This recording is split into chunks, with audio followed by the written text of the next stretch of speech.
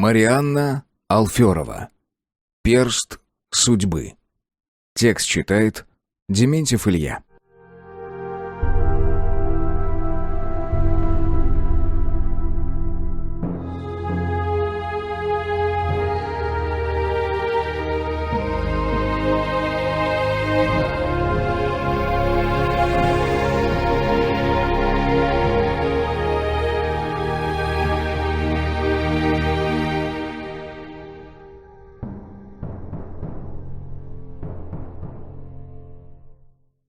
Перст судьбы. Глава 1. Я и мой дар. Окно было открыто всю ночь, но проку от этого чуть. Камень прогрелся за последние дни. Замок казался огромной печью, в которой мы томились круглые сутки. Жаркая осень тут была ни при чем. Светоносный диск никогда бы не смог прогреть толстенные стены. Сам камень исторгал этот жар, и по ночам башни слегка светились красноватым зловещим светом на фоне звездного неба. Магия оставляла замок. И ни я, ни Крон ничего не могли с этим поделать. Недаром матушка выселила прислугу из деревянной, людской, чтобы разместить там госпиталь. В случае штурма место опасное, лакомое для огня. Но пока Иггерова армия стоит за ведьминым гребнем и не пробилась через перевал, куда лучше лежать в деревянном бараке, нежели задыхаться в перегретом камне. Сон был редкий, как биение пульса растратившего силы магика. Казалось, что и вовсе сна никакого нет. Закрываешь глаза, открываешь, видишь высокий черный свод с нарисованной кем-то белой стрелой. Боль в ноге возвращается к утру. Течет расплавленным огнем по кости, от середины бедра, от того места, куда впилась заговоренная стрела, до самой ступни. Предвещает рассвет. Хорошо, хоть никчемные руки больше не болят. Я их почти не чувствую. Я могу шевелить пальцами, и они кое на что способны. Например, держать кружку или нож, и даже меч. А главное, пальцы могут держать перо и подписывать указы.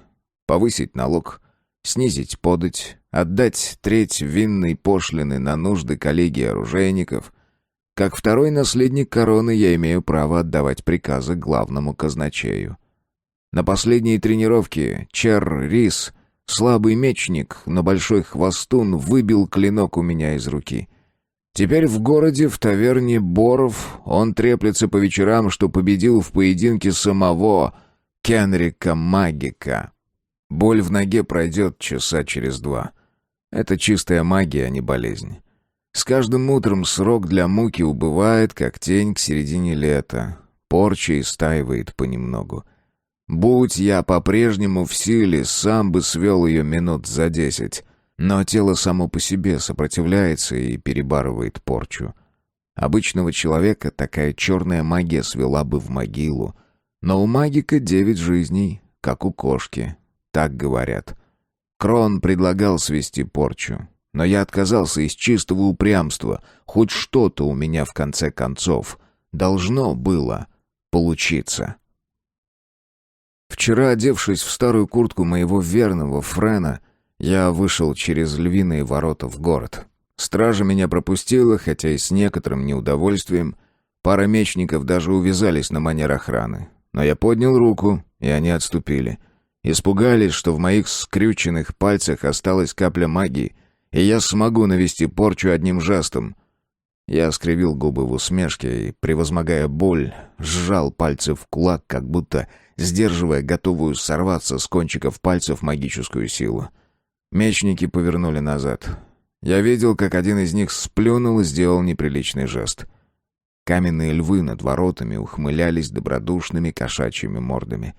За 200 лет им наверняка надоело держать в лапах герб Нияна. Разграфленный на 4 части щит с геральдическим зверинцем. По весне его всякий раз заново раскрашивали лазурью и киноварью, а зверей золотили. Но не в этот год, посему краски изрядно полиняли. Я побродил по улицам, заглянул на базар. Цены по-прежнему росли, дешево можно было купить разве что дрянную рубаху да глиняную посуду. Зато мука и сыр стоили дороже деликатесов из Гаммы в довоенные времена. Если так дальше пойдет, то черные ряды поднимутся на бунт, и тогда уже будет без разницы. Прорвется армия Игера через гадючий перевал на Ведьмином гребне или нет? С базара путь мой лежал в оружейные мастерские, поглядеть, как там идет работа. И не только поглядеть. Едва свернул, как пес, чел кинулся ко мне, рванул цепь так, что опрокинулся на спину, но и, катаясь по земле, он скреб пальцами пыль и рычал. Накидывать собачью привязь на людей — дело в нашем мире обычное. Одни платят магикам ради забавы, другие держат в пёсьем ошейнике должников. Есть такие, что сажают собственных детей в целях воспитания. Магия — это непрочная, ее легко сдернуть. В прежнее время я не раз помогал пленникам срываться с цепи. В основном просто потому, что терпеть не могу, когда магичат так подло. Одни люди-псы сбегали, другие тут же снова напяливали ошейники и продолжали играть пёсью роль, без всякой магии, просто из страха перед господином, желая угодить и доказать, что по пути подчинения готовы пойти до собачьей будки. Матушка однажды в детстве пыталась посадить меня на поводок. Я сорвался, да еще создал стаю собак Мираклей и спускал их каждую ночь, пугая столичных жителей. Вражде нашей положил предел отец. Пригрозил отправить меня магичить на каменоломне все лето, разбивать камни для стройки, если я не перестану призывать собачьи своры на улице. А матушке он строго запретил сажать меня на привязь. Тогда еще, в далеком детстве, я понял одно. Чтобы добиться своего, надо иметь достаточно силы. Слабым никто не уступает. Слабых не принимают в расчет. Их сажают на цепь, им достаются только обглоданные кости. Не дай я отпор, поводок стал бы частью моего детства. Но дар сам по себе еще не означал силу. Я положил себе цель — стать сильнее прочих. Перестал выпускать собак Мираклей, на городские улицы засел в библиотеку и часами изучал манускрипты первых магиков, что прибыли в Ниян из дивных земель. При этом я создавал свою копию и посылал Миракля на реку плескаться в воде или гоняться за бабочками в поле. О моих занятиях в библиотеке знали двое — Марта и мой брат Лиам, но они бы никогда не выдали меня. Я поднял руку в призывающем жесте. Пес-чел тут же улегся на пузо, поджав лапы, завертел задом, точь-в-точь пес, виляющий хвостом. Увы, руки мои теперь непригодны даже на то, чтобы сдернуть собачью привязь. Так что я просто пожал плечами и двинулся дальше. Пес-чел взлаял отчаянно, рванулся, но цепь опрокинула его на спину. За 4 месяца войны город оскудел, потускнел и как-то полинял. Вывески лавок и мастерских поблекли, многие окна были разбиты, стекла заменены дощечками, на мостовой стояли лужи из нечистот. В домах побогаче окна оставались закрытыми ставнями даже днем. Краска шелушилась, напоминая перхоть. Серела в дрожащем от зноя воздухе паутина голых веревок, на которых прежде сушилось белье. Тянулась через улицу, петляя от окна к окну. Городская клоака забилась еще в самом начале войны. Ниянский эдил не позаботился ее вычистить, так что нечистоты стекали прямо по мостовой, образовывая в низинах коричневые лужи. Ни свиней, ни кур видно не было. Если кто еще и держал живность, то в каменном сарае, под замком. Народу на улочках было почему-то много. Все куда-то спешили, но как будто и без дела, искали что-то, не чая уже найти. Одежда даже у женщин замызганная, серая, у многих и лица грязны. Мыло подорожало втрое против обычного и стало редкостью. На пустыре, где в прошлом году начали разбивать городской сад, но по весне позабыли обо всех планах, носились дети, играя в пехотинцев и всадников. Колотили друг друга деревянными мечами. На самодельных щитах у каждого красовалась большая «Н». Каждый из них защищал свой город. Никто не хотел биться за Игера. Калека, обезноженный и без левой руки, собирал милостыню в глиняную кружку, сидя прямо на мостовой. Старая, поддоспешная лорика, кожаные штаны, зашитые крупными стежками повыше колен. Подавали плохо. Заметив мою тень, нищий поднял голову. В глазах его не было ни боли, ни отчаяния, ни обиды. Они были как омут в яркий полдень. Так выглядит полная покорность судьбе. Я бросил ему медяк и спешно прошел мимо. Мне вдруг представилось, что он окликнет меня и предложит сесть с ним рядом. В мастерских оружейников делали стрелы и чинили побитые в схватках доспехи. Новое оружие уже почти не ковали. Да и некому ныне являть мастерство. В городе остались только старики и мальчишки, из младших подмастерьев. Все мужчины в армии отца, на Гадючьем перевале. Чер Лис среди оружейников — исключение. Ему король Эддар, мой отец, пожаловал охранную грамоту как личному королевскому оружейнику. Бравый рыцарь на вывеске выгорел на солнце, и левая рука со щитом у него отвалилась. Окна и дверь в мастерскую были распахнуты настежь, но от этого внутри не стало прохладней. Чер Лис узнал меня даже в чужих тряпках. Спросил, есть ли какая надобность в его работе, сделает вне очереди. Я повертел перед его носом изувеченной рукой. С этим можно что-то сделать? Оружейник сокрушенно покачал головой. А потом позвал меня в свое тайное хранилище и здесь подобрал мне по руке легкий кинжал с тонким и острым лезвием. Сталь тут такая, что ее даже удар топора не перешибет. А в плоть входит, будто в масло, силы почти не потребно. Только не угоди в кость, застрянет, не вытащишь. Я повертел в руках опасную вещицу. Золотая рукоять слажена в виде двуххвостой змеи, голову украшают два крупных изумруда. Оружие скорее для женской руки, но мне теперь выбирать не приходится. Гадюка отрекомендовал новый кинжал Чер Лис. Хорошая вещь должна носить имя. Я щедро расплатился с Чер Лисом за гадюку и спросил, может ли он сделать примерно такой же меч, с клинком, не длинным и легким. В пальцах у меня нет и половины прежней силы, а в запястьях той свободы движения, когда меч становится продолжением руки. Но безоружным я оставаться не желал. Чер Лис покивал, обещал подумать и что-то записал на вощеной табличке. От оружейника пошел я в таверну Боров. За жаркое, горбушку серого хлеба да кружку эля пришлось заплатить столько, сколько раньше отдавали за хорошую пирушку, человек на 10. Хозяин смотрел подозрительно. Откуда у простолюдина в полотняной куртке такие деньги? И мне пришлось поднять левую руку и продемонстрировать перстень с гербом Ниена. Он наконец-то узнал меня. Понимающе прикрыл глаза и выложил на тарелку кусок мяса в 2 раза больше положенной порции.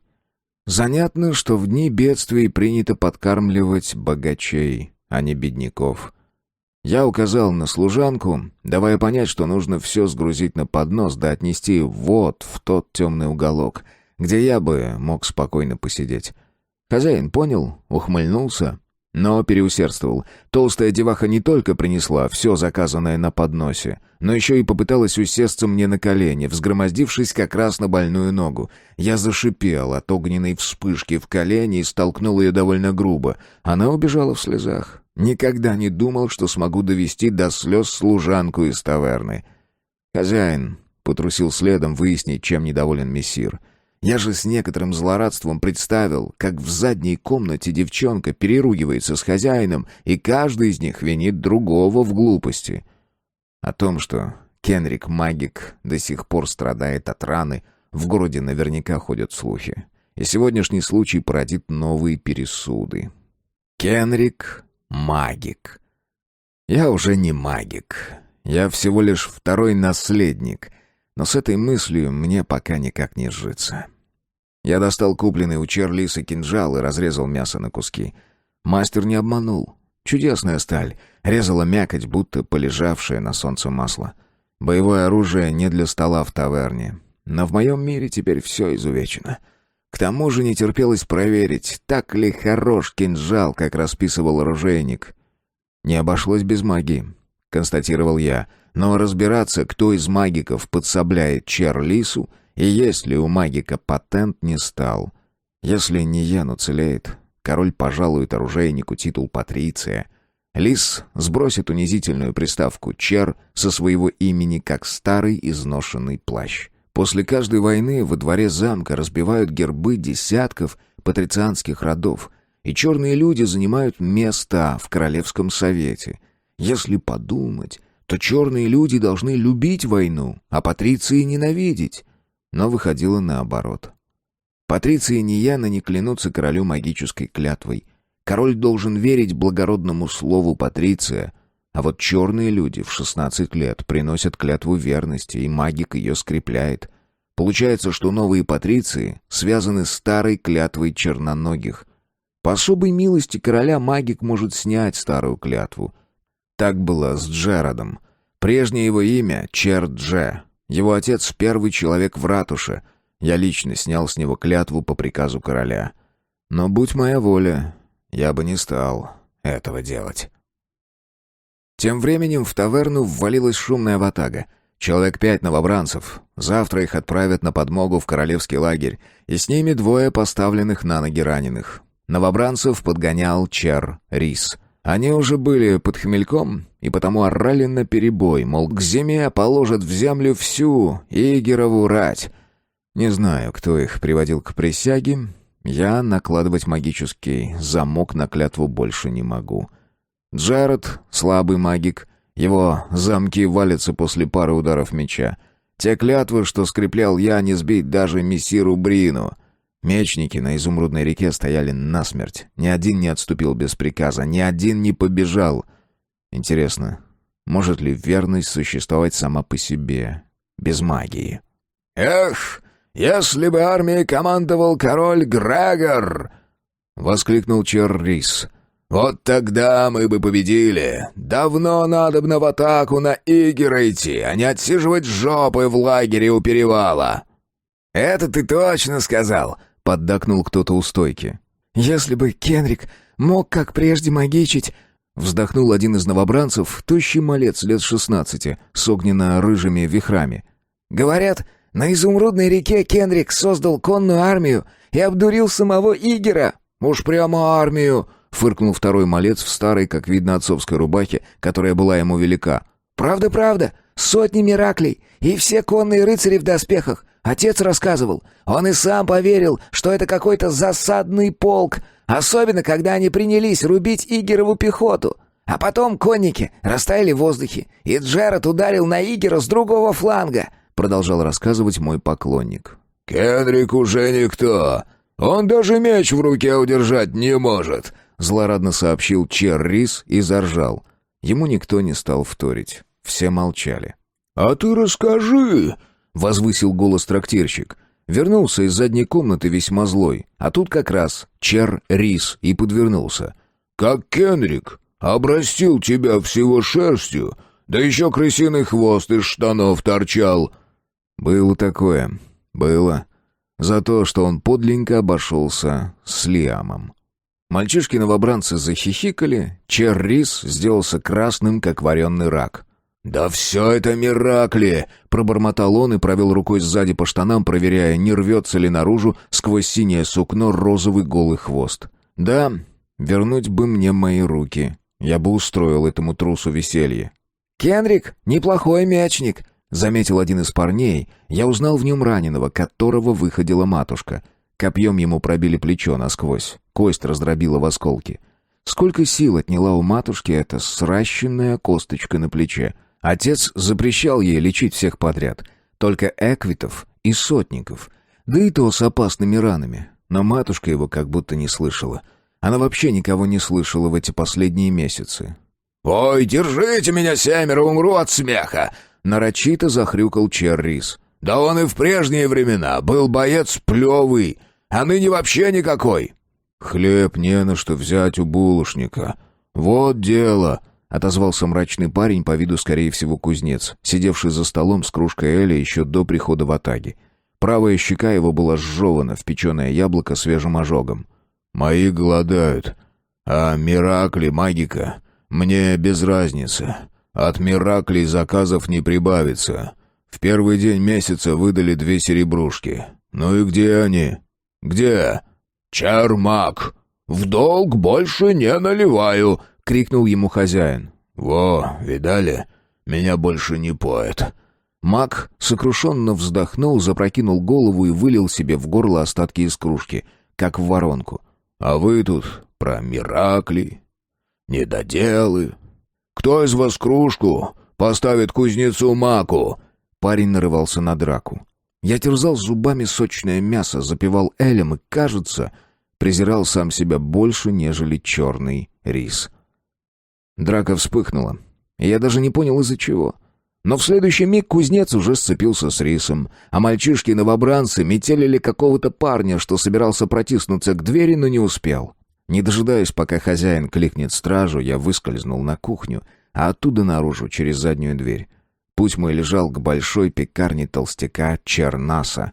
Уже начинало смеркаться, и подле торгующих лавок подмастерьев втыкали в медные гнезда серые факелы. Я огляделся. По ночам в Ниене пошаливали грабители. Хотя на прошлой неделе 5 повесили, я бы не поставил и медный грошек на то, что новая шайка не караулит запоздалых прохожих, идущих с базара. Ну что ж, проверим, так ли хорош кинжал, как обещал мне Чер-Лис. Окна в пекарне были уже темны. Все, кроме одного. Я постучал условным стуком 5 коротких ударов, потом перерыв и еще один. Стук этот означал, что за хлебом явился кто-то из замка. Свет в окошке как будто дрогнул. Значит, толстяк взял свечу и пошел к двери. В деревянной филенке открылось окошко, я откинул капюшон со лба. «Ваша милость, поздноватенько явились за хлебом, все уже распродано. Вот разве что пара сдобных булочек». Пекарь отворил дверь, и я вошел. На старом почерневшем столе оплывала сальная свеча, и подле коробилась заляпанная бумага с записями. Видимо, хлебник подсчитывал долги тех, кто набрал вперед без оплаты. Заказы пишут на воске стилом. Их хранить долго нет надобности. Разровнял воск и пиши на утро вновь. Новый день, новые заказы, новый хлеб. Лишь долги переживают полночь. «Запасы муки есть?» Толстяк молчал, смотрел с подозрением. Думал, наверное, в нынешние дни верить никому нельзя, даже наследнику короны. Может, там в темноте притаился отряд мечников. Ворвутся, выпотрошат подвалы, не найдут схрона, начнут жечь каленым железом или ногти рвать. Мука нынче в цене и с каждым днем дорожает. Зверство легко в человека входит. Только чуть приоткрой заслонку, и весь набор в придачу. Когти, шерсть, яд на зубах и крысиный хвост из-под плаща. Не миракль, нет, истинное состояние души. «Я один», — успокоил пекаря и приложил сжатый кулак правой руки к сердцу. Есть магические жесты, способные истребить ложь. Если супротив тебя стоит даже самый малый магик, а ты солгал и приложил руку к сердцу, остановится сердце в тот же миг, и падет человек замертво. Но мои слова больше не имеют силы, и клятва пуста, потому что мои кисти рук для магии мертвы. Так что это был просто жест, ритуал, призванный скрыть пустоту. «Запас имеется небольшой. Я для армии норму сухарей в этом месяце сдал», — уточнил хлебник поспешно. «Заказ хочу сделать». Я бросил на стол кошелек. «Здесь 10 золотых. Сколько хороших хлебов можешь продать мне, но чтоб не по конской цене?» Он поскреб подбородок, прикидывая, стоит ли задирать цену. Я слышал, как участилось биение его сердца. Желание накинуть сверху боролось со страхом. Не явится ли завтра, поутру, за ним королевская стража? Стража была моим последним аргументом. Город не в осаде, подвоз зерна имеется. На Изумрудной реке 3 мельницы мелют муку круглые сутки. Так отчего каждодневно хлеб и масло дорожают, а мясо уже почти и не купить нигде? Эту загадку я разрешить не мог. «Если по совести...» «Вот-вот, ее родную, не позабудь». Он оглядел меня, грязноватую куртку френа, кожаный потертый пояс и золотую рукоять кинжала. На кинжале взгляд его задержался чуть дольше. И если цена на хлеб день ото дня росла, то на жизнь человеческую она стремительно падала.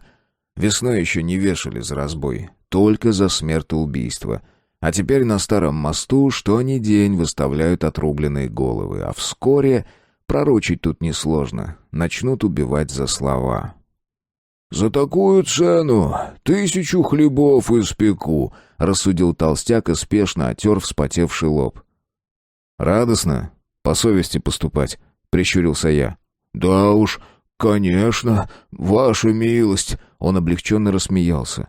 Судя по всему, цену завысил, но не заоблачно. В накладе не останется, ну да ладно. «А сколько в день против обычного можешь испечь?»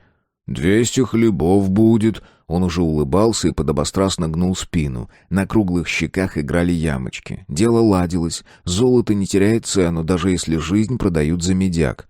Тогда это плата за 5 дней вперед. 200 хлебов в день на 200 домов в черных рядах. Каждый день по 200 домов, пока всю 1000 не снабдишь. Никого не пропускать. Я с удовольствием чеканил слова приказов, будто стал полноправным повелителем Нияна. Так я и был им, пока отец с первым наследником Эдуардом стоят лагерем на перевале. «Так драки начнутся!» Пошли мальчишек хлеб разносить. И королевскую стражу позови, чтоб следили. Я выделю мечников. «Пацанам платить надо!» Грошек за день или ломоть хлеба? Не жадобись. Добрые дела согревают сердце, что твоя печь. Каждый день я думаю о ценах на хлеб, как о ценах на жизнь. И с некоторых пор замечаю в золоте особую магию, не схожую ни с какой иной. Я собираю монеты и смотрю на них часами. За аверсами и реверсами сияющего злата видятся мне чьи-то руки и лица, но не лица королей, чеканивших монету. Слышатся голоса. Иногда я различаю слова. Вот этой монетой заплатили за дом, а этой — за убийство, а за это купили тело первой красавицы города, а этот золотой пошел в уплату за новый доспех. Я сам когда-то расплатился им за нагрудник, а теперь монета вернулась в казну, а потом снова ко мне. Глава 2. Ниен в осаде. Я улыбнулся, лежа в постели и вспоминая озадаченное лицо пекаря. Боль в ноге почти что прошла. Можно было вставать, но я ленился. Мой выход в город состоялся вчера, а сегодня с утра хорошо бы послать Френа проверить, как разносят хлеб, и дать ему парочку стражников в сопровождение для солидности. Прорезь окна в моей комнате на восток, и я видел, как бледнеет небо, из черного превращается в грязноватую синеву. На ее фоне обозначается неровный зигзаг изумрудных холмов. Поверх синего растекается желток будущего дня, и, наконец, выкатывается само жизнетворное око. Почти в тот же момент раздаются крики на стене, с лязганием открываются южные ворота, и во двор вкатываются телеги. Ржание лошадей, гомон, стоны. Судя по звукам, 4 повозки с ранеными. Значит, опять вечером был бой, и люди Игера пытались прорваться. Слышу голос матушки. Спрашивает, много ли тяжелых, то есть тех, кем придется заниматься ей самой. 7, — отвечает Чер Ризор. Его хриплый, как несмазанное тележное колесо, голос не спутать ни с каким другим. Он возит раненых уже 4-й месяц. И меня, изувеченного, доставил в замок. Он подпевала Джерода, и как Джерод считает, что я изображаю больного, лишь бы не возвращаться в лагерь на гадючий перевал. Я стараюсь не встречаться с Ризером, ускользаю от встречи, совсем по-детски прячусь у себя в комнате, пока телеги не разгрузят, и черный Ризер, перекусив на кухне, не уедет назад в лагерь за новой порцией живой изувеченной плоти. Гала, слабенькая магичка, но при всем при том воображающая, что может тягаться с матушкой в умении исцелять, называет раненых живым мясом. Я тоже живое мясо, и стараюсь к этой мысли привыкать. Я поднимаю руки, безвольно лежащие поверх льняной простыни, и смотрю на них. Посреди ладоней черные безобразные наросты, похожие на березовые грибы чаги. Они выросли там, где ладони были пробиты перстами судьбы. Нарост мешает сжимать рукоять меча. От гриба черная паутина расходится по сосудам. Проклятие бессилия навсегда прочерчено к пальцам и запястью. От запястья нити тянутся еще на 4 пальца вверх, не доходя до середины предплечий. Здесь граница магического замка. Ладони влажные и холодные, пальцы ломят, будто у старика, страдающего подагрой. а выше плоть жжет от избытка силы.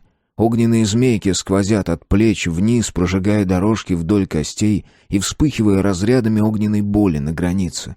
Там, где магия навсегда была убита. Я содрогаюсь, вспоминая тот момент, когда палач забивал гвоздь в мою левую руку. Когда меня привязывали к деревянному пыточному креслу, я был еще не лишен дара. И тут же создал свою тень, Миракля. Подручный палача, не видевший прежде такого дива, кинулся его ловить, споткнулся о жаровню и сам же обжегся раскаленные щипцы. Мальчишка завыл в голос, а палач даже не обратил внимания на призрак. Снабженный зрением, но не слухом, Миракль стоял в дальнем углу и смотрел на муки своего господина.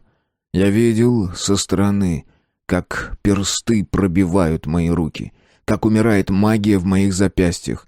С каждым мигом видение это тускнело и рассеивалось вместе с моим даром и моим Мираклем. «Отныне у тебя нет дара!» — прохрипел палач, наклоняясь к самому моему лицу, пока я корчился от боли и смотрел на свои ладони, прибитые к окровавленной доске. От палача пахло копченой колбасой с чесноком, элем и самодовольством. Он наслаждался своей работой. Увеча жертву, вспарывая плоть, лишая жизни, он чувствовал себя всемогущим, сильнее любого короля и даже самого императора Игера. Игер отдал ему часть своей власти и силы, но вот в чем было особое положение палача? Убивая, он не рисковал шкурой, как рискует в сражении или поединке. Он был инструментом в руках своего повелителя и одновременно богом, умеющим лишь карать. Я рванулся, готовый увечить ладони, лишь бы сорваться с забитых перстов, но их шляпки были слишком велики и прижимали руки к доске не хуже тисков. Вцепиться зубами, но и это палач предвидел, а потому привязал меня к креслу так, что ремень охватывал грудь, пройдя под мышками. Я мог лишь биться в отчаянии, как пес-чел на привязи. И я рвался, понимая, что все бесполезно, но ярость не давала мне уняться и принять смерть дара. Это был древний обряд домирья. Рабов также прибивали к деревянному брусу за 2 руки и оставляли на час. Потом персты гвозди вынимали, смазывали раны заговоренным маслом. И вот верный послушный работник готов к службе господину до смертного часа. Такой раб никогда не убегал, даже не пробовал. Всегда беспрекословно выполнял любые приказы, трудился, не ропща, но при этом никогда не усердствовал. Ничего не изобретал, не придумывал, не проявлял смелости или догадливости. Прошедший обряд мог раздувать мехи в кузне, но не мог ковать оружие или утварь. Мог штукатурить стены, но не сумел бы создать фреску, даже если был раньше талантлив.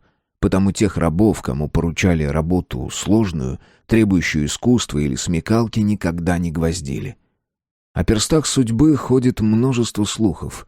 Одни говорят, что можно любой металлический гвоздь с помощью магии обратить в такой перст.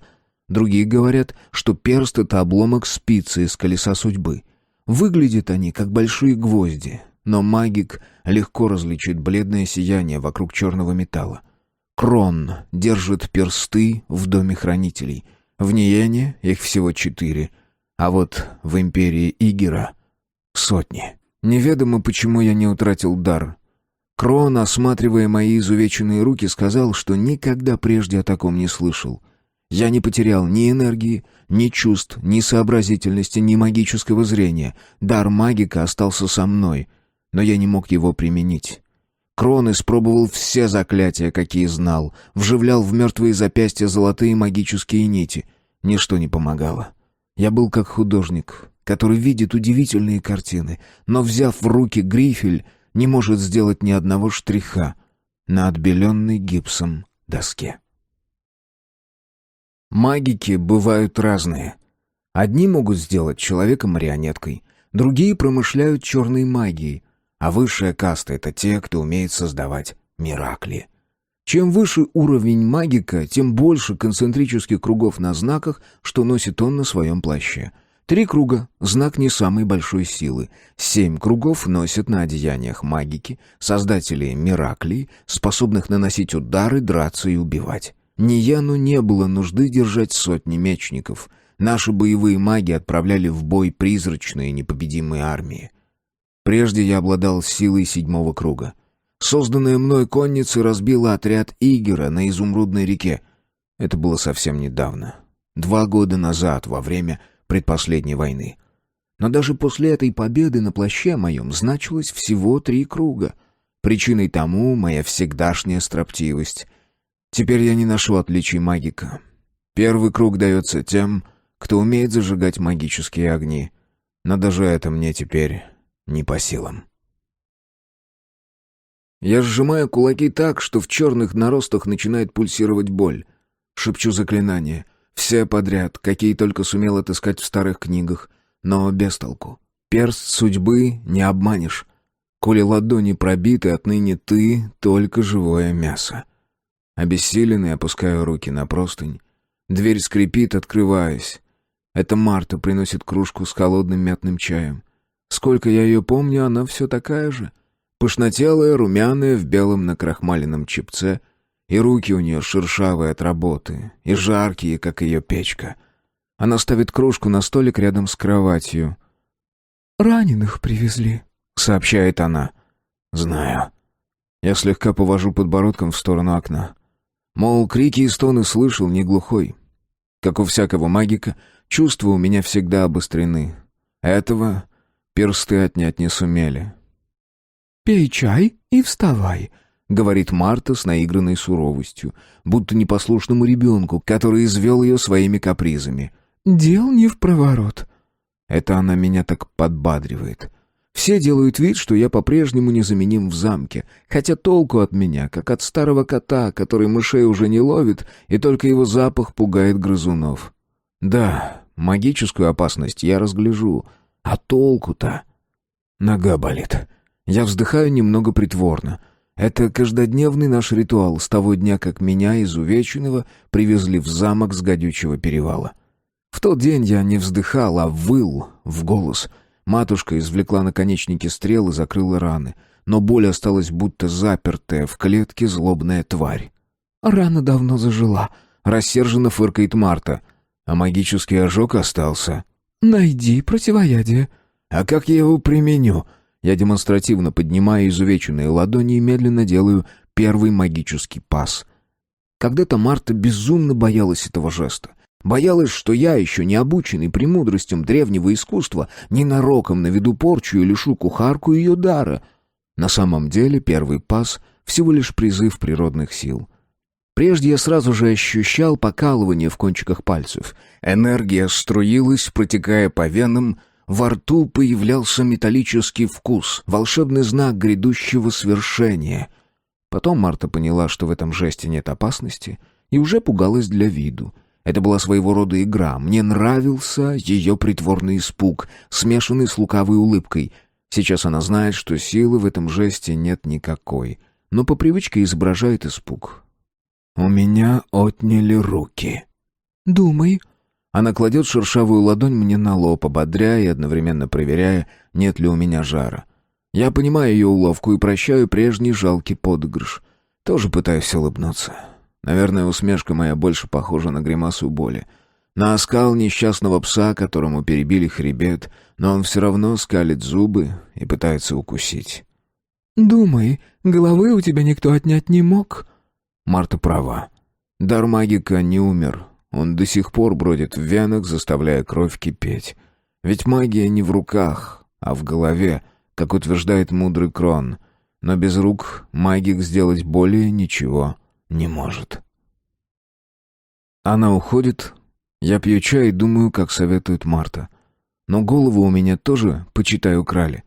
Искать ответы? Как? Если раз за разом я перечисляю свои несчастья и больше ни на что не способен. Ведь я лишился не только дара, но и возможности сражаться, как обычный мечник. Отныне я могу только обозревать с холма поле боя, сидя на коне в окружении личной охраны.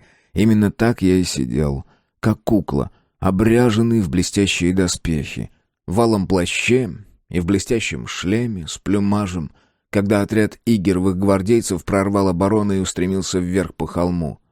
Обладая я даром, я бы создал 20 мираклей, и пустил их вперед, чтобы смешать ряды конных, опрокинуть и смести с холма. Без дара я оказался беспомощен. И защищать меня кинулись 8 человек охраны. Они обнажили клинки, я тоже зачем-то это сделал. Мои пальцы едва удерживали рукоять тяжелого меча. В низине кипела битва. Джерард все же сумел запечатать магическим ударом прорыв, и наши мечники добивали игеровых ополченцев. Чер Ризор заметил стремящихся вверх по холму гвардейцев и бросил мне на подмогу своих копейщиков. Но не успел. 2 стрелы сбили наземь охранников, 3-я, заговоренная, впилась мне в бедро. Раненый, я едва не слетел на землю, корчась от боли и натягивая повод слишком сильно. Мой красавчик встал на дыбы. Это спасло меня от 2-й стрелы, что метила в лицо. Стрела ударила красавчику в шею, он заржал от боли и начал крутиться на месте, и я никак не мог с ним сладить. Где-то рядом бились Джерард и остальные, я слышал их голоса, но конь вертелся юлой, и я никак не мог его направить к своим. А потом еще одна стрела угодила мне в ту же ногу. Только тогда копейщики Ризора окружили меня, и я, теряя сознание, стек на истоптанную копытами землю. Не знаю, что примешивает Марта к своему чаю, но острая боль в ноге постепенно притупляется, хотя нога по-прежнему ноет, как будто невидимая рука натягивает нитки где-то внутри, но это уже можно переносить. Я встаю, голым шлепаю в туалетную, узкую комнату без окон. Лишь занавеска из полупрозрачной ткани дает возможность различать стены. Дергаю за рычаг, из медного крана на меня обрушивается поток теплой воды. Влага копится в баках на крышах, и многие комнаты оборудованы таким искусственным дождем. Это придумки механического мастера, что 20 лет назад прибыл в Ниен и с тех пор создал много призабавных штук, лишенных магии. Часы над большим камином, искусственный дождь в туалетных, а еще особые замки, которые открываются не ключами, а поворотом медных дисков. Мастер все еще творит в парящей башне. Он смастерил мне кресло, в котором я катался по коридорам 2-го этажа или по двору, пока нога не зажила. Я обтираюсь большим льняным полотенцем, потом выхожу на свет, достаю из туалетного столика бритву, тазик, взбиваю мыльную пену и начинаю бритье. Это своего рода истязание. Руки все еще плохо слушаются, и во время процедуры я непременно порежусь раз 5 или 6. В итоге, хотя мое лицо и приобретает приятную гладкость, но создается впечатление, что утро я начал со сражения с бандитом, дерзким и дрочливым котом Марты, уже лет 10 живущим при кухне в нашем замке. Я даже не пытаюсь заклеить ранки, так что капельки крови стекают, щекоча кожу. Закончив с туалетом, облачаюсь во все самое легкое. По такой жаре маяться в доспехах нет никакой охоты. Льняная рубашка и свободные брюки, из защиты длинная куртка из заговоренной змеиной кожи. Шлем беру за нащечник, несу в руке, как баба, корзинку с ягодой, а не как воин, на сгибе локтя. Вешаю через плечо зрячную трубу и пристегиваю новый кинжал. Вчера поздним вечером я тренировался с ним часа 2 и приспособился наносить удары, не используя поворот запястья. Брать меч — только лишняя тяжесть. Теперь самое сложное — спуститься по лестнице во двор. К счастью, никто не видит, как я прыгаю со ступени на ступень подстреленным зайцем и шепчу ругательства. Боль ненадолго утихла, поддавшись мягким уговорам мятного чая, но теперь возвращается и впивается в ногу. Во дворе все именно так, как я представлял. 4 телеги с ранеными, и рядом с ними матушка в белом, но уже измаранном красными пятнами платья. Она касается пальцами каждого, прежде чем его занесут в госпиталь, определяя так, насколько сильно покалечен несчастный. Ризора не видно. Добрый мой гений Марта увела его на кухню накормить и напоить холодным чаем. «Генрик!» Матушка улыбается мне, кладет руку на плечо.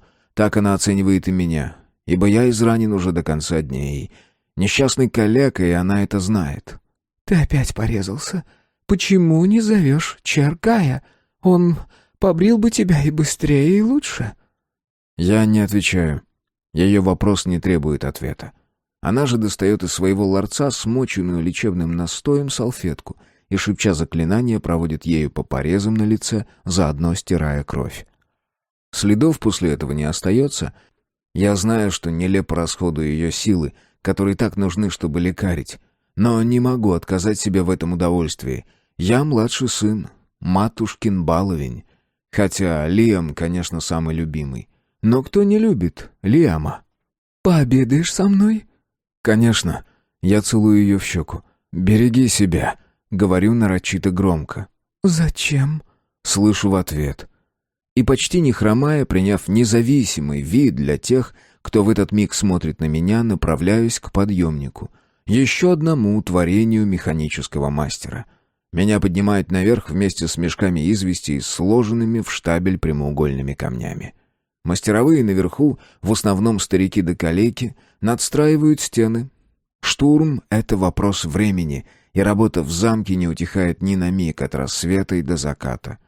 Моя задача не так проста. Мне придется обойти по периметру всю стену и проверить камни на наличие вредоносной магии. На это я по-прежнему годен. Первым делом смотрю на город и порт. Появились ли новые корабли в бухте? Нет, все те же знакомые очертания стоящих на якорях парусников. Никто не прорвался сквозь магическую блокаду этой ночью. Прежде я смог бы провести 2 корабля за ночь из порта и в порт. А теперь уже целую неделю ни одного нового суденышка. Богачи платят магикам за то, чтобы увели их сюда из Ниена, но обратно они не возвращаются. Я подхожу к зубцу. Достаю из футляра зрячую трубу. Механический мастер подарил ее мне на 9-й день рождения. Теперь я вижу гадючий перевал, ряд невысоких острых скал, меж которыми прорублена дорога. Сейчас часть каменных столбов повалена игеровым магиком Брином. Проход расширен, это случилось в тот день, когда меня ранили. Перевожу взгляд на наш лагерь, окруженный валами и чистоколом. Я даже различаю королевский стяг. Наверняка это палатка с каким-нибудь ненужным барахлом, чтобы вражеские магики напрягались, пуляя во флагшток заряды порчи и всякой иной дряни. Смотрю дальше. Ведьмин гребень отделяет наш лагерь от южной долины, где стоит Игерова армия. Над лагерем дымы. Солдаты готовят себе обед. Днем по жаре они отдыхают, а на штурм пойдут ближе к вечеру, запалив синие огни магических факелов. За лагерем пылит дорога.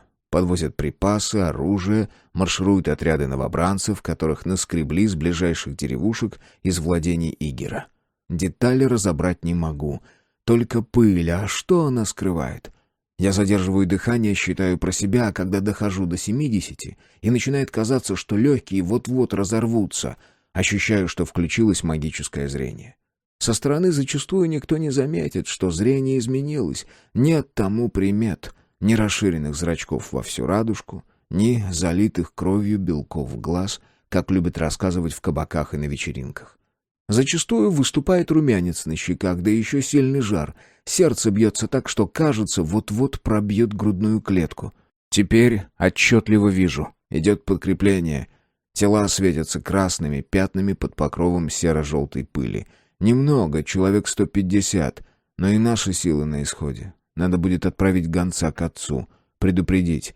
Несколько раз глубоко вдыхаю, и магическое зрение засыпает. Я медленно обхожу стену. Ищу следы магического воздействия. Пока все чисто. Здесь наверху веет слабый ветерок, и жары почти не чувствуется. Обычный день на исходе лета. Облака густеют, наливаются дождевой влагой, бегут на восток в сторону Элизера и далее на Гарму.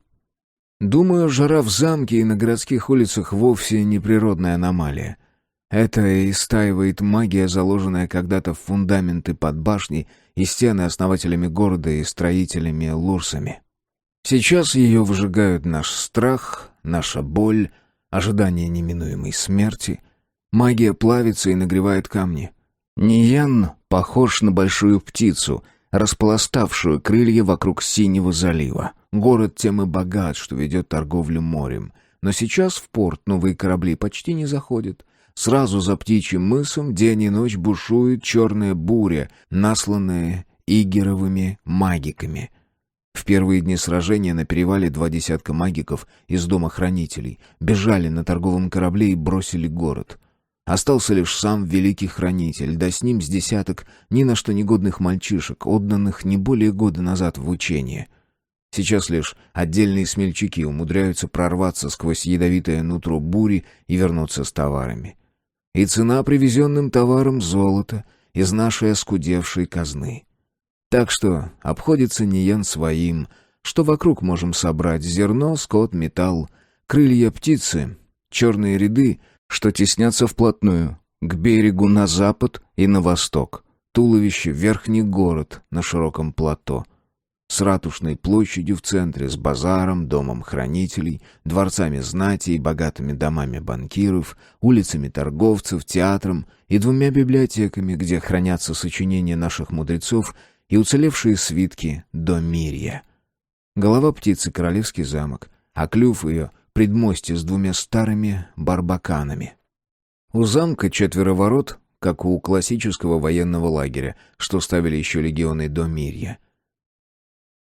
Главные обращены на большой тракт, по этой дороге раньше следовали купеческие караваны, дабы переправить по морю товары из Игеровой страны и из Задалья, где вместо земли красный и серый песок. А жизнь расцветает только в оазисах, вокруг колодцев. Теперь с юга тянутся только повозки с ранеными, а назад с припасами, оружием и скудным пополнением из юнцов и стариков. Кто еще может держать оружие? Я велел навалить рядом с воротами бревен и камней, чтобы укрепить их на крайний случай, если Игер прорвется через перевал, и мы потеряем предмостье. Боковые ворота для получения припасов. Сейчас западные заперты наглухо и завалены всяческим хламом, по большей части негорючим. На западе все вассалы отца отпали от королевской власти. Сидят в своих гнездах, выжидают, чем закончится война. Вернее, ждут, когда Ниен падет, чтобы явиться и холопствовать перед Игером, вымаливая право сохранить свои маноры. С востока еще приезжают крестьяне и вербовщики. Там верные нам немногочисленные знаменосцы надеются на чудо и силу магиков. Ну а северные ворота — это двери замка в город. Их редко открывают и чаще пользуются малой калиткой, что имеется сбоку. Я смотрю на восток и пытаюсь в дальней дымке меж изумрудными холмами разглядеть ослепительно белый шпиль Элизеры. Мне кажется, я вижу замок вдали. Или это облака зависли над кромкой леса? Элизера мне снится через ночь. Элизера — это детство и почти счастье. Я, Эдуард, Лиам и малышка Тана. И еще златовласая Лара, в которую я безнадежно влюблен. Темноглазая, гибкая, умная и дерзкая. Она дерется со мной и Лиамом на деревянных мечах, и еще насмешничает над нами всеми. Я вижу, как она улыбается Лиаму, и сердце мое ноет от безнадежной влюбленности. Лара идеальная, и нет никого на свете, кто бы смог ее заслонить. Близ Элизеры лежит манор ее отца. Я пишу ей письма, она отвечает, но гонцы все реже и реже приезжают в замок. Глава 3. Наследники Ниена. Создавать миракли прежде было главным моим умением. До убийства моего дара. Миракли любят питаться книгами. Первый, помнится, родился из книги, вовсе дрянной, даже почти глупый. Но, видимо, сочинитель вложил в нее нечто такое. Каплю крови, часть души, и потому из многословного, косноязычного текста вдруг вылупился, отделившись от страницы, первый, сотворенный мною, миракль. Нелепое кривобокое существо с голубоватым студенистым лицом, на котором жили только глаза, огромные, черные, напитанные болью. Побродив по комнате, проходя сквозь шкафы и путаясь в тяжелых портьерах и время от времени погружая руки в зеркало, фантом развеялся, оставив после себя запах печенья, горящего воска и еще жареной рыбы, что просочился в мою комнату в тот вечерний час с кухни и был впитан моим творением. Для мираклей потребна буйная фантазия, и вскоре я легко владел способностью создавать миракли уже без помощи чужих придумок, пользуясь только воображением. С тех пор у меня, мальчишки, появилась новая забава — пугать детей и прислугу внезапно возникающими мираклями. Мои чудики один страшнее другого подкарауливали служанок в темноте коридора, высовывались из тазика с водой в комнате младшей сестренки, строили рожи Лиаму, когда тот корпел над доской с арифметическими задачами, которые, к слову, так легко давались мне самому. Голубыми, светящимися фантомами миракли бродили ночью меж могил. Если из ребятни кто-то наспор отправлялся на кладбище ночью, прихватив с собой фонарь и заговоренный плащ. Перед отрядом игеровой разведки они возникали парочкой грудастых девиц с подоткнутыми юбками и корзинами только что постиранного белья и уводили за собой, как раз под стены караульной башни. Еще я обожал создавать кентавров, полулюдей, полузверей, и по улицам Нияна разгуливали то медведь с человечьей головой, то здоровяк с кудлатой, рогатой бычьей башкой. Иногда мои шутки выходили злыми, то неверной жене в дом являлся миракль ее голого любовника, когда вся семья садилась за стол. То воришке мерещился призрак старика, у которого он стянул кошелек. Рассказы на кухне снабжали меня более точными сведениями о жизни в Ниене, нежели донесения королевской стражи своему капитану. Но чаще, развлекаясь, я преследовал людей вовсе без причины. Однажды прислал миракль медведя на пирушку, и перепуганный народ в панике кинулся к дверям, падая и топча друг друга в давке. Как-то во время праздника зажег огонь на коврах и тканях, что развешали на балконах. Гости кинулись заливать пламя водой, огонь сбить не получалось, зато получался холодный душ для нарядно разодетых гуляк. Всех своих проделок я и припомнить уже не могу. Каждую ночь, прежде чем заснуть, я погружался в удивительный мир героев, шутов, сражений, мир, где все было мне подвластно. Миракли наполняли комнату, говорили слова, которые я для них придумывал, пели баллады, которые я сочинял. В детстве я был счастлив. Третий сын в семье. Младше меня была только принцесса Тана. Мне многое позволялось, как и другим. Отец нас баловал и разрешал почти все, что, по его представлениям, не было злом. Мы могли кричать, бегать, играть в садах, скакать по дорогам. Запретно было издеваться над животными и над людьми, за это наказывали и даже секли. Розыгрыши, шутки, спектакли, чего только не было в том счастливом мире. Матушка не выносила этого баловства, требовала строгости и чистоты. Но она почти все время с утра до вечера была занята своими лечебницами и потому появлялась перед нами на минуту-другую, чтобы тут же удалиться в свою комнату. А все тепло, которое потребно детям, дарила нам Марта. Лиам был старше меня на год, но мы с ним были как близнецы. Он всегда восхищался мною, моим даром, и с охотою принимал в играх роль помощника и оруженосца, а порой и защитника. Он гордился моим волшебством как своим. Никогда, ни единого мига Лиам не завидовал мне, и любовь его была столь искренней и преданной, что не было в ней ни грана фальши. В Лиаме вообще не было фальши. Он не умел лгать и никогда даже не пытался. Если он чего-то не хотел говорить, то просто отвечал «не скажу». И никакими угрозами нельзя было его переломить. Отец, зная эту его черту, никогда не настаивал. С Эдуардом у меня разница в годах была в целых 8 лет. Первый наследник королевства, он с молодых ногтей изображал справедливого правителя.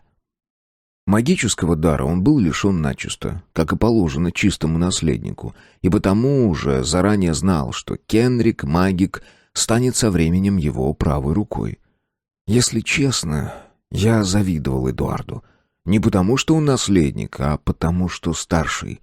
Он знал то, что нам с Лемом было еще неведомо. Он был сильнее и умнее нас. И еще Эдуард был самым добрым человеком на свете. Он вообще не знал, что такое зависть или злоба, как можно кого-то ненавидеть или желать ему смерти. Он обожал всех одаривать. У него была просто какая-то страсть делать подарки. Боюсь, когда Эдуард станет королем, он растратит казну в 3 дня, транжиря золотые направо и налево, — смеялся отец. Я ему не позволю. отвечал я. «Да», — недоверчиво приподнимал брови отец. «А кто купил для Таны крошку щенка за 3 золотых? Так это же Тана». «И что?» «Ты же знаешь, если ей отказываешь, она вся такая, одно недоумение. Пожимает плечами и смотрит на тебя так, будто ты осел и придурок, и не смог сложить 2 плюс 2. Не знаю, как она это делала, но, получив отказ, Тана никогда не настаивала. А ты чувствовал себя перед нею виноватым. Наделен малыш магическим даром или нет, узнают на 9-й день после рождения. Собирается семья, большой стол накрывают отбеленным шерстяным покровом. Вокруг на поставцах ставят 9 свечей белого воска. Мать или бабушка новорожденного выносит его в комнату и кладет на стол. Сверху накидывают тонкий покров из виссона. Приносят песочные часы, непременно в золотой оправе, рассчитанные на 5 минут времени, и ставят на видное место. Затем к столу подходит магик и накидывает поверх виссона магический покров, похожий на редкую ткань, синий миракль, мерцающий холодными болотными огнями. Под покровом трудно дышать. Ребенок начинает кричать от ужаса, и если есть у него дар, достаточно сильный, чтобы в будущем сделать его магиком, то малыш разрывает магический покров к 5-й минуте. Матушка рассказывала, что я разорвал покров через 2. Даже в Ниене сильные магики — большая редкость. Наследник — это просто кровь. В нашей семье десятки кузенов, любому из них можно доверить корону. А вот магическую защиту поставить могут 3 или 4 магика. А нанести магический удар умели только великий хранитель и Джеред. Да еще я. Теперь уже не могу. Когда-то я носил знак магика, 3 концентрических круга. В центре закрытый глаз, хотя обладал силой 7-го круга. Магию мне открыл лично Крон. Я только-только пробовал силы, зажигал магические огни, создавал миракли, игрушки, заставлял ветер волновать воду в озере и насылал тучу брызг на Эдуарда, когда тот катался в лодке с конопатой дочерью лодочника. «Ты неправильно распределяешь энергию», — сказал мне Крон, понаблюдав за моими потугами и усмехнувшись в бороду. «Любая магия — это энергия», — продолжил он тихим, ровным голосом, почти шепотом, и погладил меня по волосам. «Ты берешь ее из себя, как и многие хранители и магики. Это обычная ошибка. Энергия течет вокруг тебя. Она в солнечных лучах, в скачущей через пороги речной воде, в горящем огне, она в дующем ветре. Научись ее чувствовать и впитывать, иначе истощишь себя и сгоришь. Завтра рано на рассвете приди на озеро и попробуй, каково это — чувствовать магию». Наутро еще и не рассвело, а только чуть-чуть забрежило. Я выбрался тайком из замка и помчался на реку, проверять сказанные Кроном слова. Журчливая речка впадала в озеро, сбегая с изумрудных холмов. Вода здесь была всегда холоднее, чем в озере. Здесь никто не купался и не полоскал белье. За темной листвой светлая вода прыгала с камня на камень. Я уселся на берегу, снял сапожки и опустил ноги в воду. Тут же стопы заледенели. Я погрузил пальцы в бегущую воду. Сияющие песчинки, огоньки, столь крошечные, что только самый острый глаз их различит, кружили в воде и не давались мне в руки. Я чувствовал, они здесь, рядом, но поймать их был не в силах, как юрких рыбок. Руки и ноги мои совсем онемели. Я выбрался на берег и лег на траву. Солнце поднималось все выше, я лежал, грелся, щурился от удовольствия, поднес пальцы к глазам. Они медленно оттаивали. Мне казалось, что солнечные лучи проходят сквозь меня и растворяются во мне где-то в области позвоночника. И вдруг я почувствовал укол, будто иголочка едва приметно коснулась кожи, потом еще одна, а потом вдруг ударил горячий дождь. Я задохнулся, открывая рот, будто рыбина на разделочной доске у нашей Марты, но вдохнуть не мог. А жар лился и лился. И когда это сделалось невыносимо, до боли, я закричал дико, по-звериному, и рванулся, будто из чьих-то цепких пальцев. И тогда ощущение потока пропало. Я вскочил, будто земля сама меня оттолкнула. Дышал и не мог надышаться. Получилось. Я могу. Могу. Наша жизнь была расписана с первого часа рождения. Эдуард становился наследником Нияна.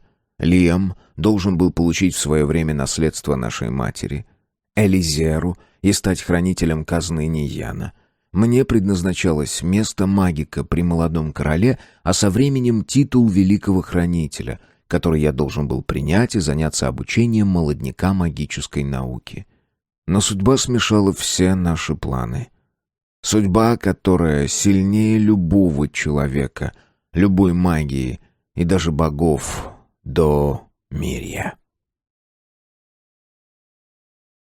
Глава 4. Элизера. Часть 1. Элизера и сейчас стоит. Белое ажурное гнездовье, будто созданное не для людей, а для элизийских птиц, одетых в тончайшие перья. На берегу озера замок любуется своим тонкоколонным отражением. Вокруг зеленые гряды валов, поросших кустарником и низким лесом. Следы старых фортификационных сооружений. Это место наслаждения, отдохновения, рыцарских забав, состязаний поэтов и министрелей. Матушка обожала его. Сразу после постройки радовалась каждой поездке туда. Мы, дети, ждали Элизерово лето как самой лучшей награды. Здесь нас каждый торопился задобрить, горы сладостей лежали на столе, и никто не требовал, чтобы мы не ели перед обедом яблоки в меду.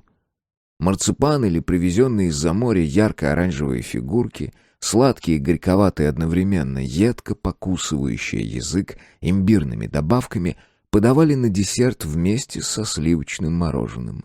Днем мы часами плескались в большой купальне, а старшие, Эдуард и Джеред, переплывали бутылочное горлышко озера наперегонки. Вечерами на берегу накрывали столы, ставили помост для акробатов и фокусников, что приезжали в Элизеру каждое лето. По стеклянной глади Элизерского озера скользили лодки, увешанные разноцветными фонариками. Огонь в этих фонариках был магический, он тлел внутри стеклянных сосудов до самого утра.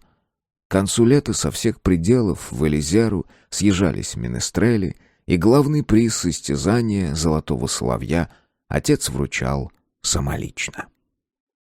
На берегу озера устроен был небольшой театр.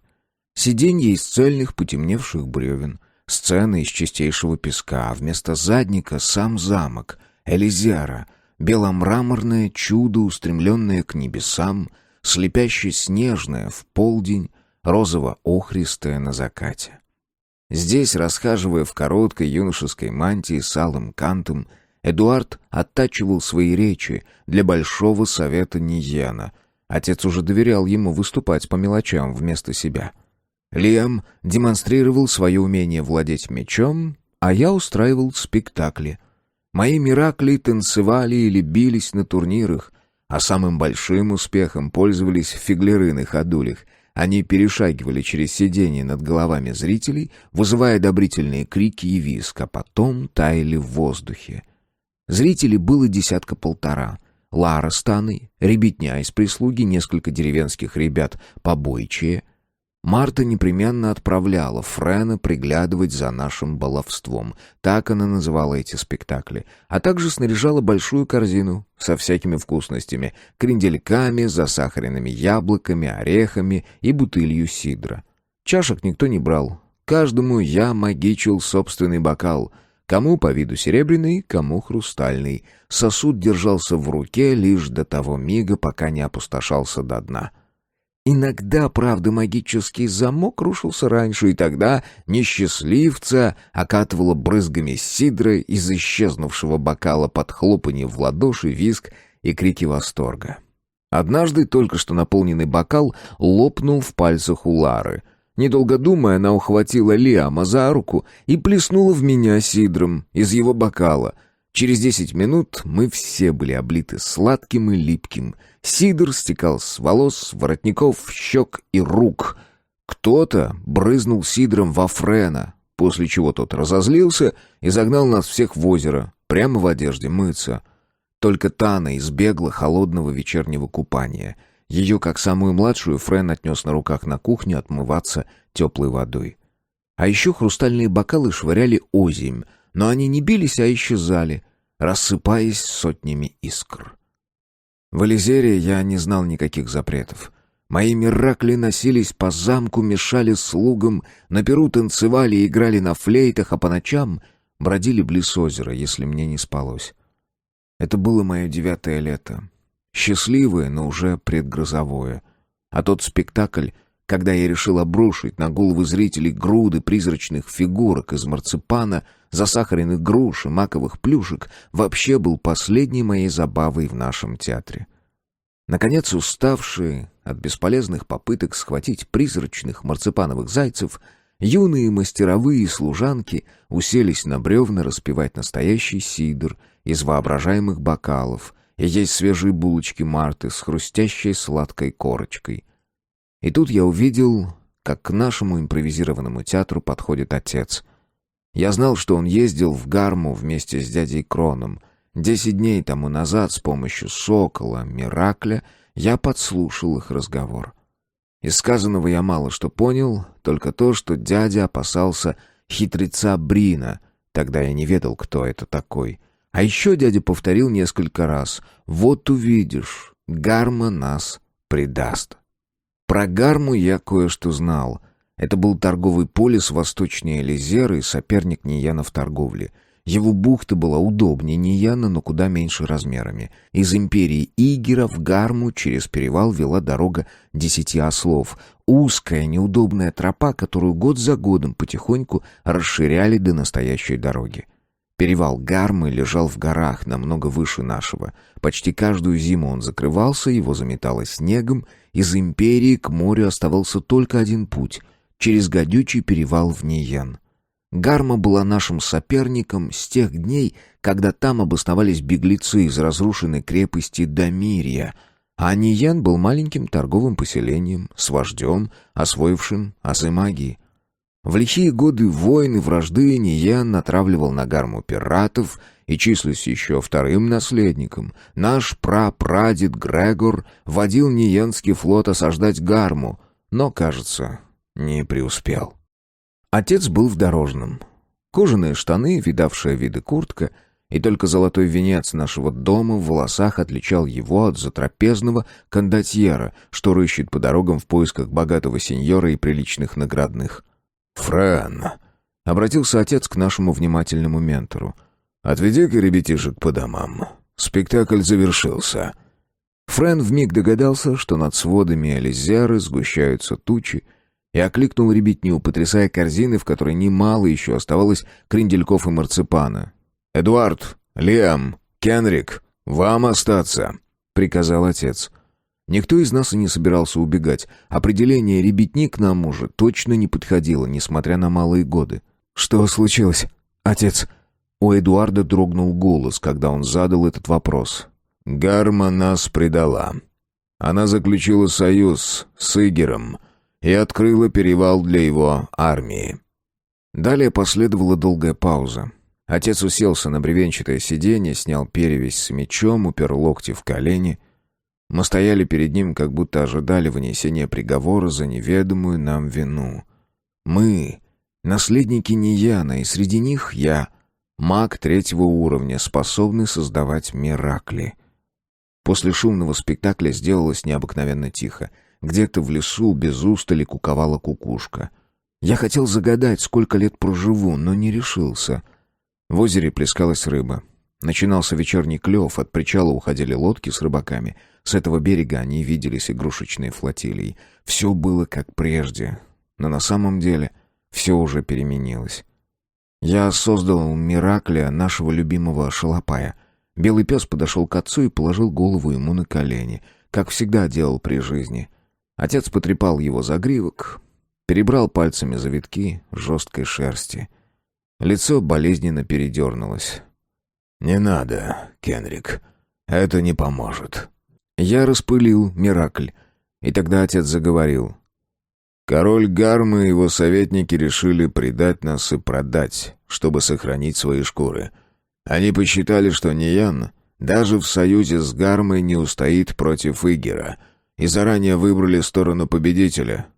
«Против нашего дяди Крона любой магик — жалкий фигляр», — заявил Эдуард гордо. Игер перекупил их за грош с кукишем. Обещал им выделить своих боевых магиков для охраны торговых кораблей от пиратов. Ты же знаешь, пираты для купцов Гармы — враг пострашнее любой имперской армии. А взамен... Отец сделал паузу и обвел нас по очереди взглядом. Я был уверен, что на меня он смотрел дольше остальных. «Взамен?» — повторил Эдуард. «Взамен запрещается без диплома дома великого хранителя Брина из Златограда заниматься магией. То есть бытовая магия пекарей, оружейников и лекарей разрешена. Ну а прочих с ними, кто кует, сеет, жнет, все они талику магии могут прибавлять к своим делам. А вот высшее только по разрешительной бумаге Златограда. Посол Игера в Гарме заявил, что без его соизволения никто в Ниене отныне не сможет магичить». «И мы согласимся на это рабство?» — изумился Лиам. «Нет, конечно». «Но почему Гарма уступила? Вместе с ними мы были сильны и...» «В Гарме испугались, что наши магики их подчинят. Они выбрали робкого короля-капитана в этот раз. Он больше рассчитывает на золото, нежели на сталь мечей и на силу магии». «В Гарме выбирают короля?» — удивился Лиам. «Да, каждый год. Когда-то его называли капитан флота Гармы и всех его пределов. А теперь он носит титул короля-капитана». Все эти слова проходили как будто мимо меня. В мозгу билась только одна единственная мысль и не давала ни о чем ином думать. Они хотят запретить мне магичить. Она, будто бой барабана перед атакой, заглушала все остальные. Она яростно стучала в висках вместе с биением крови. Ни о чем другом я не мог думать. «Я нашлю на них 1000 мираклей. 100 000. Я их всех за мираклю. Наши магики сильнее любой силы». «Вот именно», — горько усмехнулся отец. «Кто-то внушил королю Гармы, что мы хотим подчинить остальных и возродить империю Домирья». «Кто-то? Да тут и гадать нечего. Это наверняка магик Игера Брин», — воскликнул Лиам. «Он весь насквозь лживый и хитрый и ревнует всех к своей силе». Лиам по природе был эмпатом. Он мог бы стать магиком-эмпатом, если бы не запрещал себе проникать в сознание людей, ограничивая себя лишь поверхностным считыванием эмоций, но не мыслей. «Отец, но если мы лишимся магии, Игер нас подчинит, соберет новую армию, раздавит нас как букашек», — Эдуард стиснул в ярости кулаки, «а потом уничтожит Гарму». «Соседи поверили в обещание Игера не нападать на наши города первым». Лицо отца окаменело в горькой усмешке. Сделалось театральной маской, вроде тех, что находили в разрушенном театре Домирья. «Он обманет!»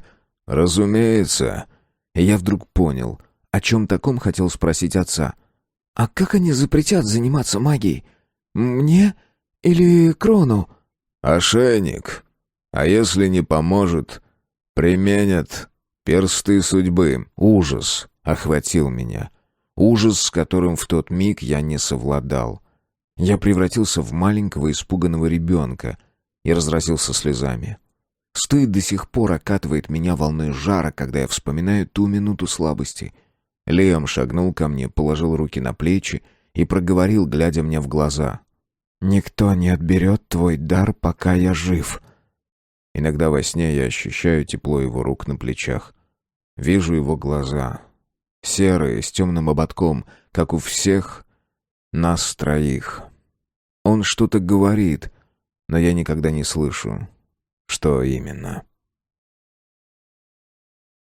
Глава 5. Элизера. Часть 2.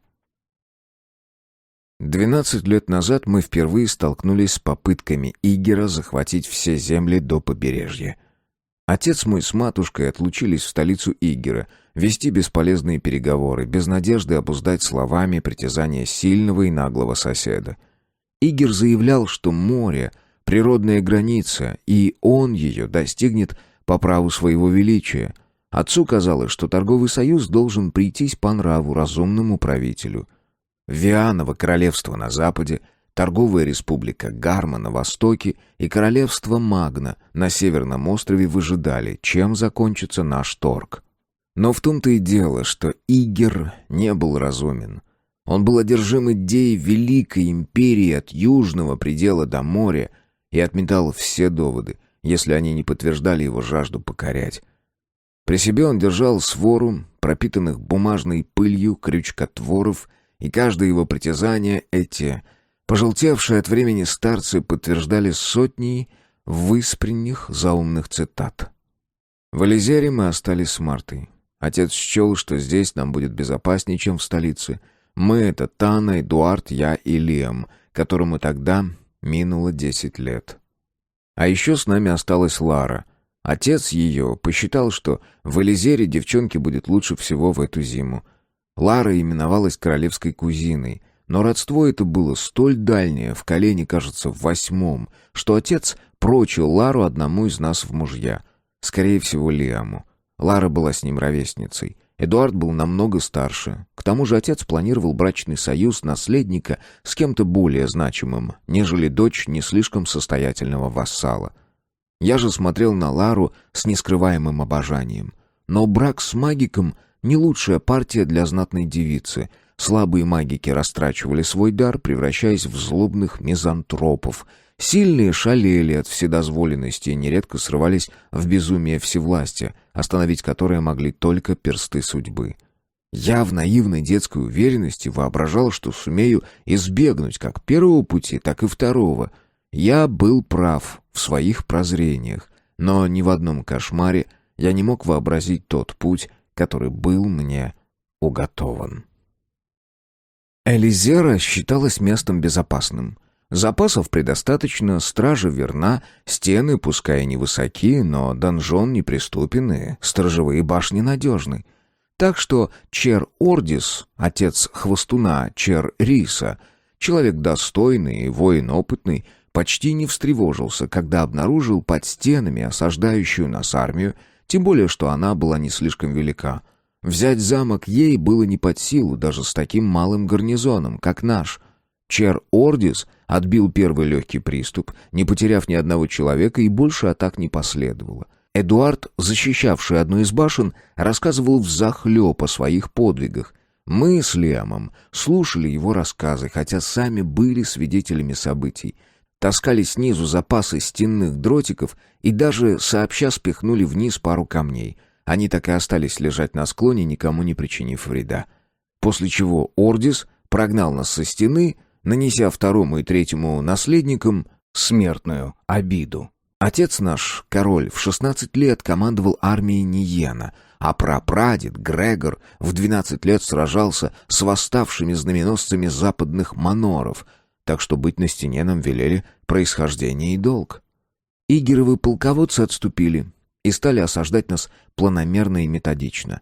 А потом выяснилось, что припасов в Элизере практически нет, и подвалы пусты. Ни зерна, ни муки, ни солонины, ничего. Пустота в леденящей глубине, откуда кто-то вывез почти все припасы. Мы нашли несколько лопнувших мешков с мукой, да 20 мешков с просом, уцелевших в одном из хранилищ. Это все, что нам оставили расхитители.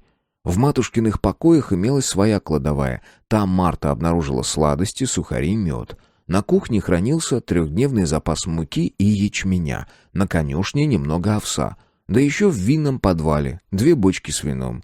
Остальные откликались гулким эхом на удары костяшек пальцев. Увидев такой разор, Ордис, комендант Элизеры, растерялся. До чина капитана он дослужился, удачно оборонив восточный рубеж от мародеров, что хлынули в наши земли 5 лет назад из-за границ империи. Отец наш король доверял ему прежде всего из-за магической клятвы. Ордис — один из немногих, кто не смог бы его предать.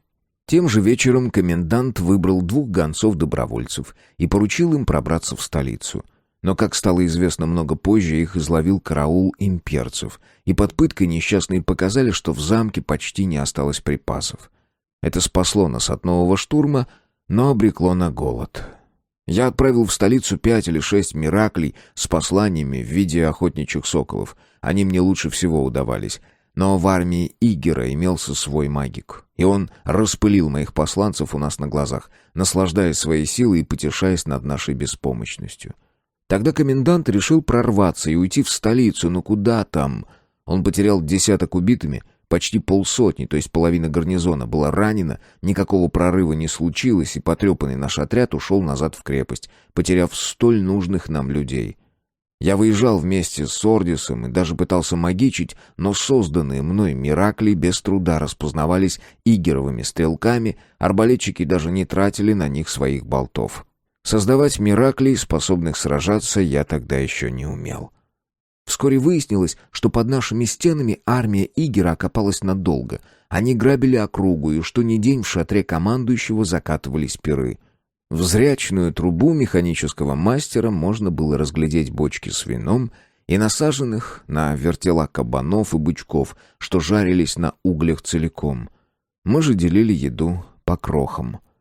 Горячая вода с вином и медом, и крошечный сухарик утром, днем жидкая просяная каша, стакан молока, в замке держали 3 коров, вечером ломоть хлеба.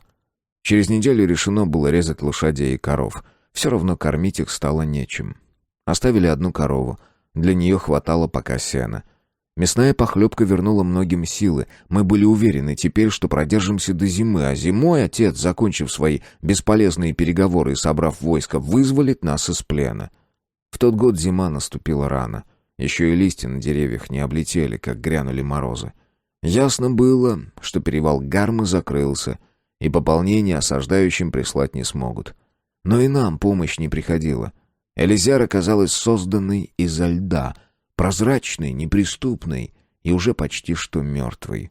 Мы выставляли кожу и кости убитых лошадей на крышах башен, стрелки садились в засаду, прилетавших на приманку птиц срезали стрелы, малая добавка к нашему скудному столу.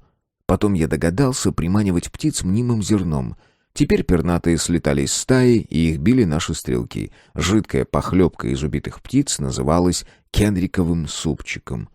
Большую часть времени мы с Эдуардом проводили на кухне. Здесь было тепло, здесь топилась печь, и Марта всегда что-нибудь нам давала поесть. Сухарик, мятный чай, ложку меда. От прежней ее румяной полноты не осталось и следа.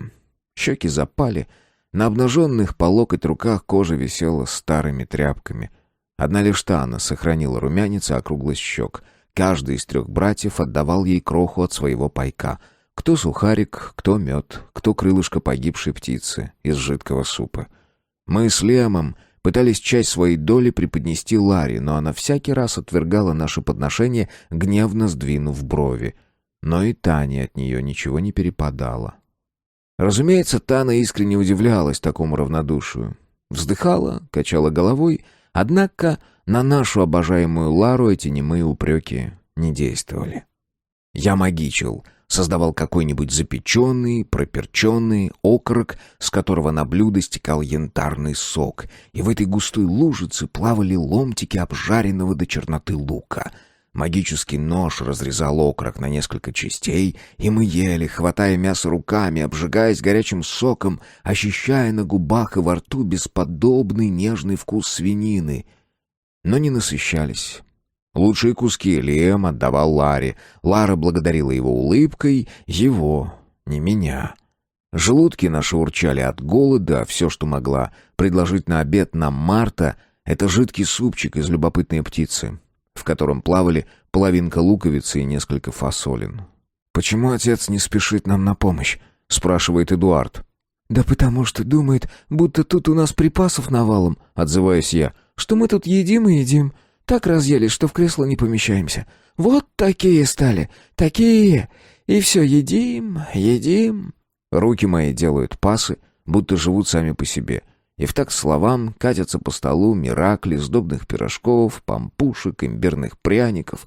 Уже весь стол заполнен, сыплются на пол булки и крендельки. Звонкий подзатыльник Эдуарда заставляет меня замереть. Мнимые сладости исчезают, остается голый стол с пустыми чашками. Лара смеется, Марта возится у плиты, качает головой. «Бедовый ты, Кенрик, ох, бедовый!» В этот момент на кухню врываются 4. Впереди заросший черной бородой бугай в кожаной испачканной кровью куртке. Я знаю его. Он ходит стрелять птиц на караульную башню, всегда отдельно от прочих. Тщательно ощипывает трупики и варит себе суп отдельно, ни с кем никогда не делится. Сейчас в руке у него обнаженный клинок. Он направляет его на Марту и требует: «Живо на стол все, что есть! Всю жратву!» Остальные 3 стоят у двери. Не то что робеют, а как бы играют в тени. Ждут, как все сложится, будет ли добыча или придется уносить ноги. Марта растерянно разводит руками. «Фир, да ты ополоумел? Хлеб да сухари на всех делят поровну». «Все на стол, дура, а не то суп из тебя сварю, ну же!» Лиам спешно отталкивает Лару и Тану в угол и пытается заслонить их с собой. Вместо боевого кинжала у него в руках сейчас обычный кухонный нож. Эдуард выхватывает клинок и кидается на здоровяка. Звенит сталь, борьба неравная и краткая. Эдуард в тесной кухне слишком сблизился с противником. Здоровяк бьет брата кулаком в челюсть, а затем широкий взмах клинка, и Эдуард летит в угол, как котенок. Я вижу, как в воздухе вслед клинку проносятся алые капли, орошая стены и пол. Руки мои сами собой поднимаются, целя Фиру в глаза. Я будто нащупываю пальцами глазные яблоки и рву их на себя. Черные нити, похожие на сгустки свернувшейся крови, тянутся во все стороны, пляшут, будто живые, рвутся к тем 3 у двери. Но гости не ждут, когда я их достану, дают стрекача, а Фир падает на колени, хватается за кровавые ямины на лице, воет, рычит от боли. Марта визжит и бьет его чугунной сковородой по затылку, тот растягивается на полу обездвиженный. Я сжимаю пальцы в кулаки, пытаясь собрать в комок эти страшные черные нити. Но они продолжают плавать в воздухе, цепляясь за железное кольцо старого светильника под потолком, повисая на козырьке кухонного очага, на высоких резных спинках деревянных стульев.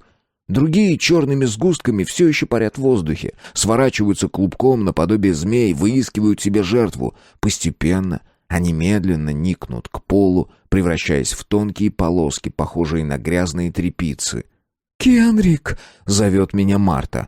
Я оборачиваюсь. Она стоит на коленях, держа голову Эдуарда руками. Тот судорожно всхлипывает, открывает и закрывает рот, не в силах вздохнуть. Поперек его груди тянется кровавый след. Я вижу, как толчками течет кровь из раны, вижу, что брат мой не может дышать, и не могу сдвинуться с места, каменею. «Лечебная магия! Скорее, Кенрик! Матушка тебя учила! Да что с тобой? Помоги! Он умирает!» Учила. Да, помню. Я делаю шаг в сторону Эда. Меня шатает. Я хватаюсь за спинку стула. Ну вот, я рядом. Хочу что-то сказать. Не могу, будто кляп во рту, слова не идут. Зубы клацают. Протягиваю ладони, чтобы накрыть ими рану, и вижу, как с пальцев струятся черные змейки, поводя хищными головками с беловато-зелеными, будто из гноя глазами выискивают жертву. Я стискиваю кулаки, пытаясь задушить последки черной магии. «Светлая магия! Светлая!» — причитает Марта, и слезы катятся по ее лицу, всегда румяному, а сейчас бледному, как пшеничное тесто в квашне. «Не могу!» — кричу я в ответ, меня трясет все сильнее. «Эд умирает! Ну скорее, Кенрик, миленький! Не могу!» Я всхлипываю и мотаю головой. Лиам хватает меня за плечо, вглядывается в глаза, как потом вглядывался десятки раз в моих снах. «Кенрик, ты знаешь, что надо сделать?» Я смотрю на Марту, потом на свои ладони, потом на Эда. Вижу, как вокруг его тела растекается лужа крови. Еще минута, другая, и тело брата полностью обескровится. Но только протягиваю к нему руки, как змеи снова порскают во все стороны, едва не срываются с пальцев. Меня трясет все сильнее. Я не могу перенастроиться. Злость и ярость бушуют в жилах, питают черную магию. Я поворачиваюсь и кидаюсь к распахнутой двери. Те 3 никуда не ушли, жмутся в темноте коридора, выжидают. Боятся сунуться, но не уходят. Запах еды, хлеба манит, пересиливая страх. Я леплю из черных ниток змеек комок и швыряю в троицу, не глядя. Кидаюсь назад в кухню. Вопль в коридоре означает, что удар мой достиг цели. Но я знаю, что черные ядовитые клубки все еще таятся в моих пальцах. На смену прежним вылезут новые. Шагаю к очагу, прижимаю ладони к бокам чугунка, в котором выкипает вода для грядущего жалкого супчика. Корчусь от боли и вижу, как меж ладонями и стенками чугунка плывет черный чадный дым. Исчезают, извиваясь тонкие змейки, я выжигаю их болью, сползаю на пол, ползу. Вою, нахожу кинжал, оброненный кем-то, тычу острием Эду под ребра. «Что ты делаешь?» — ахает Марта. «Кровь из легкого за ребрами не дает ему дышать». Из отверстия вытекает кровь, а я провожу над измаранным кровью телом ладонями, медленно затягиваю рану. Брат дышит коротко, тяжело, но дышит. Матушка знает лечебные заклинания и магические эликсиры, составив которые она может создать подмену крови и закачать ее с помощью лечебной магии в вены раненого. Я так еще не могу, но все же немало умею. Я хватаю шерстяную прихватку и снимаю с огня чугунок и растворяю в кипятке щепоть соли. Потом с помощью магии остужаю мгновенно воду до температуры тела. Прокол на сгибе локтя, и тонкая струйка соленой воды устремляется по капле в тело Эда. Это, конечно, не кровь, но мой раствор наполнил опустевшие вены и поможет его сердцу биться.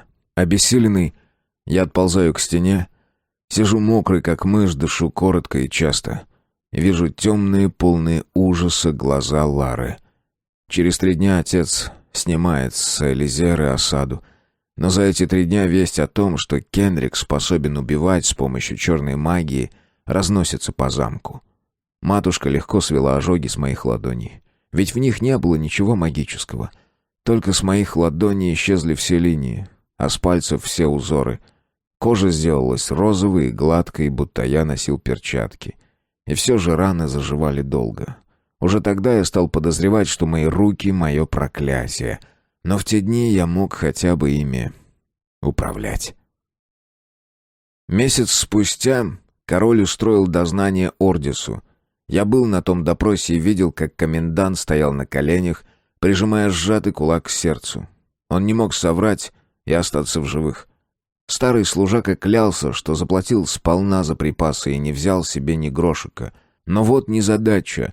Пшеницу, ячмень и овес он решил закупить в Гарме. Ему предложили цены в 2 раза ниже, чем в Ниене. А это значит, что купцы не давали магической клятвы Ниену и могли одурачить Ордиса, несмотря на всю его преданность.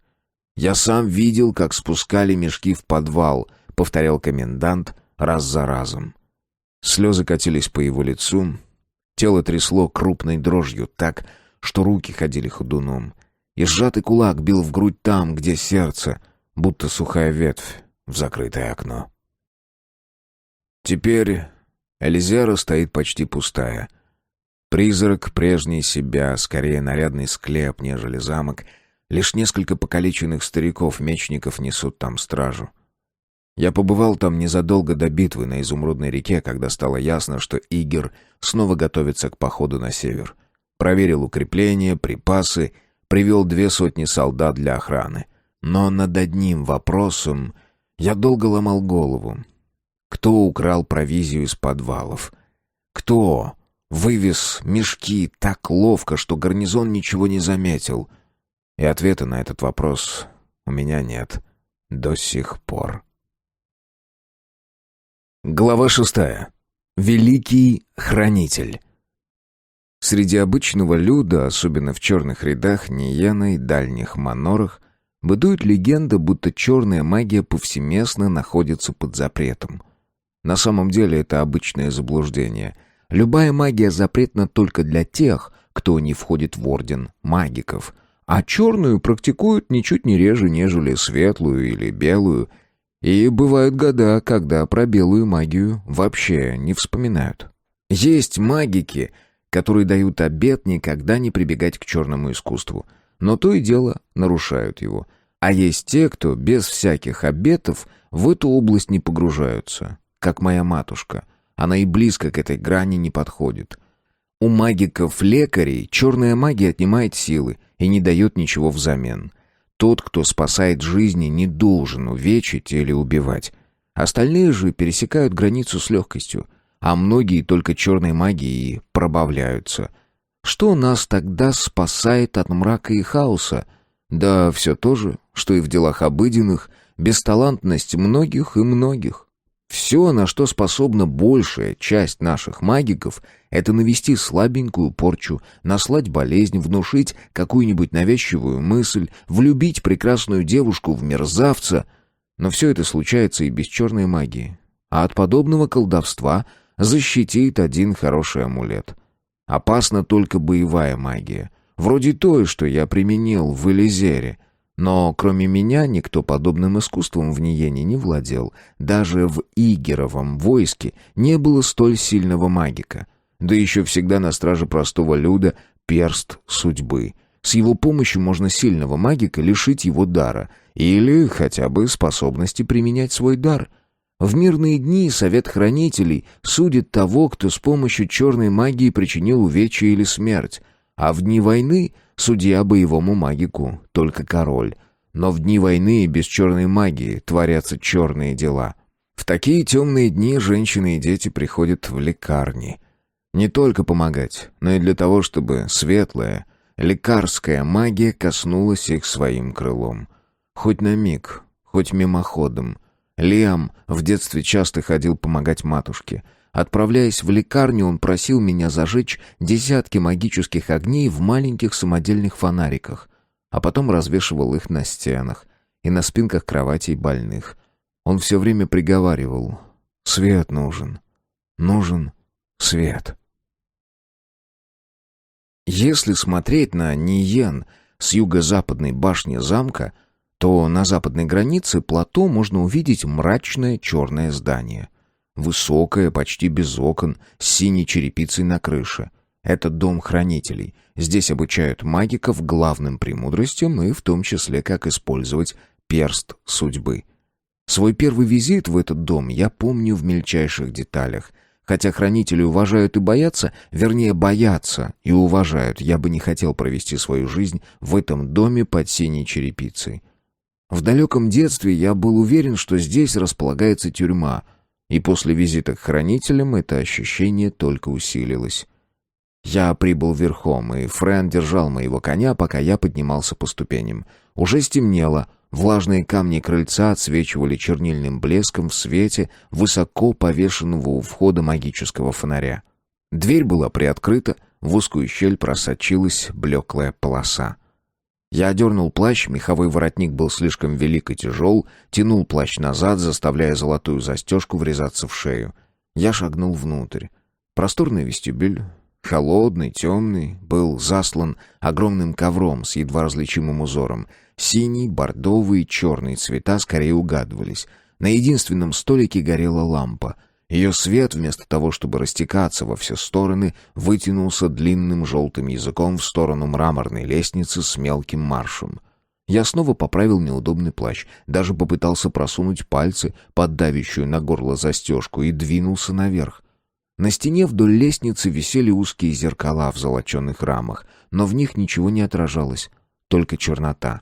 После первого марша лестница раздваивалась, дверь слева была наглухо закрыта, а на стене справа опять горела одна единственная лампа, указывая путь. Я поднялся до следующей площадки, и здесь встретил меня великий хранитель. Он же дядя Крон, мой первый и единственный учитель магии. Сейчас я с трудом его узнал. От него веяло холодом, равнодушием, властью, будто он облачился в ледяные латы. Этот холод и эта отстраненность меня ошарашили. Прежняя уверенность и даже надменность с меня мгновенно слетели. Я ощутил себя тем, кем и был на самом деле. Слабым ребенком, 10 лет от роду. Крон провел меня под анфиладой парадных комнат, не задерживаясь. Мой взгляд скользил потаившимся в глубине серебряным сосудом, почерневшим от времени портретом, тяжелым портьером. Это были артефакты домирья, память о великом народе, растворившем свою кровь в жилах дерзких завоевателей. Совершенные медные статуи, вазы с лихо закрученными ручками и узкими, вытянутыми, будто птичьи шеи, горлышками, картины, в совершенстве передающие красоту лиц и движение тел, ныне не умеют так писать на грунтованных досках и не знают таких красок. Потом отворилась еще одна дверь. Очень узкая, и мы оказались в подсобных скромных помещениях, потом миновали узкий коридор, дверь налево вела в архив великого хранителя, но мы двинулись направо. В круглой зале с множеством дверей, входящих, встречала сама судьба. Подняв к потолку правую руку, левая она касалась своего колеса. Если приглядеться, то можно было заметить, что колесо вращается. Да так быстро, что не разглядеть мелькающих спиц. Бронзовую судьбу нашли во время ремонта западной стены Ниена. Я помню, как ее извлекали из ямины, где она пролежала сотни лет. Только тогда у нее не было магического колеса. Домирье не знала магии, так же, как и цивилизация лурсов. Магики пришли в наш мир много позже. Говорят, они прибыли из-за бурного моря на корабле из белого дерева, без парусов, направляя ход дивного судна своей магической силой. Половицы поскрипывали при каждом нашем шаге. Горевшие приглушенно лампы на миг вспыхнули ярче, когда массивные дубовые двери распахнулись в просторный мрачный зал. Темные дубовые панели, дубовый пол, массивные столы, щедро политые фиолетовыми чернилами, сероватым клеем, черной тушью, стулья с неудобными спинками, бронзовые лампы, прошнурованные тетради на столах, прикованные цепями к массивным ножкам столов. Золотые светящиеся нити тянулись сверху от потолка к каждому из тех, кто склонялся над тетрадью и вписывал на разлинованные страницы новые строки. Хранитель на миг поднял голову и остановился. Я последовал его примеру, запрокинул голову и замер. Потолка как такового не было. Его занимала причудливая паутина из светящихся золотых нитей. Каждая золотая нить от песца тянулась вверх и терялась в теплом свете наверху. Можно было различить, где они касались загадочные сети и вливались золотой жилой в сверкающее плетение, а потом уходили дальше, вглубь, и растворялись в общем сиянии в золотом облаке. Но это был обман зрения. Каждая нить находила свою жилу, одни близко к поверхности, другие на глубине прошлого, пояснил я сам для себя. «Кайл, освободи место», — сказал хранитель. Один из песцов, отложив перо, с громким стуком захлопнул крышку бронзовой чернильницы. Шапчонку дерзкого мальчугана на бронзовом бюсте, не торопясь, вынул золотую нить из уха. Вернее, вынул золотую иглу с капелькой своей крови. И нить закрутилась спиралью, рванула вверх и исчезла под потолком.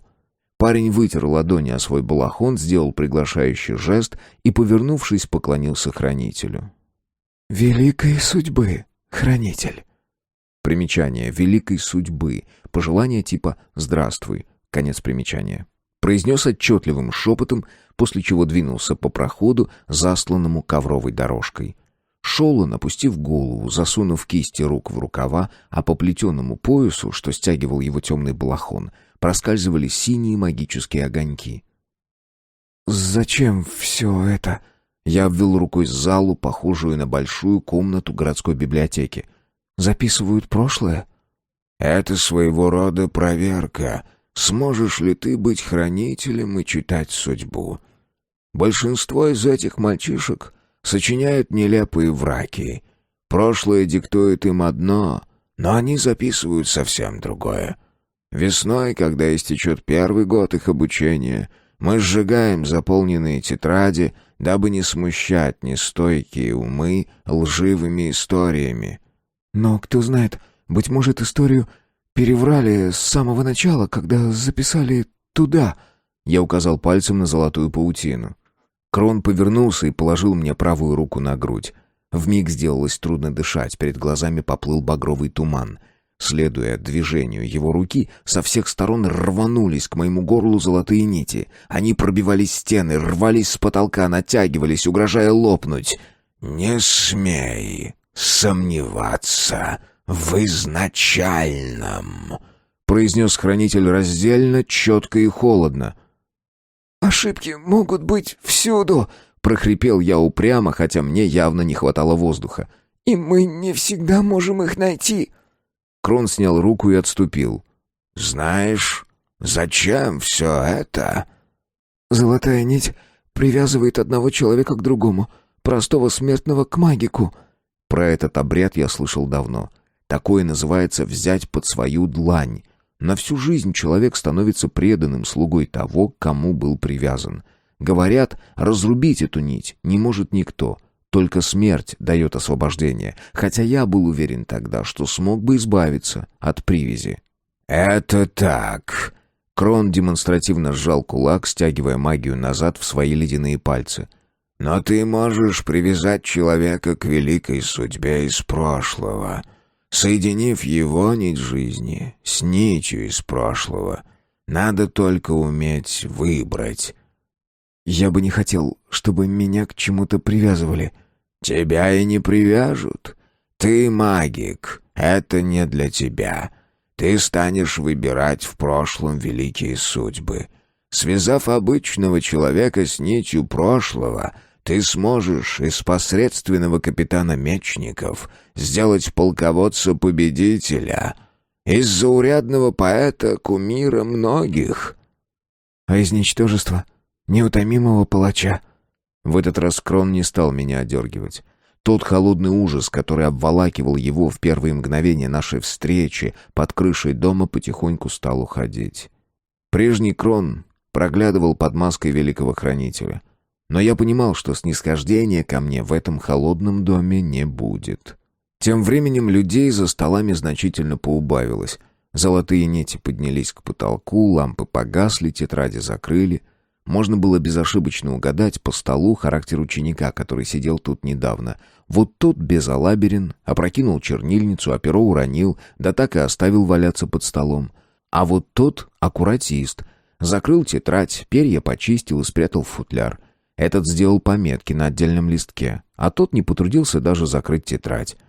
Хранитель, проходя мимо, захлопнул ее почти машинально.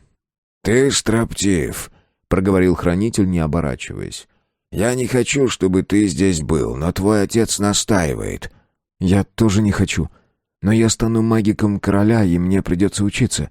Я принимаю эту ношу, как любую ношу, связанную с моим происхождением и положением, лишь в той мере, в какой она станет благом Ниену, Эдуарду и мне».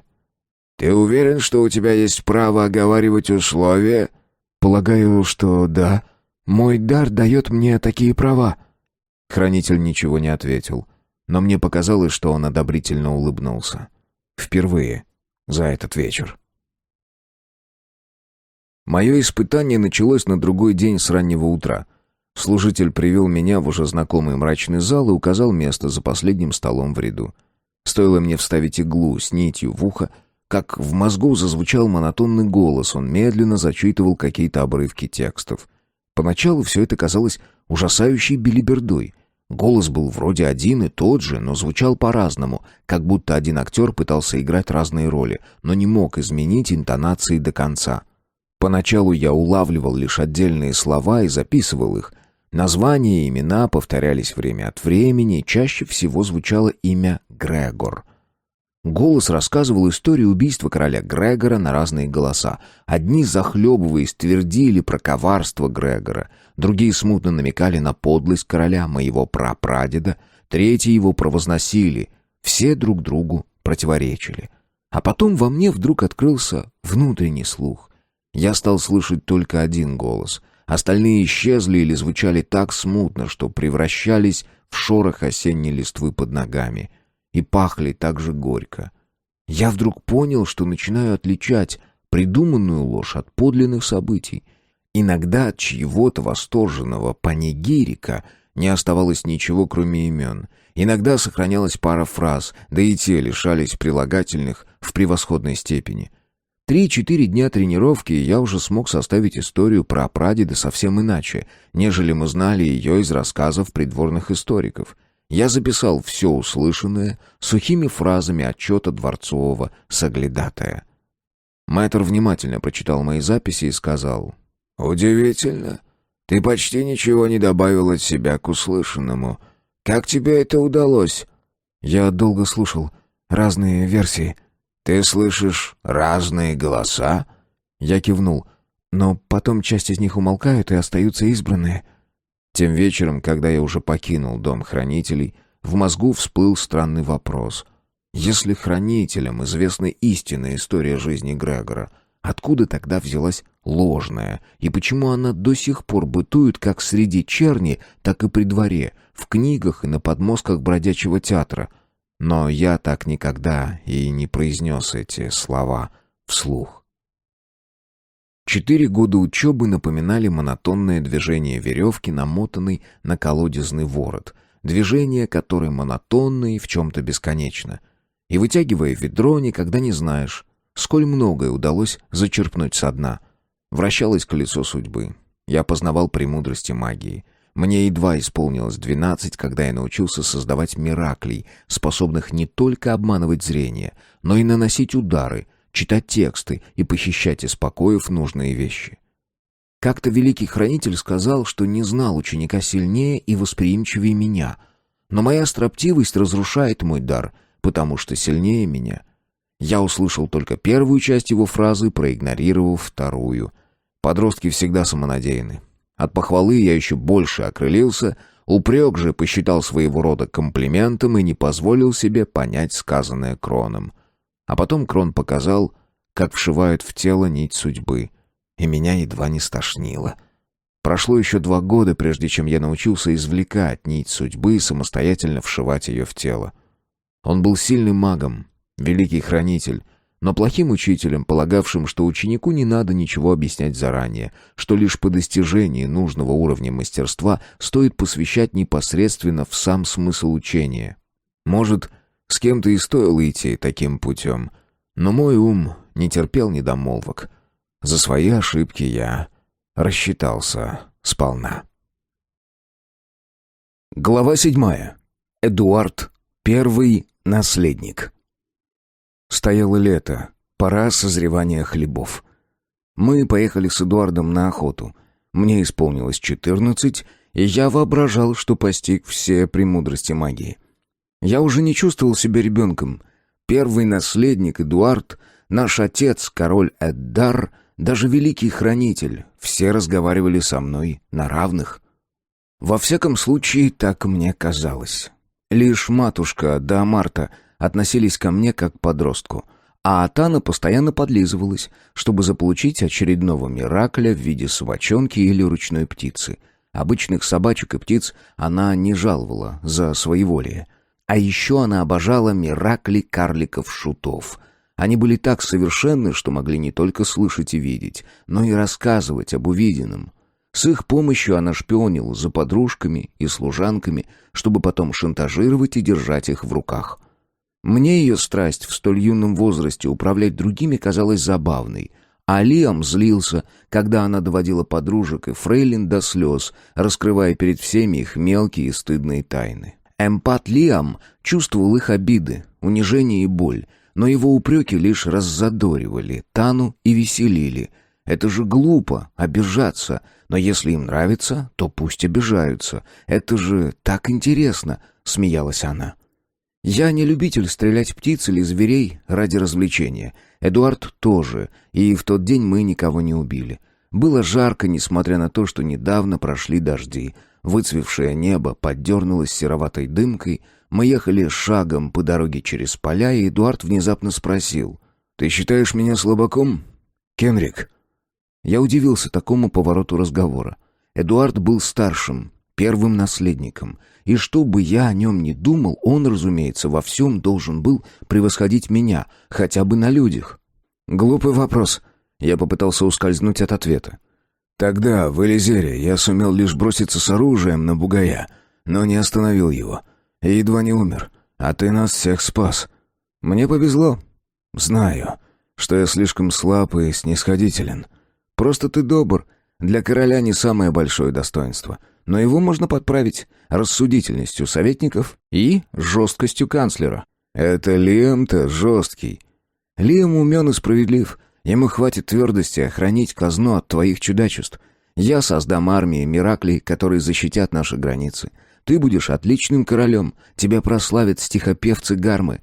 Даже сладкоголосые льстецы из Флореллы будут в восторге от твоих чудачеств. Брат в этот миг походил на бога счастья, каким его рисовали на старых фресках Домирья. Сероглазый, с золотыми кудрями, ореолом реющими вокруг головы, с мягкой, чуть печальной улыбкой и каким-то странным светом в глазах, как будто каждого он хотел одарить сочувственным взглядом и отсыпать каждому в ладонь горсть золотых. Но он зачастую забывал, что кто-то должен в поте гнуть спину, чтобы золотые сыпались, звеня в бронзовые сундуки нашей казны. В детстве Эдуард никогда не доедал свой завтрак. Непременно прятал несколько ванильных сухарей, кусочек сыра, а если подавали сладости на десерт, то и марципан. А потом выносил все это во двор и раздавал детям прислуги. Они в это время всегда старались появиться во дворе, зная, что в этот час непременно получат вкусняшки. Все это называлось «дары Эда». Он и меня пытался приучить к подобной щедрости, но я морщился и отвечал, что могу только швырнуть кому-нибудь в глаз кусок сахара, а не положить его на ладонь. Если Эд меня сильно донимал, я отдавал ему свой марципан или орехи и бурчал: «Корми их сам, у тебя это лучше получится». «На что ты намекаешь?» Эдуард рассмеялся. «Во мне хватит жестокости на нас двоих. Так что оставайся каким был, добрым, слюнтяем, королем. Тебя будут любить даже после смерти». Эдуард покачал головой, закусил губу и пихнул меня в плечо. Я пихнул его в ответ. «Так договорились?» «Я стану сильным», — сказал он внезапно. «Каким и положено быть королю. Я буду великим». Но вместо радости в голосе его прорвались обреченность и еще страх. «Величие — это совершенно не обязательно», — усмехнулся я. «Оно не сделает твоих подданных счастливее. В Домирье говорили, чем больше достоинства в тебе, тем меньше величия нужно твоему императору». Эд ничего не ответил. Стегнул скакуна и умчался вперед, дав тем самым понять, что разговор окончен. Я не стал его преследовать. На другой день с утра я собирался спросить первого наследника, не пойдет ли он на обычные свои раздачи. Теперь он после завтрака, накинув простое платье, уходил в город и в черных рядах раздавал вкусняшки и мелочь детям. Я решил его сопровождать. Предчувствие беды меня не оставляло, как ноющая зубная боль. Я не ведал, откуда придет опасность, но решил быть наготове. За завтраком я не обнаружил Эда за столом. Не было и матушки, и отца. Мы завтракали втроем, с Лемом и Таной. Даже Марту я видел мельком. Когда принесли творожный пирог с кухни, я спросил Тану, не видел ли кто-нибудь из ее Мираклей шутов, куда направил свои стопы Эдуард. Тана глянула на меня строгим взглядом взрослой дамы и заявила, что следить за первым наследником — государственное преступление. Беспокойство мое только усилилось. Я отправился в дом хранителей, но едва ступил на крыльцо, как мне навстречу выбежал запыхавшийся мальчишка, что прислуживал Крону, и, вылупив глаза и задыхаясь, преувеличенно громко выпалил: «Вам надобно вернуться домой, ваша милость. Сегодня ничего не будет». Я отступил, потом шагнул на крыльцо снова, но почувствовал, будто невидимая рука сталкивает меня со ступеней. Даже не рука, а множество рук. Я рванулся, пытаясь пробиться, но меня отшвырнули с такой силой, что я слетел с крыльца и грохнулся на мостовую, едва не угодив под копыта лошадей, влекущих карету. В последний миг я сумел перекатиться по камням мостовой и несколько мгновений сидел на противоположной стороне улицы, переводя дыхание и глядя на дверь дома хранителей. Мне чудилось, будто черная вуаль накинута поверх дубовой створки. Она колеблется, и в складках ее таится абсолютная тьма. Я вернулся в замок, встревоженный до чрезвычайности. Отыскал на кухне Марту и спросил, не видела ли она Эда. Та глянула на меня испуганными, покрасневшими глазами и отрицательно покачала головой. Мне показалось, что она плакала. Я ухожу к себе, стою у окна, жду, предчувствуя беду. И вижу, как во двор в замка въезжает повозка. Не карета, а именно повозка для перевозки скарба, какие используют в черных рядах. И на ней кто-то лежит, накрытый полотном. Лица не разобрать, потому что у изголовья устроено что-то вроде покрова. Человека снимают с повозки. Это Эдуард. Он в одной рубахе и штанах, без камзола, без башмаков. Его ведут под руки двое. Голова его откинута назад. Острый подбородок задран, босые ноги не ступают, а волокутся по земле. «Эд!» — кричу я. Кубарем скатываюсь по лестнице и оказываюсь на крыльце, прежде чем эти двое дотаскивают тело брата до дверей. «Он ранен?» Теперь я вижу, что с одной стороны Эда поддерживает Джаред, а с другой — Френ. Ступни брата скрючены судорогой. Его бьет крупная дрожь, на рубахе темные пятна от проступившего пота. Отец, примчавшийся следом верхом, соскакивает на землю, взлетает на крыльцо прежде скорбной троицы и отстраняет меня.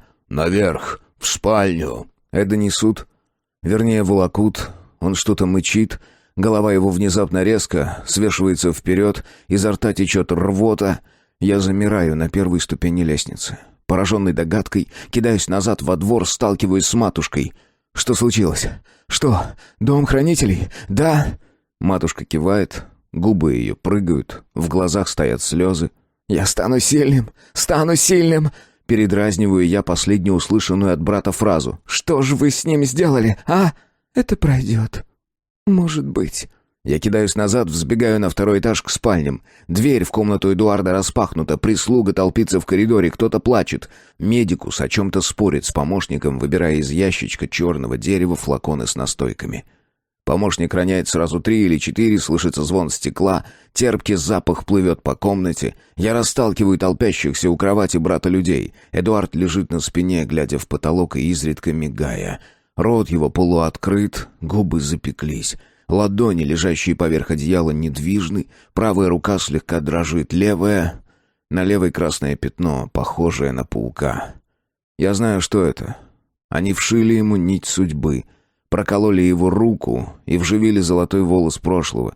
Теперь он срастается с телом, меняя душу Эдуарда, корежит ее и кроит под прапрадеда, или кого они там избрали, для создания будущего короля. Я хватаю его руку... Ногтями впиваюсь в алого паука, тяну на себя. Нить еще не срослась с телом Эда, не разветвилась, не проросла во все жилы, не заструилась по его артериям и венам, не достигла сердца и мозга. С бешеным усилием я вырываю ее. И вот я держу ее в руках, злобную золотую змейку, на теле которой махрятся сотни, тысячи отростков. А крошечная плоская голова, которая должна была проникнуть в мозг, бьет во все стороны раздвоенным жалом. Я бросаю ее на дубовый пол и одним движением рассекаю кинжалом. Та отметина на полу видна до сих пор. Никто уже никогда не прочтет подлинную историю про прадеда Грегора, короля Ниена. Растерзанная моими ударами, нить превращается в мелкий золотой песок. На завтра служанка, посыпав пол опилками, выметит его из Эдуардовой спальни. Я выпрямляюсь, губы Эда дрожат, я наклоняюсь к брату. «Спасибо». Слышу я отчетливо. Меж сомкнутых век проступает влага. Внезапно дверь с грохотом отворяется, на пороге возникает великий хранитель. Не знаю, что он собирался сделать, но помешать мне он уже не сможет. Поздно. Он сам рассказал мне, как вырвать неверно вшитую в тело нить судьбы. В тот миг мне кажется, что я всесилен. В моей крови бушует магия, и унять этот шторм никто не в силах. Я не знаю, что с нею делать и куда направить. Внезапно открывается магическое зрение, и я вижу, как в теле каждого бьется сердце. Часто-часто в груди Эдуарда. Редко, неровно в груди старой фрейлины, застывшей у изголовья кровати. Я вижу золотые нити в теле каждого. Они вибрируют и дрожат. Стоит мне повести лишь слегка левой рукой в сторону человека, как нить начинает пульсировать сильнее. Она как будто пытается покинуть тело, выскочить, кинуться мне под руку. «Сделай!» Я, призывающий жест, и все эти нити пучком собрались бы в моей руке. Я поднимаю руку и направляю указательный палец в сторону великого хранителя. Он беспомощно открывает рот, хватается за горло двумя руками, пытаясь магическим жестом защитить свою суть. Я могу выдернуть нить из его тела, как только что сделал это с чужой нитью, вшитой в тело моего брата. Великий хранитель медленно сползает на пол, и мне начинает казаться, что под темной мантией тело его начинает утрачивать форму и превращается в огромный куль, наполненный густой жидкостью. Убил бы я его? Превратил бы в послушного раба? Не знаю. Я ощущаю, как нити в телах вокруг вибрируют все сильнее. Сам я весь горю, будто в лихорадке. «Стой!» — слышу я будто издалека голос Лиама. «Не смей!» Этот голос, без намека на магию, просто голос, оглушает меня, как удар клинка плашмя по голове. Связь с людьми вокруг мгновенно прерывается. Видение нитей тает. В комнате делается нестерпимо душно от запаха пота, что смешался с запахом лекарств. Я стиснул кулаки и ринулся вон из комнаты. Сыпался вниз по ступеням, выкатился во двор. Лошадь из конюшни брать не стал. Моя магия, что рвалась наружу, мгновенно убила бы несчастное животное. Я вылетел сквозь южные ворота, мимо старых барбаканов, и устремился по дороге, куда глаза глядят. Никогда прежде и никогда потом я не бежал так быстро. Сердце мое бухало в ушах, правый бок разрывался от боли. Но я бежал все быстрее и быстрее. Мне казалось, что ноги мои переставляет кто-то другой, не я сам. Не сразу сообразил, что бежать мне помогала неизрасходованная магическая сила. Я обгонял ползущие из города крестьянские повозки, что возвращались после продажи овощей и молока в Ниене. Мулы шарахались от меня, люди замирали. Я чувствовал, как на миг немеет сердце возницы, пропуская удар. Я видел, как под шкурой несчастной животины, что пыталась, поравнявшись со мной, вырваться из хомута и оглобель, будто проскакивало крошечное живое существо. Это вибрировало, грозя разорвать шкуру, жизненная нить. Пар поднимался над крупами и головами животных. У человека пот струйками стекал от висков по скулам и щекам. Еще миг, и возница, и мулы могли рухнуть замертво. Я ринулся вбок через поля незрелой пшеницы, дальше от дороги, от животных, от людей. Я сбавил ход, проваливаясь в рыхлую землю пшеничного поля, но вскоре выбрался снова на дорогу.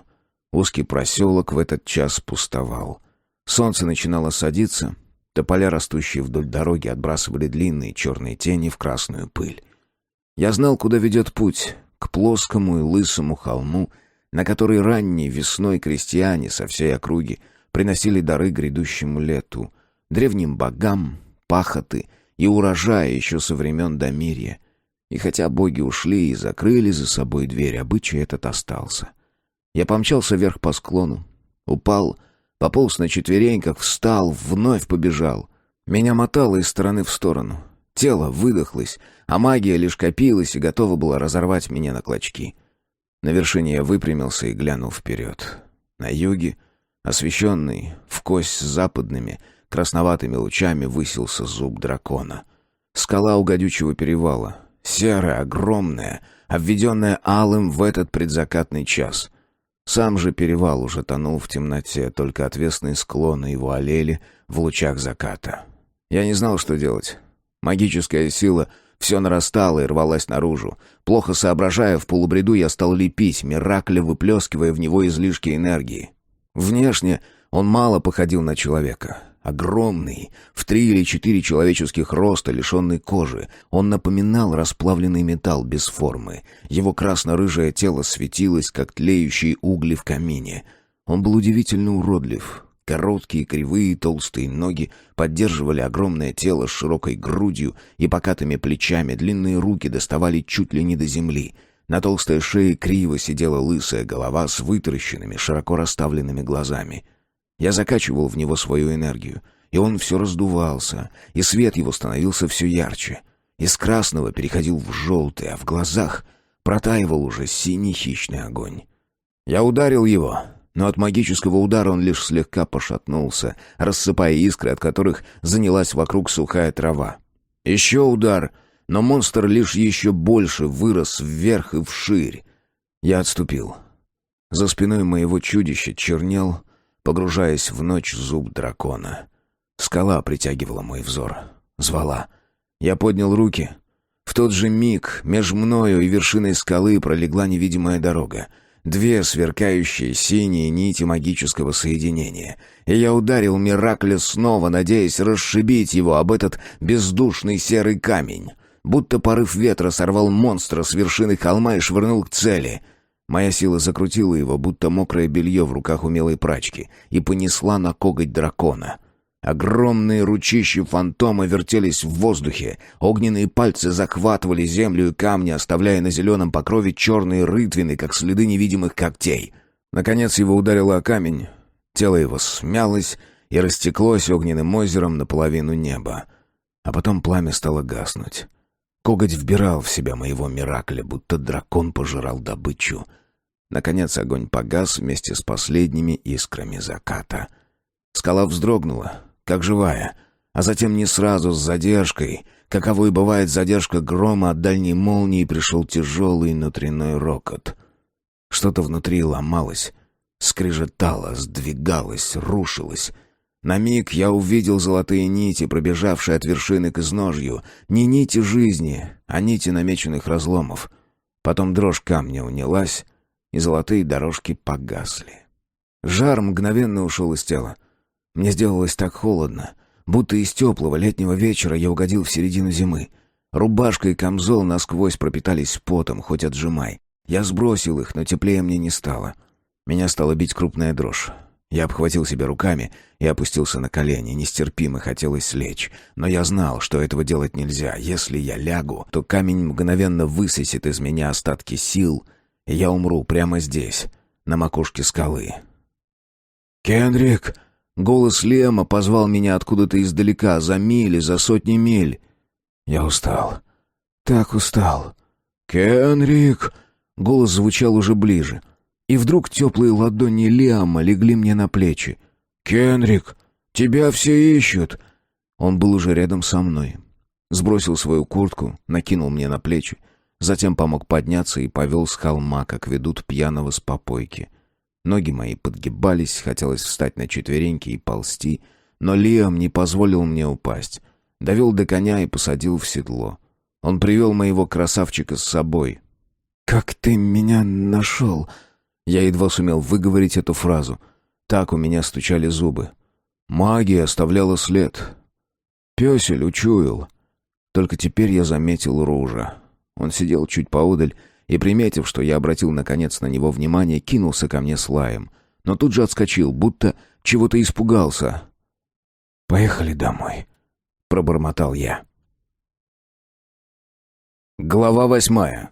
Тайный суд. Не помню, как мы вернулись в замок. Даже во время попоек на карнавале в Виановом королевстве у меня так не отшибала память. Наверное, Лем привел меня в мою комнату, наверное, Марта сделала мне компресс на лоб. На рассвете я обнаружил, что лежу поперек кровати, уткнувшись головой в стену, а сверху укрыт 2 одеялами, пледом и пушистой накидкой Марты. Высохший компресс лежал под щекой, заскорузлый, с рыжими разводами, как если бы меня рвало желчью. Наверное, так и было. Марта принесла мне мятный чай. Есть я ничего не мог. В полдень меня привели в малый королевский кабинет. Отец здесь выслушивал членов своего совета или совещался с великим хранителем. Сейчас Крон тоже присутствовал, в черном одеянии, без украшений, капюшон откинут, лицо белое, не кровинки. Хранитель сидел в кресле. Перед ним, на маленьком столике, которым обычно пользовался писец, лежал магический кристалл.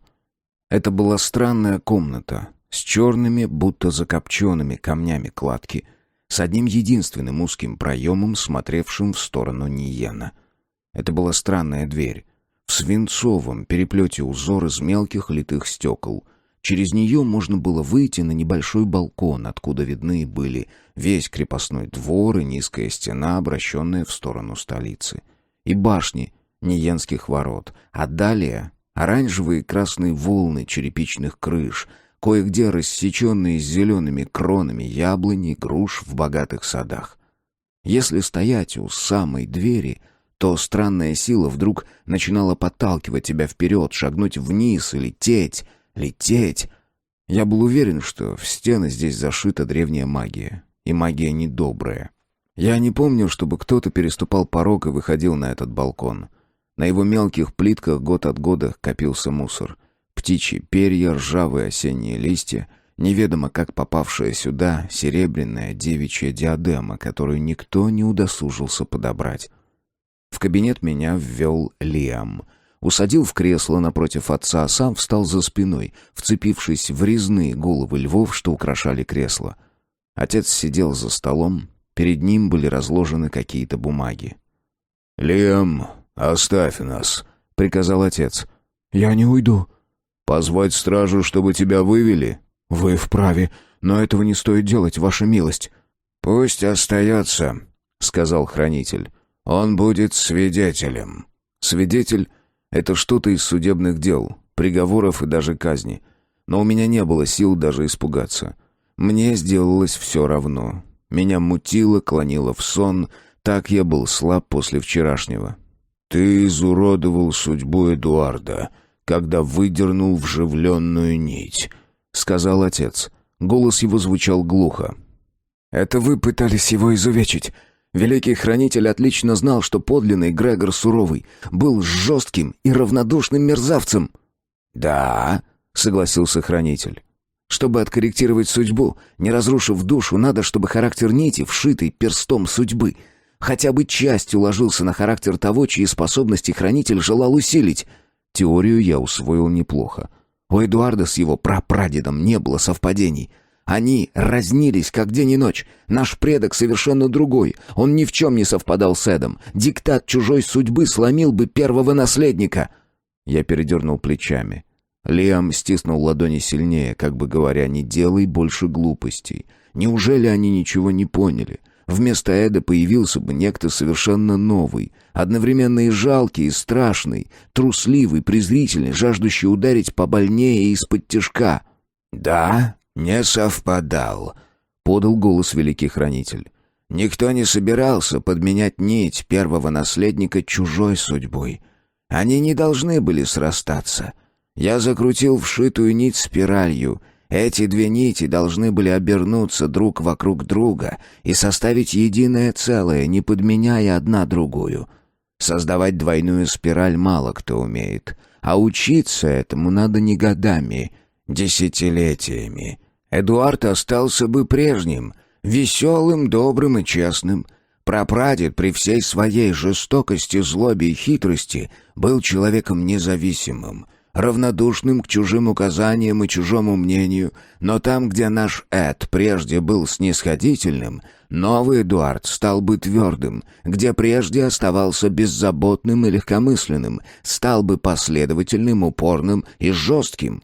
Он бы меньше раздавал марципановых игрушек и печенья, не спорю, но это не стало бы большой бедой для нашего королевства.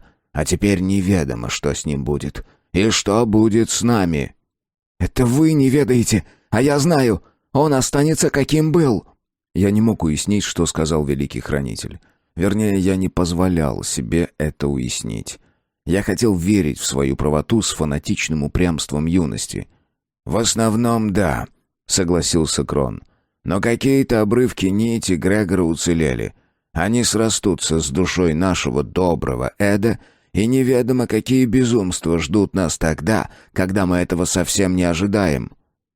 «Как ты мог подумать, Кенрик? Как мог?» Отец махнул рукой и закрыл лицо ладонями. «Что я могу оставить королевство монстру». «Я спас брата», — повторил я, не в силах отказаться от своей правоты. «И он не монстр. Он наш Эдуард, как прежде. Я его спас», — повторил я, не желая верить, что ошибся. «Тебе придется покинуть дом хранителей», — заявил Крон. «Ты никогда не получишь титул великого хранителя. Ты не сможешь возглавить магов королевства». «Вы хотите лишить меня дара?»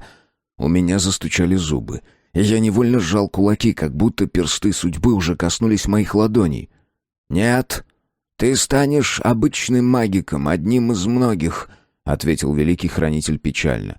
«Высшие тайны мастерства тебе никогда не откроются. Ты недостоин».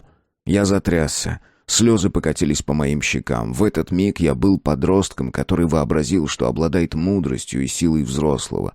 Но, несмотря на слезы, я не желал признавать правоты Крона. Эдуард должен был оставаться таким, каким создала его судьба. Никто не получал права менять его душу, мастерить из него вместо человека всесильную химеру. Я поднялся, понимая, что приговор вынесен и снисхождения ждать не стоит. Лиам обнял меня на миг, потом взял за руку и вывел из кабинета, как слепца. Великий хранитель оказался прав. Какие-то обрывки нити так и остались в теле Эда. И хотя превратиться в своего жестокого прапрадеда Эдуарду Доброму не довелось, но и к прежнему своему я, мой брат, так и не вернулся. К вечеру Эдуард пришел в себя, стал двигаться и говорить почти как прежде. После ужина он раздавал подарки и медики даже щедрее, нежели раньше. Но через 2 недели он избил до крови несчастного Френа, который чем-то ему не угодил. А ведь Френ был из патрицианского сословия, хотя из младшей ветви, из бездомников, живущих жалованием двора. Король не имел права ударить патриция. Тот мог потребовать удовлетворения, поединка или выплаты пени. Френ ничего требовать не стал. Ему выплатили какие-то грошики, но с тех пор Эдуарда он стал избегать. А потом попросился служить только мне, а не всем 3 наследникам Ниена. Я немного покумекал над курткой Френа и покрыл ее магической защитой. Так что в следующий раз кулак Эда так обожгло, что вся кисть покрылась волдырями, которые матушка сводила 3 дня. Защита эта на куртке, кстати, стоит до сих пор. Эти вспышки злобы прорывались в первом наследнике внезапно, и никто не мог предсказать, когда исчезнет добрый Эд, а его место на несколько минут займет уцелевший осколок Грегора. Крон создал для Эда магические золотые браслеты. Они делали бессильные обрывки чужой нити. Но браслеты имели побочный эффект. Они притупляли все чувства. Зрение и слух ослабевали, пища теряла вкус, вино не пьянило. Потому Эдуард снимал браслеты во время еды и на пирах, а также во время свиданий. И во время сражений браслеты тоже приходилось снимать. Зрение и слух во время схватки надобны не только магикам. Иногда я задавал себе вопрос: если бы существовала магия, возвращающая в прошлое, что бы я сделал? Позволил бы нити Грегора вжиться в тело Эдуарда, или же все же не стал ничего менять? Хотя я знаю, что бы я сделал. Вот только нет магии, которой подвластно время. Глава 9. Механический мастер. Самое опасное для магика — вообразить себя всемогущим, получившим право вершить чужие судьбы. Первая заповедь, как говорил мне Крон, смирить желание ломать слабых. Не для этого дается магику его дар. Но сам же Крон свою заповедь и нарушил, решив, что Эдуард слаб и его надобно изменить. Мы никогда не обсуждали с Кроном, что же на самом деле случилось с Эдуардом. Великий Хранитель вообще ничего более со мной не обсуждал. Он как будто вычеркнул меня из Ордена Магиков, хотя формально я там продолжал числиться. Возможно, Крон полагал, что мой дар, лишенный поддержки, постепенно угаснет или превратится в обычную прозорливость и безликую силу. Такие навыки используют мастеровые, усиливая свое мастерство и оттачивая его совершенство. Но Крон позабыл о моем самомнении и о моем упорстве. Я продолжал лелеять свой дар, просиживая часами в замковой библиотеке. Я даже нашел для себя мрачные развлечения в состязании с учениками Крона, насылая на них свои миракли, сшибая мальчишек в лужи, внушая лживые знания перед испытаниями в Доме Хранителей. Это была своего рода тайная война между мною и Кроном. Я был уверен, что Крон не может пренебречь моим даром и лишь испытывает меня, что однажды он призовет меня, и мы, отринув нелепую вражду между мудрым магиком и одаренным мальчишкой, вспомним, наконец, зачем дается человеку его дар. Но Крон так и не призвал меня, а я, постепенно пристрастившись к чтению старинных трактатов, стал раздумывать над тем, чтобы оставить Ниен и уехать на юг. Не в империю Игера, а дальше, за южный предел, в Задалье, или еще дальше, за бурное море, в пустынные дивные земли. Старинные кодексы сообщали, что магия пришла в наш мир именно оттуда. Однако напоследок мне хотелось оставить о себе память, изгладить которую не удалось бы ни Крону, ни моему отцу, ни Эдуарду. И соблазн устроить какую-нибудь дерзкую выходку становился все сильнее. Но пока я не мог придумать, что же мне сделать. Однако соблазн на то и соблазн. Коли подмигнуло искушение тебе бесстыжим глазом, то удержаться на краю уже нет возможности. Сладко манит. Испытай себя, шагни, глянь. Любопытство гонит не злость, а любопытство, которое сильнее ненависти и злобы. Миновало 2 года, как Великий Хранитель решил поменять душу Эдуарда, а я ему помешал. Это были трудные годы для меня, хотя я старался не подавать виду, что переживаю по поводу своего изгнания. День мой начинался до рассвета. Я отправлялся в библиотеку, забирал нужные мне книги и шел с ними в парящую башню, где располагалась мастерская механического мастера. В этой просторной мастерской, наполненной удивительными механизмами, хитроумными приспособлениями, сверкающей сталью инструментов, которые мастер называл станками, я чувствовал себя на своем месте. Мы оба были почти изгнанниками в нашем городе. Мастер отвергал магию, меня отвергли магики. Два отверженных легко нашли общий язык. Я читал, мастер создавал очередной механизм, новый замок или механическую игрушку, которая могла двигаться, поднимать руки, шагать, поворачивать голову. Внутри у механической куклы находились сотни деталей, и это лишь за тем, чтобы она выполняла самые примитивные движения. Мне иногда казалось, что мастер относится ко мне как к своей сложной игрушке, присматривается, все ли детали на месте, не надо ли что подправить или заменить. Марта присылала к нам в башню кухаренка с волшебной корзинкой, полной даров ее щедрой кухни, жареные ребрышки, тушеные томаты, горячая, сдобренная специями и присыпанная сыром паста. И непременно кувшин особого сидра, рецепт которого знала только Марта. «О!» — потирал руки мастер. «Кажется, нам пора смазать наши механизмы». У него была серебряная масленка с длинным изогнутым вострым носиком. Она стояла на дубовом стеллаже, на особом серебряном подносе, и мастер обожал смазывать свои механизмы, будто поил питомцев. «Никто не должен стонать, даже существа из металла», — говаривал мастер. «Зачем ты возишься с этими куклами?» — спрашивал я мастера. «Мои Миракли куда ловчее и сильнее любой твоей игрушки». «Миракли — удел магиков», — отвечал мастер. «А моя кукла может служить любому и не зависит от силы того, кто ее создал». Механический мастер не верил в надежность магии. Он верил в свое мастерство, в точность выточенных шестеренок, прочность металла и надежность креплений. После полудня к нам зачастую присоединялся Лиам. У него были на редкость умелые руки, он мог выточить на станках детали, какие не способен был сделать сам механический мастер. Иногда он создавал детали столь мелкие, что разглядеть их можно было только через особое стекло, созданное механическим мастером и установленное на особой подставке.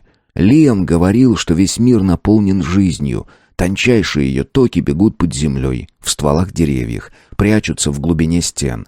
В Дамирье каждый дом и город имели своего духа-покровителя, а лурсы возводили свои крепости, закладывая в каждую башню несколько капель крови основателя. Замок Ниена построен так же. Лиам чувствовал эту жизнь. В деревьях, цветах, созревающей ниве, в башнях нашего замка. Он говорил, что божества Дамирья никуда не ушли. Они свернулись, как зародыши в чреве матери. Они прячутся, но по-прежнему живы. Магия оглушила их и заглушила. Она, как бой барабана, заставивший замолчать многоголосие старых флейт. Если бы мы огляделись и прислушались, с нами бы заговорили живые голоса. Мы бы проникли в тайны языка лурсов, открыли заново позабытые секреты Дамирья, узнали, куда ушли старые боги. Мы бы научились строить аркады. Лиам никогда не говорил, что это за аркады и зачем они нужны. Мне они мнились огромными виадуками, под опорами которых стайками бежали на юг белые отары кудрявых облаков. Механический мастер слушал рассуждения Лиама и одобряюще кивал. Однажды он сказал, как бы между прочим: «Я видел аркады, но все они мертвы уже много столетий». Вечерами мы тренировались с Лиамом биться на мечах. Благодаря своему дару эмпата он всегда угадывал мои атаки и блоки, и мне ни разу не удалось его победить в поединке. До поры. Впрочем, в те годы это вообще никому не удавалось. Лиам редко дрался, отказывался выступать на турнирах, сознавая, что противник изначально слабее и победить не сможет. Находились безумцы, которые, ведая о даре Лиама, пытались вынудить его выйти на поединок, причем непременно звали драться боевым оружием.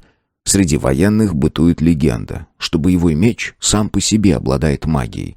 Это так, но только тогда, когда его выковал магик-оружейник. Иногда Лиам соглашался биться, но при этом никого не убивал и даже не калечил. Раз за разом он выбивал оружие из рук противника, а когда ему надоедало подобное развлечение, наносил несколько болезненных уколов в руки или ноги, чтобы проучить упрямца. Мне не удавалось победить брата даже с помощью магии. Он точно так же ускользал от атак моих мираклей, как и от меня самого. К тому же он умел разрушать моих призрачных бойцов, распыляя силой своего дара сгустки магической энергии в моих куклах. Тогда они лишались рук, голов, оружия и бродили изувеченные по тренировочной площадке, натыкаясь друг на друга и мешая мне нападать. Лиам наблюдал за этой толкотней с мягкой улыбкой. Он сочувствовал мне, сожалея, что я никогда не смогу его победить. Точно так же Лиама никто не мог победить в шахматах. Тут он не отказывал себе в удовольствии покопаться в голове противника и заранее выудить из его сознания все грядущие ходы. Сам он играл великолепно, признавая, что его фигурки по своей воле передвигаются по доске, сделанной из светлого и темного янтаря. Лиам лишь иногда направлял их энергию и просто позволял им побеждать. А еще он мог говорить и петь чужими голосами, но это его печалило. Он говорил, что хотел бы иметь свой голос, чтобы петь свои песни. Лиам обожал состязания стихопевцев. Он просил, чтобы я прятал его лицо за магической завесой. Из-за эмпатии он не мог сдержать эмоции и зачастую плакал, когда мотив задевал его душу. Своей чувствительности он стеснялся и даже стыдился. Из нас троих успехом у девушек пользовался лишь Эдуард. Меня юные красавицы сторонились, а Лиама считали всего лишь хорошим другом и поверяли ему секреты своих сердец. В ту осень, когда мне исполнилось 18, все переменилось. Механический мастер сказал как-то, что в одном из кодексов Домирья судьба изображена с колесом в левой руке и с песочными часами в правой. Время от времени она переворачивает стеклянную колбу часов, и тогда все вокруг летит кувырком.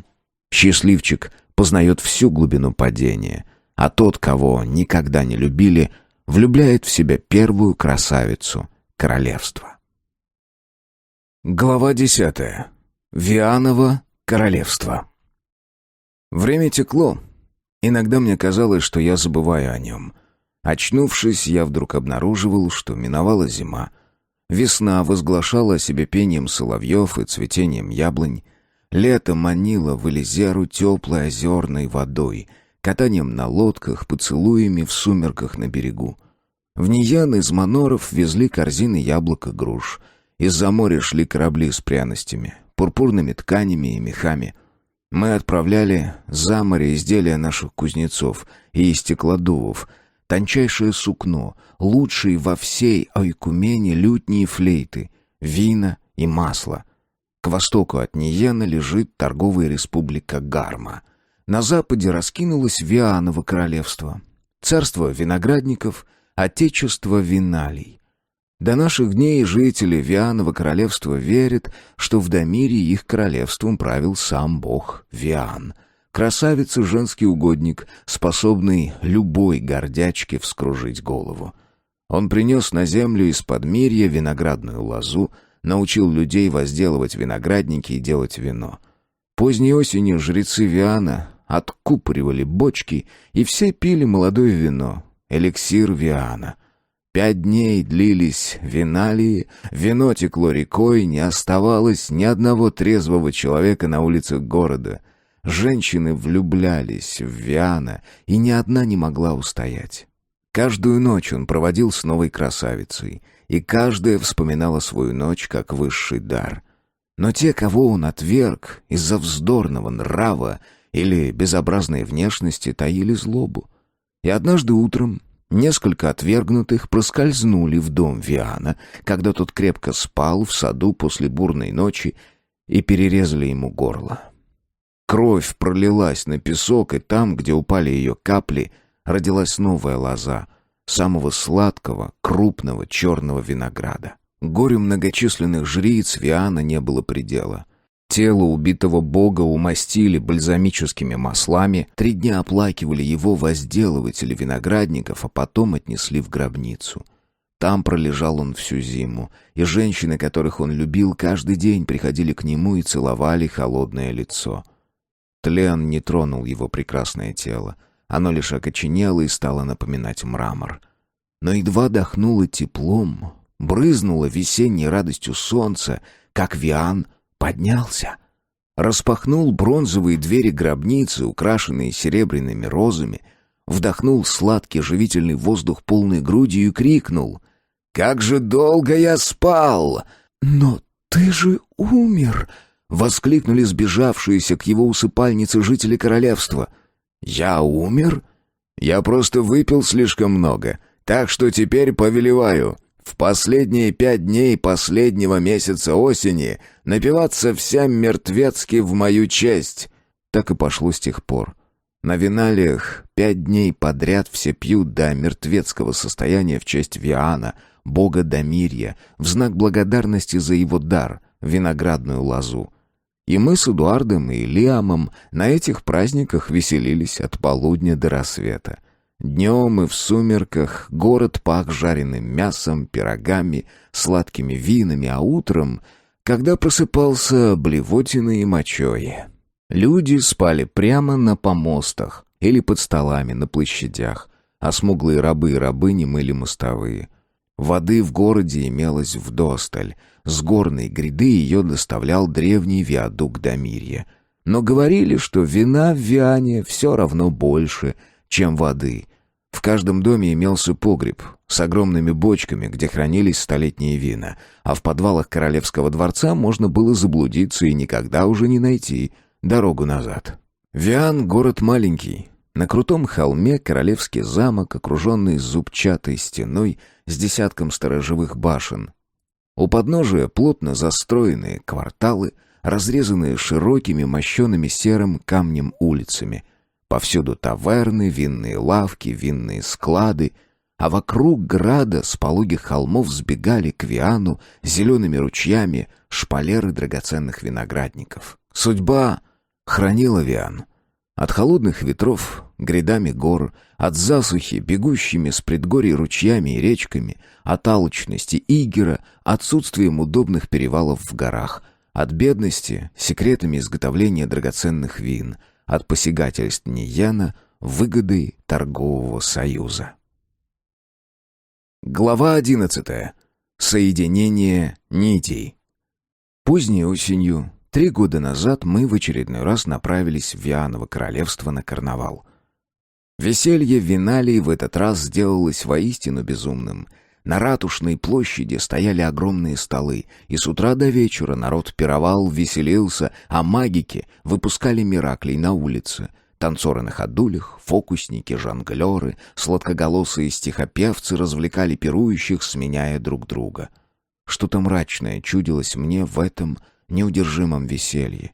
Я создал десятки мираклей в виде полуистлевших скелетов. Они носились по улицам, хватали прохожих, лезли целоваться к испуганно визжащим девчонкам.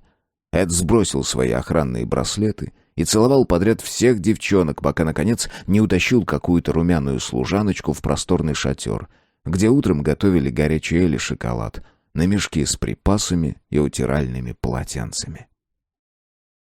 Я добавил еще мертвяков к прежним мираклям и ушел в таверну напиваться горячим глинтвейном в одиночестве, потому что Лиам куда-то с самого утра исчез. Я зажег в светильниках магические огни.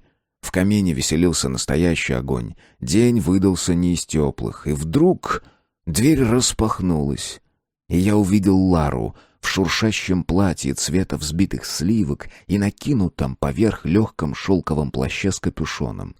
За нею вошел Лиам в лучшем своем пурпурном калете, расшитом золотом. Талия его была перехвачена широким поясом с драгоценной пряжкой, а на перевязи висел церемониальный меч с рукоятью из слоновой кости с изумрудом в навершии.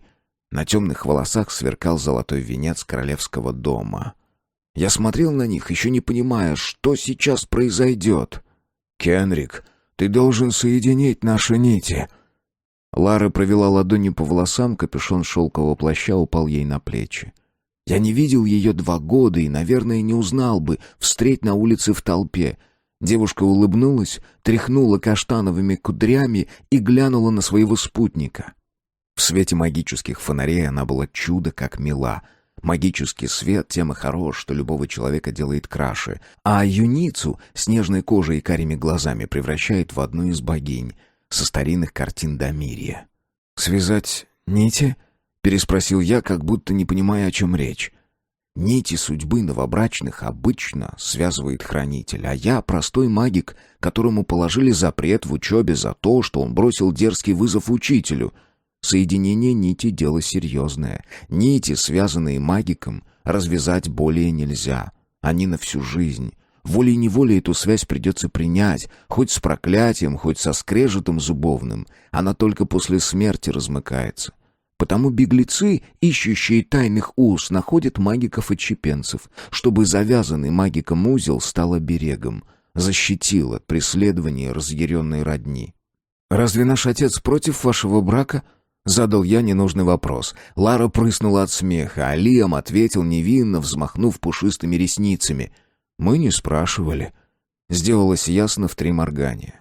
Они встретились внезапно на улице во время карнавала.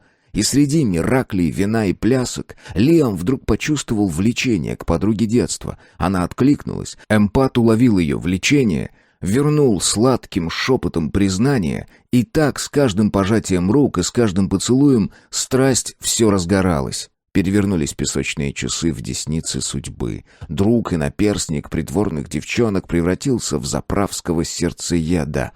Говорят, вианово вино из темной лозы обладает волшебным свойством.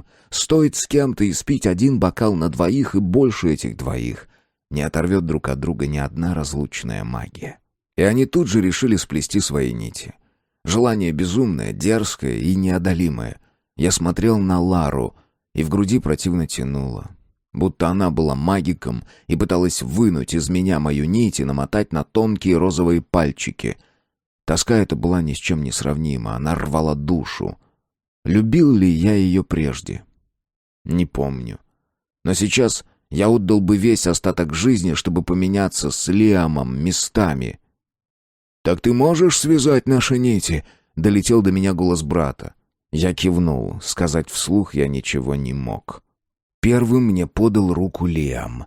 Я опасался, что не сумею вытянуть нить судьбы из брата. Он был слишком независимый, слишком самостоятельный, несмотря на юные годы. Но нить сама скользнула мне в руки. Будто змейка легла на ладонь, высунула острое жало, опалила жаром и затаилась.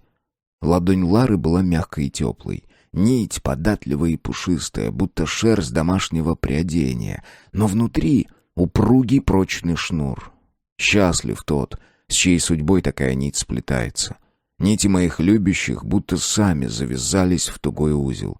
Но сплавить их окончательно оказалось не так-то просто. Нить Лиама была как металлическая проволока, из которой плетут кольчуги, а мягкая нить Лары не плавилась, а обгорала. Лара морщилась, но руку не отдергивала.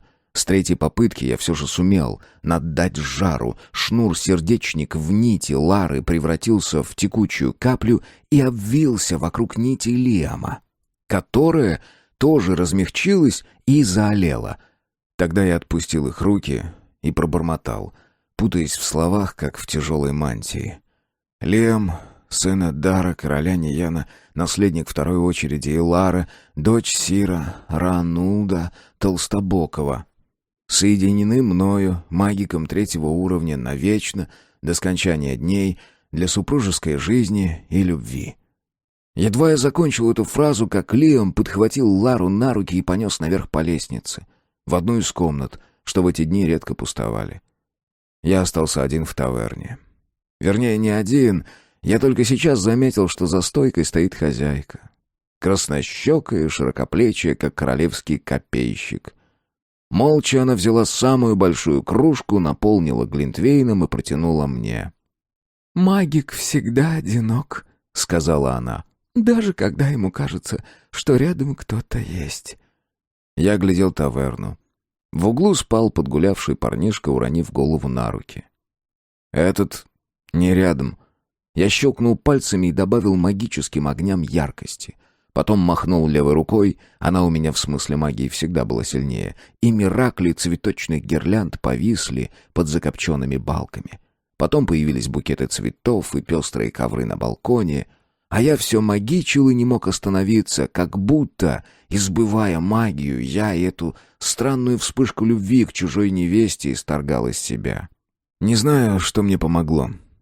Сотни магических букетов или кружка глинтвейна, но к тому моменту, когда Эдуард, расхлёстанный и пьяный, ввалился в таверну, я уже почти не чувствовал ни ревности, ни боли, ни тоски. «Лиама не видел?» — спросил Эд, принимая из рук трактирщицы свою порцию горячительного, хотя ему давно было пора остановиться. Вслед за Эдуардом притащился Миракль-мертвец, в черных сгнивших тряпках, созданный мною часа 3 назад. Надо же, он все еще не развеялся. Я не стал его прогонять, мне вдруг показалось забавным, если молодожены, спустившись вниз, столкнутся с этим чудищем. Лара начнет визжать, а Лиам схватится за меч. «Я только что соединил нити Лиама и Лары узами», — сообщил я пьяным шепотом, наклоняясь к самому уху Эда. «Они меня попросили, я исполнил. Я спаял их нити намертво. Думаешь, я не смог? А я смог. Пьяный, но смог. Дар не пропьешь». Язык мой заплетался. «Она идеальная». «Что?» — Эд вскочил, расплескивая вино. «Что?» «Они там, наверху, муж и жена», — пробормотал я, чувствуя что-то неладное, но продолжая болтать. «Я сегодня, час назад, да!» — принялся выкрикивать в ярости Эдуард. «Я жених Лары! Я просил руки Лары у ее отца! Я! А не он! Я получил согласие! Я!» Его визгливое «я» резало уши. «Поздно!» — я захихикал глупым пьяным смехом. Эдуард кинулся к лестнице, что вела наверх. И тут наверху на галерее появился Лиам. Уже без нарядного ремня и перевязи, и без калета, в одной рубахе, распахнутой на груди. Верно, он хотел попросить вина, легкого сидра или лимонада для себя и Лары. Эдуард кинулся к нему наверх с воплем «Предатель!» «Эд, послушай!» — только и успел проговорить Лиам, качая головой и выставляя вперед руки. «Сейчас! Я все объясню!» «Подлец! Подлец! Вор!» Эдуард схватил брата за грудки. В этот момент из комнаты на галерею вышла Лара в одной тонкой сорочке, что надевают под платье. Верно выскочила из кровати на крик. «Нити соединены! Нити навсегда!» — хрипел Лиам, пытаясь освободиться из рук брата. Затрещало тонкое полотно рубахи. Эдуард в ярости отшвырнул Лиама на перила галереи. Брызнули щепки, будто балясины стали тонким тростником. Лиам полетел вниз. Я протянул руки, пытаясь его подхватить с помощью магической ловушки, но вся моя сила растратилась на дурацкие венки и букеты. Сеть сплелась слишком поздно у самого пола и сумела лишь чуть-чуть ослабить удар. Непрочные нити лопнули, вспыхнули зеленоватыми огоньками, оплавляясь, и брат грохнулся на каменные плиты. Из носа и из ушей у него хлынула кровь. Глава 12. Потери. 4 дня мы везли Лиама в спальной повозке домой в Ниен. Эдуард ехал верхом, следом за повозкой, сгорбившись, без шляпы, замотав голову куском темной ткани, как это делают в Ниене люди, когда беда обрушивается на их плечи. В такие дни глаза не выносят света, и человек смотрит на мир через темный полупрозрачный виссон. За эти 4 дня и 4 ночи первый наследник не произнес ни слова. Лары с нами не было. Отец увез ее в свой манор на утро после печальной свадьбы. Она не противилась и напоминала куклу, закутанную в плащ из белого сукна. Все были уверены, что Лиам уже мертв, и сердце его бьется лишь благодаря моим заклинаниям. Несколько раз мы останавливались, и я пытался привести брата в чувство, но безрезультатно. Мне не хватало лекарского искусства. Это была не самая сильная сторона моего дара. Местный медикус зашил рану на голове, но сказал нам шепотом, что надежды нет. Раненый не выживет. Лиам дышал трудно, через силу, будто некто другой заставлял его грудную клетку подниматься, а сердце биться. Гонец опередил нас на сутки. Комната Лиама в замке заранее была насыщена лечебной магией. Ткани, подушки, кровать, даже сам воздух Матушка все свои знахарские силы вложила в покое своего любимца. Когда мы въехали во двор, то увидели повозку придворного медикуса, отмеченную золотым символом. Змея обвивала чашу, даруя сосуду свой губительный и целительный яд. Медикус уже ждал в комнате брата, облачившись в длинный белый балахон и разложив на столе инструменты. Голову Лиама обрили наголо. Я слышал, как медикус произнес отрывочно лишь одно слово — трепанация, а потом велел всем выйти. Всем, кроме его помощницы и матушки. После операции я просидел до утра у постели брата, потом слуги увели меня в мои покои. Прошел день, еще ночь, еще день. Матушка применяла свою лечебную магию чуть ли не каждый час, но будто кто-то похитил ее силу. Ее дар больше не помогал. Послали за лекарями-магиками из дома хранителей, но и они без толку тратили силы. На другой день после нашего возвращения отец попросил меня подробно рассказать, что случилось. Как всегда, в такие минуты великий хранитель пришел в кабинет отца, как будто в одиночку отец не мог отличить правду от лжи. Крон был тенью отца. И не самой доброй тенью. Иногда мне казалось, что все решения принимает Крон, а отец их только озвучивает. Иногда ненависть к Крону охватывала меня мгновенно, как пожар в сухие заросли, но также быстро гасла. Я был так подавлен, что начал жалко оправдываться. «Я не убивал Лиама. Это Эдуард. Я просто не сумел его спасти. Не успел соткать ловчую сеть. 3 моргания до этого, и я бы успел». «Если бы ты не изувечил Эдуарда, Лиам был бы жив». О боги Домирья!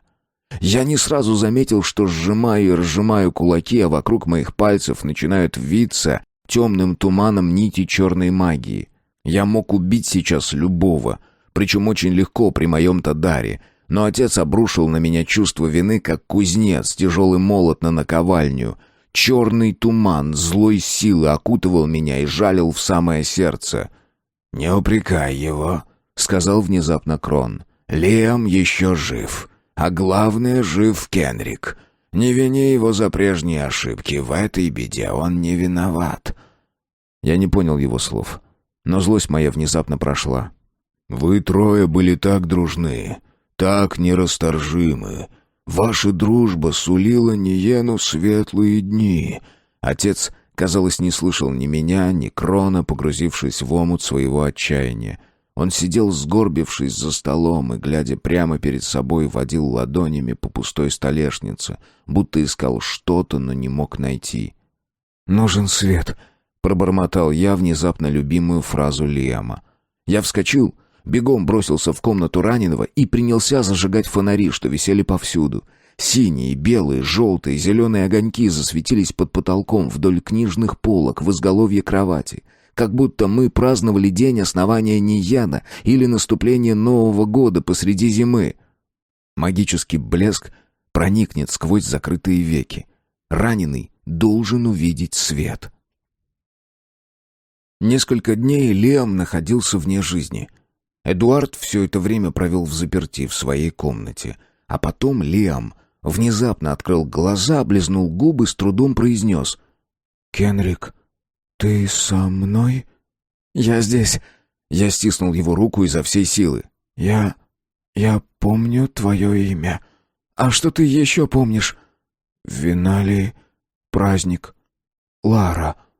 Я выскочил в коридор и с криком «Лиам вернулся!» понесся по коридорам. Отец, матушка, Эд, все примчались на мой зов. Радостные вопли, кутерьма, все кинулись обнимать брата, гладить его руки, целовать обритую голову. Больной вскоре утомился, впал в какой-то полусон, бормоча лишь «Виналии, праздник, таверна», как будто последние события только и сохранились в его памяти. Прибежавший медикус выставил нас всех из комнаты и дал Лиаму сонное питье. Вечером Эдуард явился в большую столовую на ужин. Все эти дни он почти ничего не ел и теперь напоминал Миракля тощего Эддара, 3-го короля Нияна. Этого Миракля создал кто-то из магиков еще 100 лет назад, и он до сих пор бродит по коридорам замка, пугая прислугу и выпрашивая у девушек цветы из праздничных венков.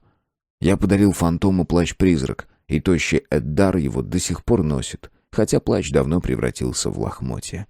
Мы ужинали молча, слышалось лишь звяканье ножей и вилок да шарканье шагов, когда слуги вносили новые блюда и убирали посуду. За столом первый наследник в основном налегал на вино, даже от румяных ниенских пирожков с рыбой отказался. После трапезы мы вышли с Эдом во двор замка. Шел мелкий дождь, по влажным каменным плитам струились синие отражения магических огней, развешанных на галерее второго этажа. Наверху на стене стражник королевской охраны постукивал о камень древком алебарды, расхаживая взад и вперед. «Кенрик, ты можешь вытравить из меня эту мерзость, что все еще бродит в моей душе?» — спросил Эдуард. «О чем ты?» «Нить Грегора. Она во мне. Я прежний никогда бы не посмел поднять руку на брата». Эдуард смотрел на меня умоляюще. Он был выше меня ростом. Но сейчас горе его так согнуло, что он сгорбился, как старик, и стал мне по плечо. Внезапно он рухнул на колени и прижал мои руки к губам. «Нет, Эдуард, не могу. Ты сам должен выжечь из себя эти следы. Ты справишься. Для этого не нужно быть магиком». «Это сильнее меня. Это как? Я не могу передать. Как будто кто-то другой приказывает, а я подчиняюсь». «Нет, Эдуард, это не так. Тебе понравилось быть жестоким. Ты уверил себя, что Грегор внутри тебя позволил тебе творить мерзости.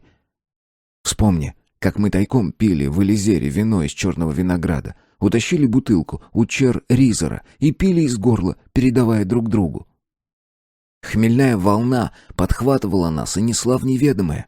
Сейчас тебя одолел черный хмель. Тебе хочется зла, хочется изведать, что это такое, давать волю своему гневу, своей злобе.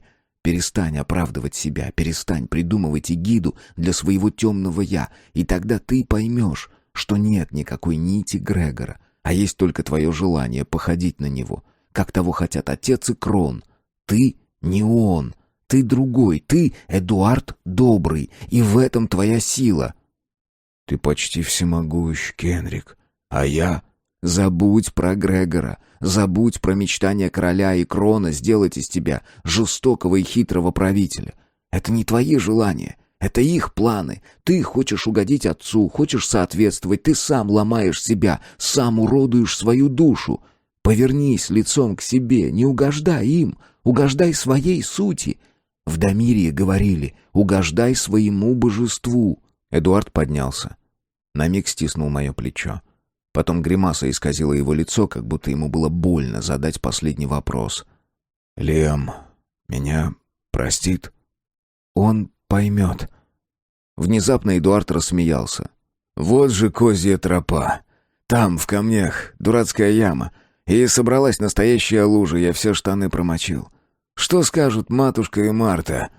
«Мы тайком проберемся к тебе в комнату, как в тот вечер, когда мы все втроем купались в замковом рву, и ты чуть не утонул».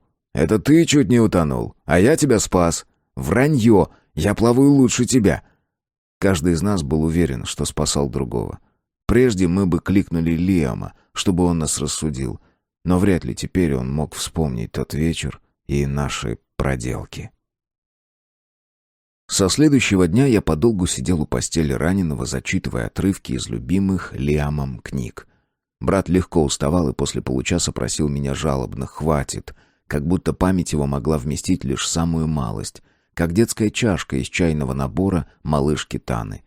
Медикус, навещавший больного каждый день, говорил: «Надо ждать, время вылечит, память вернется». И время лечило. Знакомая мягкая улыбка трогала губы Лиама, когда я рассказывал ему смешные истории, которые он так любил. И Лиам гневно сдвигал брови, когда разговор заходил о несправедливости. Теперь каждый наш разговор начинался со слов: «А помнишь, Лиам?» Он отрицательно мотал головой, и я рассказывал ему о позабытом случае, и тогда он его тут же вспоминал. Он уже мог сидеть в кровати и даже пробовал читать сам, хотя это вызывало у него сильнейшую головную боль, а порой у него начинала идти носом кровь. Я до сих пор храню эти книги с черными кляксами крови на пожелтевшей бумаге, знаками его сверхусилий. Однажды я напомнил ему о Ларе. «Таверна», — пробормотал он, — «она наверху». Сорочка». «Она твоя жена». Взгляд Лиама сделался совершенно беспомощным. Надо спросить матушку, может быть, стоит съездить за Ларой? Если ее отец уже перестал злиться из-за этой скоропалительной свадьбы, он отпустит ее в Ниян. А если Лара будет рядом, это поможет, брат поправится, любовь лечит. Но я не успел ни о чем переговорить с матушкой. Утром меня разбудил страшный вой. Я не сразу понял, что это человеческий крик. Вскочил и, как был, в одной рубашке и коротких домашних штанах кинулся наружу. В дверях Лиамовой спальни столкнулся с матушкой. Она была вся в слезах. «Он умер. Умер». Она обхватила меня за шею, а потом начала сползать на пол, и у меня не хватило сил ее удержать. Подоспевшая служанка усадила ее в кресло, а я подошел к кровати брата. Тот лежал навзничь. Лекарь снял повязку вокруг его головы, и теперь стали видны отросшие после стрижки волосы. Серо-коричневый пушок, похожий на короткую шерстку. Свидетельство борьбы ослабевшего тела за жизнь. Бесполезной борьбы, порушенной надежды. «Но ведь он выздоравливал. Он уже выздоравливал. Ему становилось лучше. Лиам, как же так?» — повторял я, глядя на эти начавшие отрастать волосы. Я наклонился и взял брата за еще теплую руку. Медикус гремел склянками, убирая ненужные уже пузырьки. «Почему? А? Почему?» — заорал я, срывая голос. Медикус вздрогнул от неожиданности и уронил склянку. По комнате потек запах крепкого алкоголя и настоянных трав. В комнату прибывало все больше народу, слуги, стража, они теснили друг друга, пытаясь оказаться ближе к кровати. Рана. «Но прошло уже 2 недели!» Так бывает с ранами на голове. Я замер, потому что в тот момент увидел созданного 2 недели назад Миракля. Скелет в гнилых лохмотьях корчился в дальнем углу комнаты, исчезая. Странно, но он успел измениться с тех пор. Кости обросли каким-то подобием мяса. В пустых прежде глазницах сверкнули предсмертной болью глаза. Да и лохмотья уже не казались, как прежде, гнилыми. Белый, отложной воротник, кожаный камзол. На нем было платье Лиама. И, глядя на него, я понял, что случилось. Когда Лиам рухнул с галереи и мгновенно умер, Миракль проник в его тело и захватил. Именно он поддерживал жизнь в теле Лиама, пока мы везли раненого домой. Оказывается, эти твари наделены чувством самосохранения. И я не ведаю, знали ли мои учителя магики, что Миракли способны на подобное. Но сейчас Миракль умирал окончательно, и тело Лиама вместе с ним. «Лиам!» Я положил свою ладонь на его сердце. «Не смей уходить! Слышишь?» Жаркий огонь потек от моих ладоней в его тело. Это была не лечебная магия, нет. Лечебная магия тут была бессильна. Эта часть меня, часть моей силы уходила к брату. Он дернулся всем телом. Выгнулся, потом медленно обмяк и открыл глаза. Зрачки его так расширились, что радужка почти исчезла, а на белках проступила сетка лопающихся сосудов. Капли крови переполняли веки и стекали по коже на белоснежную наволочку, вышитую гладью и украшенную мережками. Лиам судорожно втянул воздух и закашлялся. В этот миг Миракль растворился окончательно. «Я вспомнил», — прошептал Лиам, с трудом размыкая потрескавшиеся губы. «Что?»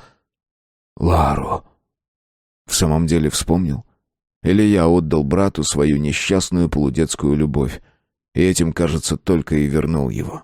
Заслышав голос Лиама, матушка с трудом поднялась с кресла и, едва не падая, добралась до кровати. Она бормотала лишь одно слово «жив» и целовала Лиаму руки. «Душно», — прошептал раненый. Лекарь со служанками распахнули окна и принялись гнать всех из спальни. Я остался, сделав вид, что это не мне указали на дверь. «Не злись на Эдуарда. Он...» Начал я, собираясь напомнить брату о том, как в доме хранителей пытались из доброго Эда сделать сурового и жестокого правителя. «Я сам виноват», — отозвался Лиам и вяло улыбнулся. «Я ведь обещал Эдуарду не свататься к Ларе. но увидел ее на карнавале и обо всем позабыл. Не слышал про ту клятву. Никто, кроме нас с Эдом, не знал, потому он и пришел в ярость. Я нарушил слово. Любовь. Она может с нами сделать все, что угодно. Я неожиданно рассмеялся. Это признание означало, что Лиам, подлинный Лиам, вернулся. Ведь он вспомнил то, что я не мог ему подсказать. Созданный мной Миракль сберег его тело. Моя магическая сила вернула его душу. Я знал, что никому и никогда не расскажу об этом. Но очень скоро эта тайна покажется мне милым секретом по сравнению с тем ужасом, что мне придется хранить в душе.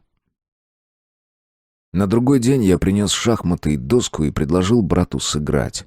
Он быстро вспомнил правила и даже неплохо провел пару комбинаций, но это была обычная игра, никакого единения с фигурками на доске, как прежде. 2 партии Лиам проиграл, 1 выиграл. Когда раненый поднялся на ноги, я стал водить его по замку. Иногда он узнавал комнаты и галереи, иногда даже вспоминал, что там, за гобеленом, спрятана потайная дверь. А наша статуя судьбы, что украшала библиотеку замка, была парной к той, что стояла в доме хранителей. В Дамирии считали, что существует 2 судьбы — счастливая и горькая, и Рок назначает каждому его судьбу. Глаза бронзовой судьбы закрыты. Она не ведает, какую дорогу назначает каждому из нас. Крон говорил, что магики изменили мир, научившись менять судьбу человека, напомнил я. Лиам погладил руку бронзовой судьбы, что лежала на бешено вращающемся колесе. «Да, они меняют. Но если бы они знали, какая дорога ведет к свету, а какая к беде, если бы судьба могла открыть глаза...» Лиам смотрел в лицо бронзовой богини Домирья, как будто надеялся, что металлические веки дрогнут, и мы увидим ее серебряные глаза с агатовыми зрачками, как у тех статуй Домирья, что украшали дом хранителей. Когда-нибудь мы научимся менять свою судьбу сами. Каждый из нас. И это будет самая сильная магия. И ни один перст судьбы не сможет указать человеку его путь против его воли. Я не помню, кто сказал эти слова. Я или Лиам, или мы оба. Одновременно. С каждым днем силы возвращались к раненому. Волосы отрастали, он все больше становился похожим на прежнего Лиама, но только внешне. Он стал заниматься с оружием. Движения его обрели уверенность, руки и ноги прежнюю силу. Однажды вечером я предложил ему устроить небольшой поединок. Мы взяли положенную защиту, учебные мечи и вышли за стены замка. Я не хотел, чтобы кто-то увидел наше состязание. После партии в шахматы я опасался, что Лиам утратил свой удивительный дар поединщика. Увы, я не ошибся. Первый же удар, который я нанес, Лиам пропустил. И второй тоже.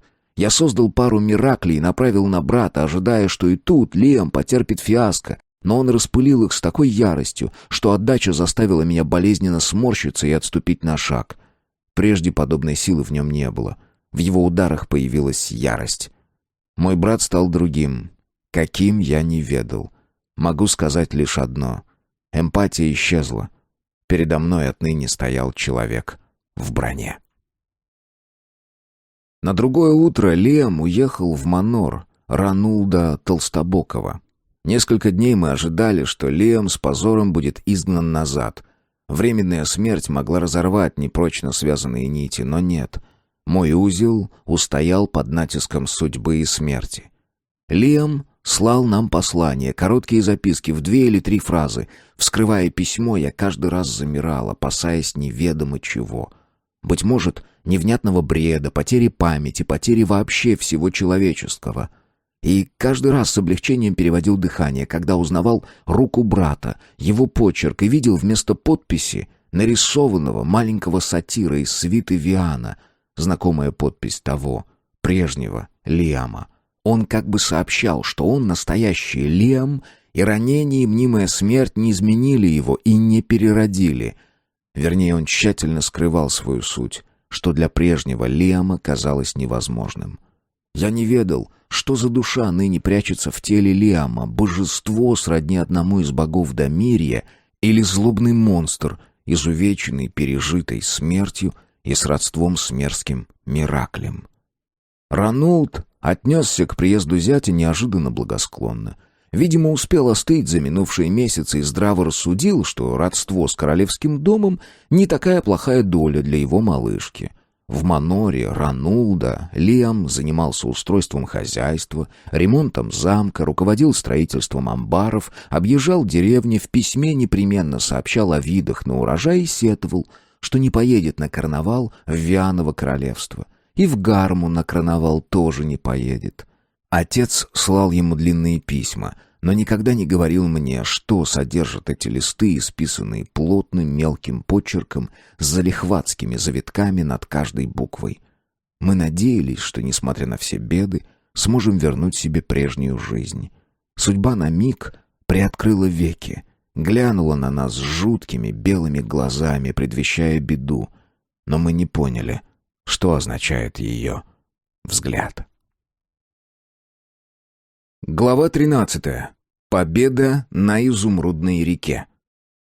Я думал, мне доставит удовольствие рассказать, как следующим летом мы разбили армию Игера и как мы, все трое, наследники Нияна, в этой битве отличились. Но вот дошел я до этой главы, и руки мои и без того неловкие онемели. Трудно говорить о победах, зная, какие несчастья случились потом. Трудно рассказывать о внезапном ударе нашей конницы, о полете Миракли и бегстве врага, когда вскоре все плоды этих подвигов исчезнут, как неумелое заклинание начинающего магика. Так что рассказ мой получится кратким. Примерно так он будет выглядеть в хрониках Нияна, если эти хроники кто-то сподобится написать. Едва весной вскрылся перевал Гармы, как две армии Игера ринулись в Ниен, сочтя наше королевство легкой добычей. Гарма пропустила армию Игера, как будто она состояла из невидимой пехоты и кавалерии. В то же время магистр Брин почти без труда пробил защиту на Гадючем перевале. Как выяснилось позже, лучшие ученики Крона предали великого хранителя и наложили фальшивые охранные заклинания, которые рухнули, как только первые всадники наследника Гияра ступили на дорогу. В соглядатаях и союзниках в Ниене у Игера не было недостатка. В империи знали и о моей размолвке с Кроном, и о том, что я не смог спасти брата от падения, и про то, что Лиам лишился своей способности предсказывать поступки и события. Ниян в то лето показался Игеру легкой лакомой добычей, а Игер был хищником, который хватал все, до чего могли дотянуться его когти. Две имперские армии сошлись на Изумрудной реке, надеясь утопить защитников Нияна в бурном потоке. В случае успеха Игеру открывалась дорога на беззащитную столицу. Лиам прибыл к нам на помощь буквально накануне битвы и привел с собою 100 всадников из восточных маноров. «Как ты будешь драться?» — спросил я брата. «Как все», — ответил Лиам. На нем были великолепные доспехи, работа мастера из флореллы. Только флорельцы умеют подгонять пластины друг к другу так, что сталь закрывает тело бойца практически полностью и при этом не стесняет движений. Воин может легко вскочить в седло без посторонней помощи. Когда-то подобные шедевры изготовляли мастера Лурсы, но их уже давно нет во Флореле. Те, кому довелось уцелеть во время резни Гвидо, давно переселились в завал короля Бруна. Я предложил брату наложить магическую защиту на его доспехи. Лиам ответил, что его броню не пробьет ни один арбалетный болт и не разрубит ни один меч. Так хороша эта сталь. «Побереги свои силы, Кенрик. Завтра они тебе пригодятся. А мне, полагаю, придется лишь настигать бегущих», — улыбнулся Лиам. Мой брат напророчил верно. Именно там, на Изумрудной реке, я создал эскадрон Мираклей, способных разить и убивать. Эта призрачная конница нанесла Игеру сокрушительный удар, буквально растерзав его армию, тогда как наша конница лишилась только парочки новобранцев, которые умудрились во время атаки свалиться на земь под копыта коней. Но теперь, оглядываясь назад, я понимаю, что эта блестящая, невероятная победа нас самих и обманула. Она внушила нам мнимую уверенность в нашей невероятной силе. Мы сочли империю Игера слабой, его армию уничтоженной, а его самого подавленным, готовым уступить Ниену и даже подтвердить наши права и наши вольности. И сам Игер нас в этом уверил. Мы похвалялись победой, наши мечники раздувались от гордости, магики из дома хранителей разглагольствовали о принципах управления мираклями в сражениях, как если бы это они создали неуязвимых и непобедимых бойцов. Глупцы, глупцы, глупцы. Один Лиам не потерял рассудительности и, возвращаясь к себе в Манор, сказал на прощание: «Пусть Эдуард закажет себе такие же доспехи, как у меня. А ты, Кенрик, не расходуй свой дар по глупости. Гирлянды из цветов, букеты и магические фонарики могут дорого обойтись не только тебе». «Если бы я знал, что случится с тобой в Виане...» «Это не твоя вина, Кенрик. Ведь эмпат среди нас троих — это я. Я должен был понять, что творится с Эдом. Но я как будто утратил на миг все свои таланты. Магия иногда оставляет нас в самый нужный момент». «Ты не поедешь в замок, чтобы увидеться с матушкой и отцом?» «Нет», — ответил он кратко. Так обычно на все вопросы отвечал Крон. Только да и нет, как будто ставил точку в послании. «Почему?» «Разве они хотят меня видеть?» «Это ты их избегаешь». Я едва не сказал это вслух, но вовремя прикусил язык. Лиам кивнул в ответ на непрозвучавшую фразу. «Ты можешь доказать?» «Нет», — снова сказал Лиам. «Не нужно испытывать судьбу». Он развернул коня и направился на восток. Вслед за ним устремились его всадники. Вся сотня. В бою он не потерял ни одного своего эквита. Вернулся Лиам в Ниен только накануне свадьбы Таны. Во дворе замка, когда Лиам спрыгнул с коня, Эдуард кинулся к нему, но обнять не решился, как будто опасался, что тот его оттолкнет. «Ты простил меня, брат?» — спросил Эдуард, отстраняясь и рассматривая Лиама. Тот сильно изменился. Он выглядел старше лет на 10. Что-то новое проступило в его лице, какая-то сосредоточенность, даже мрачность. А на висках серебрилась седина. Из темно-каштановых, с рыжеватым отливом, они превратились в тускло-коричневые пряди. Глаза смотрели настороженно и как будто потемнели. «Вино виною. Ненавижу карнавалы», — пробормотал Лиам. На миг наши глаза встретились. Во взгляде Лиама застыла боль. Матушка стояла на крыльце, ожидая, когда ее любимец подойдет. Я отвернулся, я не хотел знать, обнимет она своего среднего сына или только протянет руку для поцелуя. Иногда меня начинали терзать подозрения, что матушка своей магией изгнала из тела Лиама моего Миракля и тем самым едва не убила. Я не хотел усиливать эти подозрения.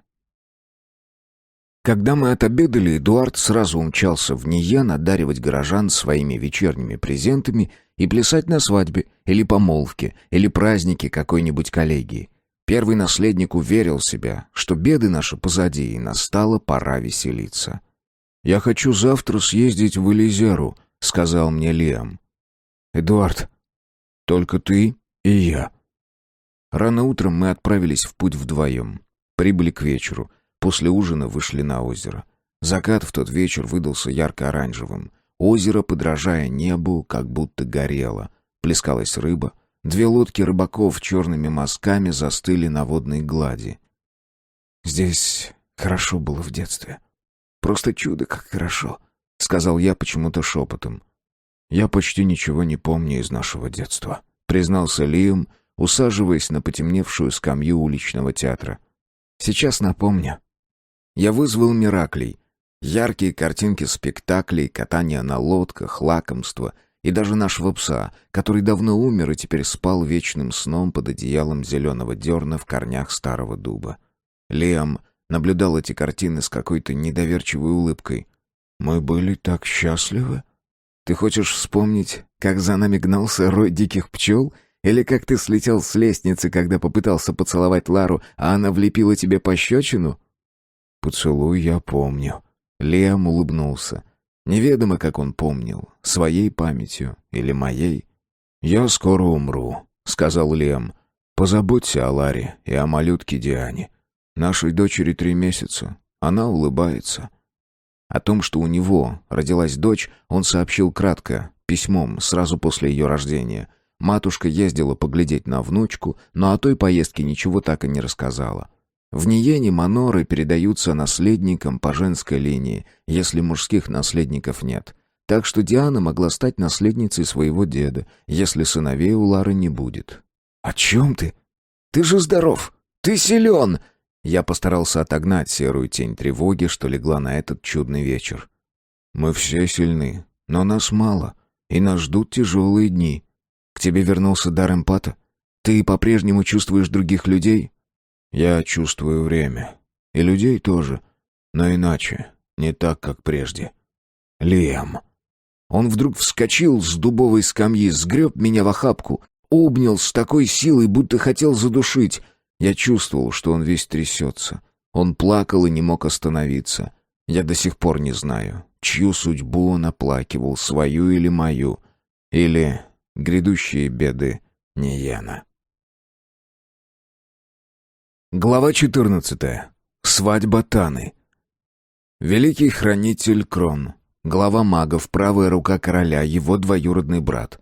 А еще он все время пытался выправить реальность под себя, под свой замысел, который когда-то созрел в его мозгу и который заставлял его совершать поступки зачастую странные, а иногда противоестественные.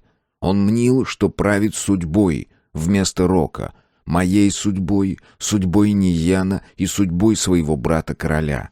Именно Великий Хранитель придумал после ссоры с Гармой и поражения Игера на Изумрудной реке искать союза с Игеровой империей. Крон рассудил, что Игер, потеряв в битве с нашими Мираклями свою лучшую конницу и почти всю пехоту, станет сговорчивей и заключить договор, выгодный обеим державам. Выгода для королевства, живущего торговлей как Ниен, это слово считалось почти магическим. Земли в Ниене в 10 раз меньше, чем у Игера, и людей меньше в 5. Ниен — полюс северный, и пусть бухта его никогда не замерзает, но в том заслуга магиков, а не природы.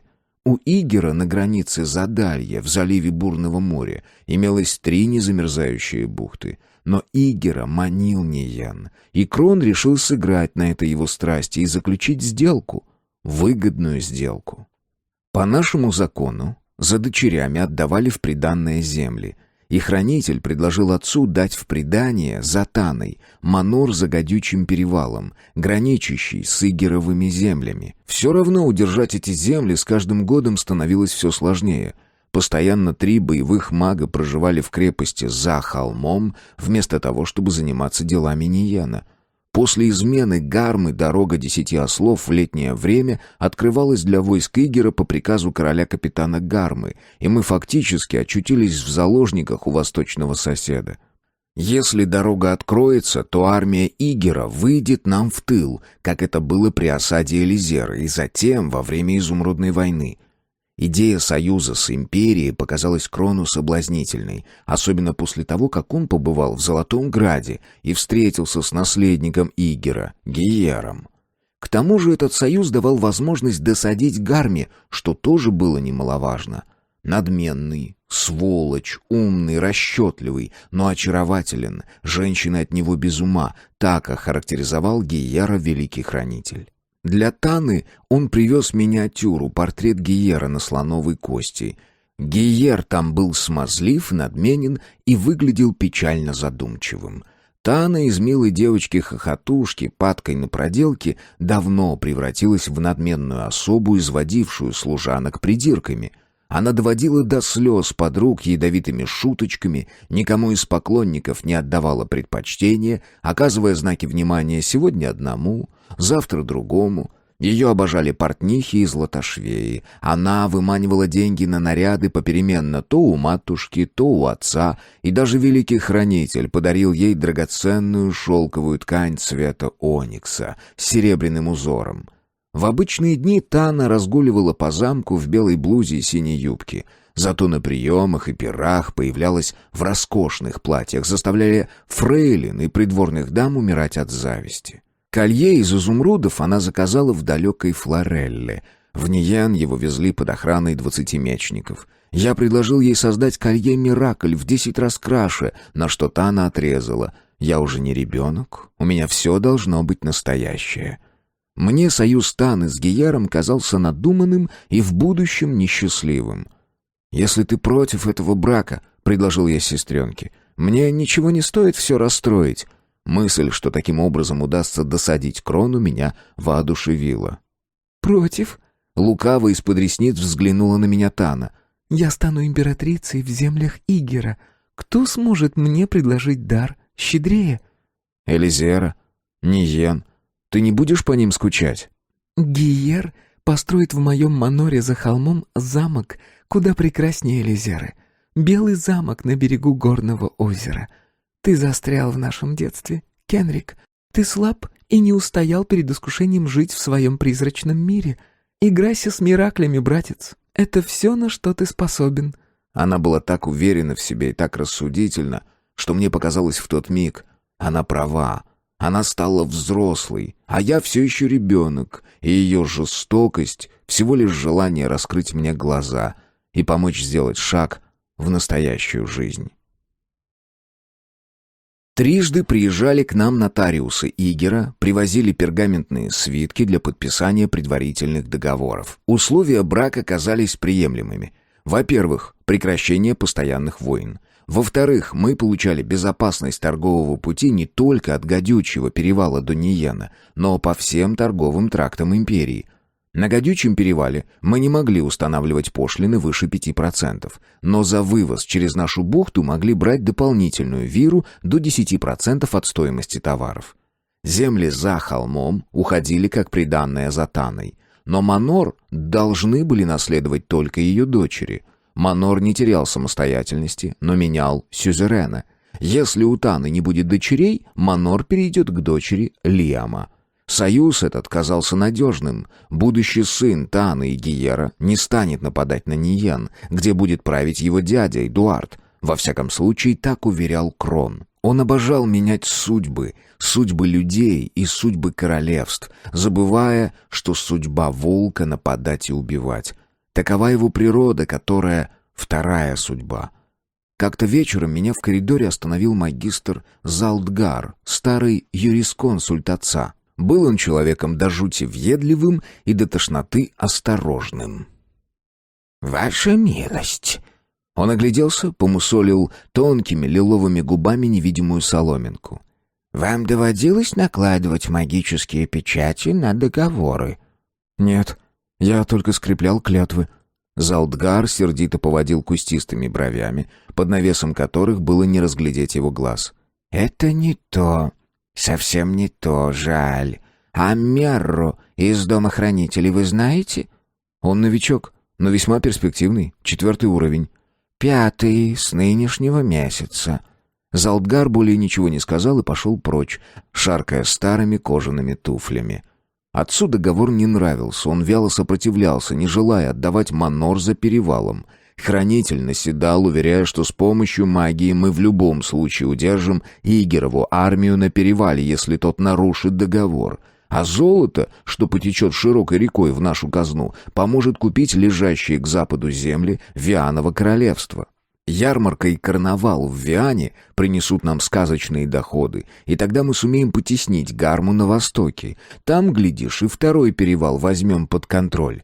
Не знаю, кто убедил Крона в возможности исполнения этих замыслов. Скорее всего, никто и не убеждал. Победа на Изумрудной реке его обманула. Во многих вопросах отец проявлял завидную твердость, но возможность договора с Игером, шанс избежать новых осад и войн, а в будущем вообще позабыть о старой вражде, его соблазнили. В итоге великий хранитель убедил короля безотказным доводом. Магический брак не позволит Игеру нападать на королевство его невестки. Руки новобрачных соединят сам Игер и первый наследник Эдуард, а Брин и Крон наложат сверху печати магической клятвы. Такую клятву не нарушить и не разорвать, напомнил великий хранитель, и этот довод опровергнуть отец не сумел. Эдуард был для меня с Лиамом, да и для всего Ниена, эталоном красоты и благородства, но рядом с наследником империи Нашет выглядел мальчишкой-подростком. Гийер был старше Эдуарда на 5 лет, выше на полголовы, широкоплеч, строен. Он носил кожаный черный коллет, пристегнутые золотыми застежками рукава, густо расшитые золотом. В их прорезях снежной белизной сверкала рубашка. Кожа его была смуглой, как и у всех уроженцев юга, но намного светлее, чем у его охранников. Едва он вошел, печатая шаг по мозаике большой залы в нашем замке, как я понял, что сердце Таны отдано ему навсегда и без оглядки. Она вздохнула так, будто прощалась со своей душой. К концу второго дня его визита я возненавидел его всем сердцем, но не потому, что он был в чем-то дурен, а потому, что был безупречен. В седле он сидел как влитой, фехтовал великолепно, был остроумен, весел, танцевал как бог и недурно играл на лютне. А еще он был уверен в себе и надменен, но ровно настолько, чтобы казаться гордецом, а не напыщенным придурком. Он умел быть обходительным и любезным до той поры, пока был в ком-то заинтересован. Все девушки нашего двора влюбились в него вслед за Таной, искали его похвалы и целовались с ним в коридорах. И, кажется, не только целовались. Матушка водила Тану за руку и не отпускала от себя ни на миг, опасаясь, что малышка совершит непростительное безумство. Но малышка при всей своей влюбленности оказалась на редкость благоразумной и лишь однажды подарила жениху поцелуй, пообещав все дары своей любви после обряда. Каждый день она меняла платье, вот и пригодился запас нарядов из огромного шкафа. Она знала, когда надо блеснуть, а когда с равнодушием отнестись к украшениям и пестрым тряпкам. Однажды, на вечернем пиру, когда уже убрали со стола мясные блюда и выпито было немало, Лиам подошел к Гийеру и сел рядом с ним, но не на стул, а на стол, упершись ногой в пустующее рядом кресло и обратившись к наследнику Игера лицом. «В прошлом году, — сказал Лиам, глядя Гийеру в глаза, — зимой я ездил в королевство Лурсов, завал короля Бруно. Странные земли, дикий край. Я купался в горячих источниках посреди зимы, пил кипящую воду из гейзера с привкусом серы и читал странную книгу, одна страница которой была белой, а другая черной. Книга та была заполнена от руки, и чернила писца были черны. На белой странице писались светлые деяния, на черной — преступные. Прочесть черное на черном было невозможно, но черные страницы были заполнены строками одна к другой, а на белых записи были редки, но они были. Иногда целый абзац, иногда одна фраза. Один раз я прочел твое имя, Гийер, прочел его на белой странице. А теперь скажи, что было написано рядом, на черной странице? «Когда империя Игера завоюет королевство Лурсов, я сожгу эту дурацкую книгу». Кажется, в первый раз я увидел, как Гийер разозлился. Ноздри его затрепетали, а губы сложились в тонкую ниточку. Никто не может прочесть, что записано на черной странице, но сам факт того, что запись сделана, наполняет сердце ужасом. «Не так ли?» — спросил Лиам, глядя в упор на Гийера, не мигая. «Мне плевать, что написали в своей старой книге какие-то сумасшедшие лурсы», — фыркнул Гийер. «Из наших земель лурсов давно выгнали и запретили возвращаться под страхом смерти». Лиам передернул плечами, соскочил со стола и направился к Тане. Она беседовала с музыкантами, вот-вот в соседней зале должны были начаться танцы. И Тана должна была идти в первой паре с Гийером. Мне невыносимо захотелось сделать пол льдисто-скользким, чтобы они с Гийером неловко завалились во время первого па, но я сдержался. «Тана, милая». Лиам взял ее за плечи и повернул к себе. «Верни Гийеру данное слово. Откажись от свадьбы». Он смотрел ей в глаза, как будто надеялся на чудо, на то, что судьба перевернет песочные часы и новый путь будет проложен в лесу, где раньше не было дороги. «Ты с ума сошел, Лиам?» Она сбросила с плеч его руки. «Верно говорят, что твоя разбитая голова, как глиняный кувшин, не звенит, а издает лишь глухие звуки». Она торжествующе глянула на Лиама. «Посмотри на Гийера. Он наследник империи, и он, как бог Виан. Ни одна девушка его отвергнуть не может». «Одна могла бы», — сказал тихо Лиам, — «но это не ты». Потом он подошел ко мне и сказал шепотом: Записи на черной странице можно прочесть. Чернила лурсов не теряют блеска с годами. Если направить свет магического огонька под определенным углом, все записи можно увидеть, если захотеть. Он положил мне руку на плечо. После перерождения у него появилась эта привычка класть собеседнику на плечо руку, как будто так ему легче было считывать чувства. «И ты прочел?» — спросил я. «Прочел, что там написано о Гиере?» «Прочел. И отец наш мог бы, и Крон, но они не захотели. Они полагаются на нити судьбы». «Нити не врут». «Ойли, ты сам в это веришь, Кенрик? Они обманывают себя, думая, что управляют чужой судьбой, тогда как сами своей судьбой управить не могут. Когда боги Дамирья оставили наш мир и закрыли за собой дверь, они оставили нам слепую судьбу, но разбили ее колесо. Правители новых королевств создали каждый для нее свое колесо. Они вообразили, что властны над случаем. Они указывали, кому и кем быть. Они карают неугодных с помощью перстов. Так что в итоге колесо судьбы сделалось обычной дыбой. Теперь каждого из нас вздергивают на пыточный обод, чтобы раздавить и обратить в пыль». Я вдруг понял, что Лиам так и не вернулся полностью в мир живых. В Дамирье верили, что мир живых от мира мертвых отделяет река, где вместо воды течет расплавленный свинец. Лиам смотрел на наш мир оттуда, из-за реки мертвых, и видел то, что мы еще живые узреть не могли. Он хотел нас предупредить, но мы не понимали его речей.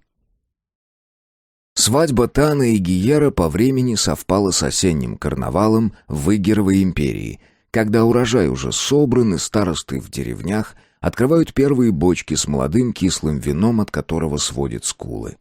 Вианово королевство перехватит эстафету карнавала через месяц. Веселье Игера было скромным по сравнению с безумствами в столице Виана. Да и вид Золотого Града не располагал к веселью. Был город вовсе не золотым, а серым, сложенным из массивных серых камней с черными прожилками липкого битума, который морал одежду, если неосторожно прикоснуться к стене. Золотым он становился на закате, когда небо заливал густой желтый свет, и солнце растворялось в нем на час или даже полтора.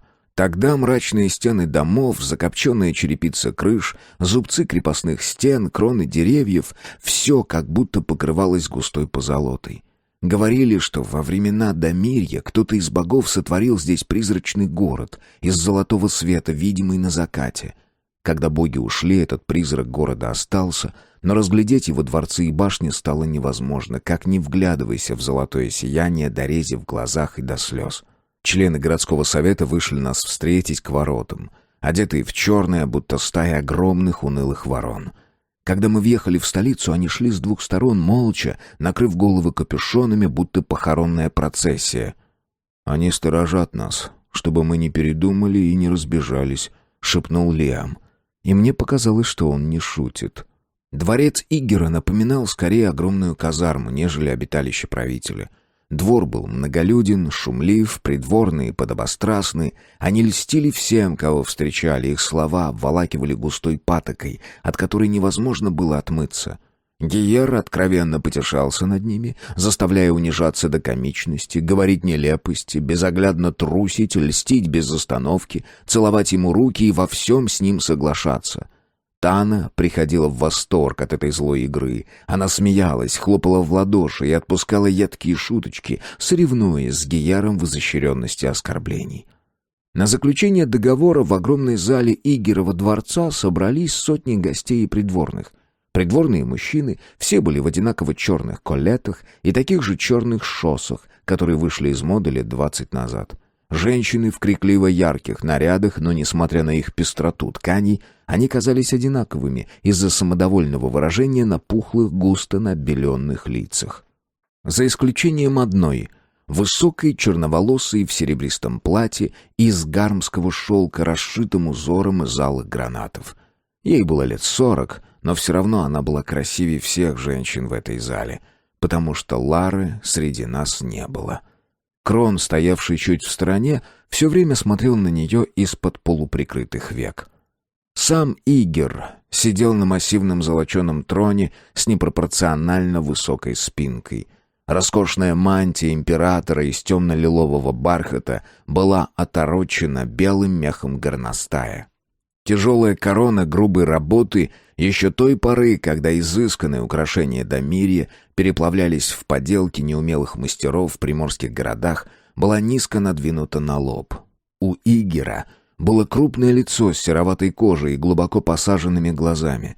Когда наступило время подписывать договор, он медленно поднялся, сошел с подиума и проследовал к пюпитру, на котором лежал сшитый шелковыми нитями кодекс договора. Либрарий поднес ему золотую чернильницу и белое гусиное перо. Игер несколько минут созерцал договор. Все ждали. Потом он сделал знак, и магистр Мерра, облаченный в мантию густого фиолетового пурпура, со знаком из 5 золотых кругов на плече, стал переворачивать большие листы пергамента, сплошь испещренные плотными черными строками.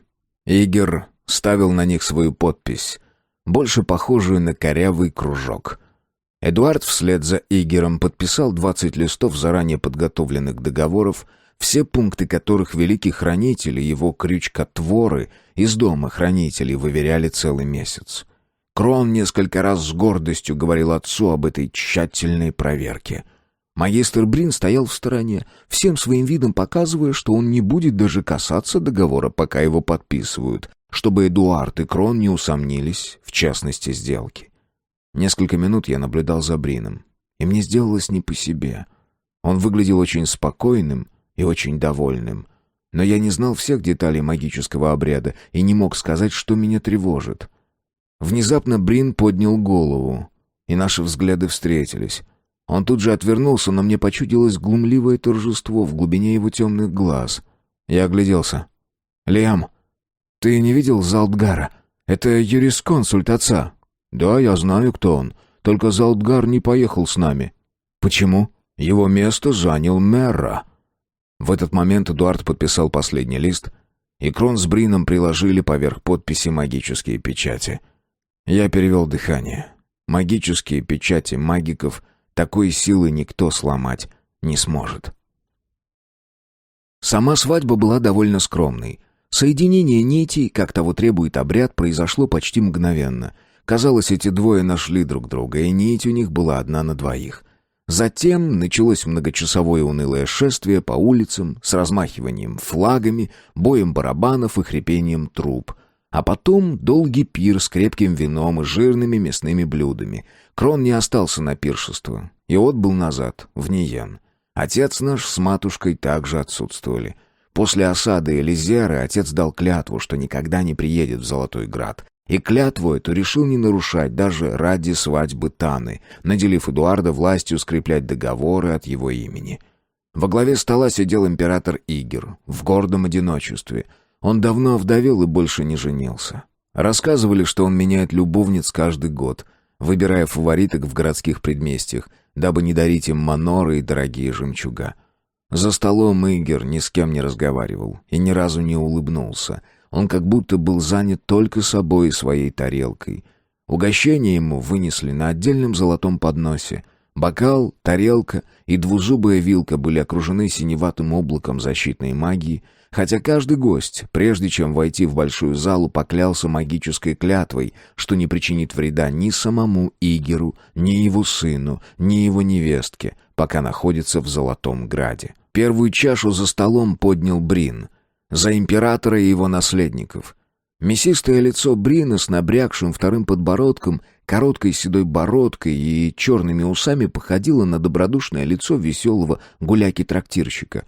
Вот только в черных глазах-щелочках прятался цепкий колючий взгляд. Он все время шутил, говорил громко, чуть пришептывая, но я не понимал ни слова из сказанного. Каждое отдельное слово понимал, а фразы целиком нет. Но при этом в голове создавался некий гул, как будто я не речи и прибаутки слышал, а кто-то у меня над самым ухом бил в колокол. Когда Брин умолкал, колокол продолжал бить, но уже тише. Придворные во время паузы вскакивали с мест, хлопали в ладоши и кидали Брину цветы.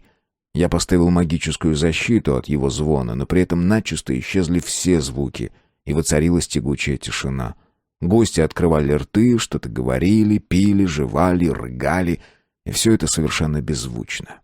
За столом между мной и Эдуардом сидела Райна, хорошенькая дочь владельца манора близ Элизеры. В детстве она приезжала вместе с братом на мои спектакли на озере. Сейчас ее брат, здоровяк, выше меня на целую голову, помещался по левую руку от меня. При одном взгляде на его кулаки у меня пропало всякое желание ухаживать за Райной. Эдуард был куда смелее и пару раз поцеловал красавицу в щеку. Я бы мог развеселить это хмурое сборище, наполнив залу десятками веселых мираклей, обрушить на головы сидящих разноцветных бабочек и лепестки роз, но Эдуард предупредил меня, чтобы я и не думал магичить. В итоге я напился, наелся жареной свининой и отправился в гостевую комнату спать. Едва молодые удалились к себе. Глава 15. После пира. Сон был тяжел. Мне снились кошмары. Я бродил в подземельях неведомого замка и не находил выхода. Стены были черны от копоти, с потолка капала вода, что-то чавкало у меня под ногами. Я находил мрачные ниши и закоулки, где когда-то прятались люди. Убогие кровати, грязные тряпки на деревянных настилах, битые кувшины и чашки. Теперь люди исчезли, оставив после себя осколки своей жизни. Свет мелькал впереди время от времени, но едва я сворачивал в новый коридор, как оказывался в тупике. За стеной слышались голоса, но я не мог разобрать ни слова. Под ногами кто-то шевелился и пищал. Я знал, что это крысы, и отпинывал их носками сапог. Я чувствовал, что меня пытаются разбудить, но брыкался, отворачивался к стене и по-детски пытался натянуть одеяло на голову. Кто-то буквально стащил меня с кровати. Запутавшись в одеяле, я грохнулся на пол и только тогда открыл глаза. Лиам стоял надо мной, и вид у него был страшный, полуодетый, босой, в правой руке меч, кинжал без ножен заткнут за пояс. Рубашка из тончайшего батиста, вся в темных пятнах. Голова в чем-то красном, волосы слиплись, свисали сосульками на лицо. Я не сразу понял, что и голова у него, и рубаха в крови. Я смотрел на него, часто моргая, не в силах ничего сказать. Лиам что-то говорил, но я не мог понять, что именно. «Нас заперли», — разобрал я с третьего раза. «Заперли? Где?» Я выбился из комка одеяла и простыней поднялся. Замотал головой, пытаясь прийти в себя. После выпитого на свадебном пиру голова была тяжелой, в висках ломила. «Улица перекрыта. Магическая стена», — сообщил Лиам. «Ты с кем-то подрался?» Я стал искать брюки. 3 наших убили. Меня тоже пытались. И Эда. И еще там, у магической стены, тоже наши полегли. «Убить? Кто пытался?» Я отыскал под кроватью брюки и натянул. Опоясался мечом. Фразы Лиама не доходили до моего сознания. Настолько диким казалось происходящее. Мы заключили мир. Вчера была свадьба. Тана, жена будущего императора. Сегодня, ночью, нас убивают? Кто? «Стража Игера». «Но зачем?» «Я захватил одного из стражей живым. Клянется, отдан приказ убить нас всех. Эдуарда, меня, тебя, всю нашу свиту». «Но зачем?» Кажется, ничего, кроме этих 2 слов, я произнести не мог. «Ты не понял? Тана наследует Ниян. Это же было записано в договоре. Если мы все умрем бездетными, Тана станет королевой Нияна». «Но твоя дочь...» «Ее некому будет защищать». «А как же магическая печать? Ее же приложили Брин с Кроном. Договор?» «Не знаю. Что-то не так». «Эд?» «Он внизу». «А Тана?» «Не нам беспокоиться о ее жизни. Ее точно не станут убивать». «Да, конечно. Идем». Магик связал их нити. Гийер спасет ее непременно. Потом она сможет нам помочь. Потом. Но не сейчас. Я снова глянул на Лиама, на его разбитую голову. Кровь каплями сочилась из-под волос и стекала по лицу. Мне не пришлось даже настраивать себя. Черная ярость завертелась во мне бешеным смерчем, как будто сотни злобных летающих змей включились в этот хоровод. За дверью толпились человек 10 из нашей свиты. Я узнал Райну. Сегодня она не смеялась, а была испугана и бледна. Поверх короткой нижней туники ей на плечи накинули огромную мужскую куртку. Я поискал взглядом ее брата, но не нашел. Многие из наших были ранены, почти все полуодеты или вообще в ночном, прямо из постели. Они расступились передо мной. Почти все глядели с надеждой. Мерра. Я поискал его взглядом, но не нашел. Скорее всего, его убили первым. Магик такого уровня — большая помеха. Но он мог спастись благодаря своему искусству. Я старался никого не касаться. Черная круговерть внутри меня грозила опасностью всем. Я сбежал по ступеням. Внизу у входа лежали двое мертвых, оба в форме игеровой стражи. Верно, не давали нашим выйти наружу. У каждого повыше локтя был повязан белый шарф, теперь забрызганный кровью. Я вспомнил рассказ Крона, что во время резни лурсов во Флорелле королевские гвардейцы повязали на руки белые тряпки, чтобы не перепутать в темноте, кого резать, а кого щадить, чтобы случайно не перебить друг друга. Белый цвет — символ чистоты, а еще смерти. На улице поджидали Эдуард и с ним еще двое. Из всех нас Эдуард был единственным одетым и в броне, и броня эта была забрызгана кровью. Заметив меня, он указал клинком на створ улицы. Там, между домами, будто криво натянутое полотнище, колебалась серая ткань магического затвора. А рядом валялись тела. Люди пытались пробиться наружу, но не смогли. «Пробьешь?» — спросил Эдуард. Я сложил ладони друг с другом. Черные змеи вырвались наружу, превратились в обоюдоострые клинки и мгновенно раздраконили преграду. «Вперед!» — мы ринулись наружу. «Конюшне! Быстро!» — проорал Эдуард, принимая на себя командование в этой маленькой битве. Я глянул на лежащих подле разрушенной ограды. Тела погибших распухли, как будто валялись несколько дней в тепле. Черная магия не только их убила, но и обезобразила до неузнаваемости. Один из мертвецов, огромного роста, с двуручным мечом в деснице, лежал на спине. Лицо его за несколько минут прогнило так, что наружу проступили лобные кости черепа. Живот вздулся, рубаха лопнула, обнажив синеватую плоть. Гигантский рост и клочья черных волос, прилипших к черепу, не оставляли сомнений, что этот гигант — брат красавицы Райны.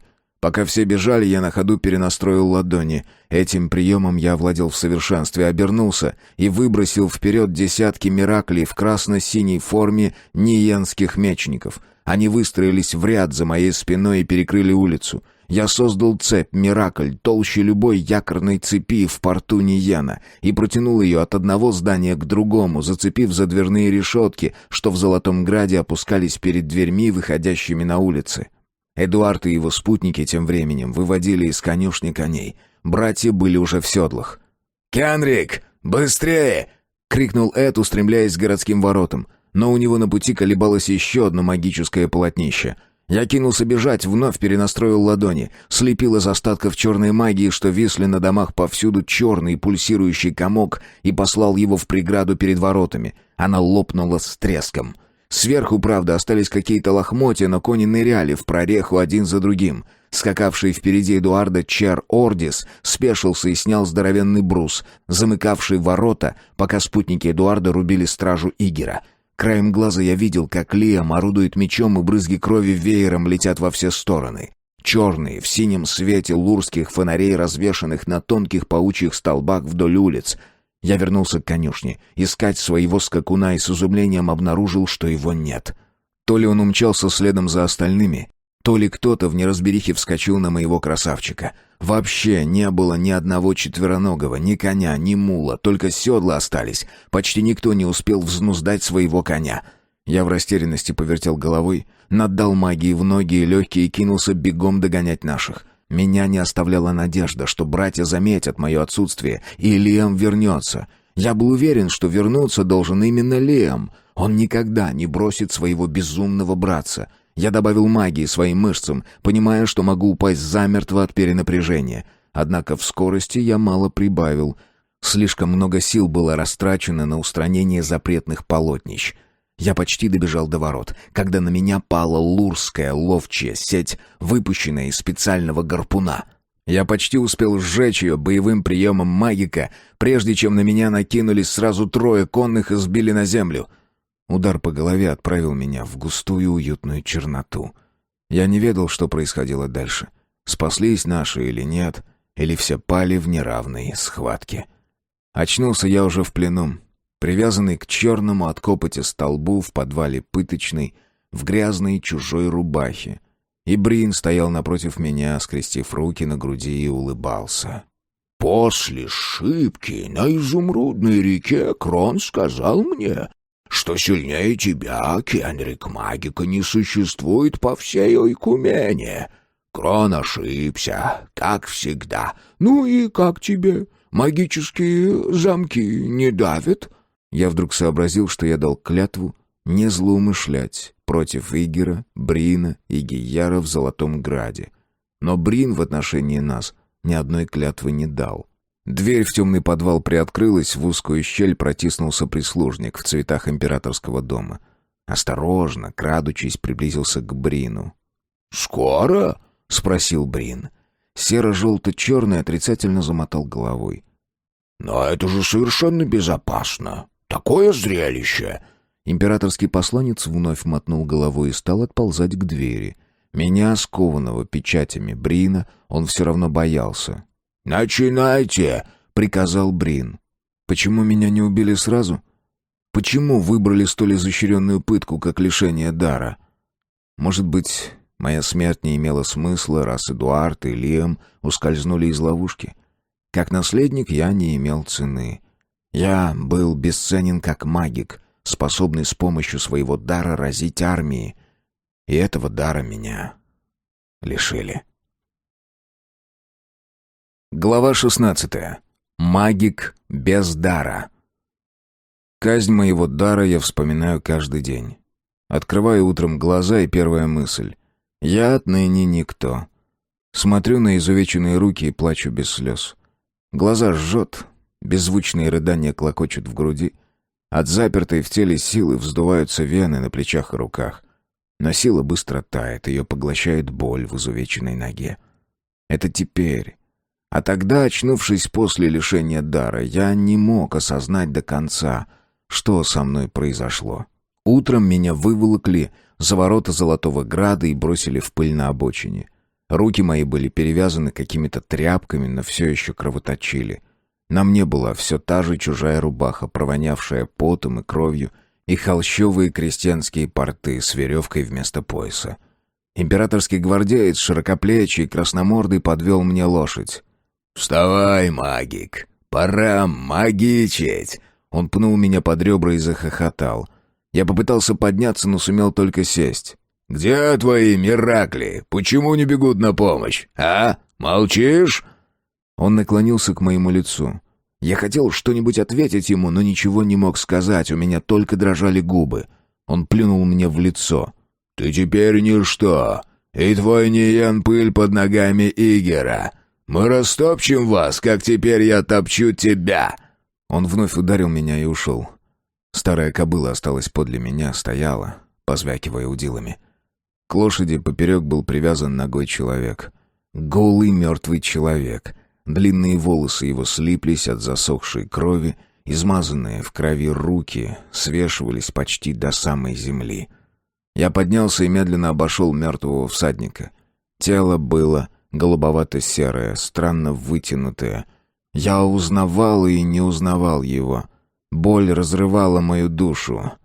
Я еще не позволил до конца уяснить, что случилось, когда губы мои прошептали «Лиам». Я обхватил его голову, всю в заскорузлой крови. Прижался губами к холодной коже и затрясся от рыданий. Когда-то я вернул его к жизни, отдав часть своей магической силы.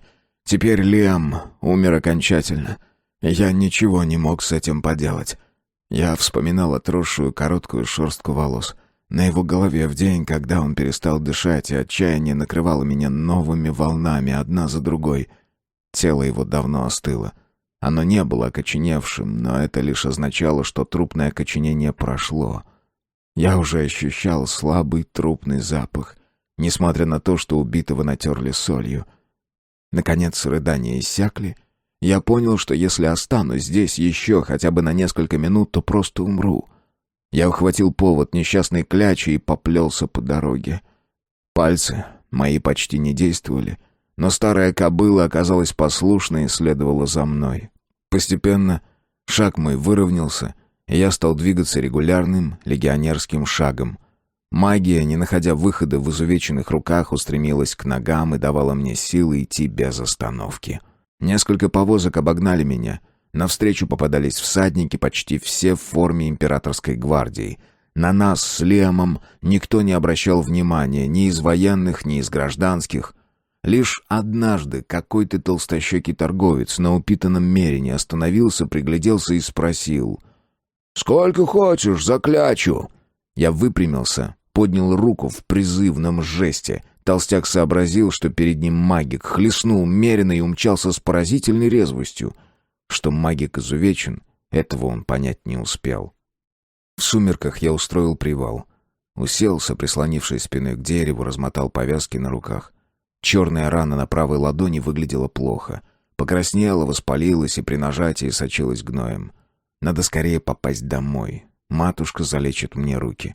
Сейчас я даже не мог развести огня, чтобы прижечь рану. Мысленно я повторял лишь одно слово: «Скорей!», как будто возвращение под родной кровь могло что-то исправить. «Скорей!» Или я просто не вынесу этого бремени. «Скорей!» Пусть кто-то окажется рядом. Дальнейшее я помню плохо. У меня был сильный жар, лихорадка сотрясала мое тело, магия спасала и убивала болезнь, но воспаление вскоре возвращалось. Эта борьба заставляла меня раз за разом покрываться то жарким, то холодным потом. Ночь я провел под деревом, прислонившись спиной к стволу, то в бреду, то в липкой полудреме. На рассвете двинулся дальше. Время от времени я останавливался напиться, если по дороге попадались родник или колодец. Всякий раз я пытался мыть руки и лицо. Щетина до странности быстро отросла, превратившись в небольшую бородку. Рану мне прижгли в кузне обломком раскаленного клинка, и я почти не почувствовал боли. Меня лишь шатнуло от слабости, и горячая струя мочи стекла по ноге. Я шел дальше, выпрашивал у кого-то еду, и мне подавали то сухарь, то кусок брынзы или сыра. Неведомо сколько я пробыл в пути. Один раз старая женщина кормила меня с ложки похлебкой из большой глиняной миски. Потом какая-то ярко раскрашенная красотка. Был уже вечер, и я проходил через маленький городишко, название которого выпало из памяти. Напоила меня вином из фляги. Это оказалось крепкое вианово вино. Его делают из подсушенного винограда, который созревает на южной кромке в октябре. Сладкое, пьянящее. Вино вечеринок и оргий. Мы пили его в Виане, и после одной бутылки ноги отнимались напрочь. Вино очень дорогое. Женщины обычно такое не пьют. Я провел здесь ночь на сеновале. Кобыла стояла рядом и хрупала сено, пока я спал. Я не снимал с ее хребтины тела, но чувствовал запах трупа даже во сне. Самым трудным было пережидать ночь. Я спал урывками, едва начало светать, как я двинулся дальше. Потом я увидел, что мне навстречу скачет отряд. Я узнал Чер-Риса. Впереди на черном ухоженном скакуне, и за ним наших копейщиков в красно-синих япончах, и опустился на дорогу, в плотную серую мелкую пыль. Я добрался до манора за холмом. Мечники окружили меня. Чер-Рис стал снимать с кобылы тело Лиама. Я сидел в пыли и трясся от рыданий. Слезы катились сами собой, но не уменьшали боли в груди. Наши всадники перебили присланную Игером стражу в этом маноре, сравняли все укрепления с землей и засыпали землю вокруг солью. Крон взорвал скалы и спустил в болото прекрасное озеро, возле которого Тана мечтала построить свою летнюю резиденцию. Но об этом я узнал много позже. Глава 17. Магия лжи. Меня привезли домой. Мои раны обмыли, обработали мазями и перевязали. Матушка применила все свое искусство, чтобы вытравить из моего тела лихорадку. Я был слаб и сам себе напоминал мешок от матраса, из которого вытащили конские волосы, а внутрь положили несколько тяжелых ядер для катапульт. Механический мастер пришел навестить меня и принес 2 механизма из дерева и мелких пружинок. Деревяшки напоминали разрезанные вдоль груши. Сжимая их, я должен был тренировать изувеченные пальцы, чтобы вернуть им силу, самую обычную силу обычного человека.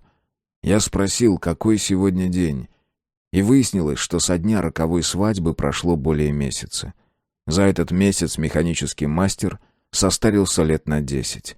Он сделался совершенно сед, лицо его отекло, щеки обвисли, под глазами образовались мешки, а сами глаза как будто потухли и все время слезились.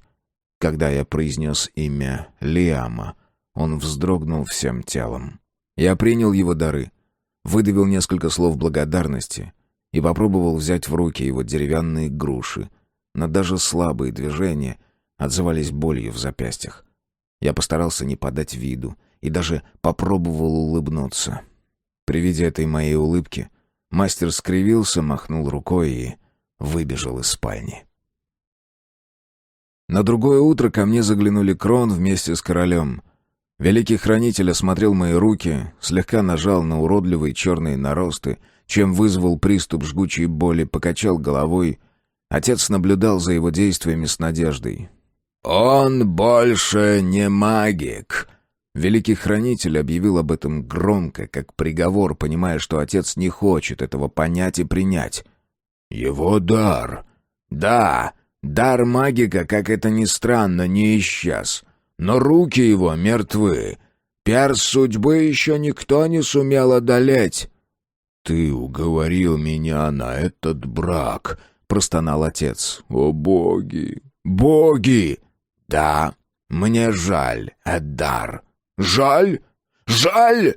Ты понимаешь, что теперь мы в лапах Игера, и он нас может попросту раздавить? Ты сможешь один остановить его армию? Сможешь? Я могу защитить Ниен.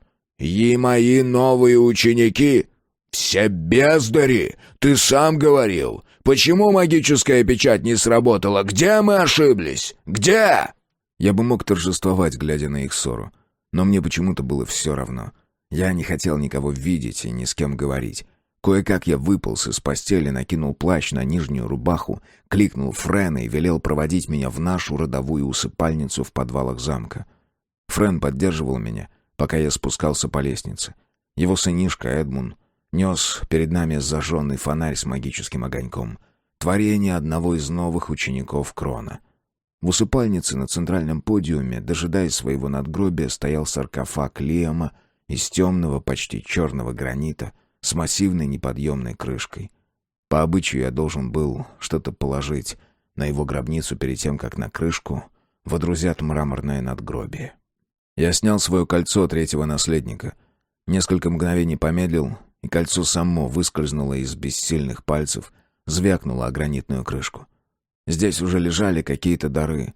Прядь волос, перевязанная золотой нитью, часы в золотом корпусе, дар механического мастера, шахматная доска из янтаря и фигурки шахмат в хрустальной шкатулке, завернутые в фольгу марципановые фигурки, деревянная раскрашенная лошадка, которой мы с Лиамом играли много лет назад. Все это скроет мраморное надгробие, полое внутри. Кто-то оставил здесь носовой платок из тончайшего батиста. Не ведаю, что означал этот дар, быть может, он впитал пролитые слезы. Я опустился на каменные плиты, прислонился спиной к гранитному постаменту и так сидел, наверное, с час или больше. Когда я выбрался наружу, во дворе меня поджидали Эдуард с матушкой.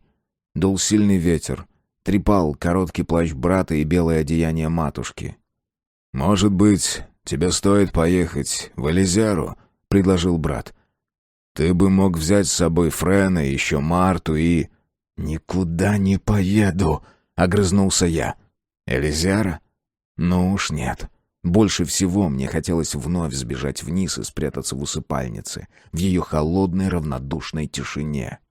«Послушай!» — брат ухватил меня за рукав в батистовой рубахе с такой силой, что едва не оторвал его.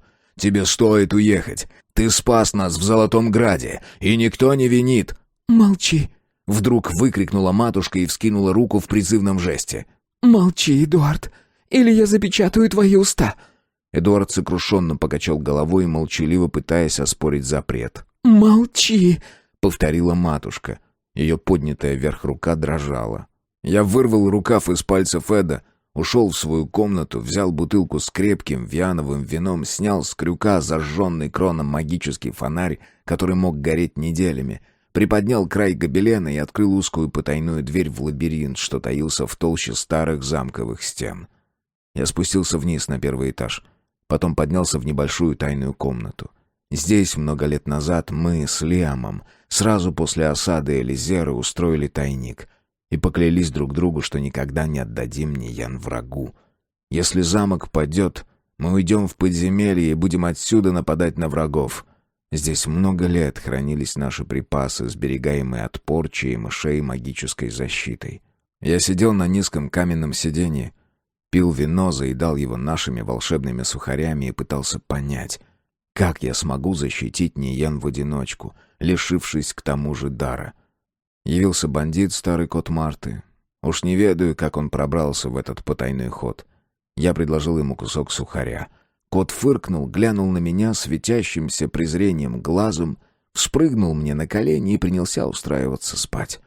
Я почему-то решил, что его прислал ко мне Лиэм, и мне стало чуточку легче. Спустя неделю Тана вместе с делегацией Игера приехала в Ниен. С нею была свита из 12 довольно безобразных немолодых дам и сотня гвардейцев охраны. Я вышел в большую залу вместе со всеми ее встретить. Она вплыла, как и подобает будущей императрице. На ней было платье цвета оникса с серебряной вышивкой из той самой ткани, что подарил ей Крон. Легкая фата, что крепилась к маленькой изящной золотой короне, сверкала разноцветными искрами. Лицо Таны было густо набелено, губы ярко накрашены, глаза сверкали торжеством. Я не узнавал ее, как будто это была какая-то иная женщина, почему-то внешне схожая с сестрицей Таной. Ее сопровождали 20 вельмож в длинных черных одеяниях. Герольд долго произносил титулы супруги Гияра и ее спутников. Я ничего не слышал, как ни пытался улавливать звуки. Кровь билась у меня в ушах, магия, не находя выхода, жгла тело. Я не замечал, как кровь часто-часто капает у меня из носа на черный колет. Я сидел по левую руку от отца, как второй наследник. Эдуард по правую. «Попытка убийства императора. Нам пришлось защищаться». Внезапно долетело до меня сквозь шум в ушах. Я попытался вслушаться. «Мы были вынуждены лишить третьего наследника, Кенрика, дара, иначе он бы убил и меня, и Гиера, и императора», произносили накрашенные ярко-розовые губы Таны. «Император Игер предупреждал о недопустимости использования черной магии, но вы, ваша милость, мой отец и вы, великий хранитель, были глухи к его предупреждениям. Черная магия вырвалась на свободу. Наследник Эдуард пытался остановить брата, но почти вся его стража пала под ударами сильнейшей магии Кенрика. Он просто обезумел. Последним погиб Лиам, пытаясь защитить всех нас. К счастью, магистру Брину удалось спеленать Кенрика с помощью магической сети и своих печатей, после чего нам пришлось лишить его дара, чтобы обезопасить наш любимый Златоград. Как объяснил мне Гиер, нас спасли клятвы, которые пытался нарушить Кенрик, ведь он клялся не применять черную магию». Я вскочил. Я задыхался. «Это ложь! Ложь, ложь! Эдуард!» Повернулся я к брату. «Я спал у себя в комнате, когда уже были расставлены магические ловушки, и началось избиение нашей свиты. Лиам разбудил меня. Подтверди!» Наследник Кенрик применял черную магию в столице Игера, хотя это запрещено. Пробубнил один из черных спутников Таны, сидевший от нее по правую руку. Его одутловатое лицо с тяжелой челюстью, обрамленное серыми, облезлыми волосами, казалось несоразмерно огромным по сравнению с тщедушным телом. «Вы сами поставили ловушки поперек улицы!» «Это не воспрещается. На ночь мы всегда замыкаем улицы, чтобы остеречься от лихих людей. Это была забота о безопасности прибывших на свадьбу гостей». «Тана!» — повернулся я к сестре. «Они убили Лиама! Лиам мертв! Его тело в нашей усыпальнице! Знала ли ты человека лучше Лиама?» «Лиам был чист и светел». Тана скорчила такую знакомую гримаску недоумения. «И ты убил его. А теперь мысли твои скачут, как испуганные зайцы, ища оправдания». Лицо ее было покрыто слоем дорогих гармских белил. Ярко накрашенные губы улыбались. Я подумал даже, что Брин наложил на нее какое-то заклятие и подчинил ее мозг, заставляя произносить заученные фразы. Потом вспомнил про сплетенные нити новобрачных и данные клятвы. Бывает такое. Нить одного из супругов не просто сплетается с нитью избранника, а врастает в нее. Тогда муж полностью подчиняет себе жену, или жена мужа. Но Тана была слишком независима прежде, чтобы за столь короткий срок подчиниться кому-то полностью. На миг я представил себя Лиамом, наделенным его даром эмпата, и попытался прощупать душу этого существа, затянутого в модное платье цвета оникса. И вдруг понял, что не было тут никакой магии, сплетения нитей, ничего. Был голый холодный расчет. Чтобы выжить в империи Игера, Тана полностью приняла сторону Игера, Гейяра и Брина. Магик может разбить чужие миракли и уничтожить чужую черную магию. Но разбить чужую ложь он не в силах. Ложь сильнее магии, и Тана с ее врожденной способности к мимикрии приняла правила Игера, стала частью его мира. Она выбрала этот путь еще здесь, в Ниене, во время визита будущего жениха. И понял это, кажется, только один — Лиам. «Мы требуем виру за наших мертвых», — бубнил посол, спутник Таны. «Запретить черную магию на всех землях Ниена. Принять наш гарнизон в город Ниен. Принять наши законы. Если вы откажетесь, мы придем, и руки каждого, как магика, так и простого смертного, коснется перст судьбы». «Договор запечатан магическими печатями! Вы не можете уничтожить Ниен!» Мои слова были как предсмертный крик отчаяния. «Мы не уничтожаем, мы устанавливаем справедливость», — заявил спутник Таны. «Магические печати стоят только на последнем листе. На остальных 19 листах ни одной печати нет. Но даже без магии император Игер намерен соблюдать условия договора. Мы обязались поддержать нерушимость общих границ империи и Ниена. Ниен станет частью империи в общих границах. Эту свою клятву ради общего блага наш император Игер сдержит». Он умолк, слышалось лишь дыхание сотен людей в большом зале, кто-то покашливал, шуршала ткань одеяний. Я посмотрел на Крона. Лицо его будто окаменело. «Это невозможно», — сказал отец после долгой паузы. Слова падали камнями на хрупкое стекло прежней нашей жизни. «У нас нет рабства, а у Игера есть. И в своде Игеровых законов записаны сотни провинностей, за которые могут надеть на шею рабское ярмо и сечь плетьми. За оскорбление величия императора — смерть, за разговоры о прежних вольностях маноров — рабство. Пытка допускается как в отношении черноногих, так и аристократов. Любого можно жечь каленым железом, рвать ноздри и выкалывать глаза. Любого могут бросить в темницу и держать там месяцами, ни в чем не обвиняя. У любого отобрать дом и земли. Детей и жен можно продавать в борделе. Ты этого хочешь для своей страны, Тана?» «Супругу Гейяра называть ваша светлость», — напомнил посол. «Моя страна — империя Игера», — объявила Тана. «Вам придется принять наши требования». «Эдуард!» — снова повернулся я к брату. «Скажи, что там на свадьбе на нас напали. Мы защищались, скажи!» «Не могу», — прошептал Эдуард. «Нет». Мне стало казаться, что я болен. Я брежу, и в бреду происходит эта встреча. И новая Танна — всего лишь мой ночной кошмар. И ультиматум Игера — ночной бред. «Кенрик, брат мой, чтобы тебя отпустили, мы официально признали, что ты пытался убить императора Игера и его наследника Гейяра, и что ты убил Лиама». «Признали? Когда? Меня отпустили на другое утро после удара перстов». «Нет, только через 2 недели. Ты был в плену без сознания 2 недели. Нам нужно было спасти тебя». «Жаль», — пробормотал я, скалясь, не в силах перемочь непроходящую боль в руках. «О чем ты?» — все так же шепотом спросил Эдуард. «Жаль, что не убил Игера на пиру во время свадьбы. Да, мог бы. От черной магии никакая охрана не защитит. Но отец запретил. Взял с меня слово, что я не посмею тронуть императора ни оружием, ни магией. Отец верил, что заключает с Игером мир на 30 лет, а вышло всего на полдня». Я стоял посреди зала, не в силах сдвинуться с места и заталкивая вглубь своего существа душащую меня бешеную ярость. Толпа придворных начала быстро редеть. Многие спешили собирать вещи и готовить в дорогу спальные повозки. Особенно те, кто имел поместье в землях Гармы или Виана. Кое-как справившись с собой, я протиснулся мимо оставшихся придворных к стене, где подле глубокой ниши, в которой прятался бронзовый бог-громовержец, прикорнул, сгорбившись, Залдгар. Они врут? Так ведь? Как такое может быть, чтобы первые листы договора оказались бесполезны? Залдгар поднял голову, и я увидел его глаза, очень светлые, прозрачные, окруженные сеткой бесчисленных морщинок.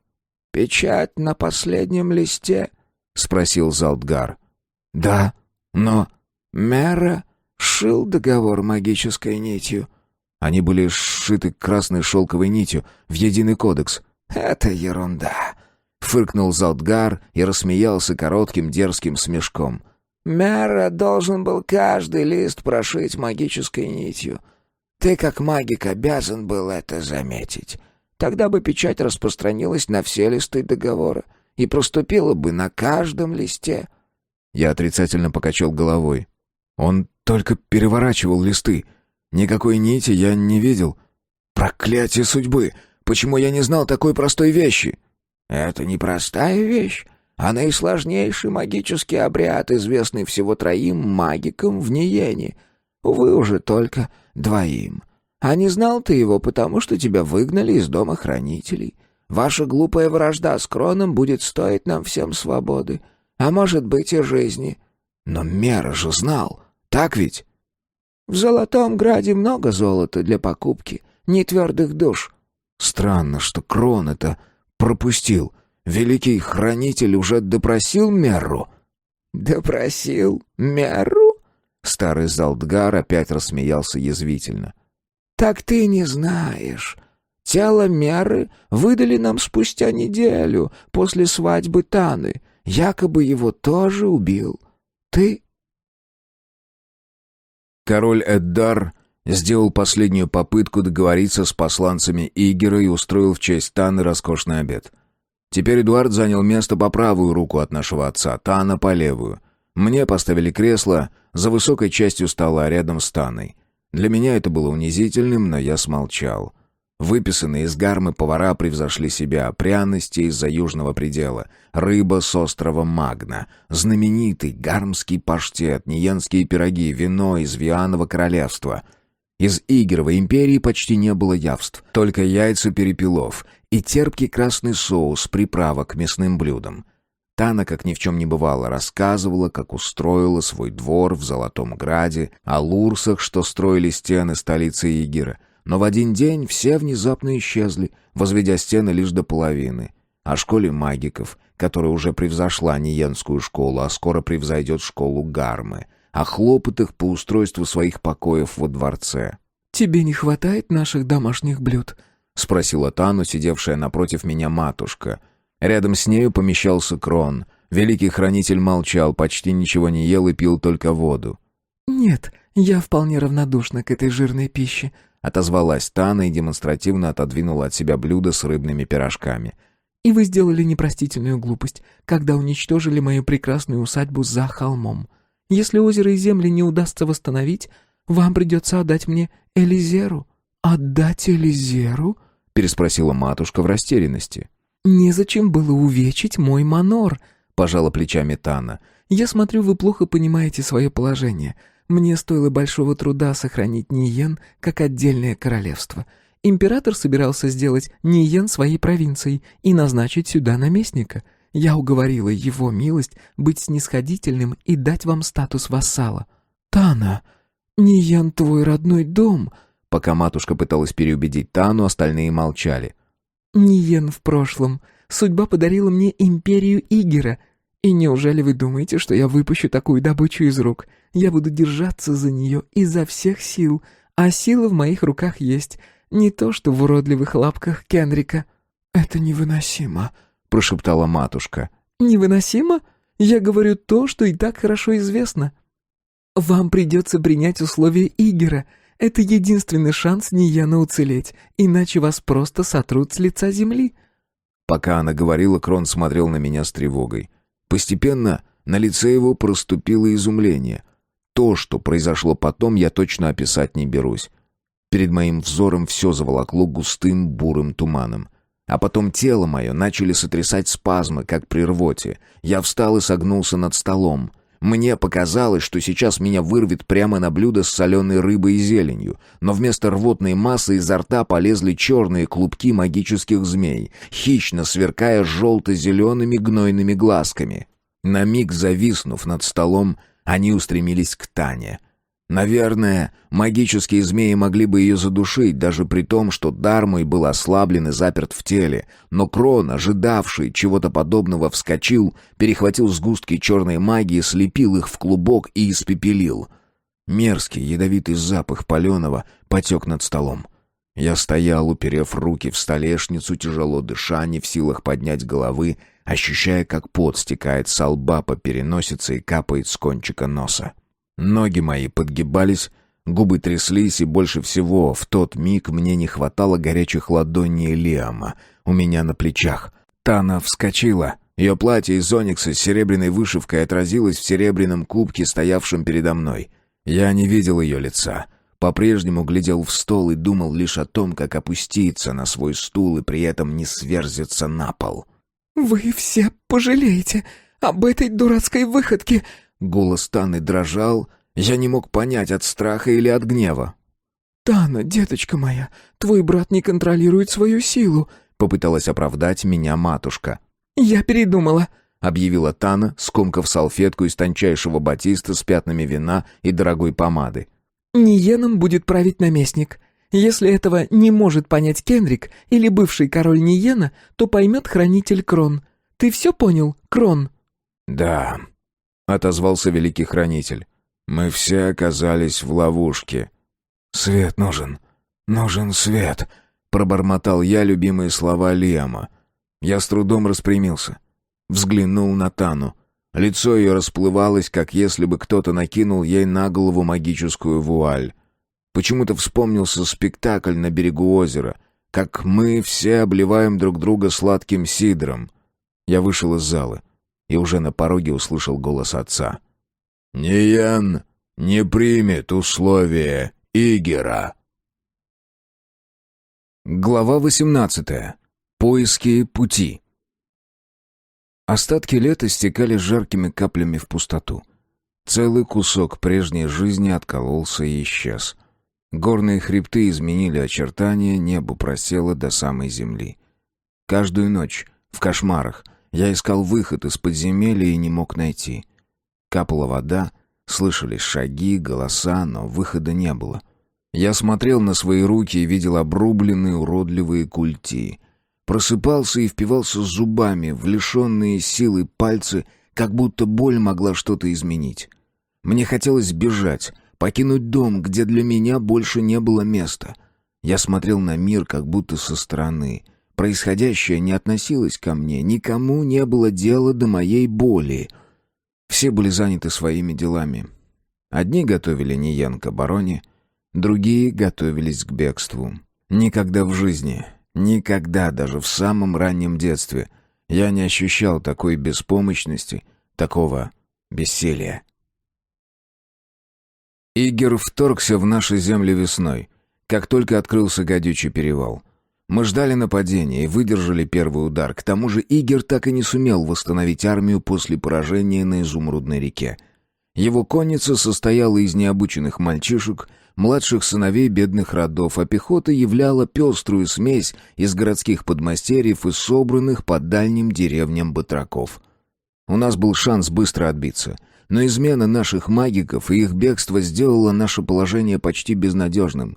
И хотя Гарма в этот раз не открывала перевал для игеровых войск, положение наше день ото дня становилось все отчаяннее. Мы уже потеряли в первые дни войны половину пехоты, и теперь Игер методично добивал вторую половину. Зима должна была принести с собой холода и голод. Голод довершит то, что начала сталь. Я вспоминал осаду Элизеры и содрогался от ужаса. Вечерами я уходил бродить по городу. Кривые улочки, освещенные редкими синими магическими огнями. Большинство фонарей мертво чернели на фоне встревоженного синего неба. Это легкие задания для начинающих магиков — запалить на ночь уличные фонари. Большинство из них горит час-другой. Магия в них быстро угасает. Лишь немногие способны удержать энергию до утра. Тех учеников, чьи фонари сохраняют свет до зари, хранители допускают к следующей ступени. Так что случалось, что весь Ниен сиял огнями. А бывало погружался в темноту, потому что ученики Крона провалили задание. Но к чему магия, если можно зажечь масляные фонари? Как просто! Почему в Ниене никто не додумался до этого? Почему мы искали тайные нити связи с прошлыми судьбами, вместо того, чтобы просто осветить ночью улицы? Я криво усмехнулся. Правильные решения приходят в голову, когда ты уже вышел за дверь и утратил дар. Хотя сейчас даже лучше, что нет света. Не видно, как состарился город, одряхлели дома, просели крыши, как много намертво забитых дверей и окон. Фонарь впереди стал медленно гаснуть, позволяя различать только черные силуэты домов. Скоро мне придется двигаться в полной темноте. Еще весной я мог запалить одним движением пальцев все фонари в городе и осветить театральную сцену и королевский замок до рассвета, а сейчас только тьма. Я шел, упрямо наклонившись вперед. Мое зрение магика было сильнее обычного человеческого. Уже почти в полной темноте я смог различить, как из ниши скользнуло гибкое быстрое тело, и пальцы впились в мое предплечье пониже локтя. «Не трогай кинжал!» Расслышал я отчетливо шепот, и запах гнилых зубов ударил в нос. «И давай сюда кошелек, иначе сдохнешь!» Я ощутил холод лезвия на шее, и одновременно я почувствовал пальцы, державшие меня за предплечье. Ощутил их силу. Крепких, грязных пальцев с обкусанными ногтями. На большом воспалилась заусеница. Почувствовал напряжение руки грабителя, силу его плеча, зуд под немытыми подмышками, боль ожога на ключице и напряжение в левой руке, приставившей клинок к моему горлу. Я чувствовал, как этому парню хочется меня прикончить. Его прямо трясло от желания вспороть мне горло. Это было его чувство, не мое. Но я ощущал сейчас его жажду крови. Он был уличным грабителем и убийцей, а я магиком, рухнувшим с высоты своего самомнения. Между нами было много общего. Гораздо больше, чем могло показаться на первый взгляд. Мы оба решили, что легко можем распорядиться чужими жизнями. Моя кровь открыла дорогу магии. Он пролил ее сам, слегка надрезав кожу на моей шее. Моя магия хлынула в его тело и вернулась ко мне через его пальцы.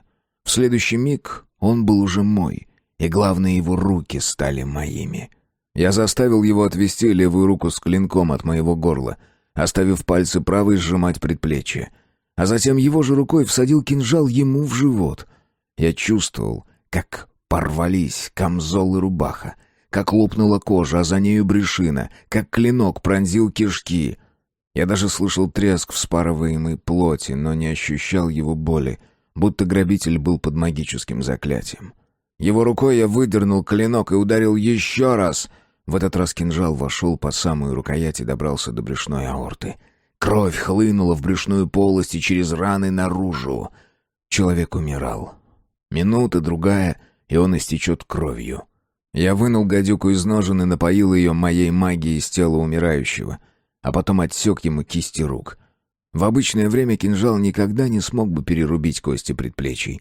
Я бросил искалеченное тело на улице, а сам со своей кровавой добычей скользнул в узкий просвет между двумя домами. Здесь кто-то спал на куче тряпья, соорудив из большой старой корзины нечто вроде будки для ночевки и укрывшись лохмотьями. Их было двое. Они проснулись и теперь лежали, не шевелясь. Я не обращал на них внимания. Я снял чулками кожу с отрубленных запястья и надел себе на руки. Сами кисти рук я выбросил, собаки сгрызут их к утру. Затем я шагнул из жалкой щели наружу обратно на узкую улочку и вскинул руки в чужой коже, ощущая, как капли крови скатываются к локтям, а затем к подмышкам. Я сделал знакомые пасы, заставляя зажечься магический свет, и все фонари на улице вспыхнули. Я шел по Нияну и зажигал свет на улицах, приговаривая раз за разом «нужен свет». И так я добрался до ворот замка. На кухне Марта готовила вечерний отвар для матушки. Увидев меня, она хотела что-то спросить, но замерла с открытым ртом. Я взял со стола кружку с мятным чаем и выпил залпом. На белом фарфоре остались алые пятна. Ни слова не говоря, я поднялся к себе в комнату, вынул из шкатулки флакон с бальзамическим составом и протер кожу. Потом налил из глиняной зеленой бутылки в серебряную чашу густой, похожий на смолу, состав и, осторожно сняв жуткие перчатки, опустил их в чашу. Я завел свои часы, сработанные механическим мастером, и лег, не раздеваясь, спать. Утром я отправился к механическому мастеру. Мастер упорно трудился, как будто происходящее в Нияне его не касалось. Как будто от исправности игрушечного льва, который умел мотать головой и шевелить лапами, зависело наше будущее. Таких игрушек он склепал уже 10. Лев в натуральную величину был 11-м по счету. Остальные модели закрывала холстина, и трудно было понять, что за чудеса скрываются под серыми полотнищами. В мастерской пахло маслом, нафтой, разогретым металлом и краской. «Твой лев сможет растерзать парочку гвардейцев во время штурма?» — спросил я. «Может быть». Механический мастер загадочно улыбнулся. Я показал мастеру перчатки из человеческой кожи. Он не стал спрашивать, где и как я их раздобыл, а попросил надеть и показать, что у меня получается. Я смог зажечь свечу и даже повесил парочку магических фонарей на подставку, после чего сбросил перчатки. Магия проходит, но очень слабо. Сойдет для ученика первого уровня. С помощью мертвых перчаток выше не подняться. Создавать боевые миракли? Ха! Как же! Но магия пробивает границу, начертанную перстом. Вчера я зажигал фонари на улицах. Я смог. Я смотрел на механического мастера с надеждой. Если он сумел сделать механизм, отсчитывающий время, почему бы ему не сотворить для меня новые руки? Мастер задумался. Он что-то нарисовал на листке бумаги грифелем, потом посмотрел на мои пальцы, перепачканные бальзамическим составом. «Я сделаю. Перчатки из металлической проволоки. Ажурные, похожие на те, что вязала крючком моя покойная матушка. Не знаю, насколько ты станешь силен, но они точно будут лучше, нежели куски человеческой кожи, которые скоро сгниют». «Так делай!» — воскликнул я раздраженно. «Начну сегодня. Потребна тончайшая проволока, придется заказать в городе». «Нужны деньги? Бери. Сколько?» Я высыпал перед ним на стол все золотые из моего кошелька. «Когда они будут готовы? Сегодня?» «Нет, конечно. Завтра?» «Ты смеешься?» — мастер покачал головой. «Пройдут недели, а то и месяцы». 2 недели. Даю тебе 2 недели, возьми подмастерьев из оружейников. Кого хочешь, бери в помощники. Можешь взять Лиса, моего мастера». «Это невозможно!» «Дольше я не смогу ждать». Надежда. Она мелькнула, притаившись среди укутанных в холстины механических кукол. «Я сумею. Верну себе дар». Я метался по мастерской. Мысли мои мешались. Кожа горела, как будто меня варили кипятком. Я бы отдал полжизни, чтобы перчатки были готовы уже завтра. Мастер больше не спорил. Он сделал слепки моих рук, несколько штук, и пометил краской точки на моих предплечьях там, где будут крепиться перчатки. «Только у меня одна просьба», — сказал мастер, когда я уже собрался уходить. «Какая?» «Это даже не просьба, а требование». «Говори». «Дай слово, что не будешь пытаться сделать новую пару перчаток сам». Я молчал. «Иначе я не стану тебе помогать». «Хорошо. Обещаю». Я прижал сжатый кулак к груди. И хотя клятва эта была пустая, магии в ней не было ни грана, я знал, что ее не нарушу. Глава 19. Лара. Я сгорал от нетерпения, ожидая, когда механический мастер исполнит обещание и сплетет перчатки из тончайшей серебряной проволоки. Каждый день по 2 или 3 раза я поднимался в парящую башню в его мастерскую. Работа шла. Уже можно было увидеть абрисы рук из проволоки, что велась вокруг восковых форм. Я обходил столик с подставкой из черного дерева, на которой помещались мои будущие перчатки. «Когда их можно будет испытать?» — спрашивал я. «Еще не сегодня», — отвечал каждый раз мастер. Перед ним на столе лежал рисунок человеческой руки с причудливым ветвлением тончайших линий. Мастер повторял их, припаивая все новые и новые проволочки к будущим перчаткам. Я надеялся, что он успеет сделать перчатки, прежде чем войска Игера прорвутся через перевал. Каждый день ожидания стоил десятка жизней наших воинов. Вновь и вновь поутру отворялись ворота, и в замок въезжали повозки с ранеными. Каждое утро я поднимался на стену и осматривал укрепления на предмет порчи. Потом смотрел вдаль. Много ли солдат удалось собрать Игеру, чтобы бросить новобранцев в атаку на наши позиции? Не было ничего хуже на свете, чем это бессильное ожидание. Нас бы давно уничтожили, если бы Гарма пропустила армию Игера через свой перевал, и войска Империи ударили бы нам в тыл. Но, к изумлению Игера, да и нашему тоже, Гарма заперла перевал на востоке, внезапно вспомнив про какой-то древний, скрепленный еще самыми обычными немагическими печатями договор. Игер не стал нападать на Гарму, решив сначала разделаться с Ниеном. Откупаясь, Гарма поставляла Игеру оружие, повозки и коней, но тайно желала нам победы. Да, Гарма оставалась полунейтральной, но все равно каждое утро я с тревогой ждал сообщений из восточных маноров и долго смотрел в сторону Элизеры. И вздрогнул всем телом, когда увидел, как с востока скачет небольшой отряд. Впереди Эквит, за ним 4 мечников, явно новобранцы, совсем подростки. Гонцы? С дурными вестями? Или столь жалкое пополнение? На лошадях держатся неплохо, но с оружием против конников Игера не сдюжит. Да и всадник впереди казался слишком тонким и мелким для Эквита. Я навожу на него зрячную трубу. Да это же Лара! Вместо того, чтобы сидеть в отцовском замке, мчиться к нам, хотя здесь опаснее 100 крат. Если Ниен падет, нас всех уничтожит, но маноры могут уцелеть. Хотя нет. Дочь Лары, наследница Ниена и империи Игера, она точно не спасется. Так что Лара уцелеет только в одном случае, если уцелеет Ниен. Она умная женщина и наверняка это понимает. Последними в маленькой кавалькаде трусят слуги. На каждого благородного в дорогу снарядили по одному черноногому. Лошади под слугами такие, что, кажется, их выкупили по цене шкуры у коновалов. «Открывать ворота!» — кричит снизу мечник. «Открывай!» Отряд въезжает во двор. Я спускаюсь со стены. Так и есть. С Ларой какие-то губошлепы лет по 16. Они браво соскакивают на землю. Один вообще ребенок.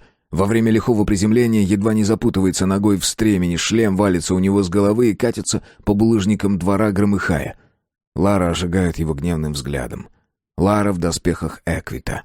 Блестящая кираса, шлем, кожаные брючки в обтяжку, ножки у нее загляденье. Играет в воина. В реальной битве ее сомнут, сил не хватит продержаться и минуты. Если только... Да, если только не усилить ее с помощью магии. Это возможно, когда мастер закончит колдовать над моими перчатками. Интересно, согласится она или нет? Лара гордячка. «Ваша милость!» Она шагает ко мне и ударяет себя по груди кулаком. Кираса звенит, как колокол на башне. «Счастливой судьбы!» После военного приветствия Лара смущается, шагает ближе и сжимает мне руки, как принято у мечников. Не за запястья, а за локти. И тут происходит то, чего я никак не ожидал. Магия, что бурлила в плечах и предплечьях, не доходя до увечных ладоней, вдруг прорывается в пальцы Лары. Лара вскрикивает и отдергивает руки. Ни с кем прежде так не бывало. В какой-то мере я все еще магик. Я усмехаюсь. Лара трясет ладонями. «Кенрик, что это было? Тебе не надоели дурацкие шутки?» Я пожимаю плечами и по-прежнему улыбаюсь. Догадка, еще слишком робкая, чтобы стать планом, вызывает в моем теле дрожь, как в тот момент, когда я нащупал свою связь с убийцей в Кривом переулке. Но тогда нас связали сталь и кровь, а сейчас всего лишь прикосновение ладоней. Кто знает, может быть, со временем я верну своим рукам силу. Вот только времени у Ниена практически нет. За обедом Лара устроилась напротив меня. В женское платье она не переоделась, платье не запихаешь в дорожную сумку. А старые наряды Таны ей уже малы. Тана и тоньше, и ростом ниже. Хотя я не знаю, как сейчас выглядит Тана. Может быть, располнела, если оказалась в тягости. С примитивным злорадством я представлял ее толстой, заплывшей жиром самкой. Моя злость бессильна и мелка, горька, как высохшие слезы, надоедлива, как боль в пробитых перстом руках. Хуже предательства товарищей только предательство родных по крови людей. Ларе шел мужской наряд. Кожаный камзол сверкал многочисленными пряжками, широкий пояс подчеркивал тонкую талию, расстегнутый ворот рубахи обнажал белую шею. Роды не отразились на ее внешности. Она по-прежнему была стройной, как в свои 16. «Как дочка?» Ди — любимица деда. Он в ней души не чает. Подрастет, будет из него веревки вить. Нет, не веревки, а настоящие корабельные канаты». «Надолго у нас?» — спрашиваю, само собой, не для вежливости. В замке у нас мечников почти не осталось, кроме инвалидов. Люди на стенах по 12 часов, многие по ночам откровенно дрыхнут. В прежние дни я бы их магически лишил сна на время стражи. Но теперь могу только обходить стены лично и обливать водой любителей поспать. Планировала ехать уже завтра. Разве что самого младшего, Коэна, оставлю. Он еще не годен к бою. Ему и 15 нет. А если подольше? Хотя бы дня на 3 или 4. Матушка, кажется, угадывает мое желание удержать Лару в замке и старается подыграть. Ты бы нам, голубушка, очень помогла. Лара хмурится. Она еще та сбияка. В детстве вечно лезла в драку с Лиамом. А уж меня колотила до крови, потому как лет до 10 была намного меня сильнее. Она не намного меня старше. А Лиам, кажется, с 5 или 6 лет был в нее влюблен, безнадежно, как и я. До той ночи, на карнавале, в Виане. Останусь. Лара неожиданно кивает. «У тебя 4 мальчишек. Пусть отдежурят на стенах по одной ночной страже», — предлагаю я. «Обязанность не тяжкая, вот и посмотрим, годятся ли они, хотя бы для таких дел». Они все отличные ребята. «Не сомневаюсь, но обученные только стело держать, а не меч. Им бы в Элизере на празднике веселиться. Немного опыта им не повредит». Остальные в лагере на перевале или охраняют манор», — огрызается Лара. «В основном охраняют манор. Хотелось мне уточнить, но я сдержался. Ранул толстобокий, прежде всего о своих интересах думает. Но 20 мечников прислал. Помнит, что малышка Ди — одна из наследниц Нияна. Кто знает, как судьба повернет свое колесо». После обеда Лара просит провести ее в усыпальницу. На похороны Лиама она не приезжала. И теперь это первое посещение нашего склепа с тех пор, как не стало второго наследника. Мы спускаемся в подземелье. Я несу обычный факел. Магический фонарь мне не зажечь. Лара останавливается перед саркофагом Лиама. Как и принято изображать наследников Нияна, мраморный Лиам лежит на спине, облаченный в мраморные доспехи с мечом вдоль тела. Рукоять меча на груди, пальцы сплетены поверх, правда без латных перчаток, и шлема нет. Волосы длинные, каких Лиам никогда не носил, обрамляют лицо. В волосах венец дома Нияна. Глаза закрыты, кажется, брат мой спит. В уголках губ притаилась знакомая мягкая улыбка. Мастер превзошел сам себя. Лиам как живой. Я глажу его руку, сжимающую эфес, и в который раз поражаюсь холоду камня. Лара наклоняется, целует мраморного Лиама в губы. «Вот и все», — шепчет едва слышно. «Теперь я точно знаю, что его больше нет». Она поворачивается и спешно идет к выходу. Я нагоняю Лару во дворе. Мне на миг кажется, что она плачет, но нет. Она просто ежится, передергивая плечами. «Он, когда уезжал, сказал, береги Диану». Я хочу сказать, что меня он просил о том же, но не говорю. «Он ведь знал, да?» «Возможно». «Я просила остаться, а он не слушал. Воображал, что может что-то исправить, что может остановить колесо судьбы. Ты тоже надеешься?» «На что?» «Что сможешь одолеть судьбу, обмануть ее сотнями своих забавных мираклей». «Пытаюсь». «И как? Получается?» «Пока не очень, но ты можешь помочь». «Хватит! Прекрати! Ведь я не миракль, Генрик! Я живая, у меня есть память! И мне больно. Очень». «Как тебе мои руки?» Я показываю изувеченные ладони. «Меня лишили дара магика. Перс судьбы лишает судьбы. И мне тоже больно». Она отводит взгляд и кивает. Она видела, как я использовал черную магию в Элизере. Видела, как я пытался спасти Лиама, но моя магическая сеть не выдержала и лопнула. Простила она? Или нет? Винила ли за смерть Лиама? Я ни разу не говорил с нею после их свадьбы и ни разу не видел ее после смерти Лиама. Мне не терпелось спросить, заметила ли она разницу между Лиамом из ее юности и Лиамом, возвращенным моей магической силой. Заметила ли она в нем перемену? Да, спросить хотелось, но я не спросил. Говорю, ты мне можешь помочь? Возвращаю я разговор в прежнее русло. «Я не магик». Всего лишь небольшая прогулка за ворота. Все, что я прошу. «Что ты задумал?» Лара щурится, внимательно оглядывая меня. «Опять станешь людям выдавливать глаза?» Помнит Элизеру. Ну и пусть. Нет, забава проще. Попробую создать пару мираклей с твоей помощью. Вернее, ты создашь мираклей с моей помощью, хороших мираклей, с топотом копыт и запахом конского пота. «Миракли? Серьезно? Это так важно?» Ты не представляешь, насколько.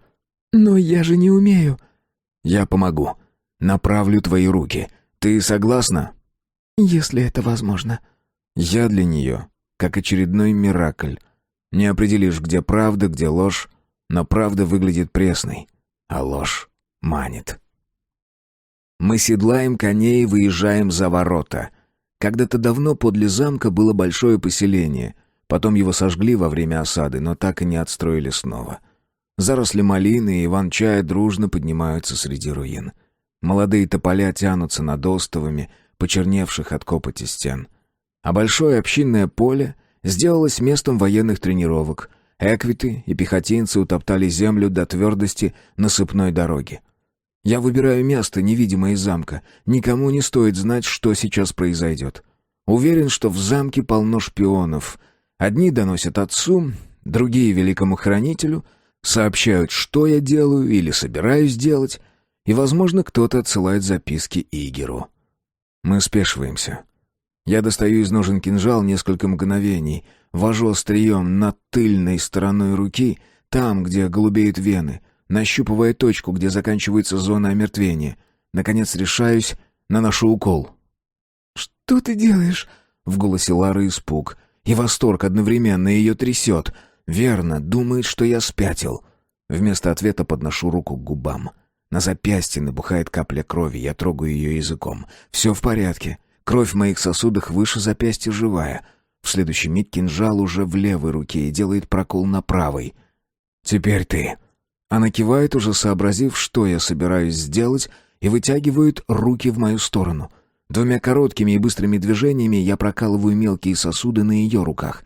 Потом подхожу к ней сзади, вплотную. В этом есть нечто сексуальное, несмотря на разделяющую нас одежду, сукно и кожу. Я ощущаю возбуждение, и чувствую она тоже. «Согни руки в локтях», — шепчу я. «Плотно прижми локти к телу. Держи упор. Руки не должны дрогнуть. Ладони раскрой и обрати к небу». Моя щека касается ее щеки. Она подчиняется. В этом своего рода магия.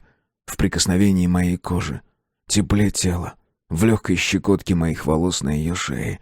Я протягиваю руки и накладываю их на ее запястье так, чтобы на границе мертвой зоны руки соприкоснулись. Свои омертвевшие ладони держу вертикально, будто изображаю запретительный жест, пытаясь кого-то остановить.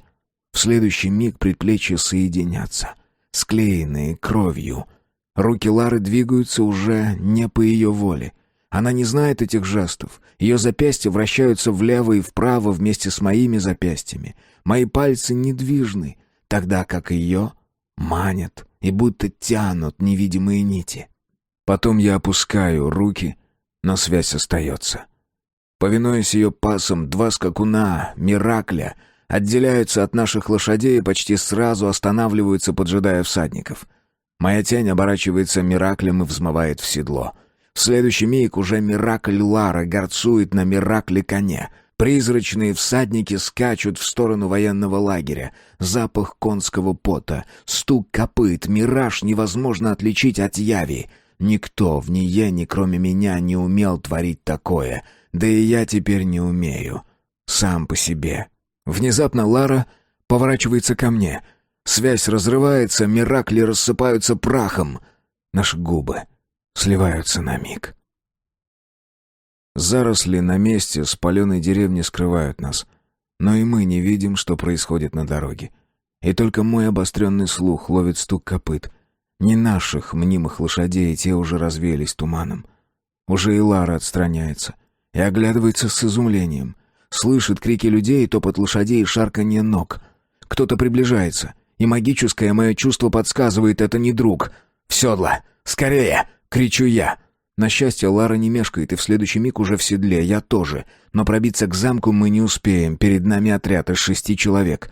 Задубевшие кожаные куртки, заросшие грязные лица и следом связанные веревками пленники. Мародеры уже совсем обнаглели, если рискнули появиться вблизи замковых стен. 6 конных здоровых бойцов, а нас 2. Девчонка-воитель, держите меня 7, заржал бы Черрис. Да я, калека. Магическая связь наша разорвалась, теперь ей только биться. А мне? Меч я обнажил. Да что толку? Пришлось пуститься на хитрость, перебросить меч в левую руку. Повезет, сумею сблокировать удар, а в правую кинжал нанести 1 удар я сумею. Расчет оказался верен. Удар я отбил и даже всадил в бок мародеру гадюку. Пальцы сумели удержать рукоять, тонкий клинок не только вошел в плоть, но и вспорол тело под ребрами, пока конь проносил нападавшего мимо. Лара тоже сумела первым ударом смести с коня своего противника. И так нас 2 против 4. Расклад лучше, но все равно плох. В прежние годы я бы положил всех 6 в одиночку. Магия, меч — все бы пошло в ход. Миракли бы отвлекали нападавших, пока я разделывал противников по одному. Но теперь я слабее даже подростка Коэна. Однако магия дает мне предчувствие движений противника. Не на миг, но лишь на четверть мига я успеваю откинуться в седле назад так, что меч со свистом проносится у меня над головой. А не то быть бы мне на земле, вернее, одной моей половине. Но на земле я все равно очутился, когда второй противник попытался ударить моего жеребца в голову. Тот встал на дыбы, и я покатился по земле, растянувшись рядом с раненым мародером. Тот был еще жив. Оставив меня в покое, мародер-победитель развернул коня и устремился к Ларе. На нее и так уже наседали 2, и 3 наверняка ее добьет. Кинжал был все еще у меня в правой руке. Я схватил руку раненого, пробил ее кинжалом насквозь, прижал к его ране свое и без того кровоточащее запястье. Времени на создание мираклей не было. Черные нити, будто кровавые разводы, в воде закрутились в воздухе, нацелились в затылок мародеру, что уже заносил меч над головой Лары, и ударили, будто змеи в молниеносном броске. Впились в голову, пробили насквозь. Череп лопнул гнилым орехом, человек рухнул с коня безголовый.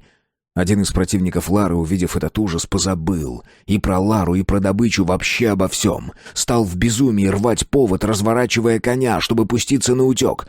Я слегка повернул свободными пальцами руку раненого и теперь нацелил на обезумевшего свой удар. Снова черный вертящийся клубок. Мгновенный бросок, десятка черных змей. Они пронзили его тело от головы до пояса, будто арбалетные болты, на вылет. Последний из уцелевших мародеров окаменел при виде подобного зрелища. И Лара без труда нанесла смертельный удар. С отрядом было покончено.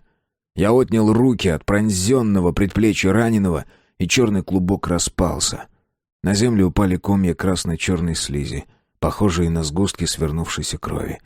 Я огляделся. Из 6 мародеров в живых остался только тот парень, что послужил мне проводником магии. Пленники, в основном женщины и дети, сбились в кучу и теперь боялись пошевелиться. Лара подъехала ко мне не торопясь, держа окровавленный клинок на отлете. «Это черная магия, Кенрик». «Да». Я пожал плечами. Но глаза я никому не выдавливал, как видишь. И нас бы убили, если что. «Это не оправдание». Я и не оправдываюсь. Нет разницы, как я убиваю тех, кто пришел в Ниен с оружием в деснице. Мечом или своей ненавистью? Недавний миг нашего почти слияния перечеркнули черные змеи, способные разрывать людей на части. Я видел в ее глазах отвращение, страх и любопытство. Лара больше ничего не сказала, спрыгнула на землю и пошла освобождать пленников. Едва веревки были перерезаны, почти все пустились на утек.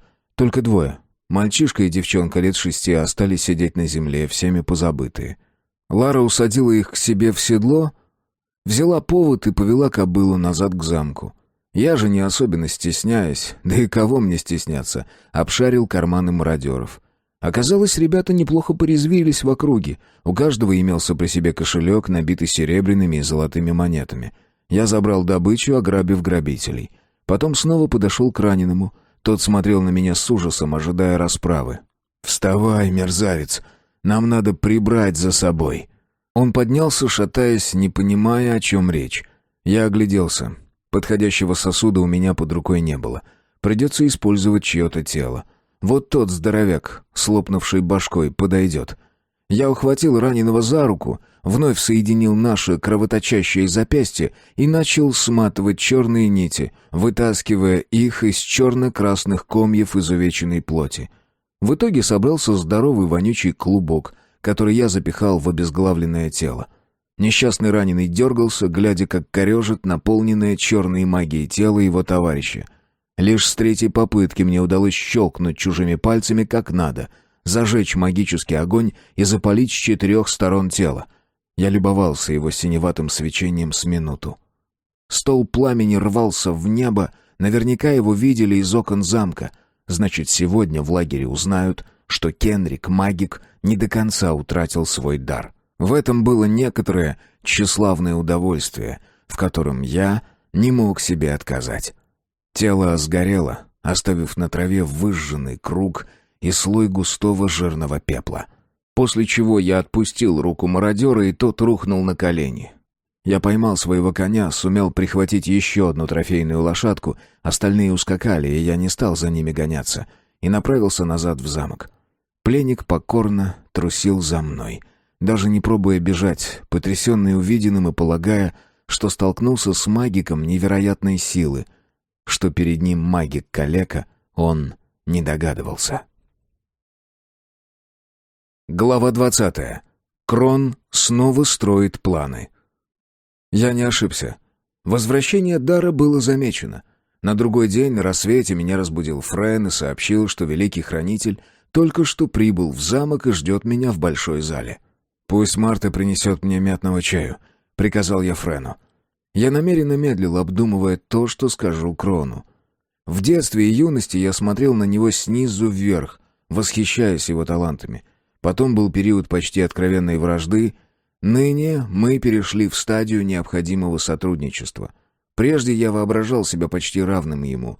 Те тщеславные фантазии давно развеялись прахом.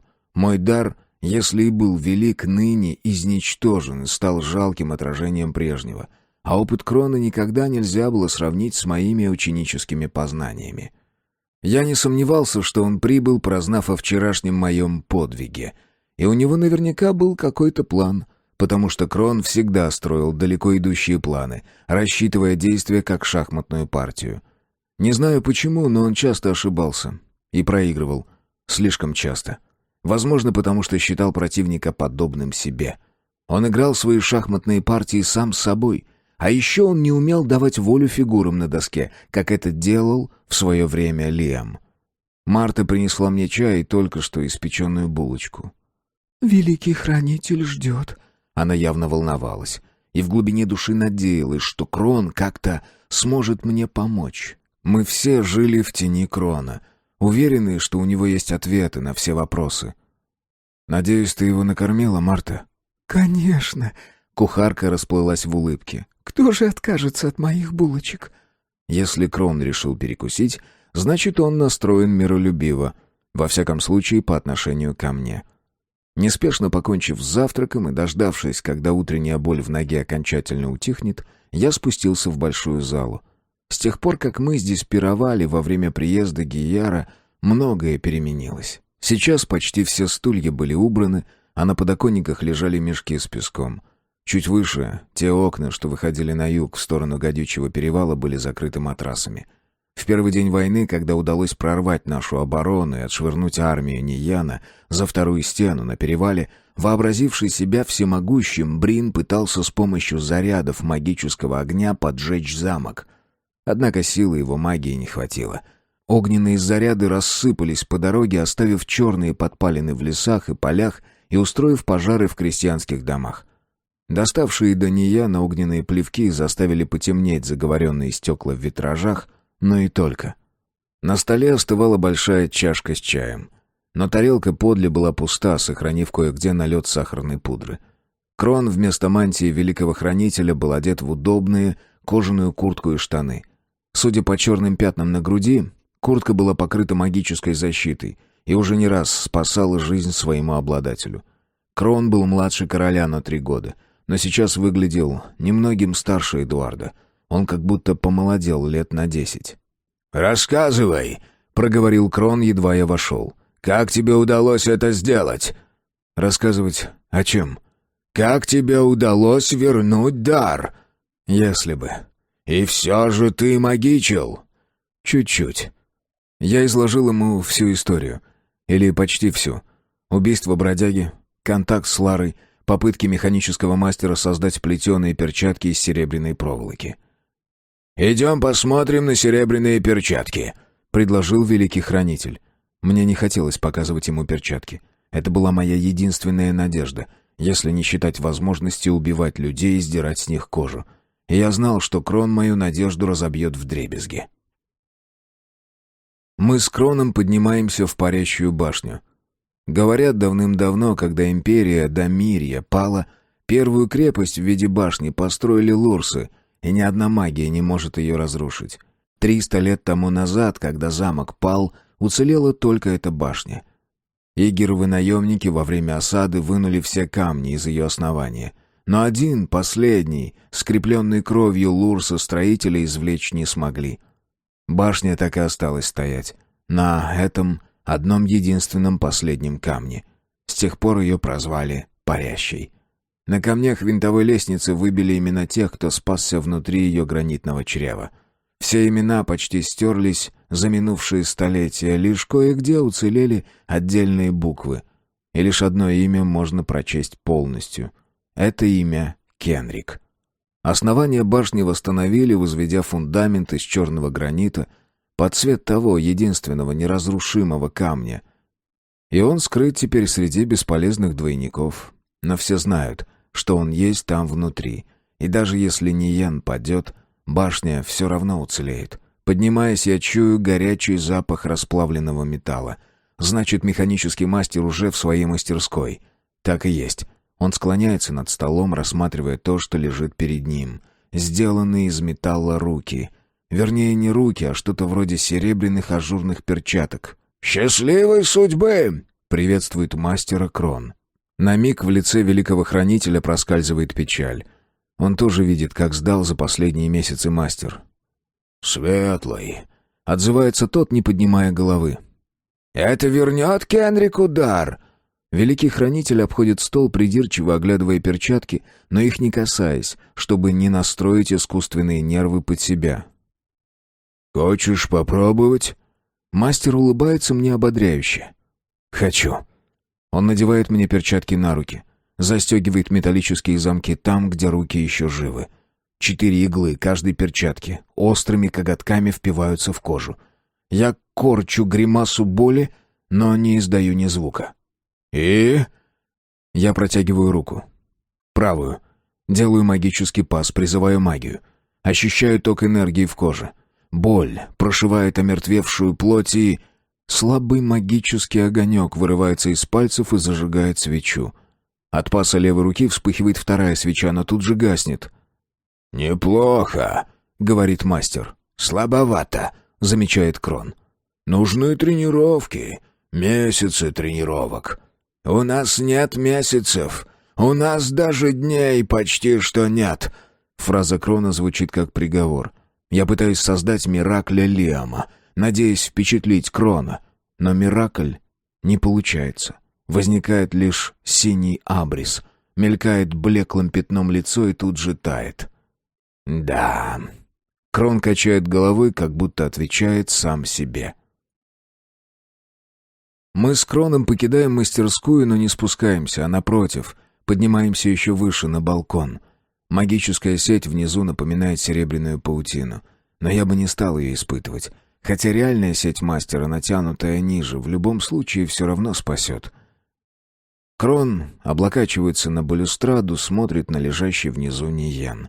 Его профиль напоминает профиль хищной птицы, а вот глаз печален, почти скорбен. Крон всемогущий, одновременно беспомощен. Вода в бухте темна и цветом напоминает вианское вино из черного винограда. Какой-то смелый кораблик идет в бухту, прорвался сквозь блокаду один-одинешенек. Один не в счет, один не может спасти. Капитан наверняка магик, раз сумел миновать запретную бурю. «Что бы ты сделал, если бы вернул себе дар?» Я бы создал сотню мираклей и вышиб Игера с перевала. «Это вряд ли. Сотня мираклей не решит исход войны. Боевых мираклей, способных сражаться, это в прошлом. Прошлое не спасет». «А что спасет?» «Помнишь ты скалу, которую ты пытался расколоть? На другой день после того, как мы едва не убили Эдуарда...» Этим «мы» он, наконец, признает и свою вину, как ему это не тяжело. Как нелепо и смешно выглядят теперь эти старые счеты. Зуб дракона. Недалеко от перевала. «Да, линии разлома уже проложены. Я запер излишки своей магической силы в этой скале. Миракль-двойник сотни дней пребывает в каменном плену. И я не ведаю, что случится, если мне удастся его освободить. Возможно, он сожжет все живое на десятки миль вокруг. Но Крон об этом не думает. Он думает только о поставленной цели, которую должен достичь. Для этого потребна страшная сила, уточняю я. Уровень 5 или 6, чтобы разбить такой камень и бросить осколки в цель. Твоего прежнего дара хватило бы. Надо только отточить заклинание. У меня нет прежнего дара. У тебя есть шанс его вернуть. Сотни дней тренировок. И то не выше 3 уровня. Есть другой способ. Уверен, что Крон давно просчитывал этот план. Еще с той минуты, как узнал, что я утратил не дар магика, а только свои руки. Меня тошнит заранее, еще до того, как он начинает говорить, потому что я догадываюсь, что это за план. «Лара, вот ключ к твоему дару!» Нашей с нею силы не хватит, чтобы разломать зуб дракона. «Да, сейчас. Но есть способ усилить вашу связь». «Как именно?» «Ты ее любишь». Я молча кусаю губы. Это напоминает пытку, но Крон делает вид, что ничего не замечает. «Если вас соединит общий плод, пусть даже ему будет несколько недель, ты обретешь свой дар через тело Лары. Этого хватит на один удар. Но это будет весь твой прежний дар. Вся твоя сила». «Плод? Это будущий ребенок?» «Да». «А что потом?» «Ребенок умрет. Не сразу. Через несколько часов». «Лара?» «Тебе не обязательно говорить ей об этом». «Она догадается». «Да, но потом. Другого пути нет». Механические руки. Я отпилю запястье, и механический мастер присоединит протезы. Матушка приживит каждую проволочку к моим нервам. «Нет. Сейчас этого не хватит даже, чтобы создать парочку боевых мираклей». Я не могу так поступить с Ларой. Я дал слово Лиаму, что буду заботиться о ней. «Тебе придется нарушить слово». Я любил Лару. Как я смогу вот так с нею? Представь, что пошел к продажной девке. А она? Представить себя этой девкой. Она не согласится. Я мотаю головой в надежде, что она скажет «нет» и спасет нас от предстоящего ужаса. Она любила Лиама. «Разве?» И Крон кладет мне в карман золотой. Я знаю, что в нем талика кроновой магии. Это не просто монета. Это наше подлое обручение. Я его ненавижу. Я спускаюсь из башни, выхожу во двор. Френ набирает воду в желоб из колодца с помощью насоса, что сделал для нас механический мастер. Как было бы все просто, если бы в мире не было магии. Механические куклы плевались бы огнем и сжигали людей, а рабом человека делал бы простой, а не магический ошейник. Я шагаю по двору широким шагом. Френ следит за мной, но не пробует окликнуть или подойти. Мне иногда кажется, что после лишения дара я отделен от остальных стеклянной стеной. Люди стали меня бояться больше, чем когда я был почти всемогущим. Я мечусь от одной стеклянной стены к другой, как зверь в тесной клетке. Я знаю, что исполню план Крона, и никуда мне не деться от своей судьбы. Он как будто накинул ошейник мне на горло, и я задыхаюсь, как пес-чел под магическим поводком. Лара входит в калитку, что ведет в Ниен. На сгибе ее локтя корзинка со сладостями. Вокруг шеи пестрый шарф из вессона. Мамина служанка тащится за ней с огромным свертком. «Я купила себе платье», — сообщает Лара весело. «Ого, платье. Это что-то да значит. Красивое». Я подбегаю к ней и утаскиваю марципанового зайца из ее корзины. «Волшебное. Вечером увидишь». И взгляд из-под ресниц, от которого у меня ноет под грудиной, как много лет назад в детстве во время поцелуя на лестнице. Поцелуя не со мной. Вечером я постучал в дверь Лары. Она отворила. На ней новое платье, белое, шитое золотом. Такие покупают на торжество. И еще на свадьбу. Плечи ее были обнажены, руки и грудь прикрыты только ажурными кружевами. Поверх такого платья положено накидывать бархатную пелерину, но Лара не озаботилась ее надеть. Вчера утром мы соединились в безлюбном акте магического действа. Потом был поцелуй, обещавший продолжение. Потом кровь и убийство, а следом ссора. Сейчас нам предстояло соединение тел. Ради магии и тоже без любви. Или почти без любви. «Я могу спасти Ниен», — шепчу ей на ухо вместо признания. Она не отвечает. Медленно сама растягивает шнурки корсета. Платье падает на пол, вслед летит сорочка. Лара стоит нагая, переминаясь босыми ногами на каменных холодных плитах. Всей правды она не знает наверняка, уверенная, что наша псевдолюбовь вернет мне дар. Или не совсем псевдо. Когда-то я отдал Лиаму часть своей любви к Ларе. Быть может, и Лара любит меня немного, совсем чуть-чуть. О предстоящем убийстве она не ведает. Она верит, что это только соитие, что все дело в нем, вся магия в нем. «Деньги?» «Что?» «Ты должен заплатить за ночь, раз мы не связаны нитями. Таков обычай, иначе это будет насилие». Я достаю из кармана золотой крона. Она берет его, сжимает в кулаке. «Пойдем, Рик». Так называла она меня в детстве. Иногда. Я подхватываю ее на руки, как когда-то подхватил Лиам. Она не такая уж и легкая, совсем не пушинка. Но магия помогает мне ее поднять. Глава 21. Зуб дракона. За 2 недели мне удалось составить и отточить заклинание. С каждым днем я вижу золотые жилы на серой скале все отчетливее. Но мои руки по-прежнему бессильны, хотя каждую ночь я делю ложе с Ларой. Если бы мне удалось расколоть скалу и накрыть камнепадом лагерь Игера, тогда все бы закончилось в один день. Я не могу ошибиться. Я должен верить в успех. Как верил на первом рубеже у входа в долину на Изумрудной реке, когда моя конница Миракли ударила через фальшивый брод на армию Игера. Пока когорты имперских арбалетчиков строились для отражения мнимой атаки, Джаред зашел им в тыл, и все вражеское войско пустилось в бегство. Я был горд как никогда. Ни одному магику не под силу управлять 200 Мираклей, да еще с мнимыми лошадьми. А я сумел. Да так достоверно, что никто не усомнился в атаке.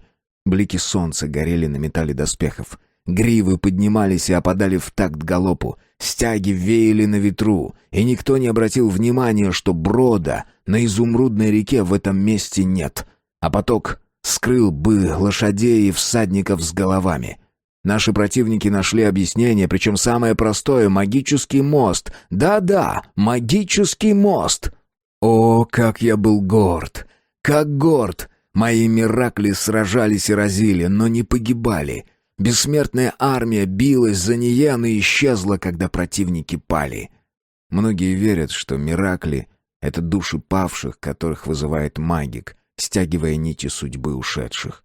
А еще говорят, что боги Домирья на миг открывают магикам дверь, откликаясь на их зов о помощи, и наделяют дерзких своей силой. Каждый придумывает свое объяснение тому, о чем не имеет понятия, но я знаю, что это просто энергия, свет, тот свет, что вспыхивает в магических фонарях, тот свет, который призывал Лиам. Его яростная энергия разит не хуже лурской стали. Создавать миракли было главным моим умением. До убийства моего дара. Это был 17-й день после нашего первого соития с Ларой. Я проснулся и понял, что дар вернулся. Я поднял руки и ощутил, как бегут раскаленные капли магии от плеч и локтей к ладоням и дальше. Дальше, через несуществующую больше границу к моим несчастным пальцам. Я вернул себе руки. Я был как слепец, что внезапно прозрел. Будто я был танцором, лишился ног и вновь их обрел. Певец, потерявший голос, вновь стал стихопевцем. Восторг переполнял меня. Прежде увечный я мог глядеть в небо, плясать до упаду и петь, все разом. И я магичил, не уставая. Обвесил всю спальню магическими фонарями. Превращал в цветущие розы сухие ломкие ветки старой метлы. Я поднимал в воздух глиняные кружки на столе и почти все перебил. Наросты на руках исчезли. На их месте образовалось что-то вроде звездочек-снежинок. Я снова стал Кенриком-магиком. Мысль, каким образом это случилось, я спрятал в самую дальнюю даль моей памяти и запер на ключ. «Хватит!» — одернул я сам себя. «Опять растратишь силы на ерунду!» И вдруг осознал, что боль в ноге исчезла. Просыпаясь, я механически провел ладонями по зажившей ране и мгновенно излечился. В этот день в замок прибыл отец. Один, без Эдуарда и Джареда, лишь с 2 телохранителями. Я успел выпить мятный чай и одеться, как за мной прибежал Френ и позвал меня в кабинет отца. В этот раз я медлить не стал. Войдя, я увидел, что матушка уже здесь. Я не любил эту комнату с раннего детства и ненавидел с тех пор, как отец устроил в ней судилище надо мной после извлечения нити судьбы из тела Эдуарда. Сейчас дверь на балкон была распахнута. Отец стоял перед нею, заложив руки за спину. Я не знал, что он там надеется увидеть. Стаю воронья, почтового голубя или полет заговоренной стрелы. Его кожаная поддоспешная ларика так и стерлась, что отливала красным вместо первоначально черного. А волосы отца, откинутые назад с 2 вплетенными в них амулетами, серебряными фигурками охранителей, стали совсем белыми, то есть седыми. Услышав мои шаги, он обернулся. Есть такое выражение «почернеть лицом». Если волосы его были белы, то лицо почернело. Такая кожа бывает у бездомных, годами живущих на улицах и ночующих в канавах и под заборами. «Нам не удержать перевал. Каждый день мы теряем 10 человек убитыми и в 2 раза больше ранеными», — сказал он. «Мы продержимся еще дней 10, максимум 15. Стрел почти нет. Метательных дротиков тоже. Собирайте вещи, бегите в Гарму. Оттуда на корабли и за море». «Кто? Кто должен бежать?» «Кто успеет. Мы с Эдуардом останемся, будем держаться сколько сможем». «А потом?» Отец не ответил. «Нам не удержать перевал», — повторил он. «Я нашел способ, как нам победить», — объявил я. Отец махнул рукой, давая понять, что мое излечение уже не поможет. Наверняка он знал от Крона про мои опыты с серебряными перчатками. «Я могу разломать зуб дракона и обрушить камнепад на Игеров лагерь», — торопливо заговорил я, не давая ему возразить. «Погибнут, если не все, то почти все в стане императора». «А что потом? Перевал будет завален?» «Да». «И что дальше?» Я ожидал вспышки надежды, оживления, радости, но он как будто и не рад был открывшейся возможности. «Останется блокада с моря, но мы можем сжечь брандерами пиратский флот, если они не уйдут сами. Магии в распоряжении Империи не будет, все сильные магики сгинут вместе с Игером и Брином. А у нас будет Крон и...» Хотел добавить и я, но вовремя вспомнил, что дар вернулся ко мне на время. «Перевал останется заваленным надолго. Мы окажемся в ловушке. Нас ждет голод куда более страшный, чем много лет назад в Элизере. Мы восстановим перевал очень скоро, а я...» «Все равно торговли с южанами не будет. Ты жаждешь отомстить, только и всего». «Нет, я хочу нас спасти. У нас останется море. И малый перевал Гармы на востоке, связь с городами Приморья на востоке. На западе дорога, в Вианово королевство». «Торговли не будет. Мы просто умрем здесь, на берегу». «Мы выживем. Западные вассалы вернутся и привезут зерно. Его хватит до весны. Виан будет везти через нашу гавань вино. Мы обеднеем, но не умрем. У империи без войска останется два выхода. Торговать с нами или распасться на части и драться друг с другом». «Мы не обеднеем, а обнищаем». «Мы выживем, а через 2 весны вернем свое». Он долго молчал, как будто взвешивал на невидимых весах мои слова. «Ты точно сможешь это сделать?» «Смогу. Береги Эдуарда. Сегодня вечером все решится. Отойдите на восток, в Кастеллу на Пьяном холме, чтобы вас не задело.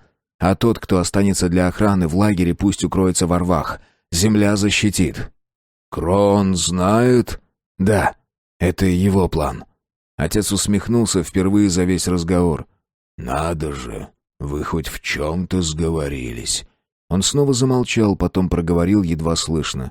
«Я не буду спрашивать, чем ты за это заплатишь?» Лару наш замысел вдохновил и окрылил. Когда я вышел во двор, она ждала меня, сидя верхом на своей кобыле и держа за узду второго коня. Она улыбалась мне. Глаза ее блистали. Я был готов поклясться своим даром магика, что в эти минуты она любила меня. «Рик!» Она перегнулась в седле и коснулась губами моих губ. Я хотел крикнуть «Стой!», все отменить и бежать, как предлагал отец. Но губы мои онемели. Лара вся светилась от счастья. Я ощущал, как волны восторга вибрируют в ее душе.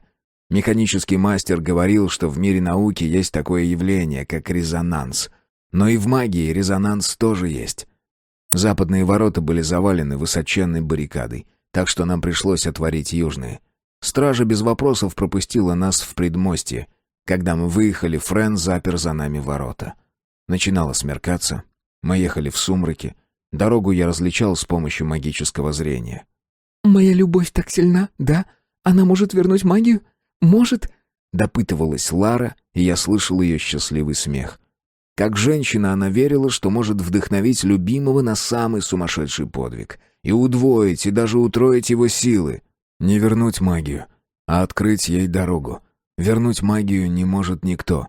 «Если бы тебя не лишили силы, ты бы подчинил себе весь мир». Я не понял, нравится ей эта перспектива или нет. Похоже, что нравится.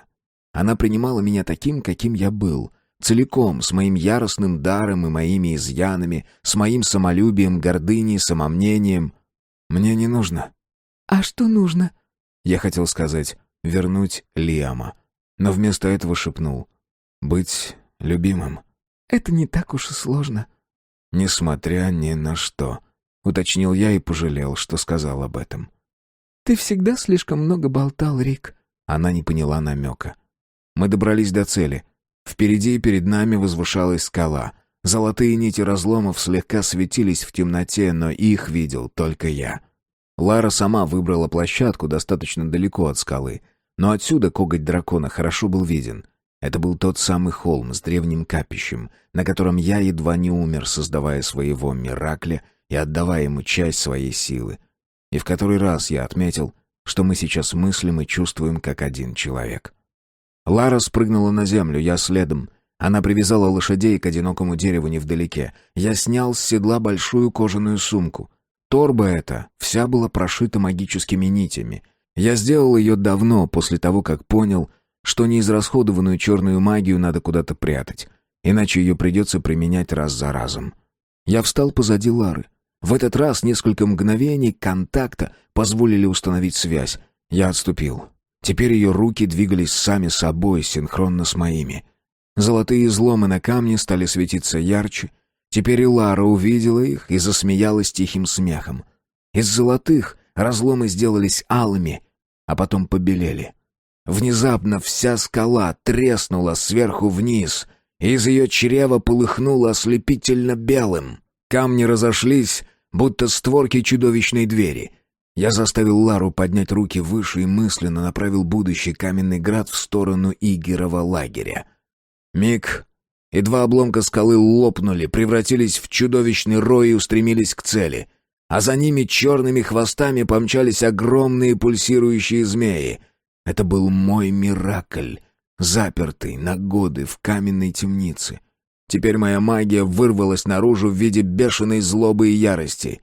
К счастью, я не дрогнул, и каменный град обрушился на лагерь императора, не задев даже нейтральную полосу, что образовалось между лагерем Игера и станом Нияного войска.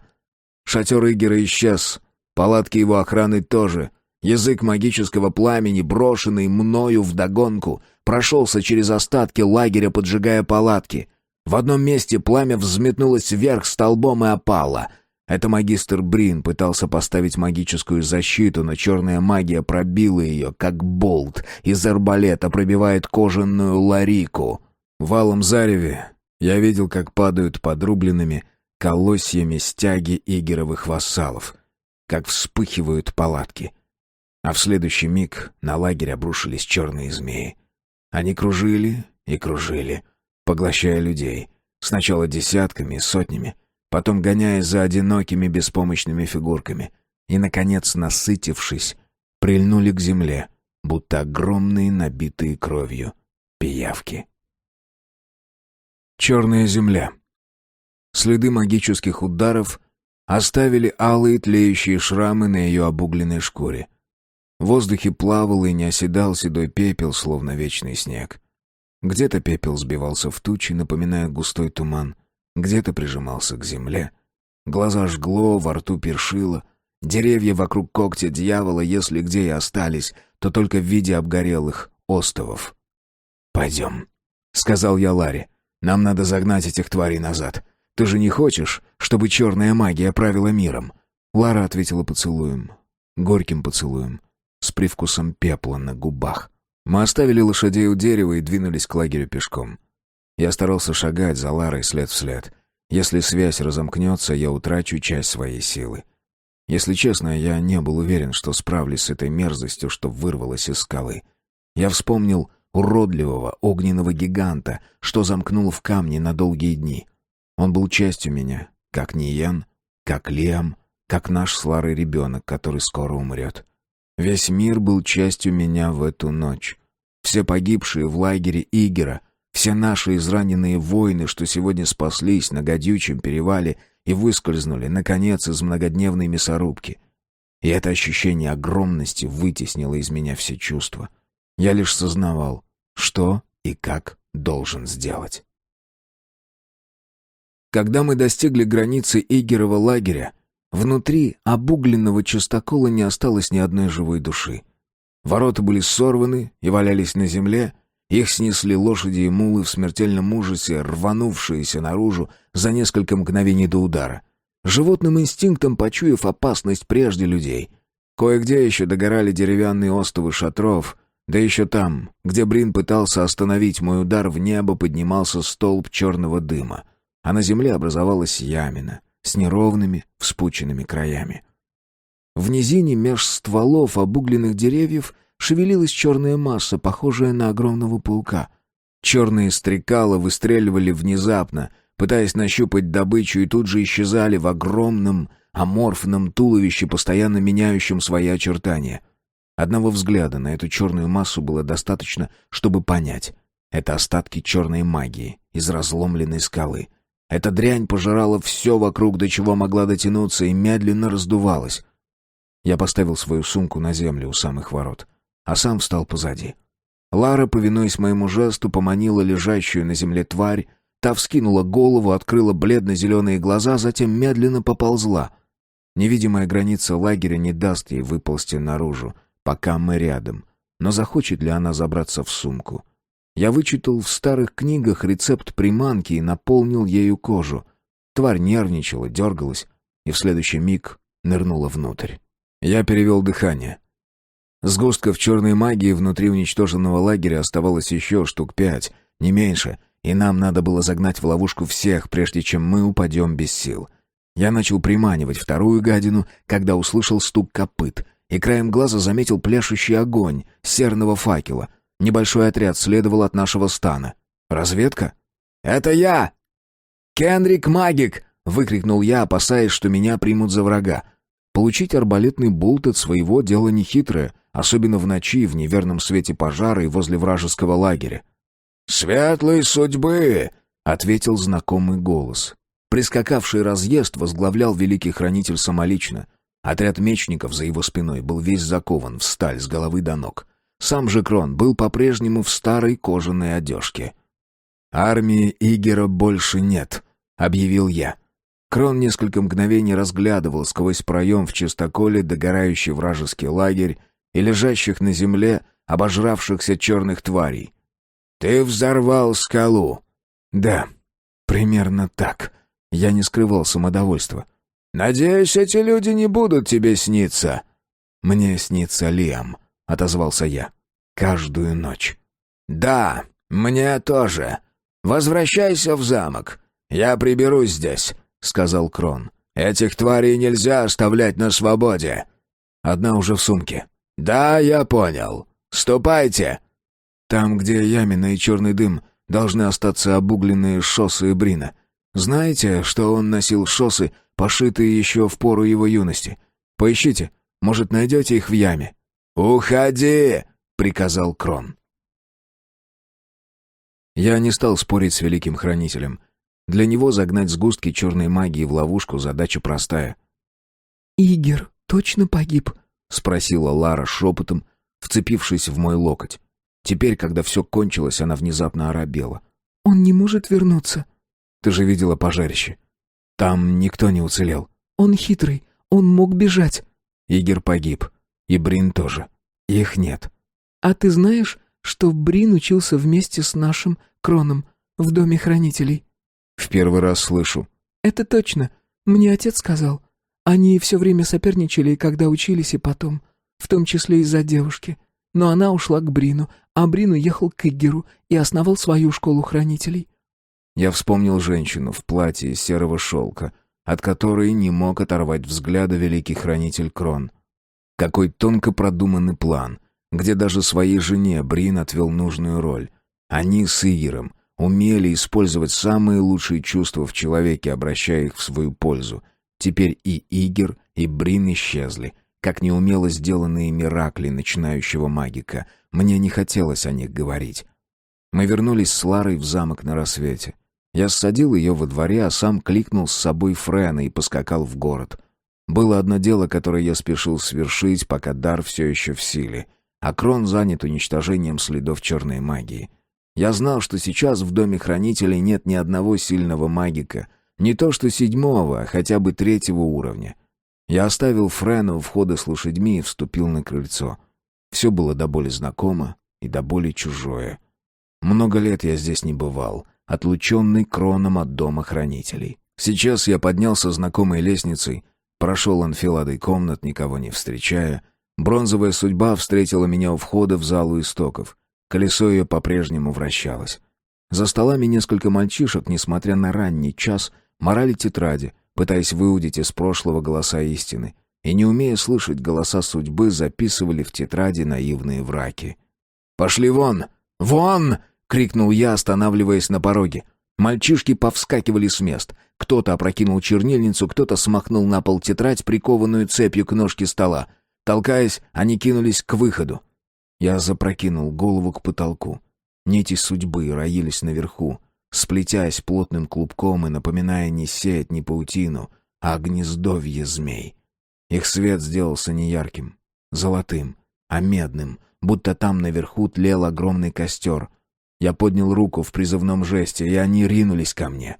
Я сжигал их, прежде чем они касались моих пальцев. Десятки, сотни, тысяч судеб, которые никто больше не сумеет сплести с подлинной человеческой жизнью. Не ведаю, сколько это все длилось. Наверное, несколько часов.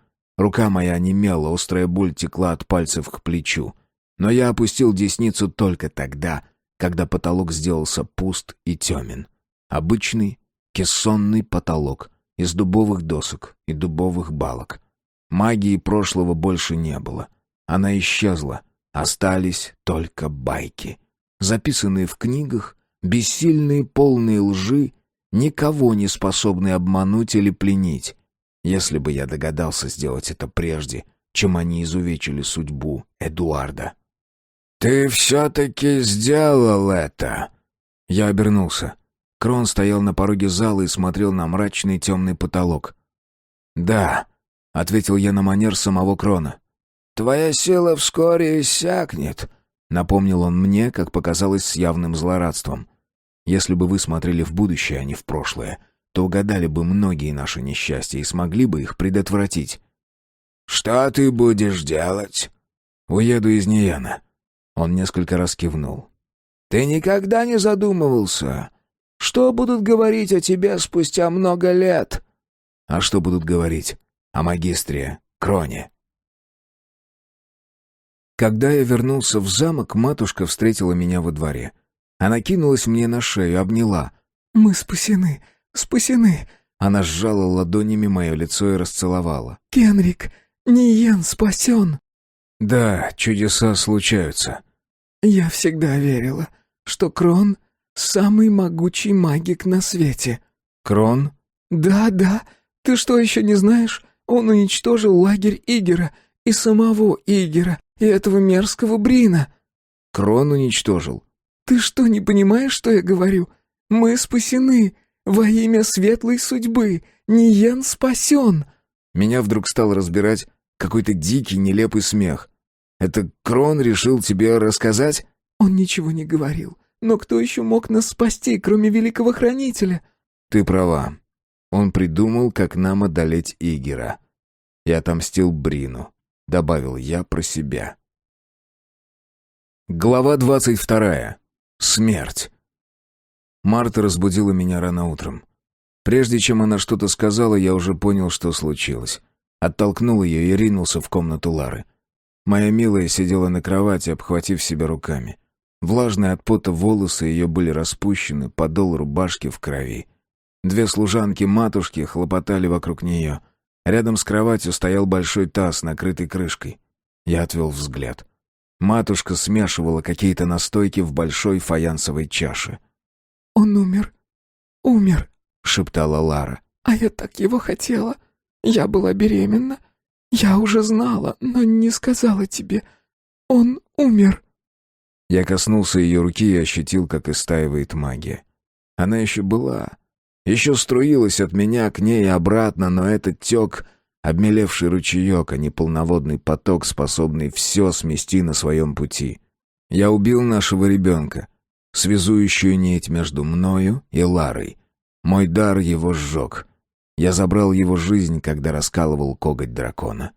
Он, нерожденный, умирал в чреве своей матери, убиваемый отцом. Я смотрел на Лару и не мог поверить, что это все же случилось, что нашего ребенка больше нет. Спас королевство, но убил собственного сына. Я налил полный бокал крепкого вианого вина, выпил половину, потом протянул Ларе. «Пей». Она сделала глоток и уронила бокал. Он упал на кровать и не разбился, только вино пролилось. «Он умер». «Да». Она подняла голову. Лицо ее было прозрачно до синевы, губы дрожали. «Это ты?» Я не мог солгать ей. Я кивнул, едва заметно. «Уходи! Сейчас же! Вон!» Я стоял, не двигаясь. Ноги мои не слушались. «Вон!» Лара уже не кричала, сипела. «Тебе лучше уйти», — повернулась ко мне матушка. Кажется, я что-то сказал в ответ. И Лара что-то еще говорила, но я не слышал больше слов. Видел, как шевелятся губы, видел, что она указывает на меня рукой, но не мог понять ничего. Матушка вдруг толкнула меня в грудь, и тогда я смог сделать шаг к двери. Я отправился на кухню, нацедил из бочки кувшин вина и вернулся в свою комнату. Весь день я пил. Один раз ко мне заглянула Марта, принесла тушеные помидоры с сыром и мясной рулет, мои любимые блюда. Я ничего не ел, просто сдвинул тарелку к краю стола. Потом меня вырвало на пол. Я снова пил. Мысль, что я мог быть с Ларой, что мы могли бы быть счастливы, она бы родила мне сына, никак не удавалось заглушить. Мысль эта пробивалась сквозь волны пьяного тумана и разрывала мое сознание на мелкие клочки.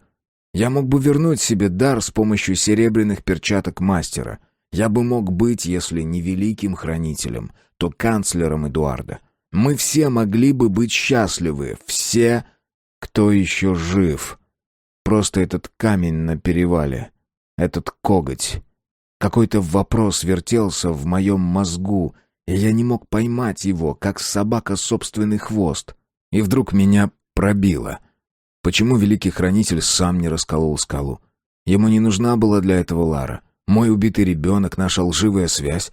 Разве он не мог сам этого сделать? Или... В самом деле не мог. Боялся, что не сладит с замкнутой в камне моей магической силой? Или он тоже чем-то рисковал и не мог подставить то, что ему дорого, под удар?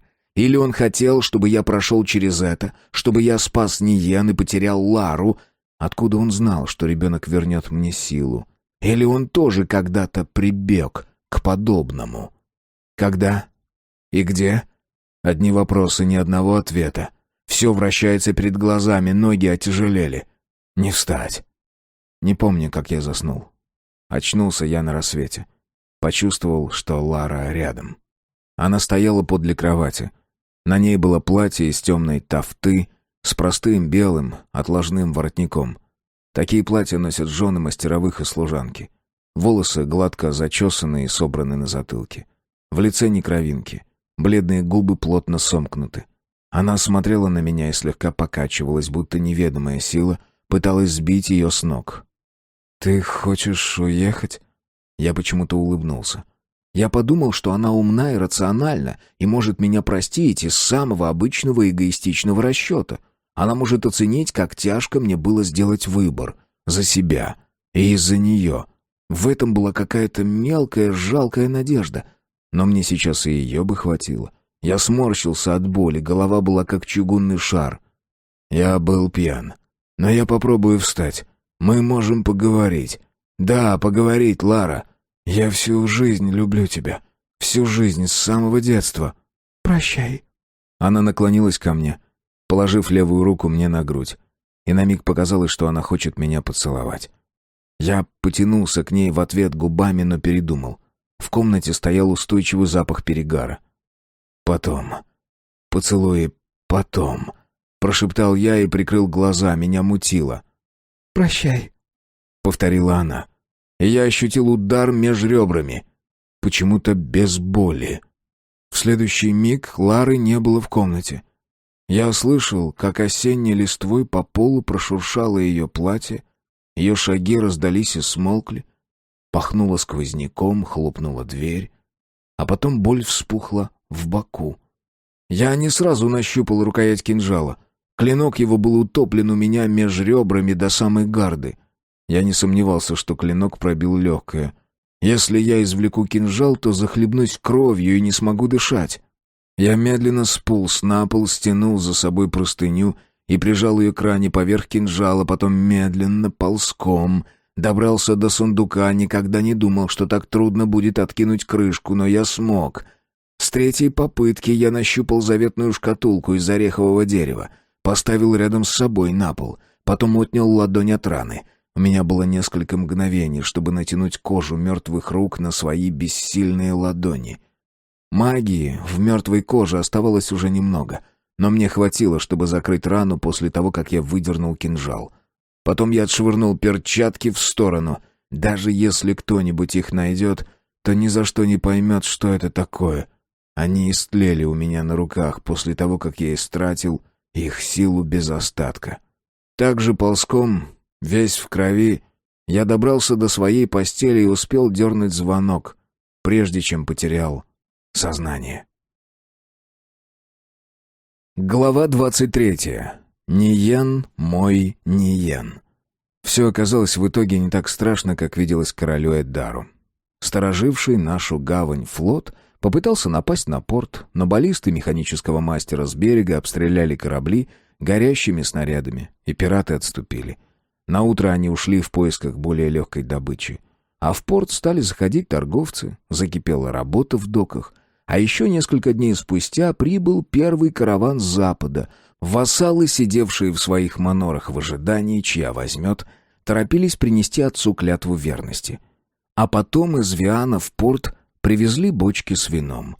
Эдуард был весь в трудах. Он проверял, как завозится зерно в хранилище, встречался с капитанами коллегий в ратуше Ниена, принимал послов короля-капитана Гармы, встречал посла Флореллы.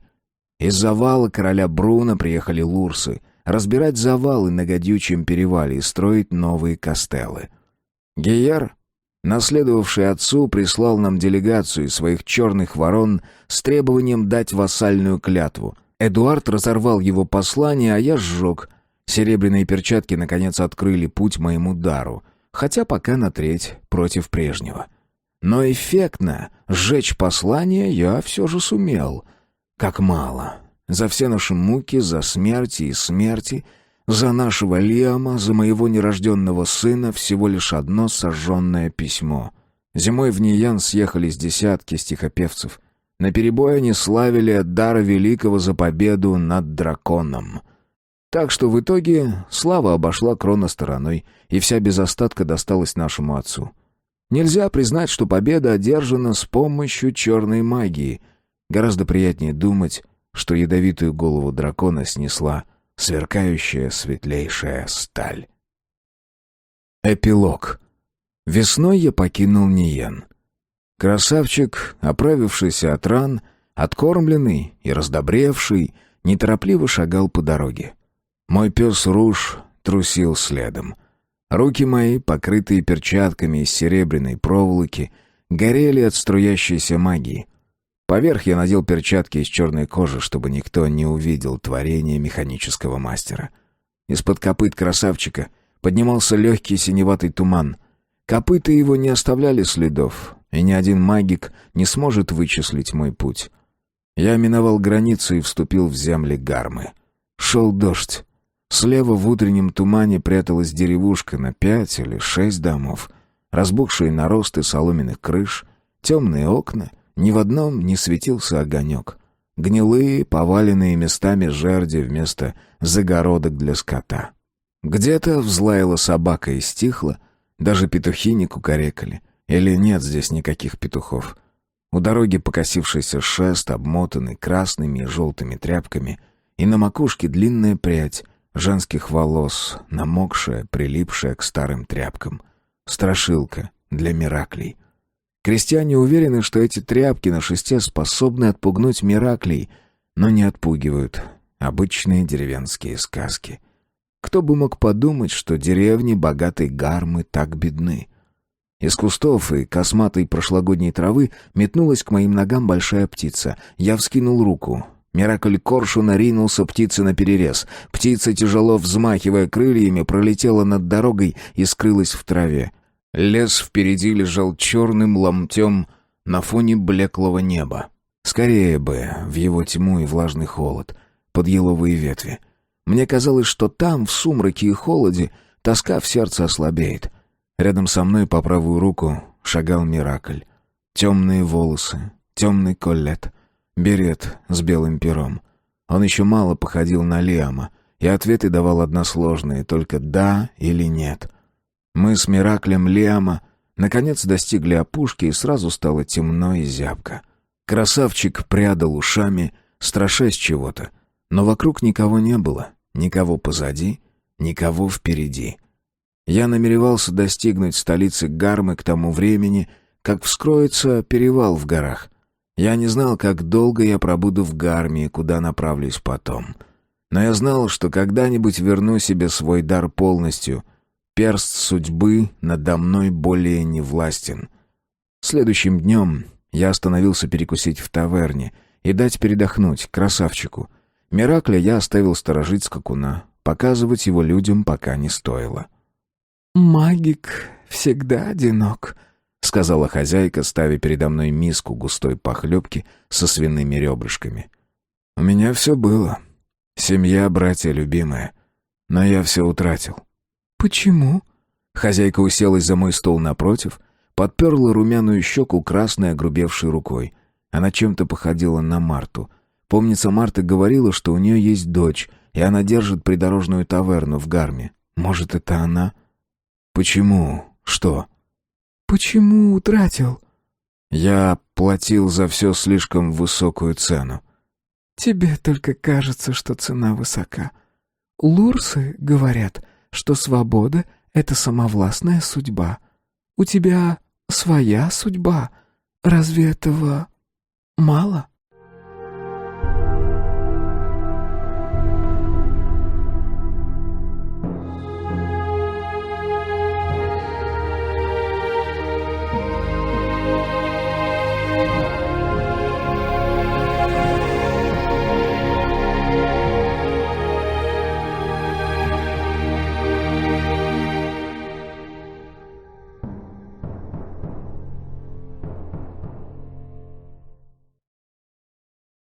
Ловушка.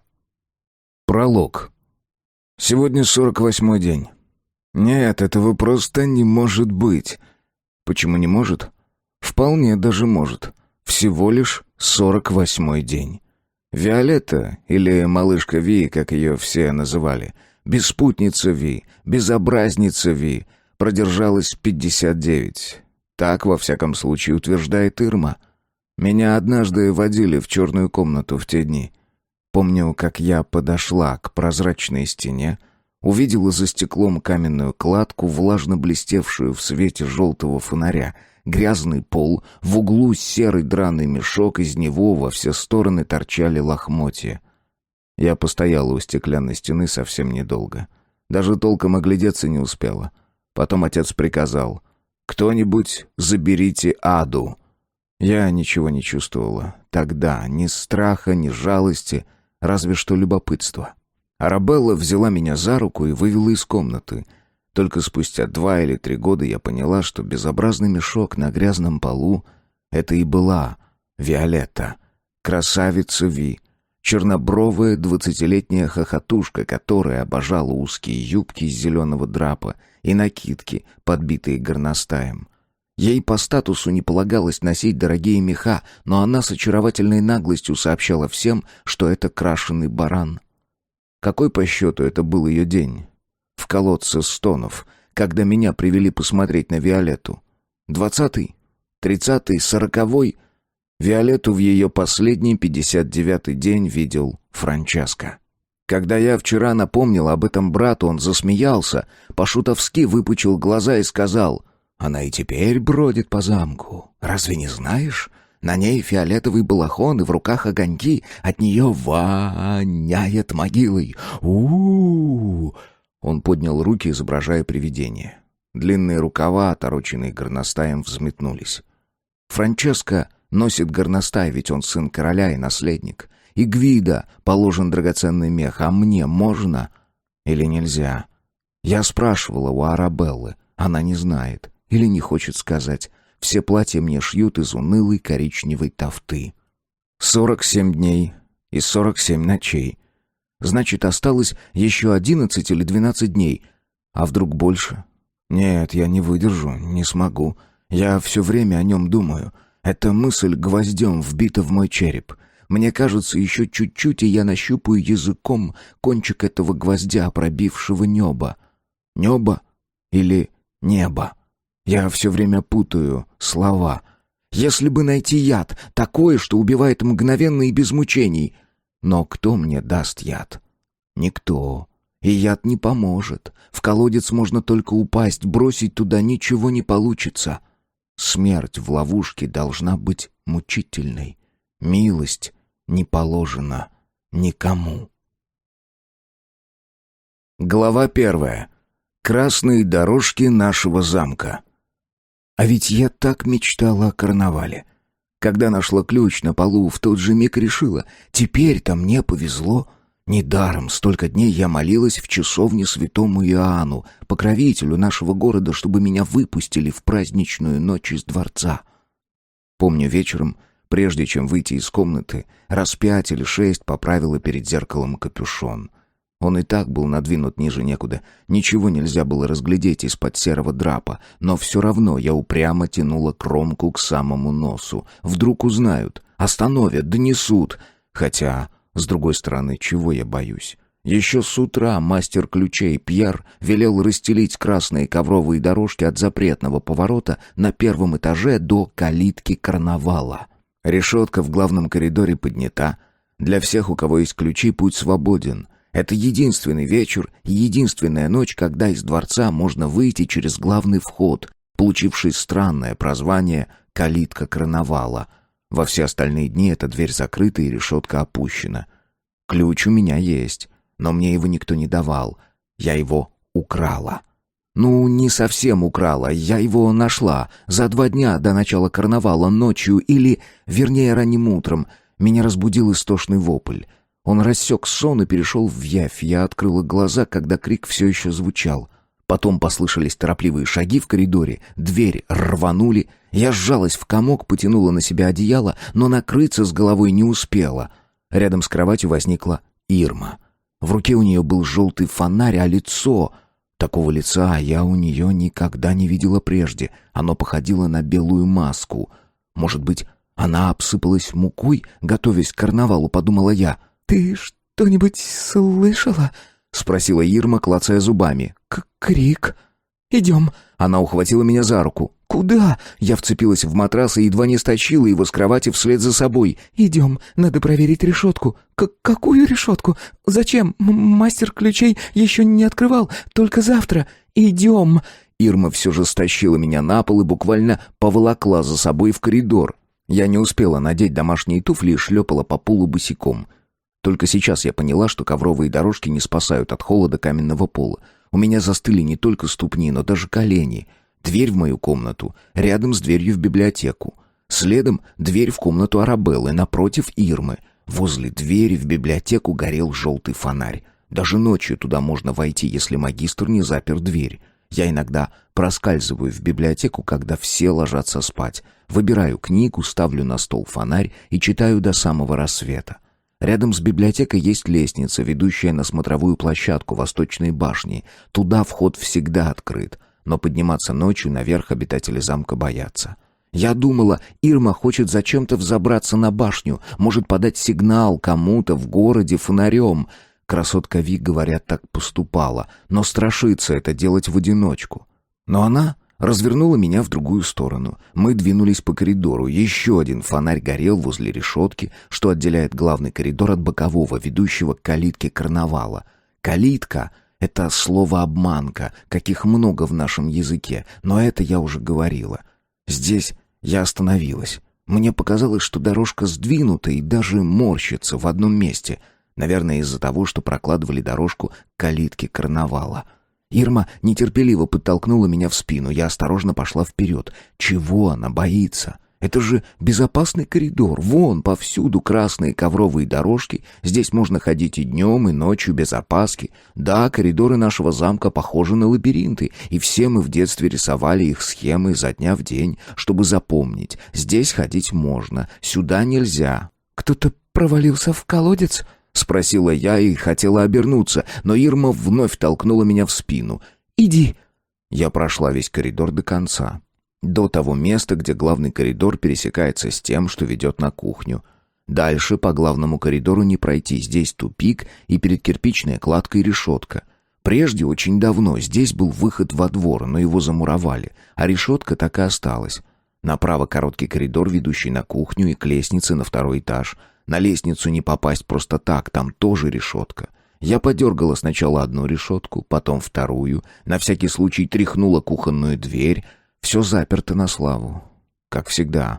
Мастер ключей отопрет дверь на кухню только на рассвете. «Закрыто». Ирма стояла и не двигалась, потом сказала тихо: «Проверь еще раз». Я сделала все, как она велела. Только почему она мне приказывает? Она же просто служанка, даже не фрейлина. «Все заперто. А в чем дело?» Ирма не ответила, повернулась и пошла к себе в спальню. Даже не удосужилась проводить меня обратно в комнату. Я вернулась к себе, недоумевая. Уже хотела лечь, но тут заметила в свете висящего у кровати фонаря тусклый отблеск на полу. Я подняла, ну надо же, медный ключ. Ирма обронила. Вернуть? Нет уж, дудки. Я сжала ключ в кулаке. Как бы не так. Это ведь ключ от калитки карнавала. Мой пропуск в город на самый грандиозный праздник в году. Я спросила у Гвида, почему калитка почти всегда закрыта, почему ее открывают только в дни карнавала. Это наш обычай, освященный временем, смысл которого уже позабыт. Когда смысл утрачен, обычай становится незыблемым, ответил мне Гвидо. 2 дня до праздничного вечера тянулись как 2 года. Мне казалось, что время остановилось, и даже огромные городские часы на Ратушной площади перестали бить. А когда я внезапно слышала их звон, вздрагивала всем телом. Но время, наконец, доплелось больной улиткой до дня карнавала. Часы пробили 6 после полудня, решетка у главного выхода поднялась скрежеща. Путь свободен. Я не решаюсь. Медлю. Потом в отчаянии топаю ногой, злясь на себя, выскальзываю за дверь, и тут меня охватывает панический страх. Невольно втягиваю голову в плечи, по спине пробегает озноб. Если отец узнает, тогда... Я не думаю, что будет тогда. Я просто боюсь. До дрожи в коленях, до обморока. Но все равно иду, сжимаю в мокрой от пота ладони ключ от калитки карнавала и ступаю на цыпочках по красной ковровой дорожке. Эта дорожка старая, затоптанная, истертая. Она лежит здесь всегда, чтобы днем и ночью можно было пройти из спален в туалет и ванную комнату, в библиотеку и малую столовую или на кухню. Дальше нельзя. Решетка на лестнице на 2-й этаж почти всегда закрыта, как и решетка у главного входа. Но несколько минут назад мастер ключей Пьер ее поднял, и новенькая красная дорожка ведет меня прямиком к порогу калитки карнавала. «Выходите! Веселитесь!» Я вставляю медный ключ в прорезь замка. Поворачиваю. Тяжеленная дверь легко распахивается. Старинный механизм по птичьи щелкает где-то внутри стены. Я шагаю на крыльцо. Еще не до конца стемнело, но повсюду горят огоньки. Они висят на тонких канатиках, что натянуты от замка к стене, и кажется, что двор полон разноцветными светляками. Ирма уже выбралась из дворца. Я вижу ее. Впереди мелькает ее отороченный беличьим мехом фиолетовый плащ. Тот самый, что она выменила у меня на модную зеленую юбку. Получается, у нее был еще один ключ, кроме того утерянного. Но зачем ей понадобился второй? Для кого? Может быть, это ключ Франческо или Гвидо? Гвидо с утра притворяется больным, но я знаю, что он непременно отправится в город, только позже, около полуночи. Во время карнавала любого обитателя замка пропускают за ворота. Никто из стражей не спрашивает, куда и зачем ты идешь. Если король выдал тебе ключ от калитки, значит, можешь отправляться в город ночью. Откуда стражникам знать, что ключ я украла? Все утро накануне карнавала я просидела в Северной башне, открыв окно, в свинцовом переплете и наблюдая за базарной площадью. Сквозь маленькие квадратные стеклышки ничего не разглядеть, они пропускают только свет. На площади царила суета. Торговцы устанавливали лотки, раскладывали товары, скрипели колеса телег, ржали лошади, а крики ослов звучали отвратительным хором. Многие торговцы не успевали вытащить товар из больших ивовых корзин. Маски, карнавальные балахоны и разноцветные фонарики шли на расхват. Жители ближайших кварталов спешно украшали свои дома. Цветы и гирлянды, ветки лавра, яркие ленты пестрели всюду, свешиваясь с балконов, лоджий, из распахнутых окон. Богачи развешивали на специальных крюках, вбитых в стены на уровне 2 человеческих ростов, дорогие ткани и ковры. Франческо утверждал, что на этих крюках горожане вешают своих врагов. Прежде я верила Франческо, но потом решила, что он врет. У нас в замке тоже есть такие крюки, но мы давно не украшаем коврами наружные стены. Железные крюки проржавели, а новые привезли 2 года назад из мастерской, да так и сложили в кладовой рядом с библиотекой. Они там лежат до сих пор. С наблюдательного поста меня прогнала бабушка. «Что ты здесь высматриваешь, а?» Старуха черной вороной возникла у меня за плечом. Как всегда, она передвигалась бесшумно. Поговаривали, что вдовая королева-мать на самом деле настоящая ведьма. Особенно упорно об этом болтали после кончины Ви. Я вздрогнула всем телом. Бабушки я боялась даже больше, чем отца. Отцу было некогда меня воспитывать, а у бабушки времени вдосталь. Книг она не читает, и потому ей ужасно скучно. И как только она меня нашла. Впрочем, догадаться нетрудно. Если меня нет в библиотеке или в своей комнате, значит, я торчу здесь, в башне. «Кого-то высматриваешь?» «Нет, никого», — беспомощно пролепетала я. «Врешь!» Она схватила меня за руку, я вся съежилась. Подумала, сейчас она потащит меня в каменный мешок, в колодец стонов, тот самый, где 2 месяца держали Ви. Говорят, в том колодце нарочно сделаны отверстия в стенах, чтобы можно было разговаривать с пленником. И, сидя в черной комнате, слышать его мольбы, раз за разом повторяемые «Выпустите меня!». «Не вру, просто смотрю». «Иди делом займись», — Она толкнула меня в плечо. «Лентяйка, я говорила твоему отцу, не надо брать девчонку в замок. Бастард — испорченное существо». Я кинулась бежать. Говорят, Ви умоляла часами, чтобы ее выпустили. Кричала, что готова уйти в монастырь, что согласна на все, лишь бы мастер ключей открыл ловушку. 2 месяца в каменном мешке без единой крошки. Перед смертью у нее выпали волосы и сошли ногти. Она плакала кровавыми слезами. Франческо рассказывал, что король каждый день приходил и подолгу сидел в кресле, наблюдая, как умирает его младшая сестра. Она и его умоляла, но король был непреклонен. Непреклонен. Ненавижу это слово. После смерти Виолетты мне приснилось, что я тоже провалилась в ловушку. Напрасно я ощупывала каменные, осклизлые стены, пытаясь отыскать выход. В колодце не было даже намека на дверь. Было только стекло. Зеркало, которое отражало меня, в ночной рубашке с растрепанными волосами, босую. Стоял ли там кто-нибудь снаружи за стеклом или нет, я не знала. Горел желтый фонарик. За литым стеклом мерцал холодный огонек лурского огня, свет, который светит, но не может обжечь. В ужасе я принялась колотить кулаками по стеклу и орать: «Выпустите меня!». Я кричала, даже когда проснулась. Ничего не соображая, я кинулась к двери спальни. Она почему-то против обыкновения была заперта на ключ. Всегда открытая дверь была заперта. Напрасно я дергала медную ручку, она не желала поворачиваться, и тогда я вдруг уверилась, что меня за все мои провинности, за мою неисправимую дерзость скинули в колодец. Навсегда. Я попросту обезумела от ужаса. Ничего не соображая, я дергала изо всех моих детских силенок дверь и вопила: «Выпустите меня!». До тех пор, пока эта проклятая дверь не открылась, и на пороге не возникла Арабелла. «Ты что, с ума сошла?» — спросила старая фрейлина строго. Я стояла перед ней растрепанная, с залитым слезами лицом, а в ее глазах не было ни жалости, ни снисхождения, только строгость и еще, как мне показалось тогда, брезгливость. «Я думала...» — пробормотала я в ответ, продолжая всхлипывать. «Что меня бросили в ловушку». «Иди умойся», — приказала она. «Сегодня все сидят по своим комнатам и никуда не выходят. Так приказал король. У нас траур после смерти Виолетты, а ты, как всегда, позабыла об этом, дуреха». С той ночи прошло уже целых 7 лет, а мне все кажется, что я стою на каменном полу в ночной рубашке, босая, зареванная, и дрожу. Не я, конечно, а моя память. Она пришпилена взглядом Арабеллы к моему давнему страху, как прибивают ковровые дорожки к каменному полу. Надо все же рассказать о красных дорожках и колодцах, хотя, похоже, почти все в городе знают об этих особенностях дворцовой жизни. В наш замок входят по наружной лестнице, ведущей на 2 и 3 этажи.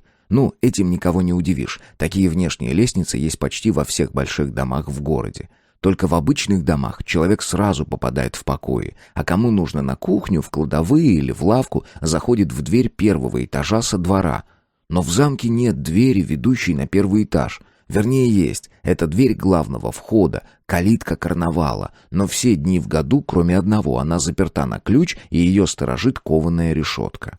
Та дверь, что возле кухни и кладовых, неведомо сколько лет уже замурована. Так что всем входящим в замок нужно, поднявшись на 2-й этаж, Тут же, миновав переходную лоджию, спуститься по другой лестнице в караульню, оттуда в помещение кухни и уже оттуда, если стражники пропустят, можно попасть в коридор первого этажа, где расположены покои короля, членов его семьи и фрейлин.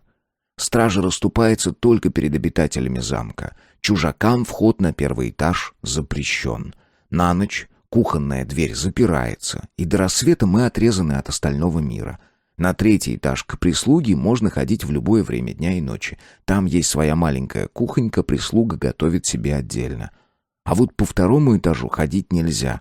Там повсюду ловушки. Под полом коридора, ведущего от входа на верхний ярус библиотеки, до запертой решетки главного входа, затаился колодец дьявола. От главного входа до кухонной лестницы подстерегает недруга колодец стонов. Неподалеку, возле сокровищницы, где-то есть жуткий колодец правды. Это те ловушки, про которые знают все. Франческо клянется, что существует еще сотни тайных, но он, как я давно убедилась, известный враль. Но в тот вечер я не думала о ловушках, только о том, как миную калитку карнавала и окажусь в городе. Едва я вышла во двор, как дверь во дворец захлопнулась, я вздрогнула и даже рванулась назад. Потом сообразила, вот дуреха, ключ откроет калитку, если я вернусь до рассвета. Я снова поправила капюшон и скорым шагом направилась через внутренний двор. Теперь подарку, главным воротам. В обычные дни здесь бы меня никто не пропустил. Даже днем решетка всегда опущена, подле нее дежурят 4 стражников, а на ночь еще и ворота запирают, закладывают тяжеленным брусом. Когда я была маленькая, то мечтала стать стражником. У них такие красивые черно-желтые калеты и всегда начищенные до зеркального блеска кирасы и шлемы. Потом я поняла, что на самом деле работа у этих ребят скучнейшая. Препротивная, скажем так, работа. С минуту я разглядывала фасад дворца с круглыми башнями по углам, с синей черепичной крышей, над которой веял королевский стяг, алый с золотым леопардом на задних лапах. Облицованный белым и коричневым кирпичом фасад выглядел нарядным, только картину портили узкие, забранные решетками окна. Они напоминали запавшие глаза больного, даже стекол не видно. Говорят, кирпичи для дворца обжигали по старинному рецепту лурсов. Миновало уже 300 лет с года постройки, а кирпичи, как новенькие, нигде ни один даже не обвалился. Я вновь поправила капюшон и нырнула под арку. Над головой острые пики поднятой решетки, по бокам обитые стальными листами распахнутые ворота с массивными квадратными шляпками гвоздей. Ну вот, я на свободе. Глава 2. Карнавал. За воротами я бываю нечасто. В последний раз выходила, когда король отправил нас всех смотреть на казнь. Его Величество полагает, что подобные зрелища должны воспитывать в его детях силу духа, особенно у принца Франческо, ведь он наследник. Нас усадили в королевской ложе на специально приготовленную скамью, но я примостилась с краю, так, чтобы ничего не видеть. Видеть-то я не видела, но зато слышала все отлично. Хрип, вопли, мерзкие мокрые шлепки и еще радостное улюлюканье мальчишек, они обожают подобные зрелища. Ирма тоже обожает, я наблюдала за ней краем глаза. Она смотрела на помост и улыбалась. Вообще-то за свою недолгую жизнь я перевидала немало казней. Мне было лет 6, когда меня в первый раз повели смотреть, как расправляются с фальшивомонетчиком. В тот раз всех детей из замка усадили не в ложе перед королевским креслом, а в первом ряду внизу, у самого заборчика, что отгораживал сидячие места от ратушной площади, на которой толпился простой люд. Оттуда все хорошо было видно. И вот мы сидели. Я, Ирма, Гвидо, Франческо и Лючия. Она умерла 3 года назад. И во все глаза пялились на человека, с которого сдирали кожу. Кажется, он был еще жив, но почему-то не кричал. Палач содрал с осужденного кожу и показал этот чулок толпе, потом засунул в рот казненному палец и выкрикнул: «Он живой еще! Вот мерзавец, кусается!» Толпа ответила радостным ревом. «Врет», — уверенно сказал тогда Франческо. «Преступник уже мертвый. Он был мертвый, когда его вынесли на помост. Я знаю, его приказали заранее умертвить. Из милости». Я хотела ему поверить и не могла. Еще долго я думала, вдруг человек, лишенный кожи, все еще жил. Как он должен был страдать? Разве можно такое представить? Странно, никто из 5 миленьких деток в нарядных платьях, что редком сидели на скамейке, не закричал, не заплакал, не попытался уйти. Мы просто сидели и смотрели. Я была самой младшей. Теперь меня тошнит от одного воспоминания. От звуков, напоминающих эти мокрые шлепки, хотя с тех пор прошло уже 10 лет. Ратушная площадь – самая красивая в нашем городе. Со всех сторон ее окружают дома самых знатных и самых богатых горожан. Дома стоят в ряд, вплотную друг к другу, фасады украшены резьбой, барельефами, позолотой. На площадь вливаются 4 улицы, и на каждой построена арка из красного кирпича. В центре площади ратуша с высокой башней, и на башне часы. Циферблат изукрашен изображениями луны и солнца, и каждый час, прежде чем ударит часовой колокол, под циферблатом открывается дверка, и наружу выплывает нарядный хоровод из бронзовых позолоченных дам и кавалеров. Они исполняют замысловатый танец и скрываются во втором окошке. После этого часы начинают бить. Сегодня от каждого дома к ратуше перекинули гирлянду фонариков из желтых, красных или синих лурских огней. На площади светло, как днем. Огоньки горели во всех окнах, на всех балконах. Гуляки носили на палках целые связки разноцветных фонариков. Говорят, только несколько мастеров-лурсов знают секрет холодного огня, и никому из людей его не открывают. Лурсам же этот секрет поведали страшные демоны северных гор, потому что сами лурсы своим умом ни до чего дойти не могут.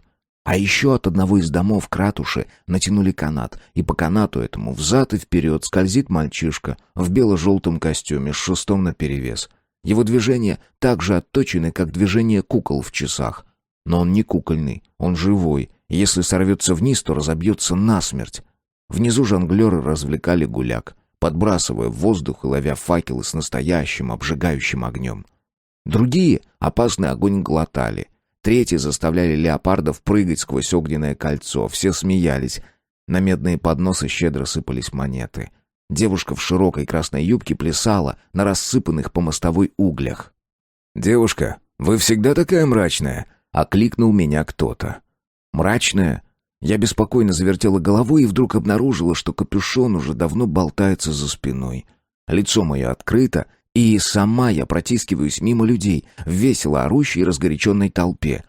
Лица горожан в ту ночь либо в масках, либо разрисованы, и каждый норовит осыпать встречных конфетти или дунуть в самое ухо соседу из пронзительно пищащей дудки. Я растерянно рассмеялась, и тот, кто меня окликнул, тоже. Мужчина лет 30, стройный, узкоплечий, но не тощий, с завитками каштановых волос до плеч. Одет он был в лазоревый колет с золотым шитьем. Я не сразу сообразила, что передо мной лурс. Лурсы, они почти как люди, но иной расы. Они выносливее людей. У них почти волчьи клыки, а на руках острые когти. Живут они на севере, за валом короля Бруно, и наше королевство с ними время от времени воюет. Впрочем, кое-кто из их народа давно поселился на окрестных землях, и в городе есть целая улица, населенная лурсами. Густав утверждает, что прежде их земли начинались сразу на том берегу реки, а наш город был не центром торговли, стоящим на перекрестке дорог, а маленькой пограничной крепостью. Со времени правления короля Бруно прошло много лет, и десятки войн с лурсами, в которых люди всегда побеждали, и лурсов почти всех уже замирили, но все равно их многие боятся. Я тоже боюсь, даже не знаю почему. Кстати, на той первой виденной мною казни кожу сдирали именно с лурса. Помню, как отец тогда сказал: «Детям можно посмотреть, казнят всего лишь лурса». А золотой лев на лазоревом поле — герб их исчезнувшего герцогского дома. «Вы из замка?» — сказал незнакомец, беря меня за локоть. «Это сразу видно. Милая девушка зачем-то надела дурацкий плащ, который совершенно бесполезен в толпе.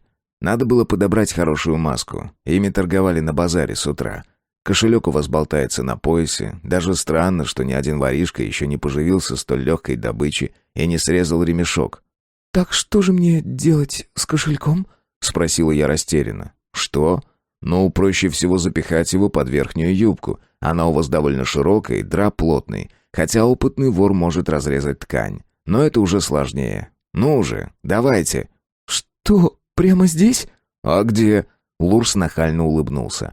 Делать было нечего. Я повернулась к доброжелателю спиной, развязала вышитый серебряной нитью пояс и принялась запихивать под юбку кошелек. Тот был здоровенный и не пролезал за пояс. Я попыталась надавить, и ткань лопнула с треском. Вот тена. Ирма клялась, что это новая юбка, когда обменяла ее на мою накидку с беличьим мехом. Что же теперь делать? «Катастрофа?» — лукаво спросил Лурс, оборачиваясь. «Все поправимо». Я кое-как запихала кошелек в прореху и завязала пояс. «Да, я ошибся. Без плаща вам не обойтись», — сказал Лурс и принялся отдергивать складки моего плаща. «Что это?» Он бесцеремонно откинул полу плаща и вытащил из внутреннего кармана свиток. Я даже не успела ему помешать, он вертел меня как куклу. Я еще подумала, не жонглер ли он? Их среди лурсов много. «Подметное письмо?» «О, нет!»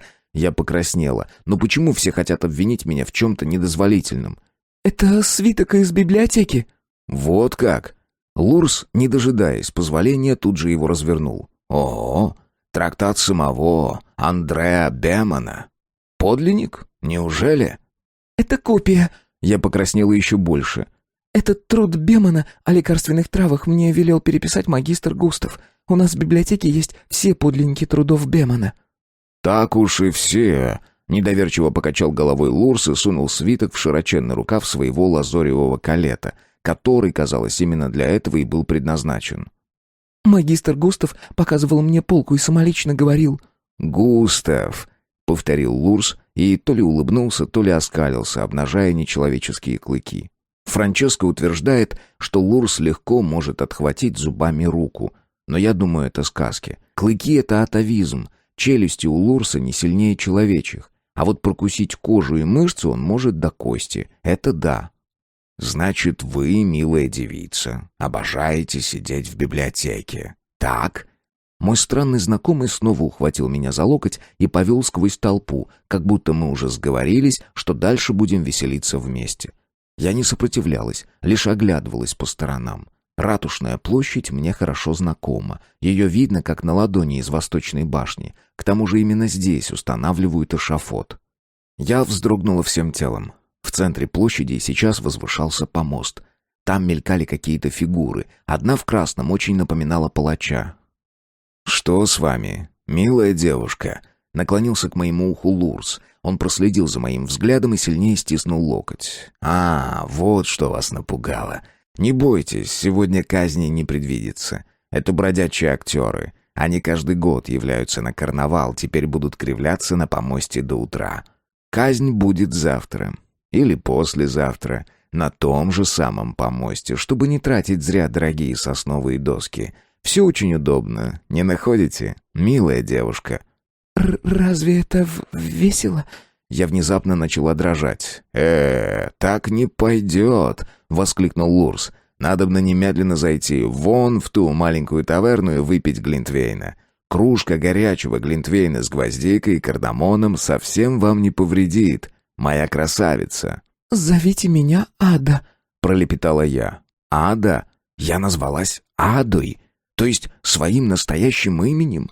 Для карнавала нужно было придумать какое-то вымышленное прозвище, но от этого мельтешения, огней, от криков, смеха, толкотни, от вида кривлявшихся на помосте фигур в голове моей все смешалось.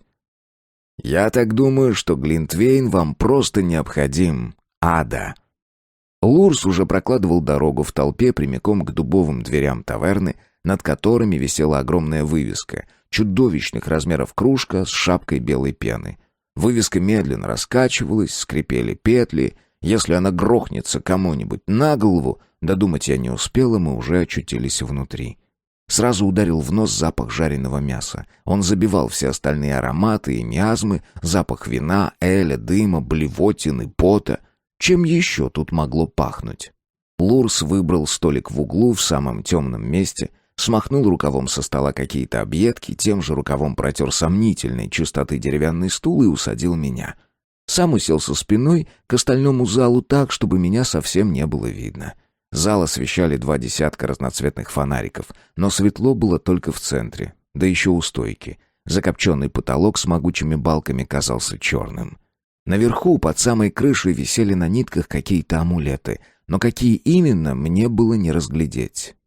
«Рад видеть тебя, Виталий!» Подошел к нашему столу человек в белом, сомнительной чистоты фартуке, с серебряным подносом в огромных, поросших рыжим волосом руках. «Виталий, значит. Лурса зовут Виталий. Я где-то слышала это имя, точно слышала, или видела его написанным крупными буквами, с виньетками снизу и сверху на титульном листе книги. Но какой книги? И когда?» «2 кружки глинтвейна», — сказал Виталий. Человек в белом фартуке тут же исчез.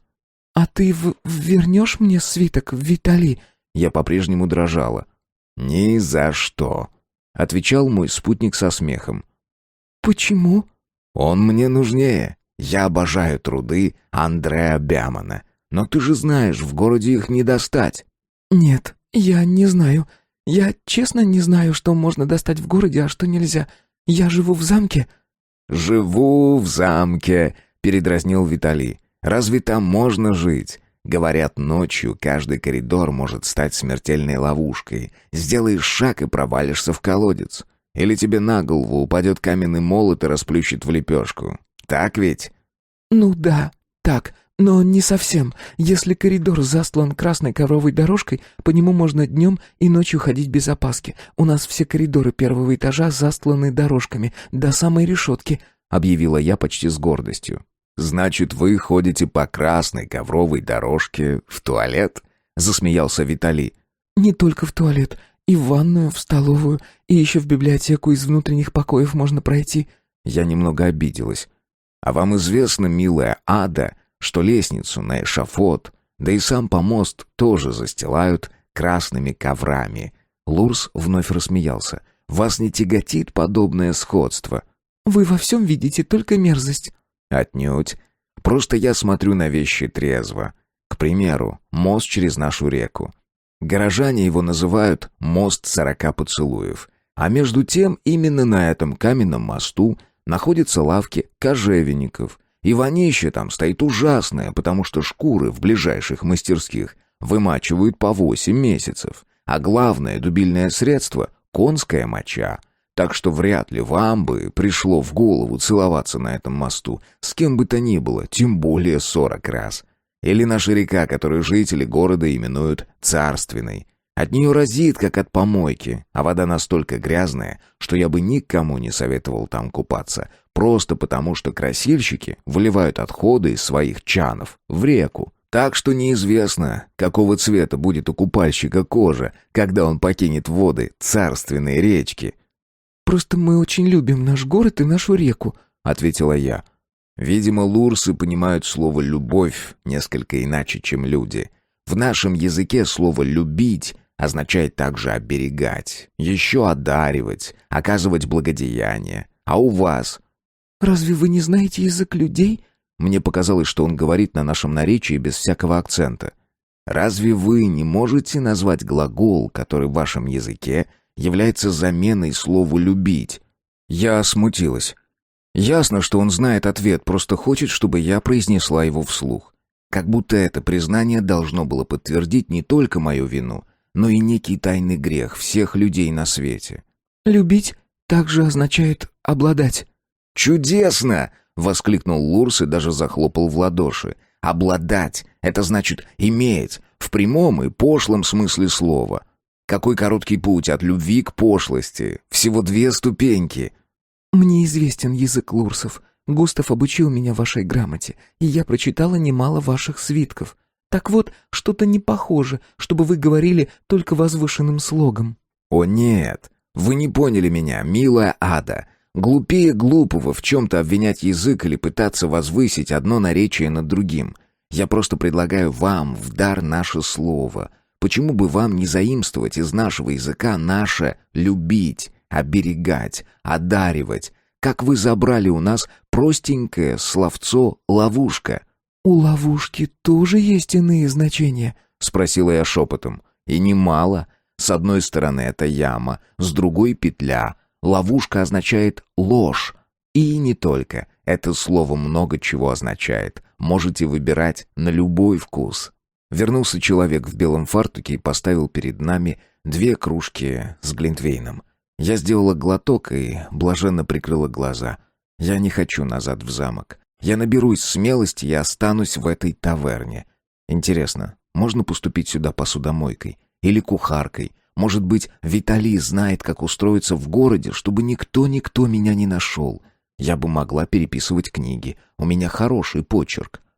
Теперь посреди залы 2 в карнавальных балахонах, белым и красным, лихо отплясывали под фальшивое пиликанье скрипки, то и дело натыкаясь на столы и стулья. Но оттолкнувшись от стойки бара, как от пристани, они вновь кидались в хмельную пляску, как в плавание. Потом к этим 2 присоединился 3 в черном балахоне с косой в руке, а из-под капюшона виднелась маска в виде мертвой головы. «Не смотри на него», — шепнул Виталий. «Почему?» «Он может заметить тебя, а если заметит, предложит отведать из своего кубка». «И что тогда?» «Ты умрешь».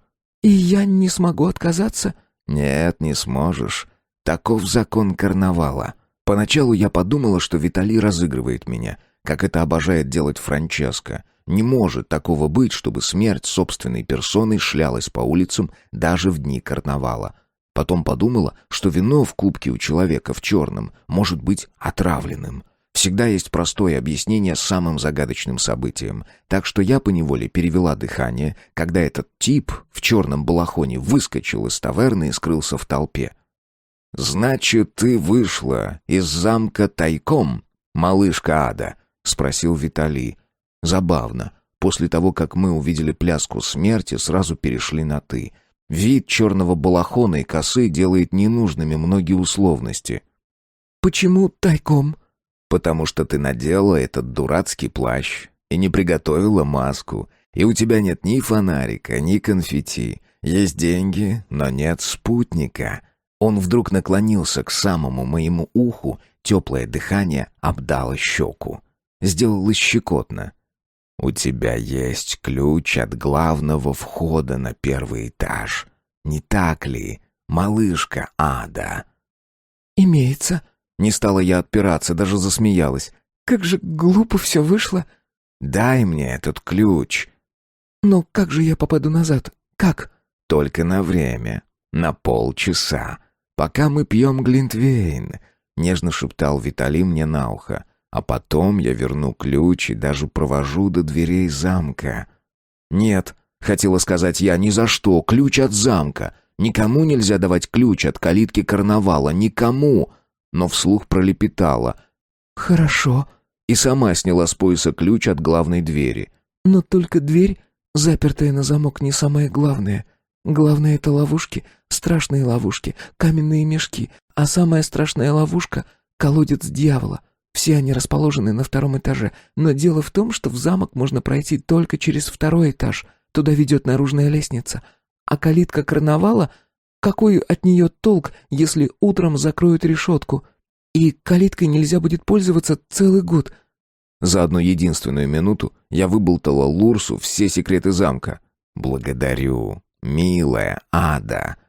Виталий вынул из моих пальцев ключ. Тут же подле него опять возник человек в белом фартуке, и добыча исчезла в кармане хозяина таверны. «А если эти 2 меня обманут? Если не вернут ключ, что тогда? Остаться в городе навсегда?» Я вдруг почувствовала себя такой незащищенной, жалкой, маленькой, нелепой. Нет, ни за что. Скорее назад, в замок. Меня вновь начала бить дрожь, и чтобы справиться с ней, с проклятой, я сделала большущий глоток глинтвейна. «Все в городе знают про эти ловушки». Лурс усмехнулся, обнажая волчьи клыки. «Но знаешь ли ты, милая Ада, чему служат эти ловушки?» «Для охраны замка, чтобы никто не мог пробраться внутрь». «Нет, моя милая Ада, замок можно охранять совсем иначе. Кстати, ты никогда не задавалась вопросом, как умерла королева Мария? Поговаривают, ее хоронили в часовне святого Иоанна в закрытом гробу. Да еще ходят слухи, что тела в гробу не было вовсе, и могила королевы всего лишь нарядный кинотаф. Возможно, иссохшее тело бедняжки до сих пор покоится в тайном колодце, И король время от времени заходит в черную комнату, чтобы полюбоваться покойницей. А вы сами не боитесь провалиться в колодец?» «Не знаю». «Не знаю. Это в каком смысле? Не боитесь или боитесь?» «Мы об этом не думаем». «Разве никто не может свалиться в ловушку случайно?» «Надо быть внимательным. Арабелла говорит, если свалишься, сам виноват». Здоровяк в белом фартуке вернулся, брякнул ключом о столешницу. «Держи свой ключик, Ада. Ты ведь, бедняжка, перетрусила, все думала, вдруг я тебя обману. Признайся, ты ведь в глубине души этого боялась». «Ну да, боялась». «Почему?» «Лурсы от природы все лживые». «Кто тебе это сказал?» «Магистр Густав». «Ну, он известная скотина». И я почему-то не стала спорить. Глава 3. Колодец дьявола. «Ада, вставай!» Ирма бесцеремонно трясла меня за плечо. «В чем дело?» Я с трудом разлепила не только глаза, но и губы. Во рту было мерзко, как будто Арабелла в очередной раз напоила меня микстурой от кашля. Все-таки пить так много глинтвейна нельзя. Ох, моя голова. Все так и идет кругом. Балдахин кровати, забранное решеткой узкое окно со свинцовыми квадратиками переплета, лицо Ирмы. «Вставай! Ну же, скорее! В колодце дьявола сидит очередной пленник. Ты слышишь? Идем же!» «Что? Пленник? Ну да, кто-то пытался залезть в замок и попался, как всегда». «Но ведь на время карнавала ловушки отключают». «Ха-ха! Как же! Это вранье, глупая сказка, для того, чтобы дурачки попадали в лапы мастера ключей. Каждый раз кто-то клюет на эту нехитрую ложь, и вот опять». «Нет, не может быть, чтобы вранье. И потом, решетка была открыта. А что толку? Сокровищница на 2 этаже, а уж там ловушки всегда на страже. Спроси у Густава», — веско заявила Ирма. «Давай одевайся, поглядим на недотепу». Я принялась натягивать блузу и юбку. К счастью, на стуле у кровати была сложена другая одежда. Не та, что я надевала на карнавал. А то бы Ирма заметила порванную юбку. Она все замечает, как и Арабелла. Не знаешь, кто из них хуже. Впрочем, Ирма — племянница Арабеллы, будущая главная фрейлина. Она уже и сейчас воображает себя почти главной. Бедная будущая королева, избранница Франческа. Мне ее заранее жаль. Наконец я оделась, сполоснула под рукомойником лицо и отправилась вслед за Ирмой смотреть, кого же угораздило попасться в каменный мешок. Красная дорожка вела нас мимо библиотеки к дверям черной комнаты. Замок нехотя просыпался после ночного веселья. «Ирма, а ты ходила в город?» «Конечно же нет», — соврала Ирма. «Что я забыла на этом дурацком карнавале? Чтобы меня щупали всякие придурки и целовали прыщавые сосунки? А вот Гвида всю ночь веселился, это я точно знаю. А ты?» «Я хотела, но...» Врала я куда хуже, чем будущая главная фрейлина. «Значит, ходила», — уверенным тоном заключила Ирма. «О, святой Иоанн, изгнавший жестоких богов Домирия! Почему у меня нет настоящей преданной подруги, а есть только эта Ирма?» «Ну вот, гляди». Она толкнула узкую дверь, и мы очутились в маленькой комнатке. Комнатка была совершенно темной, к тому же стены выкрашены в черный цвет. Из-за этого ее и называют черной. Ни окон, ни ламп. Только дверь в одной из стен, а противоположная стена из небьющегося стекла, причем огромного, во всю стену. Такие стекла изготавливали много лет назад лурсы для своих знаменитых тайных зеркал. Через это стекло можно было видеть, что творится в ловушке, а несчастный, запертый в колодце дьявола, нас разглядеть не способен. Он видит простое зеркало, зеркало, которое невозможно разбить, зеркало, в которое день ото дня будет смотреться и видеть, как меняются его черты, как западают щеки, заостряются скулы, вываливаются глаза, а руки становятся все тоньше и тоньше. Сколько дней он может провести в ловушке? 1,5 месяца, 2. Виолетта просидела в колодце стонов 59 дней. «Гляди, гляди, он пытается найти дверь. Вот дурак!» — шепнула Ирма. Она, видимо, опасалась, что пленник нас может услышать. Мастер ключей говорил, что сквозь зеркало ничего не слышно, но, возможно, он лгал, как и многие в нашем замке. Я шагнула к стеклянной стенке поближе. Внутри колодца дьявола под самым потолком горел желтый фонарик с холодным огоньком, освещая ловушку. Судя по мутному пятну на стекле, пленник уже попробовал разбить его, но, разумеется, безуспешно. Теперь он пытался нащупать в соседней стене дверь. Глупо. В колодце дьявола нет дверей. Сюда падают сверху. Падают и остаются навсегда. Кажется, пленник это наконец осознал. Во всяком случае, он запрокинул голову и посмотрел наверх. Оскалился, обнажая крупные белые клыки. Лурс. Сомнений не было. Там, за стеклом, сидел Виталий. Но он же сказал, что знает все-все про ловушки, что не боится. «Ви!» — невольно выкрикнула я и осеклась. Услышал он или нет? Просто почувствовал. Лурс повернулся и посмотрел в зеркало, шагнул ближе, провел пальцами по стеклу. Острые когти царапнули поверхность. Следа не осталось, но скребущий звук я услышала. Значит, какие-то звуки можно услышать, если постараться.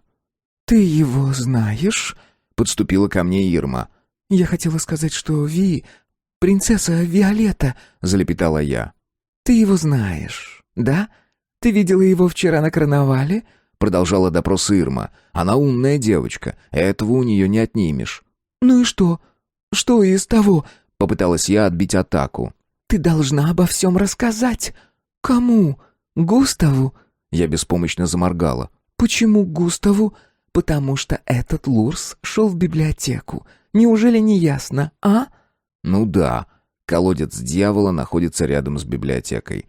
Вернее, рядом с верхним ее ярусом, где хранятся самые ценные фолианты и куда имеет доступ только Густав. Да еще король. Там наверху, на одной из полок, лежат все трактаты Андреа Бемана». «Ирма, хочешь, я подарю тебе свой гребешок из слоновой кости?» Я попыталась подкупить добровольного инквизитора. «Зачем мне твой гребешок?» презрительно хмыкнула Ирма. «У него половина зубьев отломана». «Не пойду», — сделала я последнюю жалкую попытку отбиться. «Я ничего не буду». «Тогда», — перебила Ирма, — «я пойду и все расскажу королю». «Нет, только не ему». У меня от страха подогнулись колени. «Ну, хорошо», — выдавила я едва слышно. «Расскажем обо всем Густаву». Во рту у меня тут же пересохло. «Идем, Густав в библиотеке». Я бросила на Витали прощальный взгляд и выскользнула из черной комнаты. 16-летний инквизитор отправился вслед за мной, чтобы удостовериться, по всем ли правилам я сделаю донос на саму себя. Магистр Густав сидел в библиотеке за огромным дубовым столом, заваленным манускриптами, наряженный, как всегда, в черную мантию, с черной маленькой шапочкой на макушке, чтобы никто, не дай бог, не усомнился в том, что Густав — ученый. Перед ним лежал какой-то старинный свиток, перевязанный грубой тесьмой. Трактат Бемана, почему-то решила я. Трактаты Бемана хранились на втором ярусе, и попасть можно было туда лишь через дверь второго этажа, миновав ловушки, видимо, это и хотел сделать Виталий, либо из библиотеки по узкой лесенке, ведущей на галерею. Но путь этот перегораживала дубовая дверь, всегда закрытая на замок, а ключ от нее хранился у Густава. Даже у мастера ключей не было ключа от этой дверки. Густав водил меня наверх всего один раз. Тогда-то он и показал мне полку, где лежали все 32 свитка с трудами Андреа Бемана. «Ну что у вас, девочки?» — спросил магистр Густав с улыбкой. Он довольно часто улыбался, но улыбка его начисто была лишена тепла. «Вот, Ада хочет что-то сказать», — выступила вперед Ирма. «С удовольствием послушаю». Густав опять улыбнулся. «Вчера ночью я была на карнавале». У меня мгновенно пересохло во рту, так что вторую часть фразы «была на карнавале» с трудом можно было разобрать. «Ну, это весьма неосмотрительно для девочки твоего возраста», — заметил Густав снисходительно. Он часто бывал снисходительным, но его снисходительность всегда казалась мне фальшивой. «И там я встретила одного человека. Лурса», — поправила Ирма. «Ну да, Лурса. Его звали Виталий. И я позволила ему...» «Поцеловать себя?» — спросил Густав. «Милая Ада, целоваться с Лурсом — большой грех. Лурсы не люди. Это низшая раса, не способная жить самостоятельно. Мы даем им кров и примитивную работу, чтобы они не вымерли». «Нет, нет, я с ним не целовалась». Я сморщилась, как от боли. Мне в самом деле было больно. Боль унижения. Ее ни с чем не сравнить. Да-да, я чувствовала себя униженной, раздавленной, но почему-то не сознавала за собой вины. «Я позволила ему сделать слепок с моего ключа от калитки карнавала». «Вот как!» Густав больше не улыбался. Лицо его окаменело, глаза сделались не холодными, ледяными. Холодными они были, когда Густав пребывал в хорошем настроении. «Но разве тебе не известно, что передавать кому-либо ключи запрещено? Что это верх легкомыслия?» «И теперь этот Лурс сидит в колодце дьявола», — выпалила я, чтобы быстрее закончить с пыткой. «Витали? В колодце дьявола?» Густав несколько раз растерянно моргнул, похоже, он не сразу поверил подобному известию. Глаза его вдруг сверкнули. На дне их как будто мелькнул блеск двух голубых карнавальных огней. Такие вчера жгли на Ратушной площади, когда я шла в сопровождении Витали назад, к замку. Густав поднялся. Черная мантия хлопнула складками, будто огромная птица взмахнула крыльями. «Витали? В колодце дьявола?» — переспросил магистр, улыбка вновь раздвинула его тонкие губы. «Клянусь духом Андреа Бемана, на это стоит посмотреть!» Густав больше ничего не сказал и направился к двери. Ирма толкнула меня в спину, мол, иди. Я поплелась за Густавом. Ирма замыкала шествие. Магистр направился прямиком в черную комнату со стеклянной стеной. «О, святой Иоанн, вращающий колесо судьбы! Сделай так, чтобы Лурс сумел выбраться за то время, что я каялась перед Густавом. Чудо, чудо! Что тебе стоит? Исправь то, что я натворила. Добрый, добрый святой Иоанн!» Я молитвенно стиснула руки, едва ли не провыла свою кратенькую глупую молитву в голос. Но пленник по-прежнему пребывал в каменном мешке. Теперь он пытался взобраться наверх по старинной кладке. И даже весьма преуспел в этом. Поднялся уже футов на 6. И не мудрено, у лурсов отличные когти. Я вдруг вспомнила, что точно так же карабкался по стене пират, и закусила губу, чтобы не зареветь. «Неплохо», — сказал Густав, разглядывая пленника, как огромного паука в банке. «Возможно, этот парень сумеет добраться до самого верха. Но все усилия его пропадут в туне. Ловушки так сконструированы, что изнутри лаз не открыть. Это никому не под силу, даже Лурсу.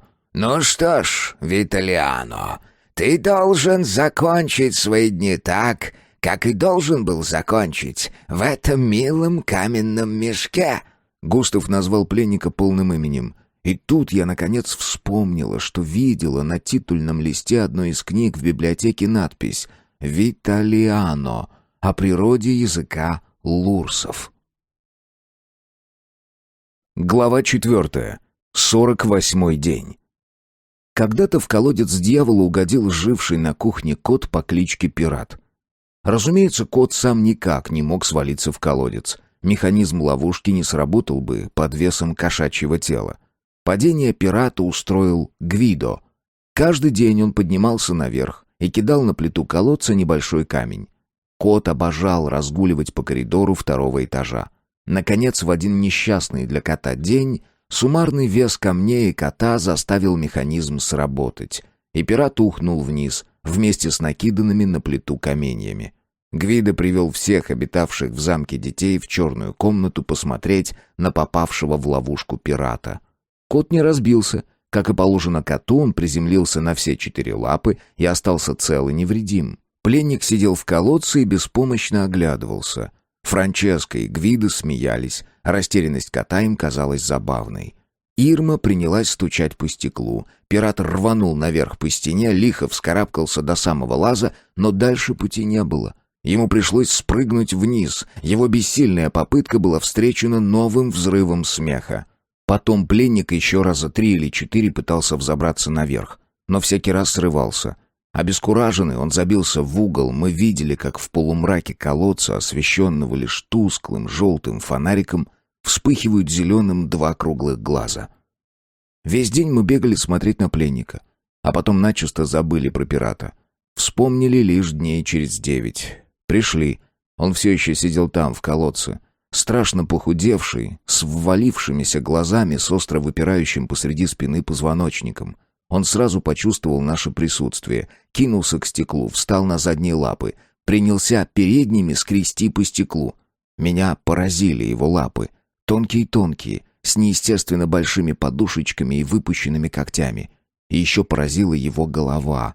От прежней огромной пушистой головы пирата с роскошными щеками остался лишь широкий лоб. Всю кошачью красу слезал голод. Огромные круглые глаза превратились в узкие щелки.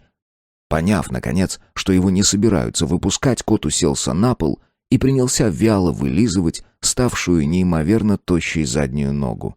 «Надо его освободить», — сказала я. «Надо сказать мастеру ключей». «Никто живым не выходит из колодца», — веско заявил Гвидо.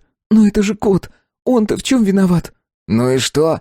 «Помогите!» С визгом я рванулась из черной комнаты и в коридоре столкнулась с Арабеллой. «Что ты тут орешь? Как резаная?» Старшая фрейлина ухватила меня за ворот платья. Пират свалился в колодец дьявола. Пусть его выпустят!» Я принялась вырываться из цепких рук Арабеллы, но куда там? Держали меня крепко. Я лишь дергалась, как марионетка на ниточке. «Прекрати!» — повысила голос Арабелла. «Веди себя прилично, и сейчас же иди к себе в комнату. Но пират там! Он умрет! Отпустите его!» Но ни пирата, ни меня никто не собирался отпускать. Арабелла дотащила меня до спальни, втолкнула внутрь и закрыла дверь на ключ. Я проплакала весь вечер, пока не уснула, а на другой день сразу же после завтрака побежала к мастеру ключей. Пьер выслушал историю пирата, потом окинул меня снисходительным или оценивающим взглядом. 100 флоринов, и я достану кота».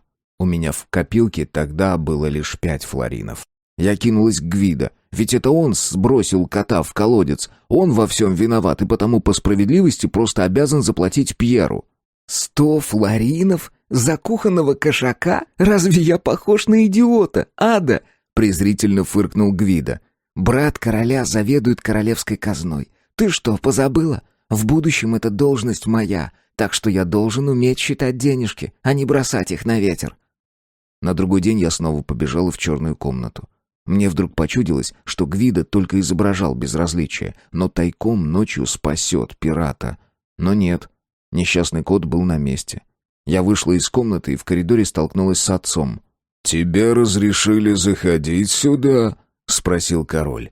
Я вся сжалась от страха и отрицательно мотнула головой. «Арабелла к тебе слишком милостива. Надо сказать ей, чтобы лучше за тобой смотрела. Кто-то попал в ловушку?» «Нет». «Без нужды незачем сюда ходить. Тебе ясно?» «Да, ваша милость». Я до сих пор помню, как умирал пират. Он то садился, поджав лапки и завернув вокруг исхудалого тела, ставший похожим на жалкую веревочку некогда пышный хвост, то терял силы и заваливался на бок. При этом один глаз его полностью закрылся, а в другом еще слабо поблескивала зеленым радужка. Пират все еще куда-то полз, надеясь на спасение. Остро выпиравшие лопатки и тоненькие, ставшие какими-то птичьими лапки делали его похожим на выпавшего из гнезда птенца. Он проползал с полфута и замирал, истратив все силы, утыкался носом в каменный пол, и только ушки его подрагивали да вздымались и опадали бока, пока он забывался на время сном. Какие сны снились ему перед смертью в ловушке, я так и не смогла представить.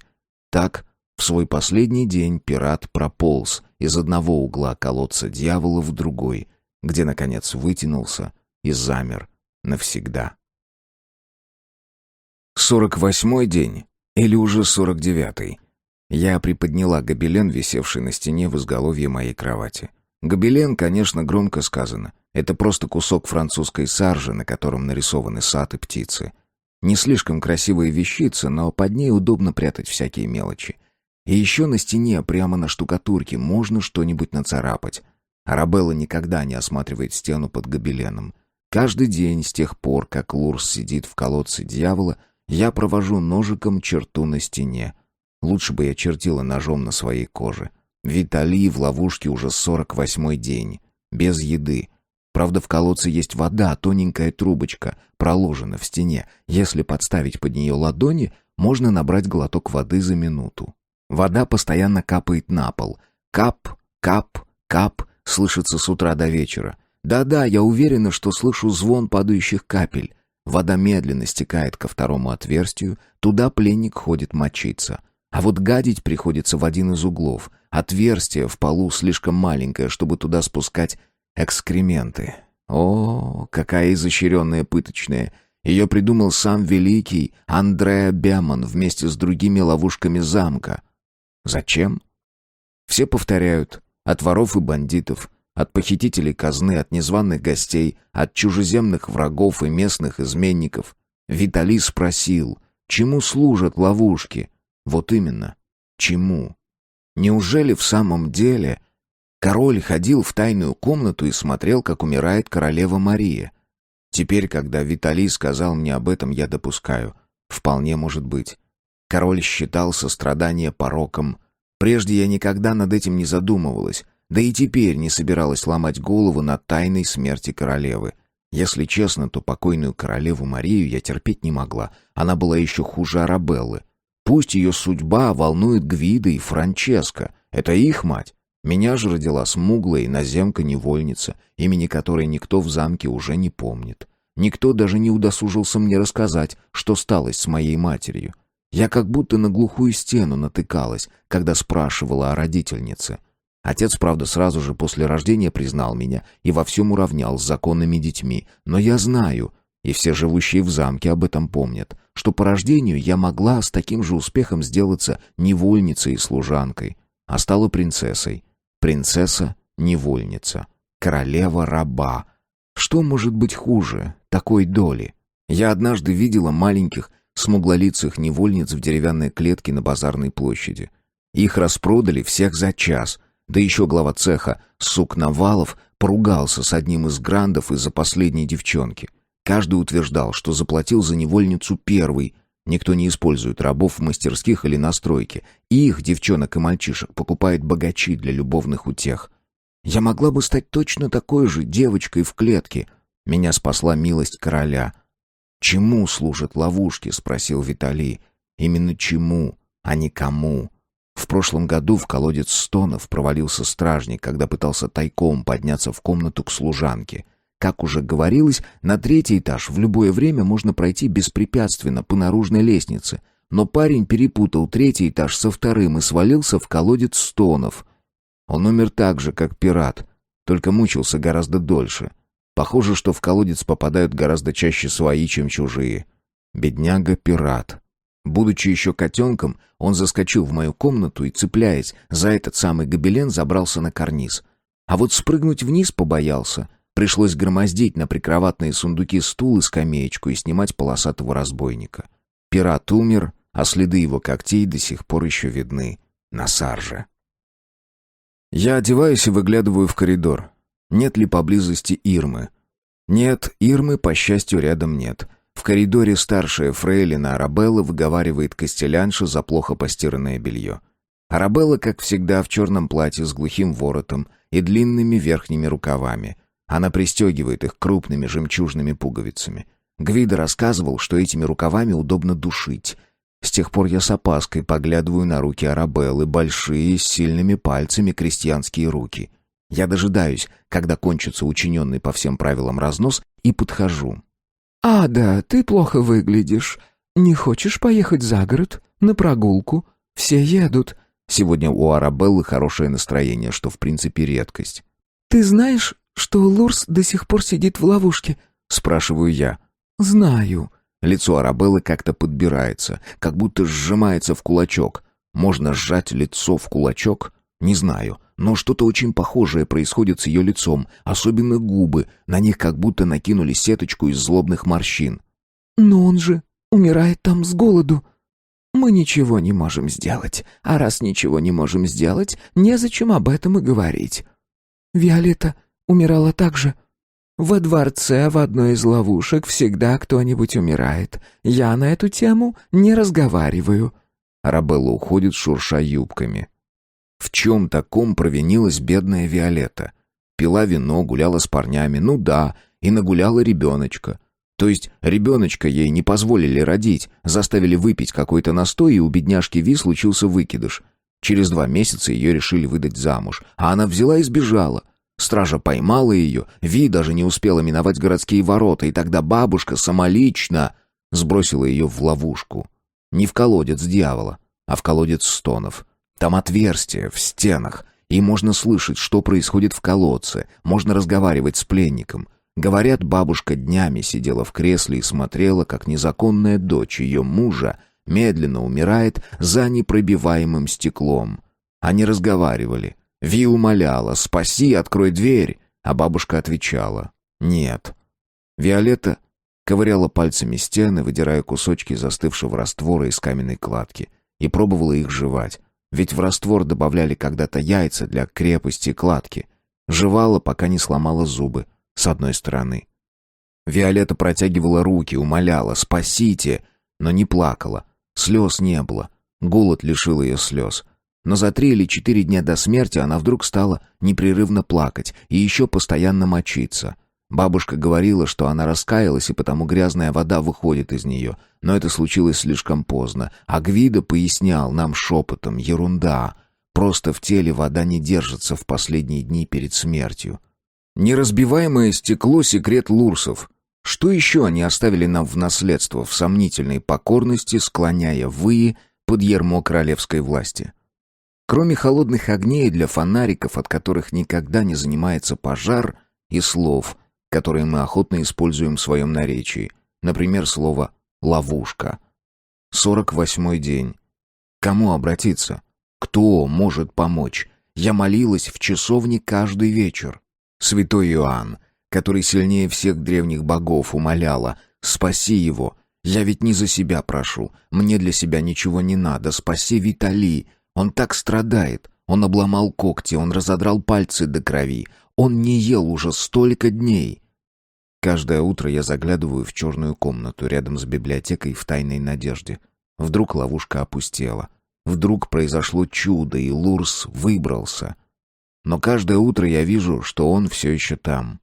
И все еще жив. Волосы отросли и спутались, падают на лицо, запавшие щеки обросли кудрявой бородкой. Когда я вхожу в комнатку, рядом с колодцем пленник непременно поднимает голову. Он как-то чувствует мое присутствие или попросту слышит. Кто сказал, что непробиваемые стекла еще и звуконепроницаемы? Просто нам так удобно думать, и мы, сами того не замечая, внезапно глохнем. Кому еще обратиться? Кто может помочь? Но ведь я уже пыталась. Я призвала всех, и все без толку. В ответ на мои мольбы все качают головами и строго поджимают губы. Никто не хочет помочь. Никто не спасет. Глава 5. Кольцо. В то самое первое утро, когда Витали угодил в ловушку, я отправилась к Франческо и стала умолять его обратиться к отцу. Его, наследника, король послушает, к его просьбе снизойдет. У Франческо большая комната с огромной кроватью, с балдахином и настоящими гобеленами на стенах. Я люблю рассматривать картины на этих гобеленах. Никто не знает, что на них на самом деле изображено. И я всякий раз придумываю для них свои собственные сюжеты. Это даже интереснее, чем читать книги в библиотеке. Тогда мне было не до развлечений. Мне надо было как-то упросить брата помочь. Не получилось. Франческо отмахнулся от меня, как от надоедливой мухи, и принялся рассказывать о своих приключениях на карнавале. «В колодце дьявола снова сидит пленник. Или ты забыл?» — оборвала я веселый рассказ брата. «Ну да, конечно, я знаю. Ловушки для того и созданы, чтобы в них кто-то попадался». «Но так не должно быть. Освободи его, отец тебя послушает». «Ловушки для глупцов», — хмыкнул Франческо и выскользнул из комнаты. Уже забравшись в северную башню, я услышала, как его голос раздался во внутреннем дворе. Он смеялся. Они с Гвидо отправлялись на прогулку верхом. Коней оседлали и вывели во двор, лаяли собаки. Народ обожает Франческо. Он приказывает, чтобы его коня подковывали так, чтобы 1 или 2 подковы непременно оставались на мостовой. А подковы у его коня серебряные. Народ бежит за ним следом и за драгоценные подковы устраивает драки. Ясное дело, что от Франческо помощи не дождешься. Тогда я набралась храбрости и отправилась к мастеру ключей. «Пленник в колодце дьявола?» — переспросил мастер Пьер, выслушав мой рассказ. «Лурс Витали?» Разумеется, он был об этом хорошо осведомлен, но сделал вид, что слышит впервые. У Пьера длинная окладистая борода и седые кудри до плеч, а говорит он нараспев солидным басом. Он похож на мудреца-сказочника, что сидят по праздникам на Ратушной площади, а вокруг них собирается детвора. Поэтому кажется, что он по-доброму мудр. Мне так казалось, до истории с пиратом. Я была уверена, что сумею его упросить выпустить хвостатого пленника без выкупа, но Пьер был непреклонен. Или просто жаден. «Ну да, Лурс Витали», — подтвердила я. Понимала, что просить глупо. Если Пьер не спас несчастного кошака, то Лурса уж точно не отпустит. Но почему-то надеялась на чудо. Или на его жадность. «Он же там умирает». «Нет, его отпустить невозможно. Король уже дважды приходил смотреть на него. Вдруг явится снова. Что тогда? Что я скажу? Куда подевался пленник?» «Скажешь, умер». «Как это? За сутки?» «Он взбирался по стене до самого лаза, мог упасть и разбиться». «Ну да, мог». Мастер ключей задумался, потом сказал: 1000 флоринов». Я опешила. «Ты 1000 флоринов?» — переспросила. Я вдруг опять начала дрожать, как во время карнавала, когда увидела на помосте человека, одетого в красное. «Но у меня столько нет. Где я возьму 1000 флоринов?»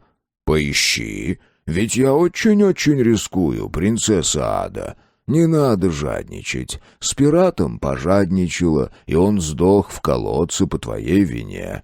Жадность — это порок». Я ушла от мастера ключей в отчаянии. В моей копилке и 10 флоринов не наберется. 1000 флоринов! Что может стоить такую кучу денег? Правда, у меня есть великолепное кольцо с изумрудом и бриллиантами, подарок короля. Когда пират угодил в ловушку, кольца у меня еще не было. Иначе я бы его непременно продала и спасла пирата. А сейчас я могу продать кольцо. А что, если отец спросит, почему я не ношу кольцо? Что тогда? Скажу, потеряла, но он сразу поймет, что я вру. Попросить у Франческо в долг, но у него нет 1000 флоринов. Это точно. В конце концов, Лурс сам виноват. Он по своей глупости угодил в ловушку, самонадеянно вообразил, что может пробраться в библиотеку, а попал в колодец дьявола. Может быть, даже он шел совсем не в библиотеку, а в золотую кладовую короля. Арабелла сказала, что в одной из ловушек замка непременно кто-то умирает. Быть такого не может. Или может.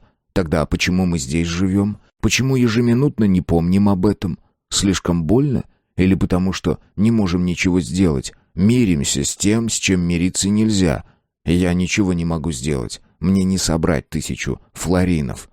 Не собрать. Даже если я продам кольцо.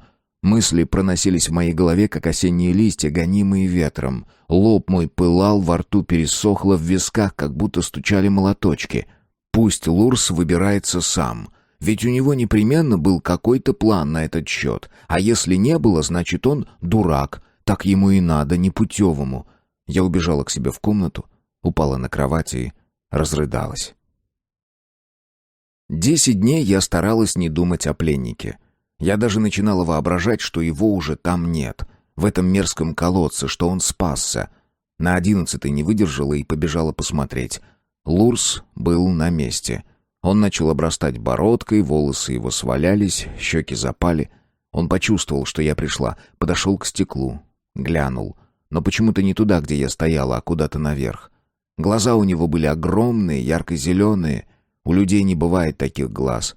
И в этих глазах была такая тоска. В них была смерть.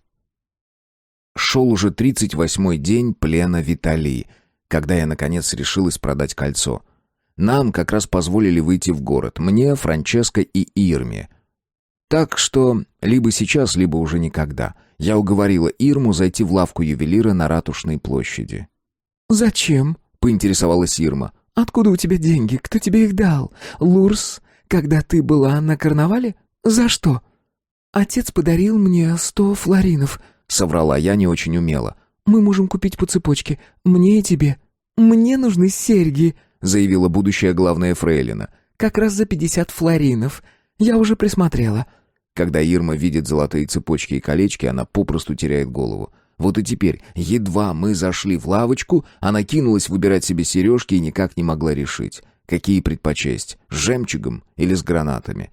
Пока она обсуждала столь важную проблему с молодым подмастерьем, перебирая выставленные на бархатных подушечках драгоценности, я продала свое кольцо за 850 флоринов.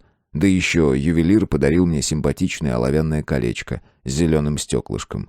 Из этих денег пришлось оплатить серьги Ирмы. Кошелек с деньгами я запрятала под юбку, как посоветовал Виталий. Вечером я попросила 200 флоринов у Гвидо, и он нехотя дал мне в долг под 10% в месяц. Он был нашим дворцовым ростовщиком, умница Гвидо, но давал всегда не больше 100 флоринов. Для меня в этот раз все же сделал исключение. Итак, 1000 флоринов у меня имеется. Завтра пойду к мастеру ключей. Только бы дождаться утра. Меня всю трясло, я знала, что сегодняшней ночью не засну. Тем же вечером ко мне в спальню зашел отец.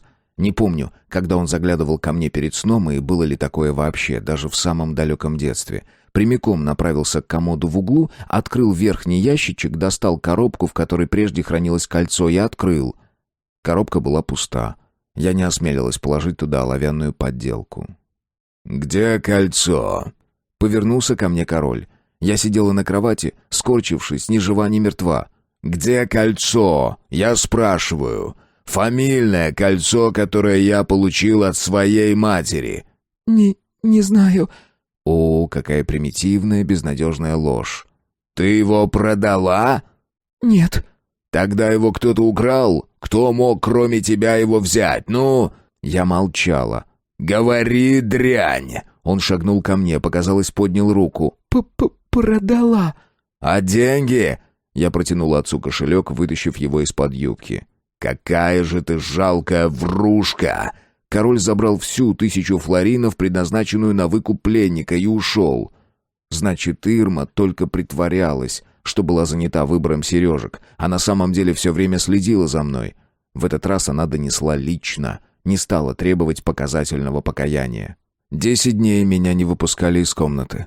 10 дней со мной никто не разговаривал. Мне давали только хлеб и воду. А когда выпустили, первым делом я кинулась в черную комнату рядом с библиотекой. Лурс все еще был там. Меня бросило в жар, сердце часто-часто забилось, и внутри все сжалось от непереносимой жалости. Но что если... стучала в мозгу страшная мысль. Другие испытывают только это волнение, и этот ни с чем не сравнимый жар, но не чувствуют жалости. Что тогда? Получается, чужая смерть должна их возбуждать? И во время казни, глядя, как отрубленная голова катится с плахи, зрители в большинстве своем испытывают восторг? Быть того не может. Или может. Бедный Лурс. Глупый. Зачем он залез в эту чертову ловушку? Зачем ему понадобились трактаты Бемана? Ведь именно Андреа Беман построил в замке ловушки. Вот именно. Планы ловушек. Как же я сразу не сообразила, они должны быть в одном из свитков. Трактаты Бемана, запертые на верхней галерее библиотеки. Чтобы попасть туда, надо раздобыть ключ от двери. «Я открою дверь», — пообещала я Лурсу и погладила стекло. Он посмотрел в зеркало и не увидел меня. «Погодите. Но почему я думаю, что там зеркало? С чего я взяла? Так все говорят. Ну да, говорят. Но никто не спускался в колодец, кроме мастера ключей. Вот именно. Мастер извлекает из колодцев трупы. В черной комнате темно, а колодец, пусть и плохо, но освещен тусклым светом фонаря, и пленник почти не может разглядеть, что творится в комнате за стеклом. Но стоит наблюдателю подойти близко, как он делается видимым. Или стоит наблюдателю принести фонарь, и все изменится. Я отшатнулась и вспомнила, как Виталий сказал тогда в таверне: «Ловушка — это ложь». Глава 6. 49-й день. День тянулся нестерпимо долго. Безумно долго. Я была уверена, что сойду с ума, что не дождусь, когда начнет темнеть. Раз 10 я заходила в черную комнату рядом с колодцем, подходила к стеклянной стене, гладила ее и шептала: «Я тебя спасу». Мне было все равно, куда направлялся Виталий. В сокровищницу или в библиотеку. Ведь наше желание спасти не зависит от достоинств несчастного, но лишь от нас самих, от нашей смелости и доброты. Ночью я взяла заранее припасенный фонарик и прокралась в библиотеку. К счастью, Густава на месте не было. На столе лежал раскрытый фолиант, стул с высокой резной спинкой был отодвинут, дожидаясь магистра. Широкие полки вдоль, книги на них стояли в 3 ряда, сейчас казались крепостными стенами. В библиотеке не было окон, она освещалась огромной люстрой с лурскими огнями. Сейчас они едва тлели, притушенные на ночь с помощью специальных фитилей. Но я напрасно ковыряла замочек ножичком для разрезания книг и дергала дверь, ведущую на галерею. Она не желала поддаваться, и ключ от калитки карнавала, который почему-то у меня забыли отнять, к этой двери не подходил. Надо было раздобыть маленький ломик и вскрыть им дверь. Но я сомневалась, что у меня на такое хватило бы сил. Я вернулась к себе в спальню, совершенно измученная, рухнула на кровать и тут же заснула. Мне приснился пират. Он был жирный, упитанный, как в лучшие свои дни, когда с утра до вечера спал на кухне на макушке буфета и вниз спускался только, чтобы отведать куриных потрошков или жирной сметанки. Пират насмешливо глядел на меня круглыми светящимися глазами. «Глупая девочка», — сказал он, намывая лапкой ухо, — «неужели ты не можешь забраться на галерею по стене?» «У меня нет когтей, как у тебя», — отвечала я пирату. «Отрасти». Я проснулась. Когти. Ах, если бы Лурс догадался войти в библиотеку через 1-й этаж, он бы легко забрался наверх по стене или по книжным полкам, и у него такие отличные когти. Но он почему-то двинулся по коридору 2-го этажа. Не знал про устройство библиотеки, или ему все же была нужна сокровищница. Глава 7. Трактат Виталиано. Итак, сегодня уже 50-й день. Лурс жив, но он почти не двигается, лежит в углу своей камеры. Когда я вхожу в черную комнату, он не поднимает голову. Я заходила туда 3. Когда я зашла в черную комнату в 3-й раз, Виталий пил. Он сидел на корточках возле трубы в стене и набирал в ладони воду. Сегодня я поняла, что молить о чуде бесполезно. Чудес не бывает. Святой Иоанн ничего не будет делать за меня. Он как отец, тот тоже любит повторять: «Милая Ада, никто за тебя ничего делать не будет». 50-й день. Виталий может умереть в любой момент. Отец, как всегда, занят. Совещается? О чем? О чем он все время совещается? Что обсуждает с этими людьми, у которых лица похожи на грязные измятые подушки? Глаза у них серые, как дождливое небо. И еще у них длинные черные мантии, отороченные беличьим мехом. И каждый из них знает, что в одной из ловушек замка непременно кто-то умирает. Советники движутся по коридору, глядя себе под ноги, следят, чтобы ненароком не сойти с красной ковровой дорожки. Каждый из них прошел особое посвящение. Каждому из них было позволено завернуться в королевские одежды и пролежать в королевской постели целые сутки. Этот обряд делает их приближенными. Только тех, кому король дозволил возлечь на свои простыни, допускают на 1-й этаж замка. Слуги тоже проходят подобное посвящение, только их в свою постель укладывает Арабелла. Я уселась в приемной и стала ждать. Луч солнца, пробившись сквозь щель в портьерах, медленно скользил по стене. А вот Лурс, он никогда больше не увидит солнца, хотя он все еще жив. По дороге назад в замок Виталий, провожая меня, рассказал, что любит забираться на часовую башню ратуши и смотреть на город сверху. Он это делает почти каждое утро. На часовой башне отлично встречать рассвет. И я спросила тогда: «Ты возьмешь меня туда, наверх?» И он ответил: «Непременно». Он солгал. Я знала, что он солгал. Ему не было никакого дела до меня. Ему нужны были труды Бемана. или золото из сокровищницы, неважно, что именно, главное, я была ему не нужна. Дверь в кабинет отца отворилась, и стали выходить советники в длинных пыльных мантиях. Они о чем-то переговаривались шепотом и косились друг на друга. У них было столько мелких ненужных тайн. Я проскользнула мимо старых интриганов в кабинет. Отец сидел в резном кресле и читал какой-то свиток. На маленьком столике перед ним стоял бокал с королевским гербом. Это наше местное стекло, и оно, в отличие от стекла лурсов, бьется. Однажды я разбила один такой, и меня на год лишили сладкого. После обеда Ирма показывала мне марципановые яблоки и, медленно смакуя их, поедала. А я смотрела на нее и облизывалась. «Ваше Величество!» «Потом... я занят, ты видишь?» Он отмахнулся, как всегда. «Ваше Величество, мне нужно с вами поговорить. Отец!» «Ну, в чем дело?» Он поднял, наконец, голову. «Там этот Лурс в колодце дьявола. Он уже 50 дней сидит, то есть 49 полных, а сегодня 50-й». «И что?» «Это я отдала ему ключ от калитки карнавала. Я позволила сделать слепок с ключа. Я сказала ему, что в библиотеке лежат свитки Бемана. И он захотел увидеть эти свитки, только и всего. Ему нужны были всего лишь свитки. Он хотел узнать, что в них. Прочесть свитки, разве это преступление? Я во всем виновата». Ну все, теперь меня сбросят в колодец стонов. Но я испытывала странную радость. Надо же, смогла. Не испугалась, не принялась изворачиваться и лгать, выложила все как есть. Сказала прямо. Король откинулся на спинку кресла и насмешливо прищурился. Он был умен. Недаром он столько лет правил нашими землями. Он был высокого роста и очень силен физически. Франческо рядом с ним казался жалким котенком. Отца боялись капитаны стражи, советники лебезили перед ним. Но однажды я видела, совершенно случайно, как он, склонившись в нелепом поклоне, что-то заискивающе бормотал перед человеком в черной рясе. Маленький скрюченный человечек протянул отцу руку, и король ее подобострастно поцеловал, а когда тот ушел, снова выпрямился и расправил плечи. «Лурс, в ловушке, так?» — уточнил отец. Я кивнула. «Из ловушек, моя милая, никто живьем не выходит. Таков закон, и я его не собираюсь нарушать». «Но ты же король...»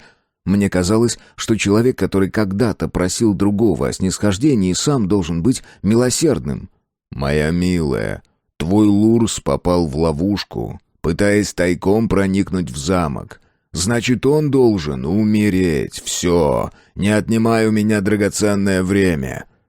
Радость от преодоления страха мгновенно испарилась. На ватных ногах я вышла из кабинета отца.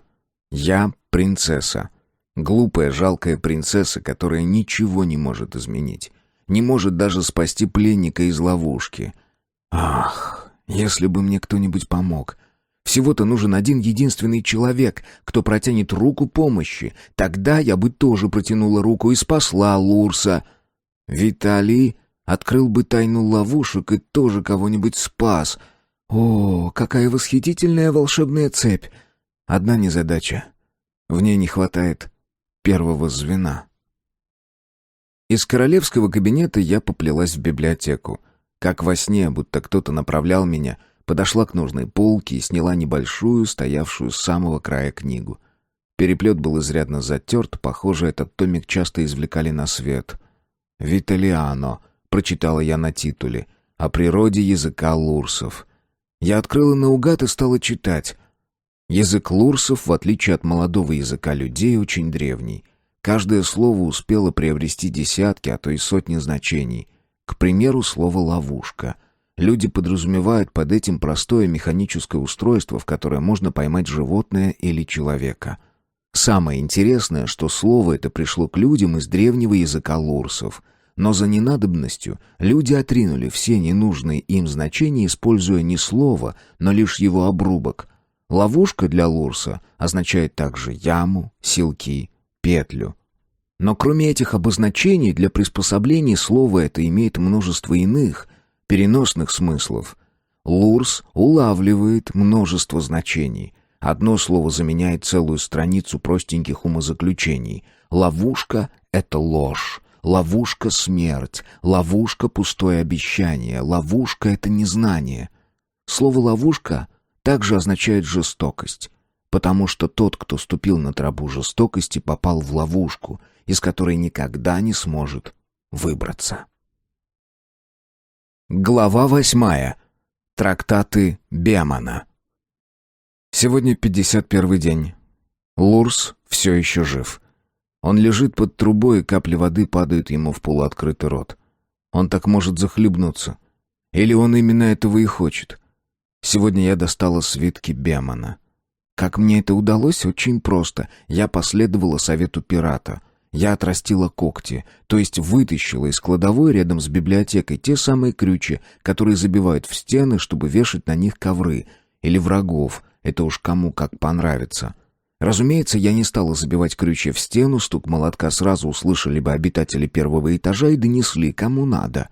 Но между плотно стоящими фолиантами и верхними полками почти нет просветов. Если втиснуть туда этот самый крюк, за него можно вполне ухватиться рукой или встать ногой. Вешу я совсем мало. Вот так я и поднялась на второй ярус библиотеки рано утром, потому что вспомнила, почему я не сообразила раньше, что Густав частенько просиживает ночи в библиотеке, а вот по утрам он обычно спит чуть ли не до полудня. Остальные обитатели нашего замка редко заглядывают в библиотеку, особенно по утрам. Сова Густав, глупая принцесса, однако сообразила, наконец, как ей обхитрить магистра. Взобравшись на галерею, я кинулась к той полке, где, как мне помнилось, лежали в футлярах свитки Бемана. Но их там не оказалось.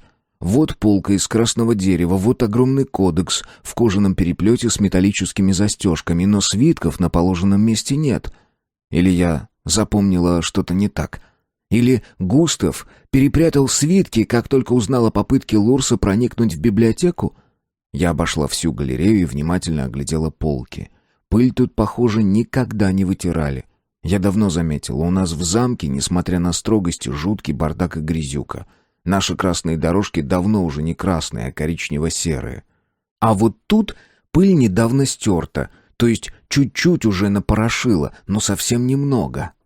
Похоже, что именно на этой полке переставляли книги. Я аккуратно вытащила первый ряд из переплетенных в кожу фолиантов, а за ним плотненько, как солдаты на плацу, стояли в футлярах все 32 свитка Андреа Бемана. Я их извлекла и сложила в заранее припасенный мешок, а потом вернула на место фолианты в первом ряду, сбросила вниз мешок, спустилась следом сама, не без труда, вытаскивая за собой крючья. Потом забралась в эту самую кладовку с крючьями и при свете фонарика принялась искать нужный свиток. Тот, в котором описаны ловушки. Где? Он попался мне 12-м. Не так уж и плохо. Смерть — это ловушка, которую никому не удастся избегнуть. Была выведена красными с золотом буквами в начале главы. Ну что ж, Андреа Беман изощренно послужил смерти. Этого у него не отнимешь. Ловушки механические, примитивное творение разума. Они понятны людям, люди могут ими управлять. Так начинался трактат о ловушках. Я подумала, что в сочинении Бемана много общего с трактатом Виталиано. Даже речевые обороты были схожи. И не мудрено, ведь оба они были лурсами. Вот только писали о разном. Виталий о слове, вечном и изменчивом. Беман о том, как сподручнее и изощреннее можно убивать. Или воображать, что ими управляют, продолжал куражиться Андреа Беман. Но куда опасней, куда страшнее ловушки на первом этаже. Их днем и ночью, не смыкая ни на миг, бесплотных глаз, стерегут демоны подземелья, и только Лурс способен приручить бестелесных тварей. Ловушки на первом этаже? Изумилась я. Но все говорят, что на первом этаже безопасно, там нет никаких ловушек, там можно ходить по красным ковровым дорожкам днем и ночью. Запах обитателей замка хранят расстеленные по коридорам ковры, читала я у Бемана. Тех, кого им велено считать своими, демоны не трогают, но любого чужака проглотят тут же. Поэтому чужаков можно приглашать лишь в комнаты 2-го или 3-го этажа или на кухню. В коридорах или комнатах 1-го этажа чужак обречен. Я вспомнила Ирму и ее ужас в ту ночь накануне карнавала, когда она потеряла ключ. Неужели она решила провести в замок кого-то из горожан? Тайного любовника? Что же выходит? Несчастный парень провалился на глазах Ирмы в ловушку, о которой та даже не подозревала, и она позвала меня на помощь, не предупредив ни единым словом, не намекнув об опасности. Она заставляла меня идти первой и проверяла, не поглотит ли меня неведомый колодец. Тот, кто провалился в ловушку на первом этаже, обречен. Он навсегда останется в подземелье замка под неусыпным надзором демонов. Даже его тело не будет извлечено, но так и сгниет на дне глубокого колодца, останется лишь скелет, и то ненадолго. Кости рассыплются, когда сверху обрушится новое тело. У мастера ключей нет ключа от колодца в подземелье демонов. Для того, чтобы сделать чужака своим, его надо обернуть в простыни и одежды обитателя замка и так держать один день и одну ночь, чтобы допущенный в круг избранных пропитался запахами и стал своим. А чтобы делать своего чужаком, надо опрыскать его эликсиром отчуждения, который я описал во 2 трактате о снадобьях, и демон тут же его поглотит. Меня стала бить дрожь. Я вспомнила, что бабушка обожала духи, и в ее комнате всегда стоял странный запах. Виталий говорил, что в гробнице королевы Марии нет тела, что это всего лишь пышный кенотаф, подле которого удобно проливать фальшивые слезы. Кто знает, быть может, король опрыскал жену эликсиром отчуждения, и демоны утащили ее в подземелье. А моя мать? Я ее совсем не помню. Никто не желает отвечать на мои вопросы. Быть может, она тоже внезапно сделалась чужой и... Глупые люди, обитающие в замке, воображают, что красные ковровые дорожки защищают их от ловушек. Какие наивные! Неужели старый коврик может помешать демону подземелий вырваться из-под каменных плит и захватить добычу? Я содрогнулась. Все эти дни и ночи я почитала себя в безопасности, ступая по красным ковровым дорожкам. А на самом деле, выходит, это сплошной обман, и в одну минуту, лишившись милости короля, я могу сделаться добычей демона. Вдруг Густав решит опрыскать меня эликсиром, а вдруг кому-то еще известен состав эликсира отчуждения. Так вот почему Виталий не рискнул идти коридором 1 этажа, а предпочел механические ловушки 2 безжалостным демонам подземелий. Что же получается? Лурс знал о демонах подземелий, тогда как никто из нас даже не догадывался об их существовании. Чужак был осведомлен гораздо лучше обитателей замка? Я принялась читать дальше. Вдосталь потешив свое тщеславие рассказом об ужасах подземелий, Бемон перешел к описанию механических ловушек 2 этажа. О, могу представить, с каким удовольствием он сочинял свой трактат. Говорят, он был лурсом, пленным, к тому же родственником убитого герцога, и, желая выслужиться перед королем Бруно, предложил новому господину оборудовать замок хитроумными ловушками.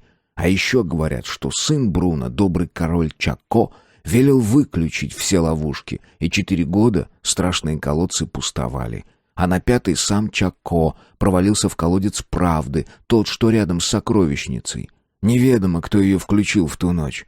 От всех прочих этот колодец отличался тем, что в нем нет воды, зато из пола торчат острые пики.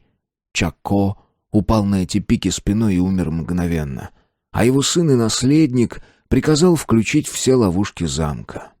Бемон, Лурс, пленник, сын побежденного народа, превратил короля-победителя и его семью в жалкие марионетки. Так и хотелось воскликнуть «Браво!» и захлопать в ладоши. Колодец дьявола значился в списке Бемона 2. Его описание шло сразу же после схемы колодца стонов. Оказывается, там, наверху, в коридоре, нельзя наступать на плиты в том месте, где коридор делает поворот в сторону верхнего зала библиотеки. Сразу провалишься в ловушку. Но можно встать на черный бордюр у стены. 5-й камень от угла, 8-й снизу нажать, и люк сам собой откроется. Через 2 камня еще один секретный. Если повернуть его, появится углубление в стене, и в том углублении ворот с веревкой. Обвязавшись веревкой, можно спуститься в колодец, но при этом надо непременно держать в руках тонкую веревочку приводного механизма. Как только дернешь за эту веревочку, сработает тайный механизм, и пружина барабана в вороте вытянет тебя обратно.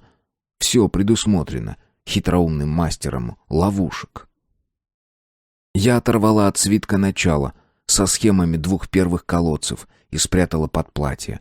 Если бы магистр Густав увидел, как я изувечила драгоценный трактат, он бы наверняка потребовал сбросить меня в колодец стонов. Ну вот, теперь все зависит от того, хватит ли у меня смелости сегодня ночью сойти с красной ковровой дорожки и добраться до того места, где коридор 2-го этажа делает поворот. Сумею ли я открыть колодец дьявола? И главное, отважусь ли я в него спуститься? Помня, что никого и никогда не выпускают из ловушек. Первая, хотя и не самая сложная задача — не заснуть вечером. Если я засну этой ночью, Виталий придется провести в колодце дьявола еще целые сутки, а у него и так вид ужасный. Почему-то из правого глаза течет кровь. Кто знает, даже если я его вытащу из колодца, сумеет ли он добраться до выхода, хватит ли сил? Днем я выпросила на кухне бутылочку с бульоном, сказала, что завела котенка. Кухарка мне поверила. Бутылочка спрятана надежно. Надеюсь, в этот раз ни Ирма, ни Арабеллу ничего не сумели пронюхать. Вот так постепенно я становлюсь взрослой, учусь обманывать, и мне это удается. Иногда. На столе аккуратно сложены учебники и тетради, а между ними обрывок свитка. Если я вытащу Лурса, дальше идти придется по коридору 2-го этажа и при этом не свалиться в колодец стонов. Я заметила, что Арабелла не роется в моих бумагах, если на столе все прибрано. Аккуратность исключает ослушание. Такова логика Арабеллы. Заранее приготовленный фонарик висит над столом. После карнавала многие еще пару месяцев украшают комнату красными и желтыми фонариками. Фонарик ни у кого не вызывает подозрений. Еще у меня припасен нож.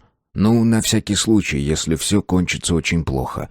Нож я запрятала в трактат о природе чисел. Да-да, вырезала странички и положила в углубление нож.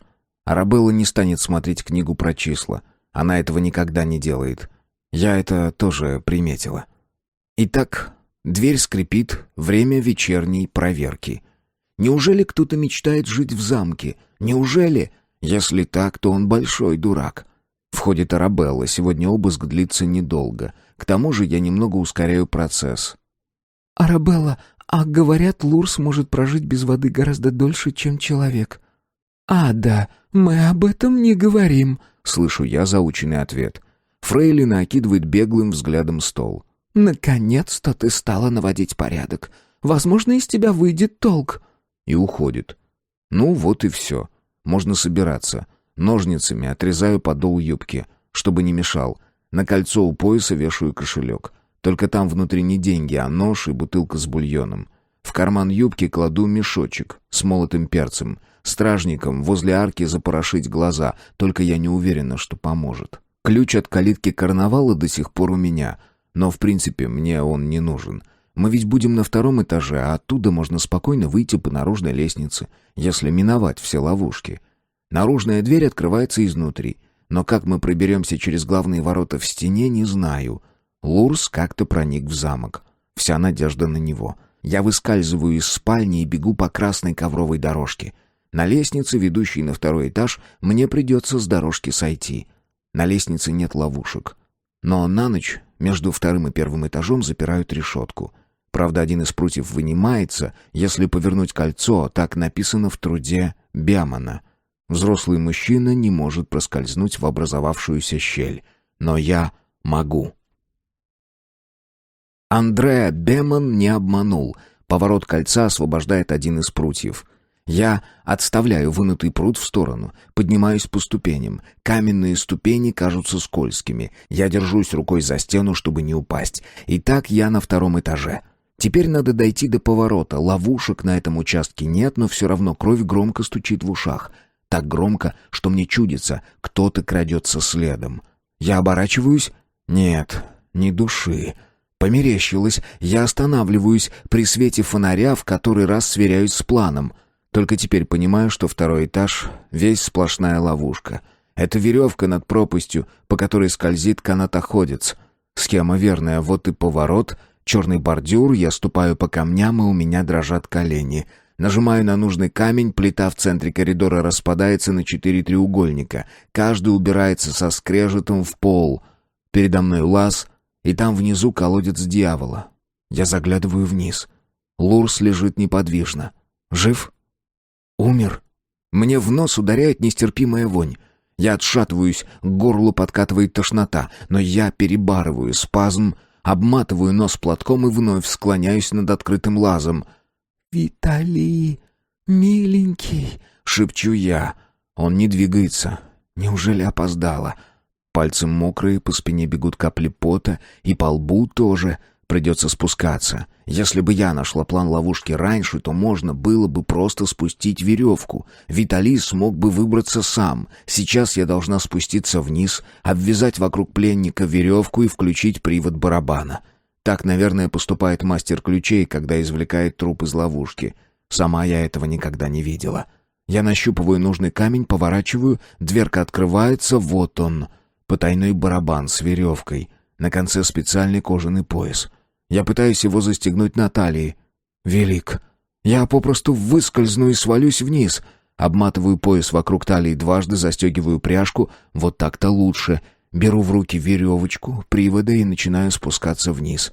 Спускаюсь медленно. Слышу, как внизу стучат об пол капли из трубы. Кап, кап, кап. Звук приближается. Вонь становится все сильнее. Я стараюсь дышать ртом, но все равно вонь нестерпимая. Потом я начинаю различать хриплое дыхание Лурса. Наконец подошвы туфель касаются склизкого пола. Я внизу. Лурс еще жив. Он даже поднимает голову. «Кто здесь?» — спрашивает Виталий хрипло. «Мастер ключей. Пришли добить.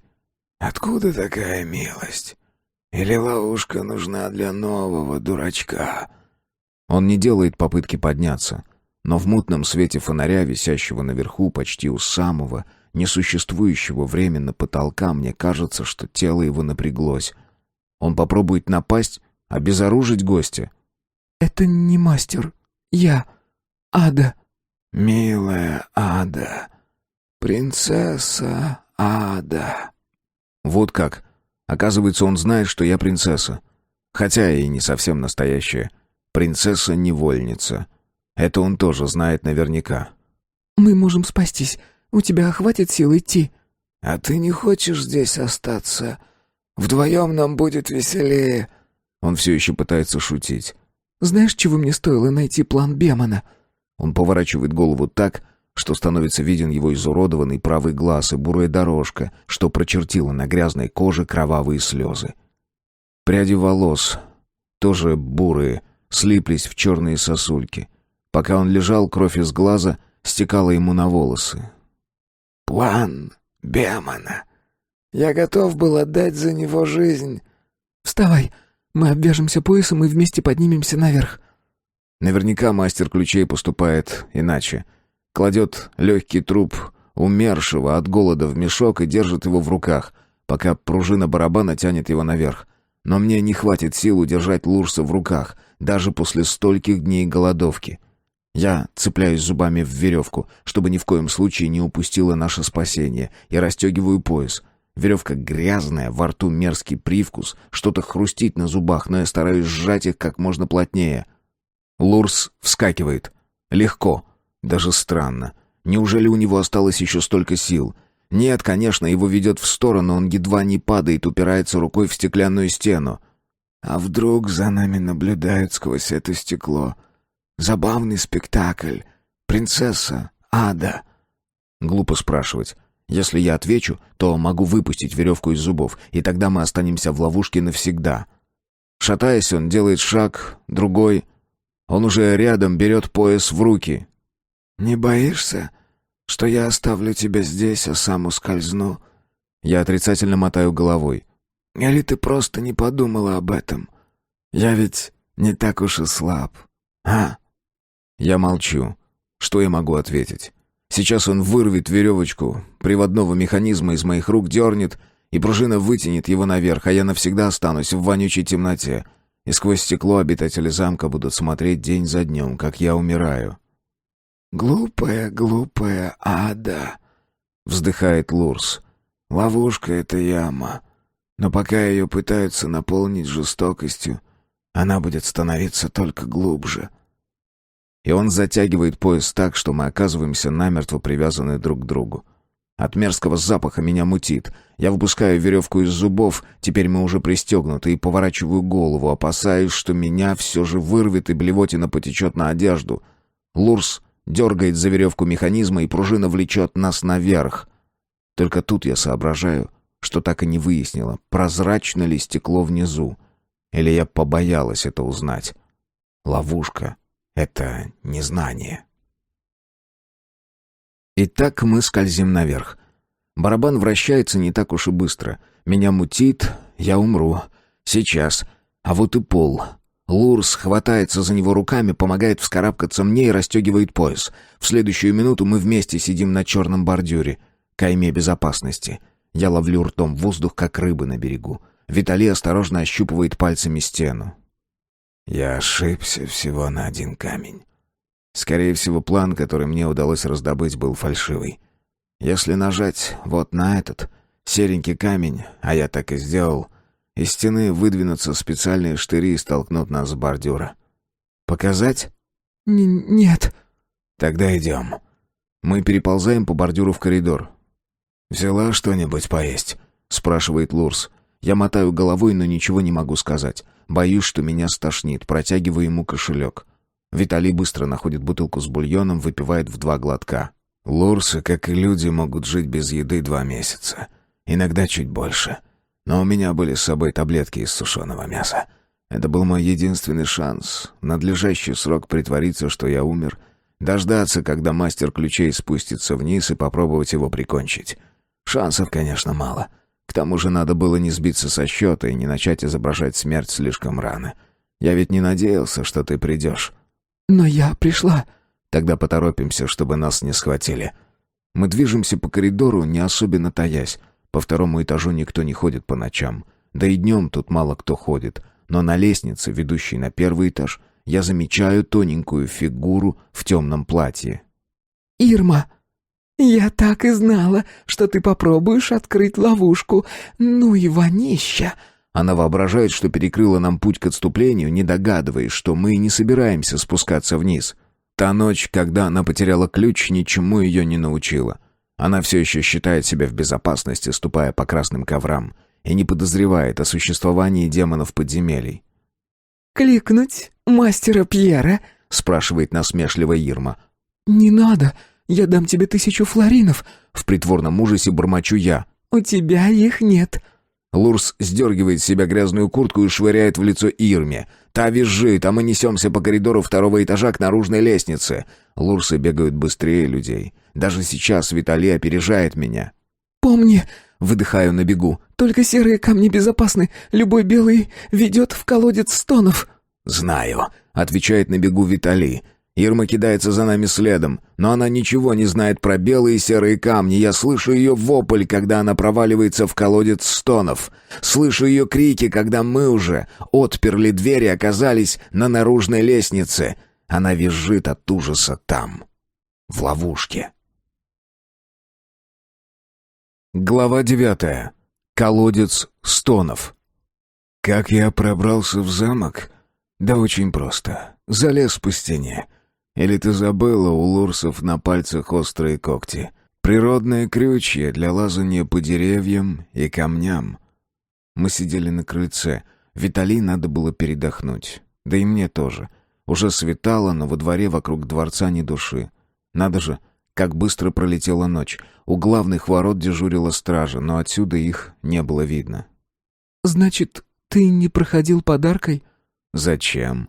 Для лурсов стены не помеха. Поэтому мы так старательно придумывали все эти ловушки, чтобы обезопасить свои жилища. Только лурсы, в отличие от людей, обычно пленников отпускали. Жестокость не может заполнить пустоту». «Ты знал про демонов подземелий?» «А ты как думаешь?» Мы двинулись к лестнице, накрытую галерею вокруг крепостной стены замка. Оттуда Лурс без труда может спуститься вниз. Еще несколько минут, и Виталий будет свободен. Мы уже почти пересекли двор, когда я услышала торопливые шаги за спиной. Кто-то бежал за нами. Неужели Ирма? Я оглянулась. За нами гнался мастер ключей. «Никто не уйдет! Никто!» — бормотал он на ходу. «Мастер! 1000 флоринов!» — крикнула я. Похоже, фраза становится почти привычной. 1000 флоринов у меня, как я говорила, нет. Но я научилась легко раздавать пустые обещания, то есть строить простенькие словесные ловушки, чтобы выиграть время. Время тоже ловушка, причем самая опасная. «Никто!» — взвизгнул Пьер. Он поднял руку. В руке был легкий ручной арбалет, но выстрелить мастер не успел. Лурс ринулся на него и опрокинул. Острые зубы впились в горло. Когти, пускай обломанные, вонзились в запястье. Кровь ударила из правой руки Пьера фонтаном. Но я видела уже немало казней, и вид крови не мог меня удивить. Просто на серых камнях образовалась узенькая красная дорожка. Лурс отер рукавом грязной рубашки рот, потом сдернул с убитого плащ, вынул из пальцев арбалет. Деловито обыскал карманы. «Ну что ж, прощай, Ада. Дальше нам не по пути». Виталий надел на себя плащ убитого. «Не по пути? Я что же, должна остаться в замке?» «Конечно. Ты же не можешь уйти со мной. И не обещай новому мастеру ключей 1000 флоринов за чье-то спасение. Он все равно никого никогда не выпустит из ловушки. Он может за эти деньги только убить. Поверь, платить за смерть, которая все равно наступит, 1000 флоринов, глупо». «А вдруг меня опрыскают эликсиром Бемена и сделают чужой? Что тогда? Я исчезну в подземельях, как королева Мария? Как моя мать?» Виталий заколебался. «Я не могу тебя взять с собой», — покачал он головой. «Тебя выследят, поймают и бросят в колодец стонов, а мне отрубят голову». Он прав. 1000 раз прав. Но что меняет правота как таковая? Ровным счетом ничего. И что означает правота на языке лурсов? Кажется, в трактате Виталий была и такая глава.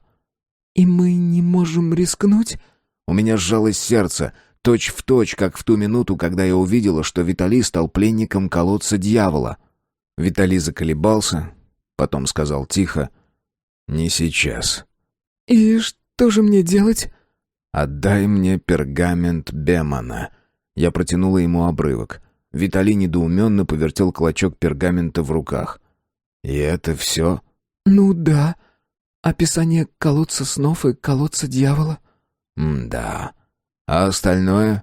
«В кладовой, рядом с библиотекой. Не могла же я прихватить с собой весь свиток?» «Ну, туда не может спускаться ни один чужак». «Именно». «А ты не хочешь вернуть свитки Бемана на место, на галерею 2-го этажа?» «Очень хочу». «Тогда так и сделай. Прощай, Ада милосердная. Отныне я буду так тебя называть. Кстати, ты знаешь, чем отличается слово «милость» от слова «милосердие»?» «Кажется, да». «Не знаешь. Почитай об этом в моем трактате». Лурс спрятал клочок пергамента за пазуху, повернулся и стал медленно подниматься по лестнице на стену. Очутившись наверху, он на миг замер, обернулся и глянул на меня зелеными светящимися глазами. А потом исчез за стеной. Эпилог. Ну вот и все. Во всяком случае, пока все. Тем же утром я вернула свитки Бемана из кладовой на галерею 2-го этажа. А спустя месяц они исчезли. Когда я отважилась снова проникнуть на галерею, свитков там, куда я их положила, не оказалось.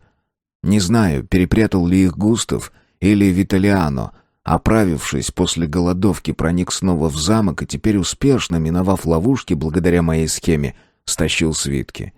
Я думаю, последнее ближе к истине, потому что Гвидо по секрету рассказал, что в городе можно купить план замковых ловушек за 2 флорина. Значит, Виталий добился своего. Но я и без свитков Бемана помню, как работает механизм колодца стонов. Я могу открыть этот тайник. Весь вопрос, сделаю я это или нет. Отважусь повторить свой спуск в ловушку. И должна ли я рисковать ради Ирмы? И хочу ли я рисковать ради Ирмы. Ясно, что не хочу, но ведь я могу ее спасти. В принципе, ее может спасти любой, кому известно, что она там. А знают об этом все обитатели замка.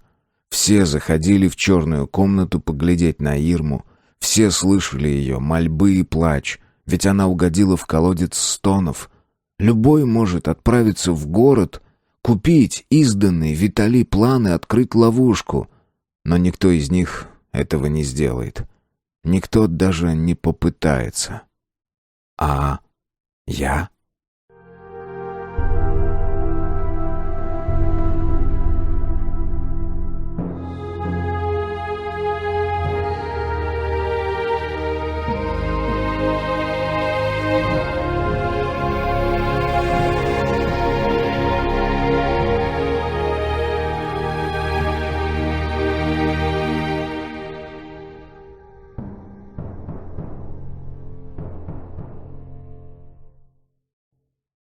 Дорога в лесу.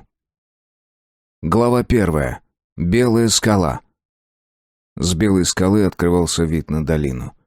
Зеленая лесная чаша с голубыми лепестками озер и серыми завитками дорог. Витраж, свинцовые переплеты — это дороги, голубые стекла — озера, зеленые, багряные, желтые — лес. Город за рекой казался игрушечным. Красные черепичные крыши, острые иглы башенок, стены, зубцы которых не разглядеть издалека, дома, в окна которых не заглянуть. Мосты через реку притворялись скорлупками орешков. Замок на этой стороне реки марципановой конфетой, что продают сладков в дни зимнего карнавала. Осень выдалась холодная, с заморозками по ночам, ледяным стеклом на лужах, ясными звездными ночами. Я смотрел на замок и думал, что доберусь туда сегодня к вечеру. Послезавтра начнется конкурс министрелей, и я был намерен на нем появиться. Утверждать, что я претендовал на награду, было бы, конечно, глупо. У меня даже не было лютни, остался только кожаный чехол, набитый сухарями, творожными лепешками, завернутыми в листья винограда и кусками твердого, как камень, сыра. Лошади у меня тоже не было. Имелся старый мул, которого я попросту украл, пока бедняга дожидался своей очереди к живодеру. Хозяин привел несчастного трудягу, получил за него пару серебряных монет и отправился пропивать их в таверну. Пока хозяин скотобойни спорил с другим задиристым продавцом, который пытался сбыть ему втридорого 2 уличных кошек, я отвязал веревку, что служила мулу уздечкой, и мы благополучно скрылись в ближайшем переулке. Кошек, кстати, я тоже выпустил из корзины, пока скупердяи орали друг на друга и обменивались зуботычинами. С тех пор прошло уже 3 месяца. На летней траве, яблоках и хлебе, а иногда удавалось полакомиться и овсом, мул отъелся, спина его зажила, и я даже приспособился ехать на нем верхом, покрыв спину рабочей твари попоной. Старый мул, наверное, понимал, что я спас ему жизнь, но благодарить не торопился. Может быть, он еще не осознал, хорошо это или плохо, то, что жизнь его и труды продолжаются. Когда я похлопывал его по шее или гладил седую от старости морду, он смотрел на меня с неподдельным изумлением.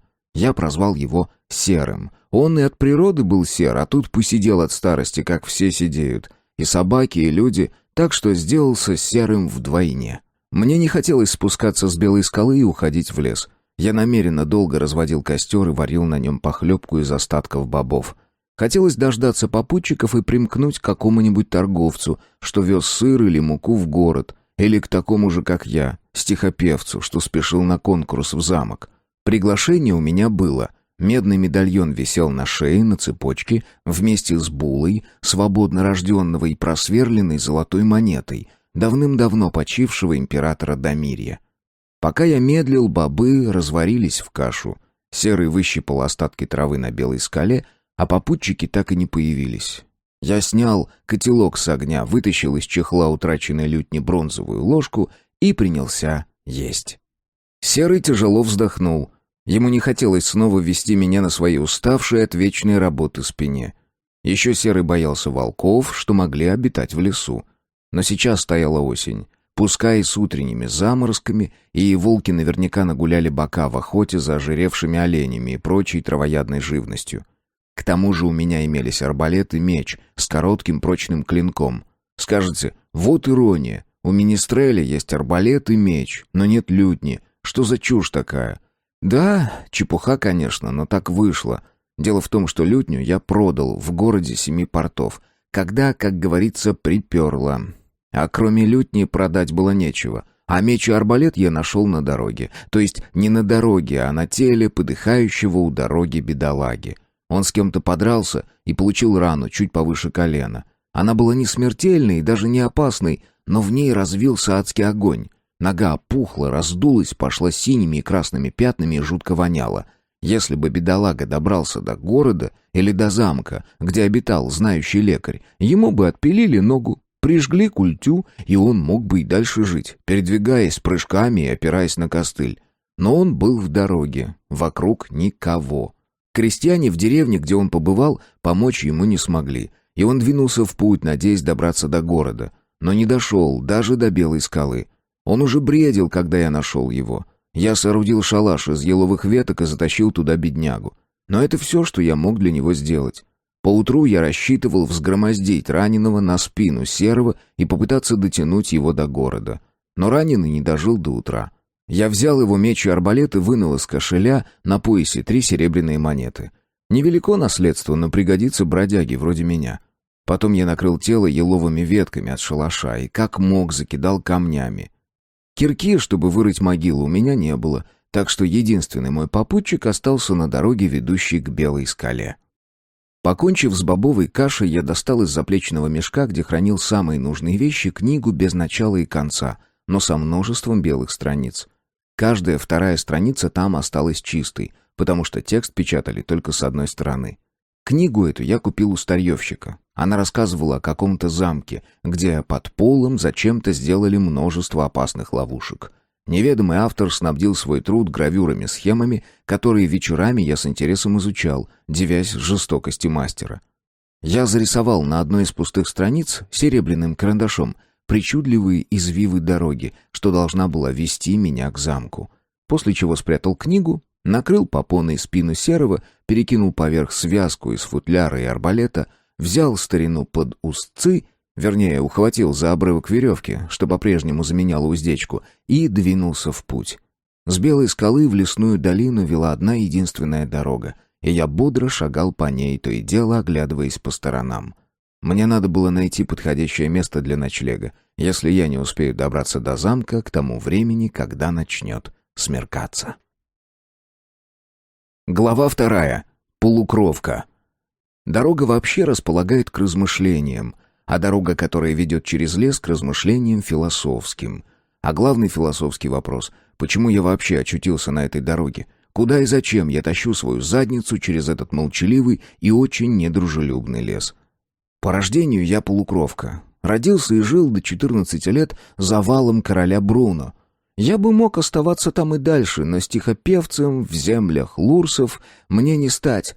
У лурсов вообще нет стихопевцев. Они обожают трактаты с многозначными смыслами, игру словами, полунамеки, риторические вопросы. А если хотят послушать песню, то зовут человека из завала, сладкоголосого исполнителя песен со словами, как садовые цветы, красивыми и недолговечными. Стихопевцев ценят за голоса, они ищут смысл в рифмованных строках. Порой слова могут вообще не иметь смысла. У лурсов редко бывают красивые голоса. Один из министрелей, когда я обратился к нему с вопросом, может ли лурс стать стихопевцем, ответил насмешливо, что хриплое козлиное блеяние понравится только козлам на лугу. Но в том-то и дело, что я не лурс, то есть лурс наполовину. По матери я человек. Я о своем происхождении по материнской линии мало что знаю. Известно только, что родители мои приехали в земли за валом короля Бруно за 5 месяцев до моего рождения, и здесь их соединили на срок земной жизни по старинному лурскому обряду. И в голосе у меня в самом деле нет сладости певцов с побережья, но я никогда не слагал слащавые баллады. Итак, мне было 14, когда я решил рвануть когти и пересечь вал.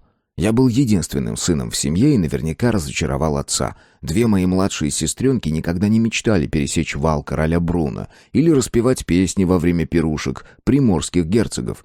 Когда я сказал, что хочу уйти в земли за валом и обойти города королевства, отец выслушал меня, не скрывая насмешливой улыбки. «Ты мало знаешь о тех землях, Тиано. Ты можешь говорить на языке людей, даже, возможно, петь. И даже не исключено, тебе будут бросать медики богатые гости на беру. Но вопрос в другом. Для чего ты отправляешься в путь?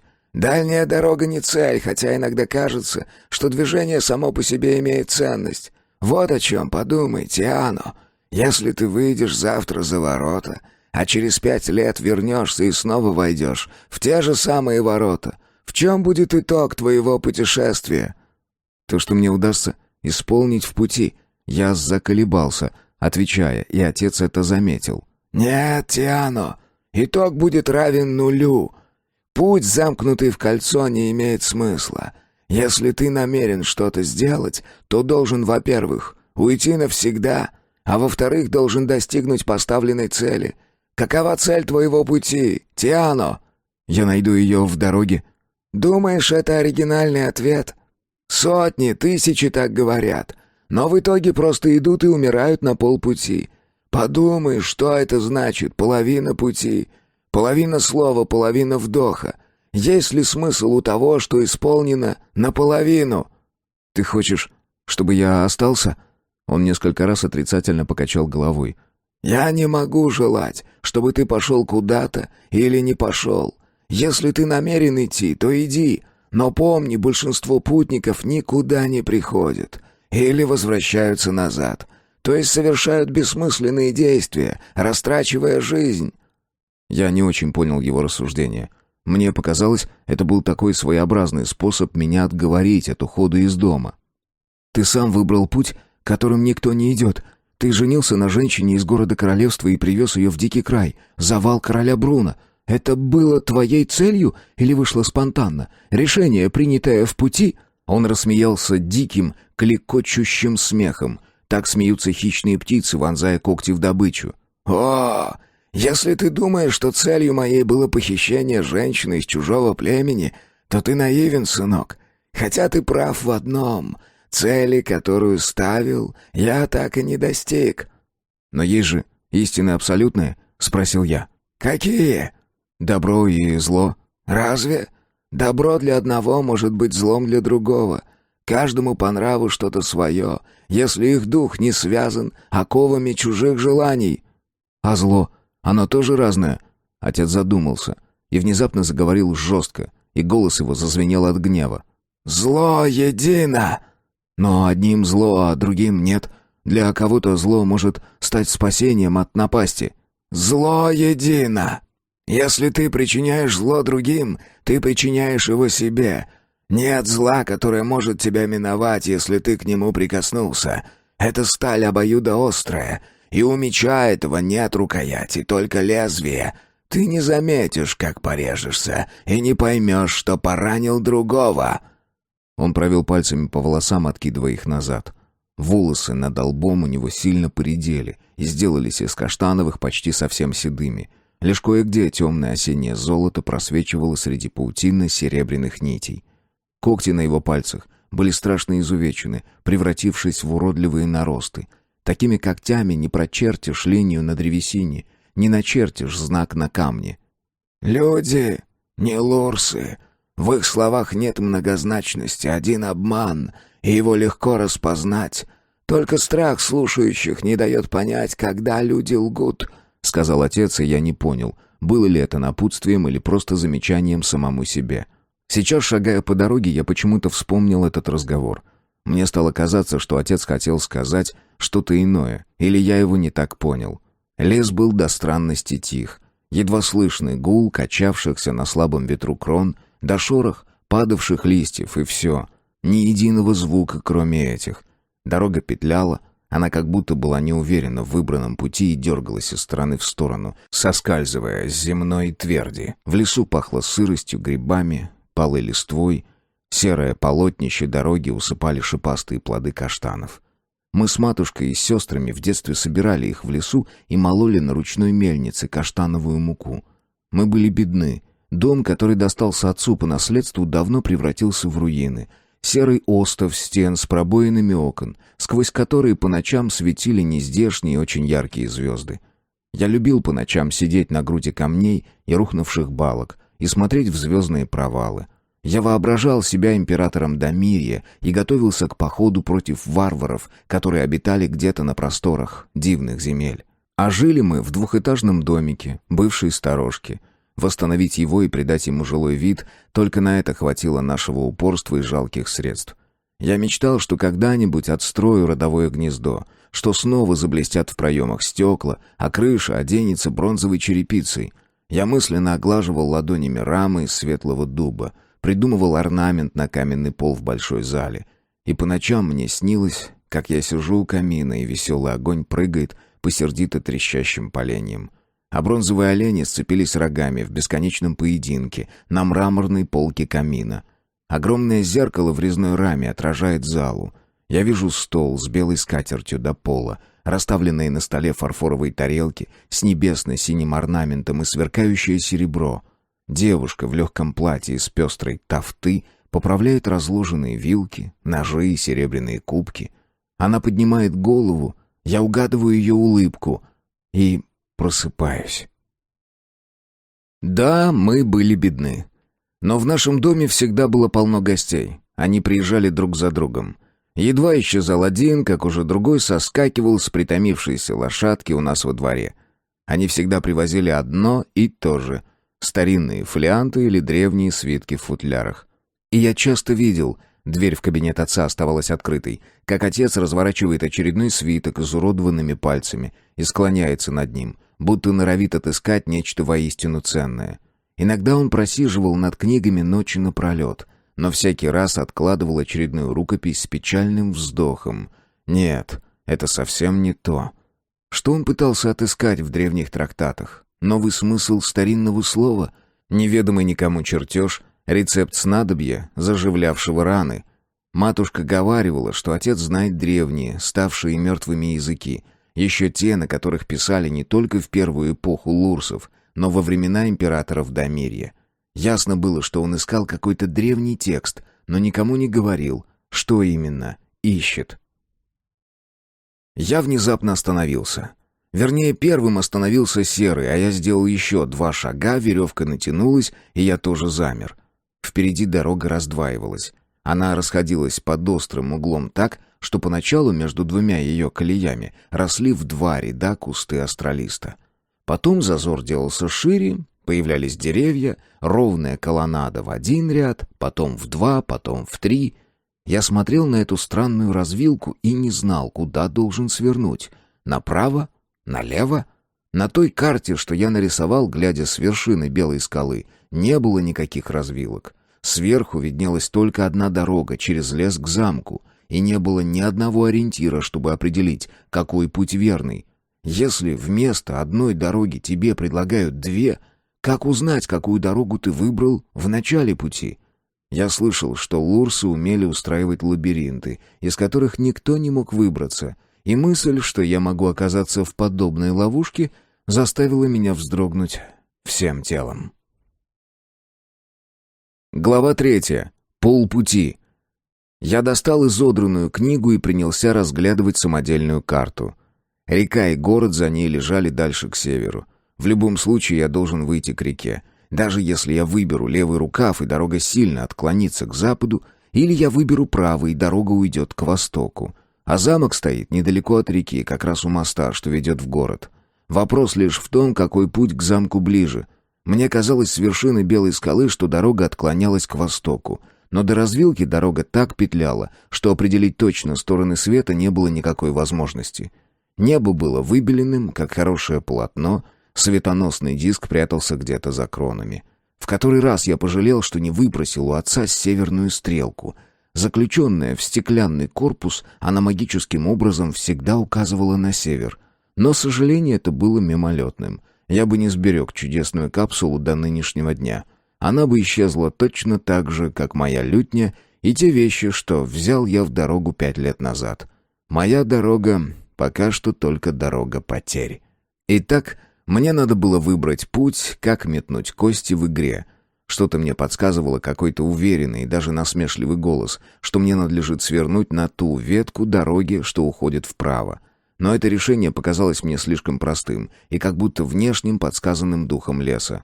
Кому-то нужно было, чтобы я выбрал именно эту ветку. Но я был упрям, как истинный лурс, и, наклонившись вперед, как будто шагал против невидимого, сильного ветра, двинулся налево. Серый, нисколько не удивленный подобным выбором, послушно тронулся следом. В любом случае, легкомысленно решил я, в итоге выйду к реке, никак иначе быть не может. Я шагал и шагал, ожидая, когда за стволами деревьев проглянет синее полотнище бегущей воды. Но деревья плотно прижимались друг к другу, хмурый сумрак под разлапистыми еловыми кронами ничего не позволял рассмотреть, кроме пушистого седого мха, рухнувших стволов да кое-где высокого по пояс черничника, уже без ягод. Пахло сыростью и грибами. Лес был безмолвен. Ни единая птаха не подавала голоса в глубине. Даже ветер не шумел в кронах. Тягучая тишина ночного кошмара. Я устал и проголодался, и присел отдохнуть на камень у дороги. Он весь порос мхом в палец вышиной и по форме напоминал трон.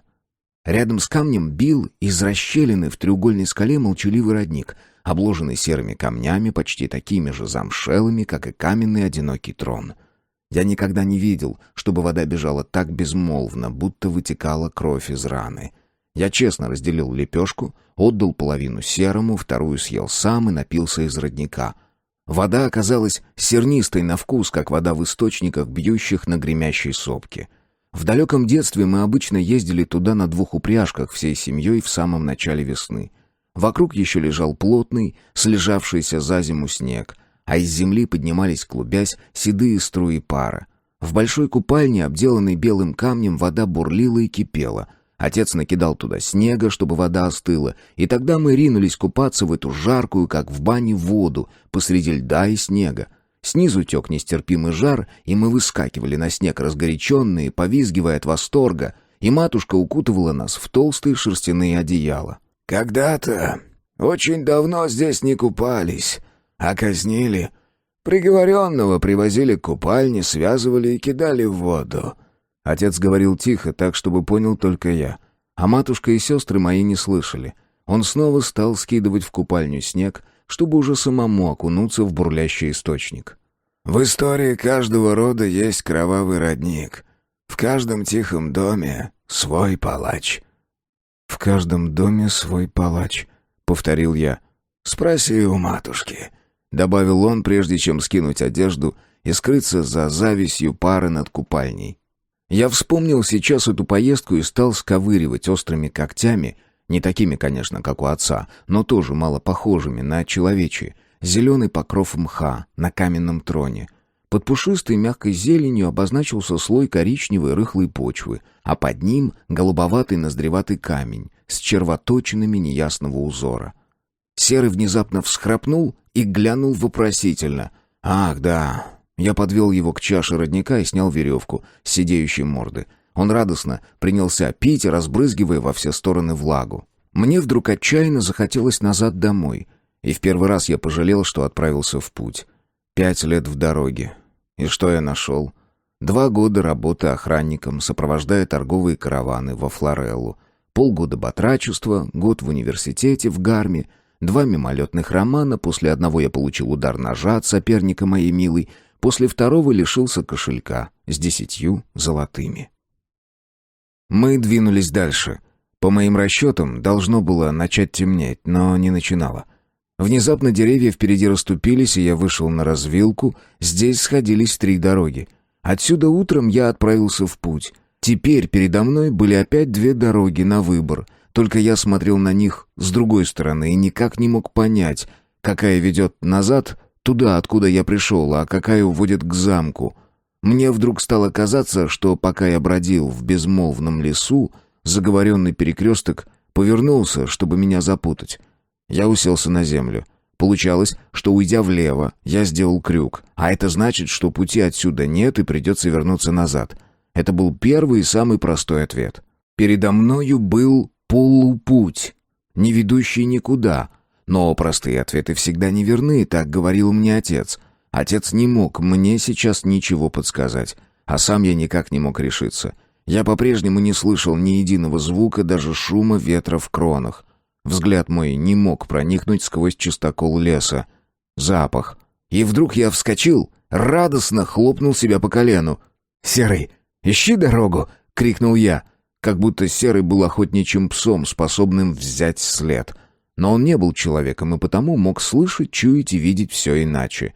Серый тяжело вздохнул и двинулся туда, откуда я только что пришел. Я поспешил за ним. Глава 4. Полупуть снова. Сквозь сон я почувствовал, что кто-то мне жарко дышит в лицо, отфыркивается и позвякивает чем-то металлическим. И еще я почувствовал, что левая моя рука лежит на шее Серого. Старый мул улегся рядом со мной, будто преданный пес. Я приоткрыл глаза. Огромная морда маячила рядом с моим лицом. Не дернуться, не отскочить, меня как будто сковало в той неудобной позе, в которой я заснул на обочине в обнимку с Серым. Морда снова фыркнула и исчезла. И тогда я понял, что вижу лошадиную голову. И голова эта принадлежит Серой в яблоках кобыле. А звон металла — это позвякивание удил, а на кобыле в мужском седле сидит юная особа в белой сорочке с широкими рукавами, в ярко-алом камзоле и бархатных брючках, начищенные кожаные сапожки в высоких стременах, на буйных каштановых кудрях берет с белым пером. «Привет», — сказала особа и похлопала кобылу по гордо изогнутой шее. «Кто ты такой, Соня, и куда держишь путь?» Серый встрепенулся и сделал попытку подняться. Я ему позволил. Тогда он вежливо фыркнул, что означало «доброе утро». Прежде чем ответить, не Серому, а незнакомке, я старательно ущипнул себя за ногу, не сплю ли, и сморщился. Было больно. Серый отошел в сторону и облил струей землю ниже родника. Тут и я понял, что надо бы и мне уединиться в кустах. Прекрасная дама меня извинит. Я спешно вскочил и нырнул в молодой ельник. «Буду ждать на 10 шагов вперед», — отозвался голос. Дурацкое начало знакомства, но лурсы по своему воспитанию менее стеснительны, нежели люди.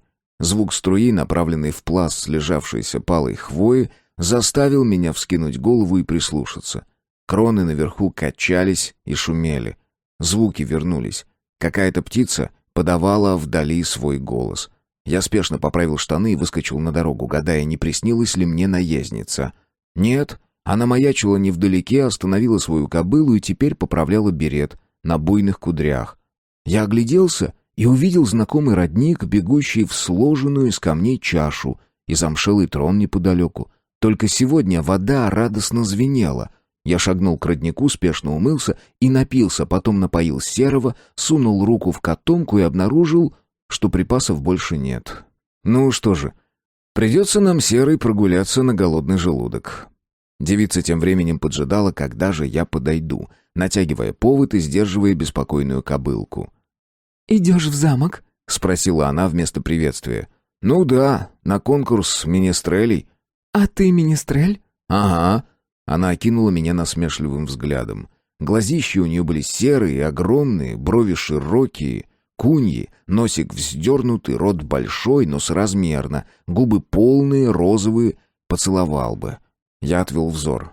Не положено дерзко разглядывать незнакомых барышень, наставляла меня матушка. «Ты же вроде бы лурс и стихопевец». «Лурс наполовину, и пою, и слагаю стихи». «Поешь тоже наполовину». Шутка вышла обидной и хлесткой, и я не нашелся, как ее отбить. «И звать тебя как? Полупевец?» «Тиано». Я поднял на нее вопросительный взгляд. «Лайра, если ты тащишь свою запыленную тушку в замок, то подойди и возьмись за лук у седла. По этой дороге в замок можно пройти только с проводником». «Ты проводник?» «Не я. Вот». Она вытянула из-под сорочки серебряную цепочку с массивным медальоном. «Вот пропуск. До того мгновения, когда замок появится вдали, руку не отпускай, а то опять на полупуть попадешь». «У меня есть пропуск». Я, в свою очередь, вытащил из-под рубашки медальон. «Это подделка. Такие продают за 2 медика на базарах города 7 портов и во Флорелле. Или ты отдал за него золотой?» Я покраснел. «Руку не отпускай», — приказала она. «А Серый?» Я огляделся. Мул трусил за нами, изредка инспектируя придорожные заросли, которые против вчерашнего повеселели. Мелькали в них синие колокольчики, желтые и белые цветочки, названия которых я не знал, гудели пчелы, которых Серый пугался. «Животине контакт не нужен, он по следу пройдет». Я вспомнил, как вечером Серый вывел меня на эту дорогу, и улыбнулся. «А ты... Министрель? Лайра?» Я заметил у нее за спиной лютню в чехле, полускрытую черным бархатным плащом. «Конечно». Она улыбнулась весьма самоуверенно. «И петь будешь? Свои песни?» «И свои, и старые, теперь забытые. Есть хочешь?» Я хотел сказать, что не голоден, но против воли кивнул. Она достала из сумки кусок пирога. Пирог был с яблоками и пах одуряюще, будто только-только из печи. Серый оживился, учуяв запах выпечки. Я вежливо откусил пару раз и протянул добрую половину Серому спутнику. «Ты издалека пришел или из той общины, что живет во Флорелле на улице Лурсов?» «Издалека. Из завала короля Бруно». «Дикие земли». «Они не дикие. Там много замков и башни, чароведов и книжные хранилища. И у нас в доме хранилище книг». И добавил: «древних книг». «Лурсы. Говорят, их язык так сложен, что не поймешь, о чем говорит собеседник. Он играет словами, обманывает смыслами. Отец всегда напоминал: не имей дела с лурсами». «Не бойся. Как только увидим замок, я к тебе и не подойду», — воскликнул я с обидой. Она рассмеялась. «Так скажешь, ты не обманщик?» «Нет, не обманщик. И лурсы не лгут. Они проникают в смысл сказанного, снимая шелуху обмана». «Вот как? В чем же шелуха моего обмана?» «Ты обманулась, взяв на веру чужое суждение и убедив себя, что оно твое». Лайра нахмурилась. Хотела ответить, но не успела. Впереди послышались голоса и смех. За поворотом лесной дороги мы увидели стоящую повозку, запряженную парой лошадей и компанию молодежи. 3 молодых людей, и с ними 2 девушки в темных дорожных платьях и серых суконных накидках поверх. Парни растерянно смотрели на скособоченную повозку. Одно колесо слетело и теперь валялось в пыли, из расколотого обода торчали во все стороны, как иглы дикобраза, спицы. «Карл!» — окликнула одного из парней моя спутница. «Смотрю, ты меня опередил?» «Лайра! Солнышко!» — отозвался парень в синем берете с белым пером и в коротком бархатном плаще бирюзового оттенка поверх пестрого калета и не менее пестрых штанов. Лицо у него было круглое, полноватое, красивое, с темными глазами на выкате, сочными красными губами, маленькими лихо подкрученными усиками и бородкой-клинышком. «Часом нет ли у тебя, солнышко, для нас запасного колеса? А то у нас тут беда, и неясно, близко или далеко до замка».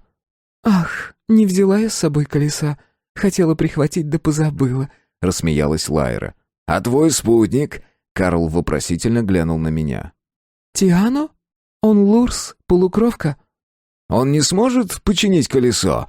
Карл слегка пнул обломок носком сапога. Он говорил так, будто меня тут вообще не было. Я глянул на перекрученные в узел обломки. «Нет, не смогу. Выпрягайте лошадок, сажайте дам верхом, а сами следом. Дружно все дойдем». «А говорили, что лурсы в механике просто кудесники», — фыркнул Карл, не подумав, что кудеснику потребен его инструмент и мастерская, а на обочине дороги соорудить голыми руками новое колесо даже лурс не сумеет. «Врут, значит». Однако совету моему они последовали. Лошадей выпрягли, искалеченную повозку бросили, только не посадили верхом дам, а навьючили на лошадей свой весьма солидный багаж. Еще пару тюков и лютню нагрузили на Серого. Далее двинулись все, кроме Лайры, пешком. Впрочем, нам повезло. Не прошли мы и 1000 шагов, как воздух вдали задрожал жарким маревом. Покачнулись по краям дороги столетние ели, и будто рухнул в прорезь сцены тщательно расписанный занавес.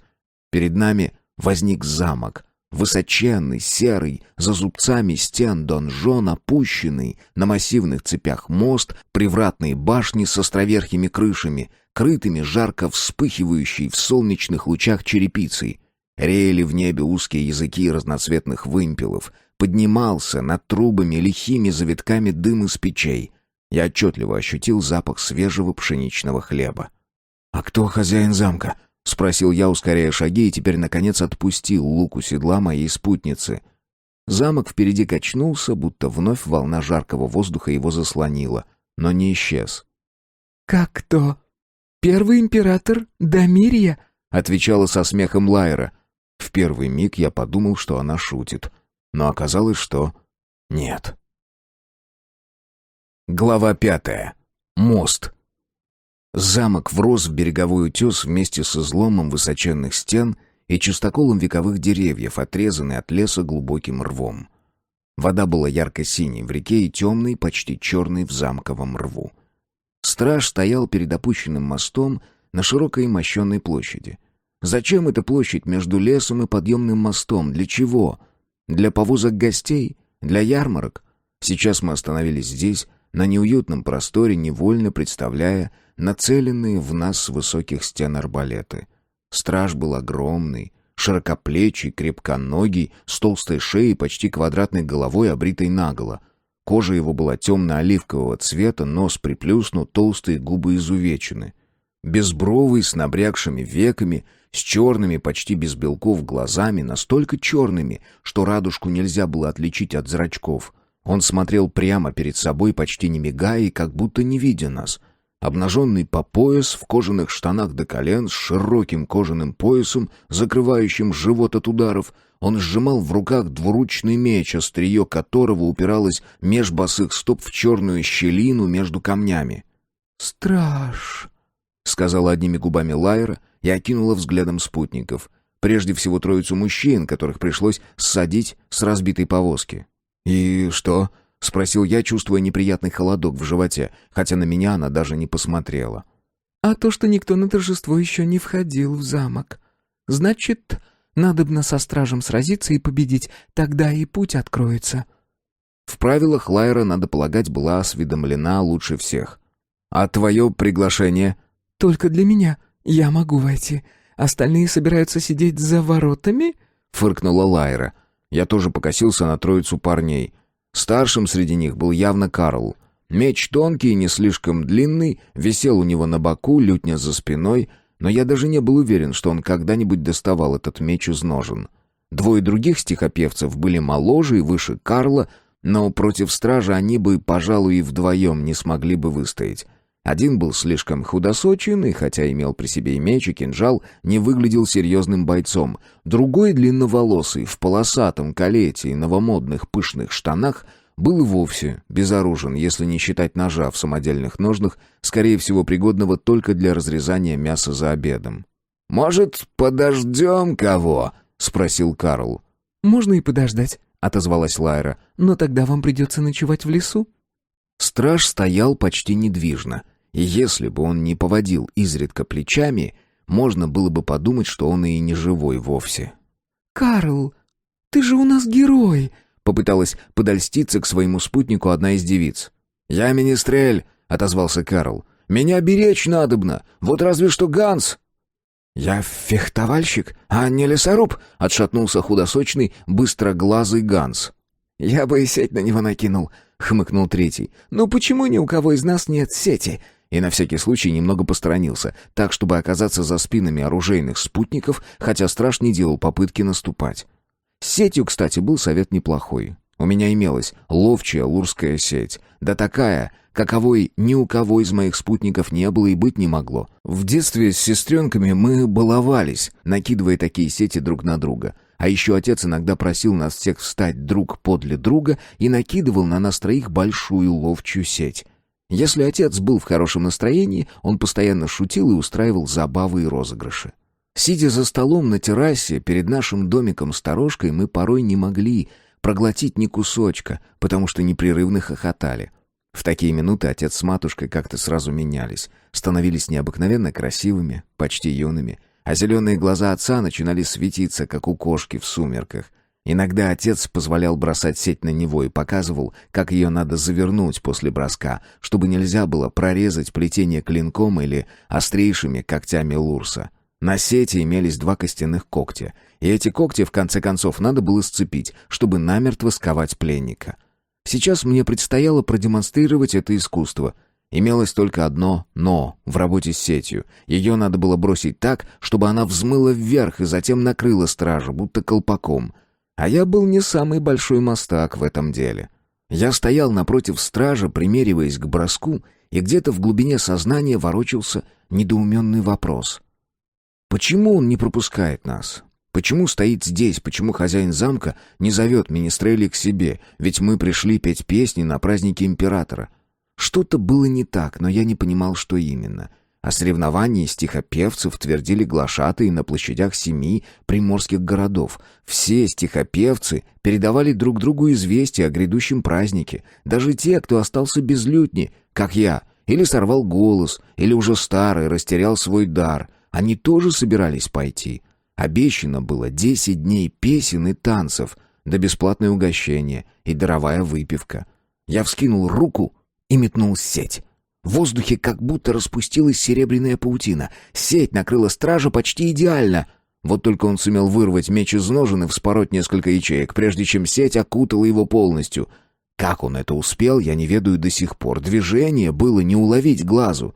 Да и некогда было мне в гляделки играть. Я сорвал с себя ремень и ринулся к стражу, намереваясь обернуть кожаную петлю вокруг великана, чтобы намертво связать силача вместе со страшным его мечом и завернуть края сети так, как учил меня отец.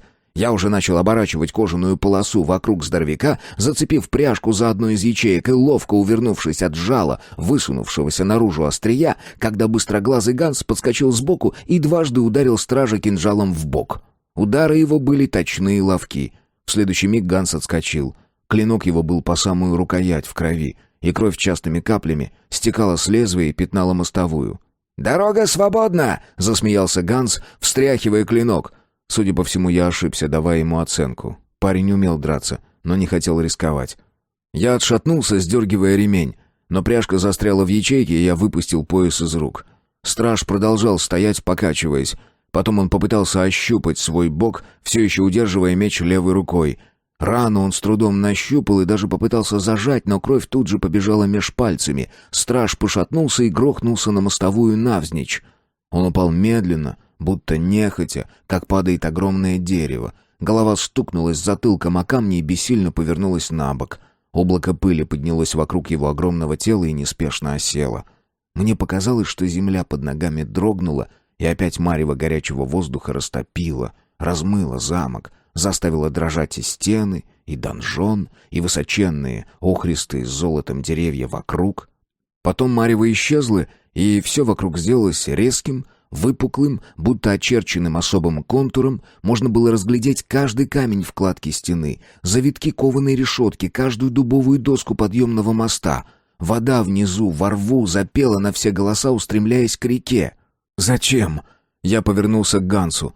«Зачем ты это сделал? Я бы его связал». «Ты связал?» — заржал Ганс. «Да посмотри на этого бугая! Он бы разорвал и твою сеть, и твой ремень одной левой, а потом придушил бы тебя, как кутенка». «Пошли», — сказала Лайра. «Дорога свободна». «А что с ним?» Я смотрел на лежащего гиганта. Он не двигался, ноги его были вытянуты, руки выпростались вдоль тела, меч валялся рядом, запутавшийся в моей сети. Голова его была запрокинута, и изо рта толчками шла черная кровь. Она переполняла открытый рот, как чашу родника, стекала по щеке и заливалась под голову. Я опасливо приблизился к нему. Говорят, есть в Ниене новые магики, умеющие врачевать раны энергией своего тела. Но я ничего такого не знал и даже не видел. Я в ужасе смотрел на 2 черные рваные дыры в боку у этого человека, как раз чуть выше широкого пояса. Из этих дыр бойко текли алые струи. Я наклонился и принялся сдирать с него свою сеть. Он был еще жив, но не пытался сопротивляться. Он даже попробовал приподняться на одном локте, чем облегчил мне задачу выдрать сеть из-под тяжелого тела. Ячейки были липкими, и пальцы у меня все перепачкались в красном. Он что-то силился сказать, но не мог. Мешала бегущая изо рта кровь. Потом едва я сдернул с него мою ловчую сеть, он опрокинулся и затих. Я стоял над ним, не зная, что делать дальше. Мне было невыносимо тяжело. В груди как будто образовалась пустота. Этого человека убили по моей вине, а он не сделал ничего плохого ни мне, ни моим спутникам. Он просто стоял здесь, перед мостом, в замок. Я тряхнул головой, высвободил из сети свой пояс, снова надел, затем расправил, свернул и спрятал сеть в мешок. Механические движения, заученные. Потом я взялся за меч стража. Он оказался безумно тяжелым, я едва мог его приподнять одной рукой. Рукоять была простая, бронзовая. Я огляделся. И Лайра, и все мои спутники уже пересекли мост и вошли во двор замка. Я вцепился в меч убитого, закинул мешок с сетью за спину, кликнул Серого и направился к мосту. Меч я не мог поднять и волочил его по камням. Острие оставляло борозду на камнях, противный скрежет заставлял меня ускорять шаги. Во рту было горько, и ощущение было такое, будто я только что угодил в горячую купальню на склоне Гремячего. Но только кто-то накидал в воду не чистый, искристый снег, а придорожную грязь. И я в эту купальню окунулся с головой. Я внезапно остановился. Зачем я иду внутрь? Петь песни?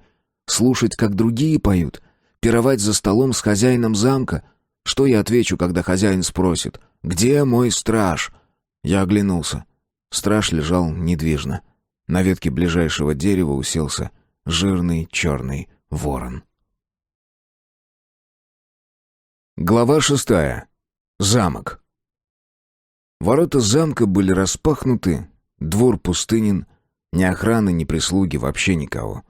Подходя к воротам, я услышал голос Лайры. «Эй, кто-нибудь, мы пришли!» Никто не откликался. Эхо гуляло в верхних галереях. Я вошел во двор, бросил тяжеленный меч, тот звякнул о плиты мостовой. Я огляделся. Двор был чист, выметен, в центре большой бассейн с фонтаном, восьмиугольник, обделанный белым мрамором. В центре фигура обнаженной женщины. Такие умели делать только в Дамирье, полная иллюзия живого тела.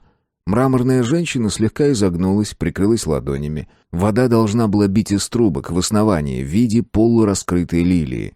Фонтан сейчас не работал, а вода в большой его чаше колебалась, отражая небо, внезапно затянутое серыми, синими подпаленными облаками. Весь большой двор был окружен строениями. Напротив ворот дворец с высоким фасадом и частыми рядами узких окон, с узорными переплетами темных рам и подслеповатой синью литых непрозрачных стекол. Одно окно на втором этаже было распахнуто. Тяжелая красная штора выпала наружу, будто кровавая рана в большом и красивом теле. Здание было ровно оштукатурено и выкрашено светлой, чуть в голубизну краской. Когда-то, наверное, это была военная крепость с высоченным донжоном. Теперь он один и остался в северо-западном углу двора.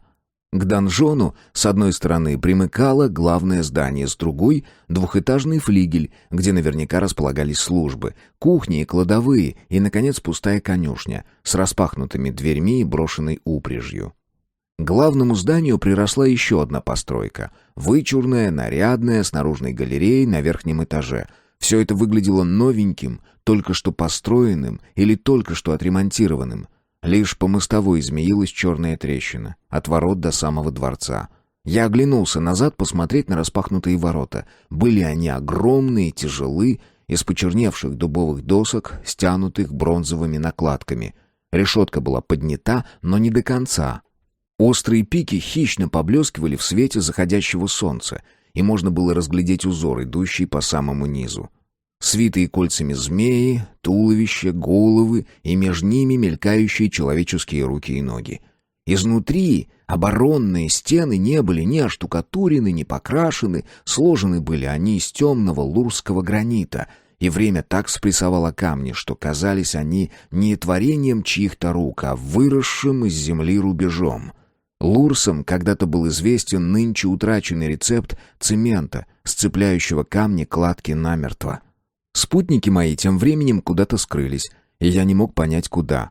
Внезапно дверь пристройки отворилась, оттуда высунулась голова Карла. Лицо радостное, улыбка до ушей, он замахал мне салфеткой. «Где ты застрял, Тиано? Айда на кухню! Тут поросенок только-только свертело!» Есть особо не хотелось, но и торчать на пустынном дворе под прицелами сотни закрытых враждебных окон было неловко. Я отвел Серого на конюшню, повесил ему на шею найденную торбу с овсом, поставил ведро с водой. Привязывать старика не стал, никуда он от своего овса не денется. Потом я прихватил с собой арбалет и отправился на зов Карла. На кухне было жарко, суетно, тесно. Стол был достаточно большой, чтобы разместилась вся компания. Но места между этим широким столом, скамьями и очагом, с пылающим в его чреве огнем, оставалось немного. Поросенок был уже водружен в центр стола на бронзовом блюде, и Ганс азартно кромсал коричневую шкурку ножом, выворачивая пласты белого сочного мяса. Все мои путники уже расселись, прихватив с полок разномастную посуду. Кто тарелку, кто чашу, кто занятное блюдце с пестрым узором. Вилки тоже нашлись, но все старинные, двузубые, черные от времени, неведомо даже из какого металла. Зато чаши были из восхитительного синего лурского стекла. Прежде я не видел никогда такой тонкой работы, даже за валом короля Бруно.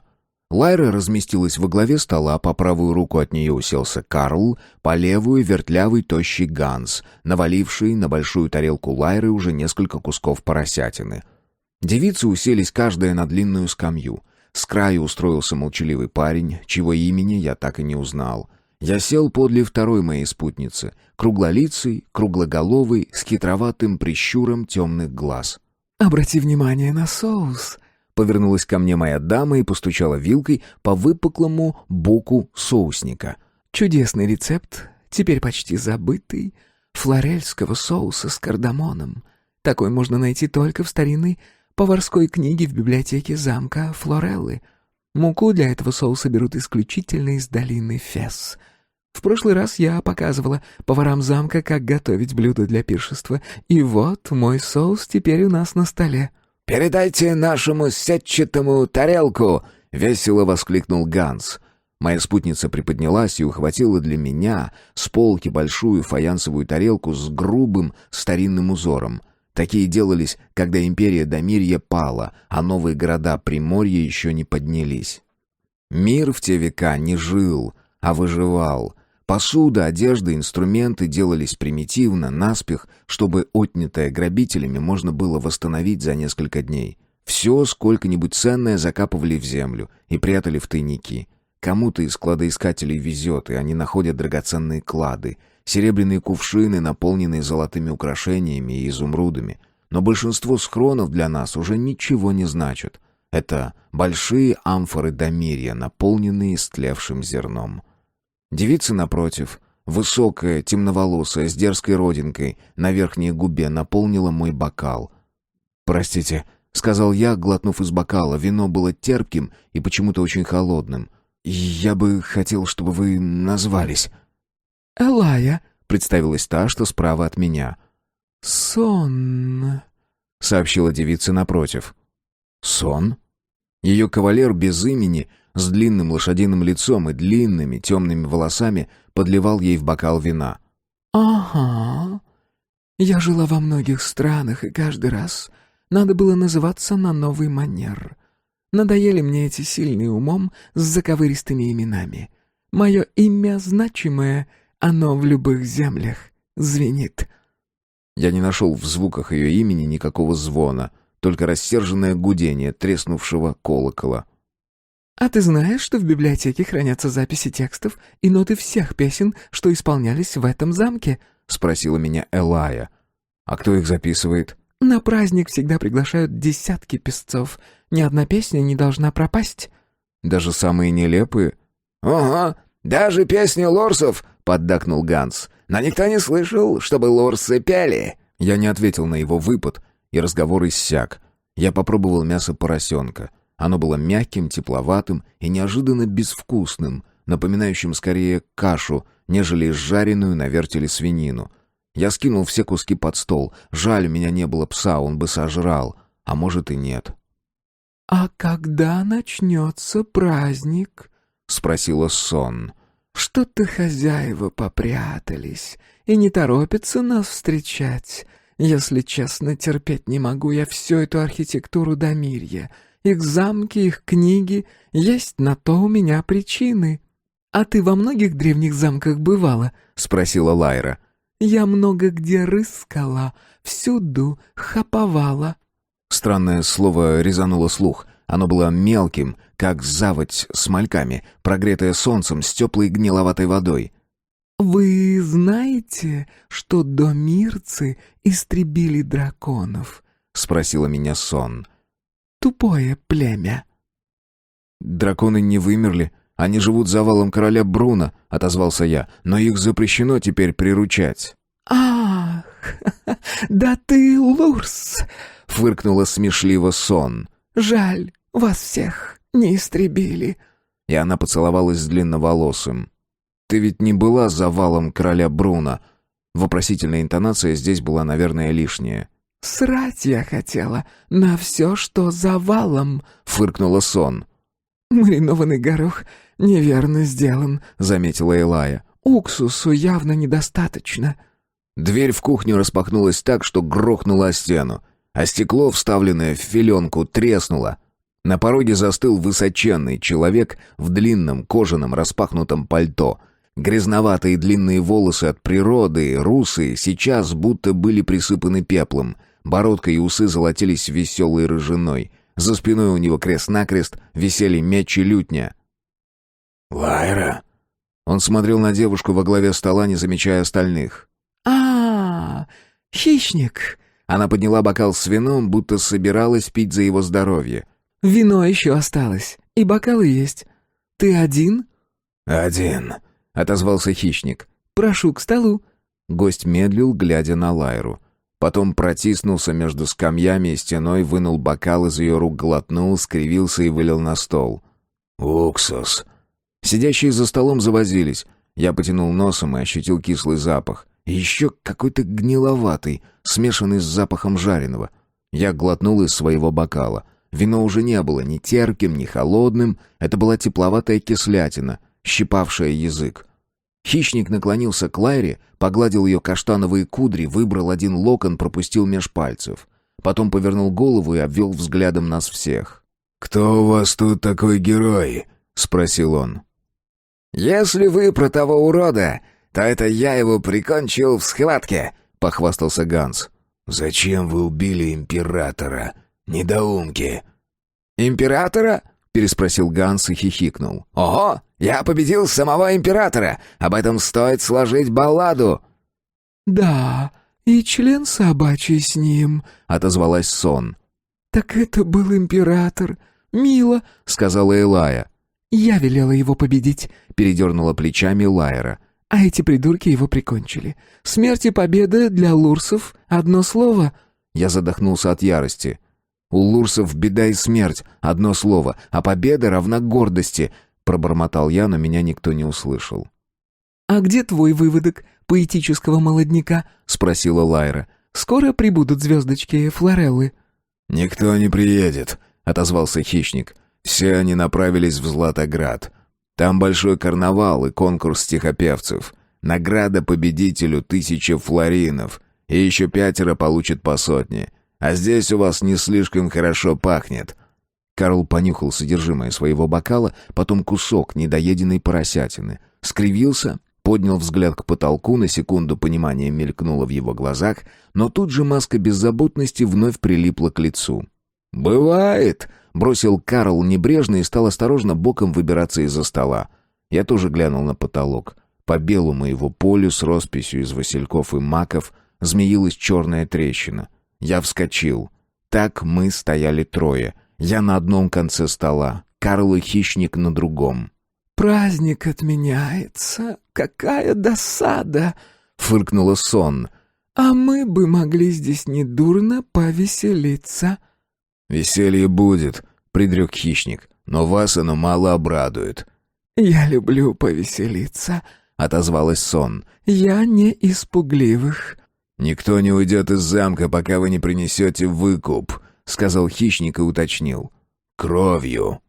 «Хорошая забава, но участников мало», — заметила Сон и быстрым движением выхватила из-за пояса своего ухажера нож. Клинок оказался обоюдоострым, с широкой дорожкой посередине. «А давайте убьем Лурса!» — предложил вдруг Ганс. Глава 7. Охота. Я кинулся к двери. Она была рядом, ведь сидел я чуть ли не у входа. Первым делом в конюшню, но она оказалась пуста. Серый исчез, только повсюду был рассыпан овес, будто старый мул бежал в панике, все сшибая на своем пути. Я рванул назад. Во дворе все было как прежде. Почти. Теперь я заметил, что тело стража лежит у фонтана. Верно, хищник притащил его сюда.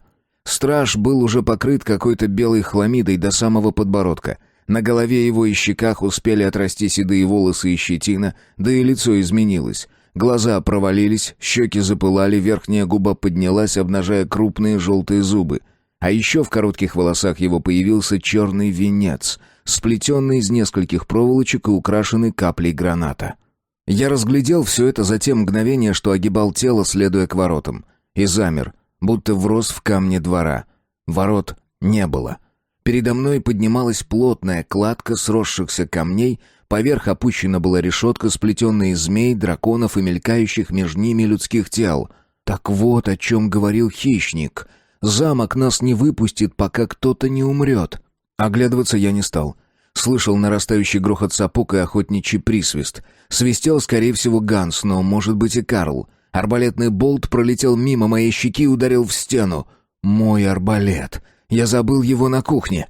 Я ринулся к ближайшей двери напротив, она поддалась, распахнулась со скрипом, с лестницы пахнуло сыростью, тлением, гарью. Еще один болт ударил в косяк в тот миг, когда я захлопывал дверь. Я понесся наверх, выше, из окна на втором этаже глянул во двор и, к своему изумлению, увидел, что во дворе идет драка. Нелепое толкание, пинки, удары. Дрались трое — Ганс, Карл и тот третий, имени которого я так и не узнал. Ни хищника, ни женщин видно не было.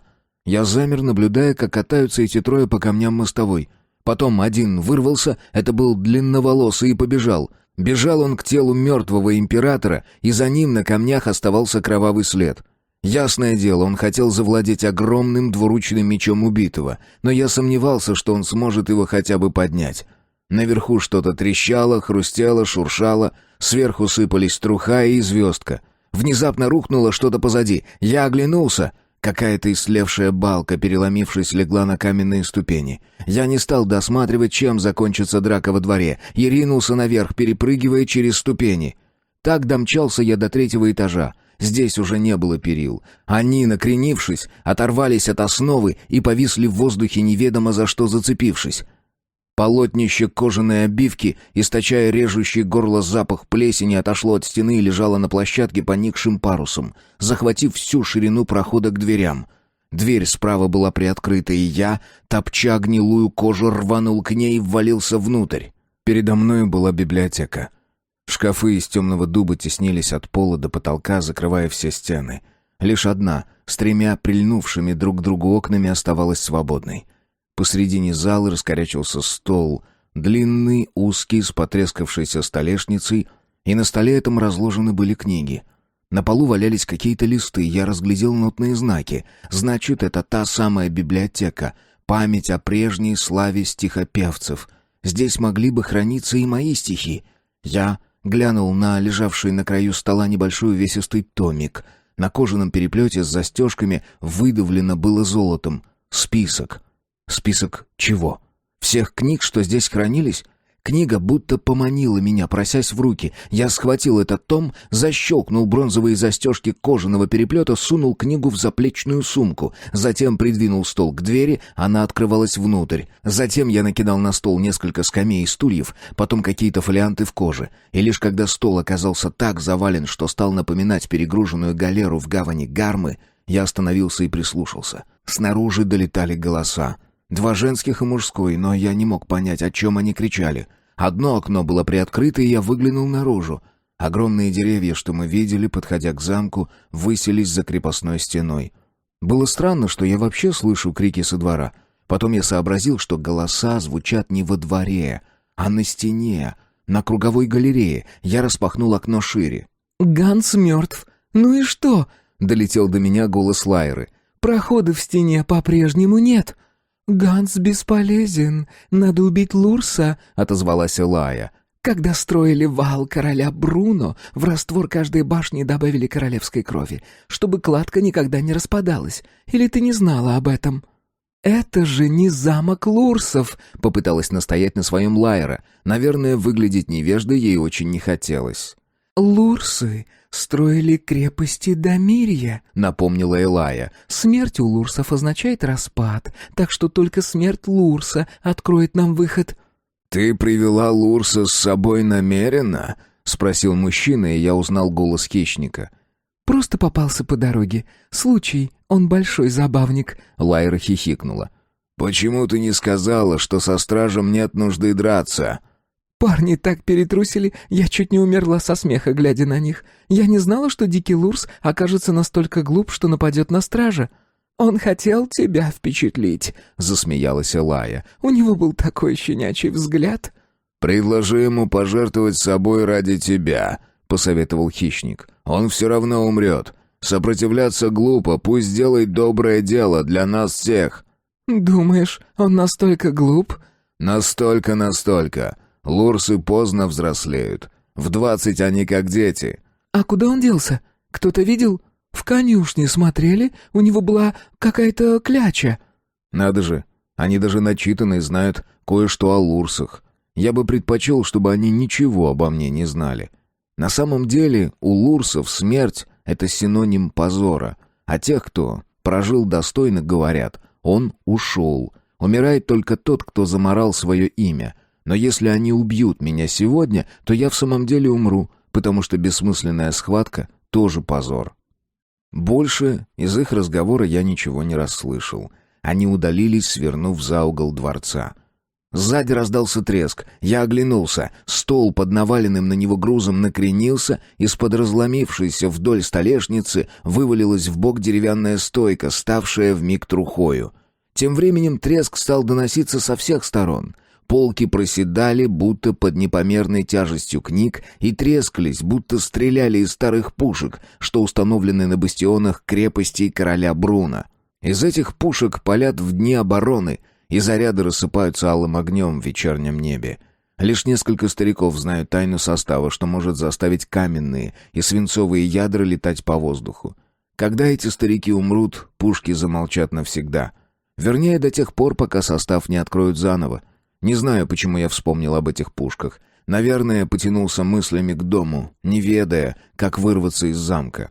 Стены слишком высоки, с них не спрыгнуть. Спуститься по камням кладки я бы мог. Я же все-таки лурс.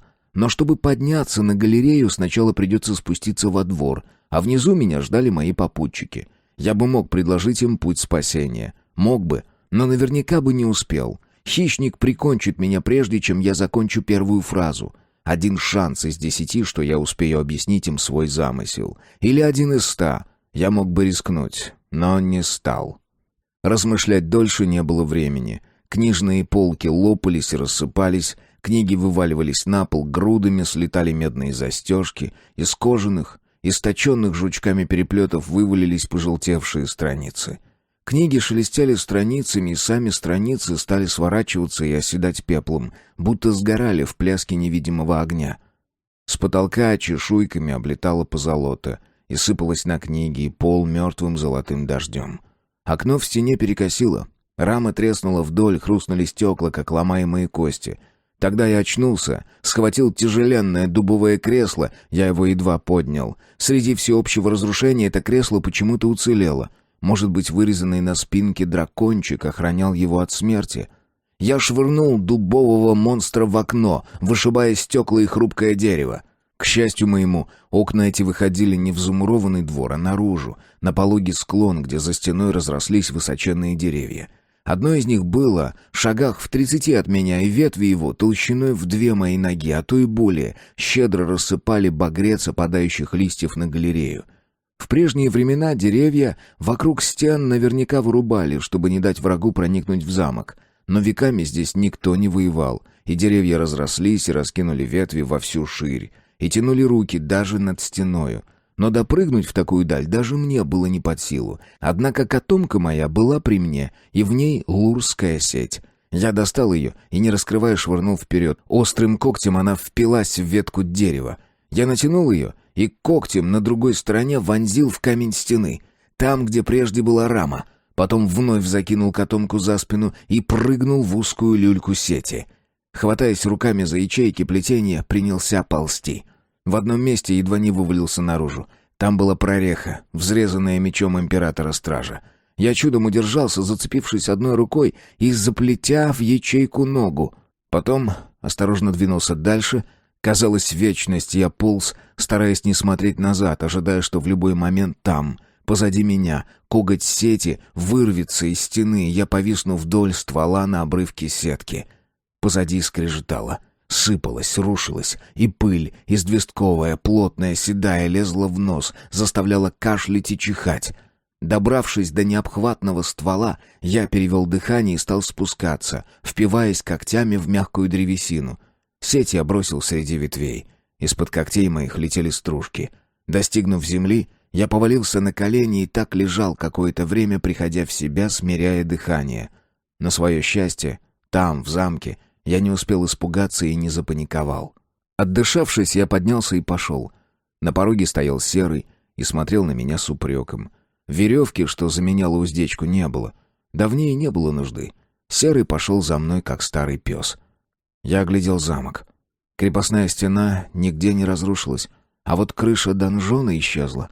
Я вернулся на площадь перед мостом. Всего несколько часов назад здесь лежало тело убитого стража. Пятно крови все еще чернело на камнях. Я посмотрел в сторону ворот. Плотная кладка поднималась там, где прежде был вход. Мне казалось, что внутри меня звучат десятки мелодий и рвут меня на части. Я был как лютня, у которой лопнули струны. Мои недавние спутники остались замурованными за этими стенами. Возможно, они все еще были живы. По дороге сюда мне почудилось, что я повстречал друзей, как будто умение петь и слагать стихи нас внезапно породнило. Теперь я смотрел на замок, как на свежую могилу. Во рту стояла горечь, будто матушка накормила меня лекарством от лихорадки. Я бы отдал полжизни, чтобы вернуться назад во времени и спасти императора-стража, его замок и его библиотеку. Я бы хотел прочесть стихи из погибших книг и услышать, как звучали те ноты на листах на полу. У людей есть слово «раскаяние». У лурсов раскаяние означает не только сожаление, но и суд над собой, и приговор себе, и наказание самому себе, сокрушение, скорбь и одновременно осознание. Я вспомнил про спасенную книгу и решил заглянуть в нее на ближайшем привале. Мысль о книге соединилась с мыслью, что пора в путь. Лесная дорога приняла нас, и почти что сразу наступили сумерки. Я шел, пока не сделалось совсем темно. Тогда без сил повалился на землю. Серый лег рядом, и мы заснули. Глава 8. Снег.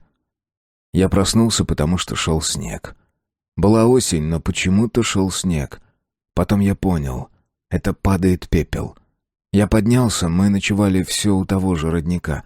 Он рассерженно звенел и лился, переполняя чашу и убегая в желоб меж камнями, устремляясь к лесному ручью. Я напился. Серый тоже. Кресла, поросшего мхом, больше не было. Осталась только груда камней. Я достал книгу, отогнул застежки. Лицевая страница была белой, изнанка черной. Все страницы были пустые, и белые, и черные. Ни единой буквы во всей книге. Бумага была толстой, шершавой и пахла лесной травой, а не пылью. Я положил книгу назад в сумку. Мы с Серым двинулись в путь. Голодные и уставшие, мы торопились дойти до развилки. Более всего я опасался, что опять начну ходить по кругу и никогда больше не выйду из леса. Но я вышел, и дорога вывела меня в город. Эпилог. Я вернулся домой через 2 месяца, уже в снег и зиму. Серый шел медленно, а зачастую мы шагали рядом, и Серый вез только переметные сумки. Я направился к нашему дому и остановился. Внезапно мне показалось, что он сейчас рассыплется пылью, как прежде исчез замок императора-стража. Но нет, сторожка не пострадала за минувшие 5 лет. И даже руины большого дома были все теми же, прочными стенами, разрушить которые не могли ни ветер, ни дождь. Истинно лурская вечная кладка. Уже вечерело. Матушка открыла ворота и появилась на пороге. Наверное, увидела в оконце спаленки на 2-м этаже, как я подхожу. Она обняла меня и начала целовать, как в детстве. Потом отстранилась, прикрылась рукой, скрывая слезы. Я отвел Серого в конюшню и поставил подле резвой, отцовой кобылы 12 лет от роду. За те 5 лет, что я не был дома, она посидела и сделалась такой же масти, что и мой серый. Надеюсь, старички подружатся. Отец сидел у камина в зале. Огонь оранжевой бабочкой то раскрывал крылья, то сникал, взобравшись на спину огромного обугленного дерева. «Дорога была долгой», — сказал отец, и вопроса не было в его голосе. Я ничего не сказал. Достал из сумки странную книгу, ту самую, что я схватил со стола в гибнущей библиотеке. «Для чего эта книга?» «Чтобы писать», — сказал отец, — «о белых делах, черными чернилами на белом листе». «А о дурных делах?» — отец перевернул страницу. «О дурных, черным на черном, их надо записывать, о них надо помнить, а читать не след». «Но там нет записей». «На белых страницах нет, а вот на черных полным-полно. Ты их просто не видишь. Для этой книги нужен особый свет». Он вернул мне книгу, потрепал нашего пса Дымка по загривку. Матушка на кухне уже наливала мне похлебку в большую тарелку, а вареного мяса с косточкой в миску Дымку. Она принесла мой ужин и поставила на стол в нашей маленькой гостиной. Дымок вежливо гавкнул, вывернулся из-под отцовской руки и потрусил к своей миске. Я мгновенно опустошил тарелку. Потом сел в кресло напротив отца и рассказал про замок и императора-стража. Отец выслушал, не задавая вопросов. «Что я сделал не так?» «Что?» «Ты не понял еще?» «Нет». «Надо было спросить, какова плата, чтобы войти?» «Так просто?» «Вопрос был простой, а вот ответ — нет». Я растерялся. Гнев вдруг охватил меня, столь яростный, что слезы обожгли глаза. Я ненавидел в тот миг себя за глупость, и моих спутников тоже.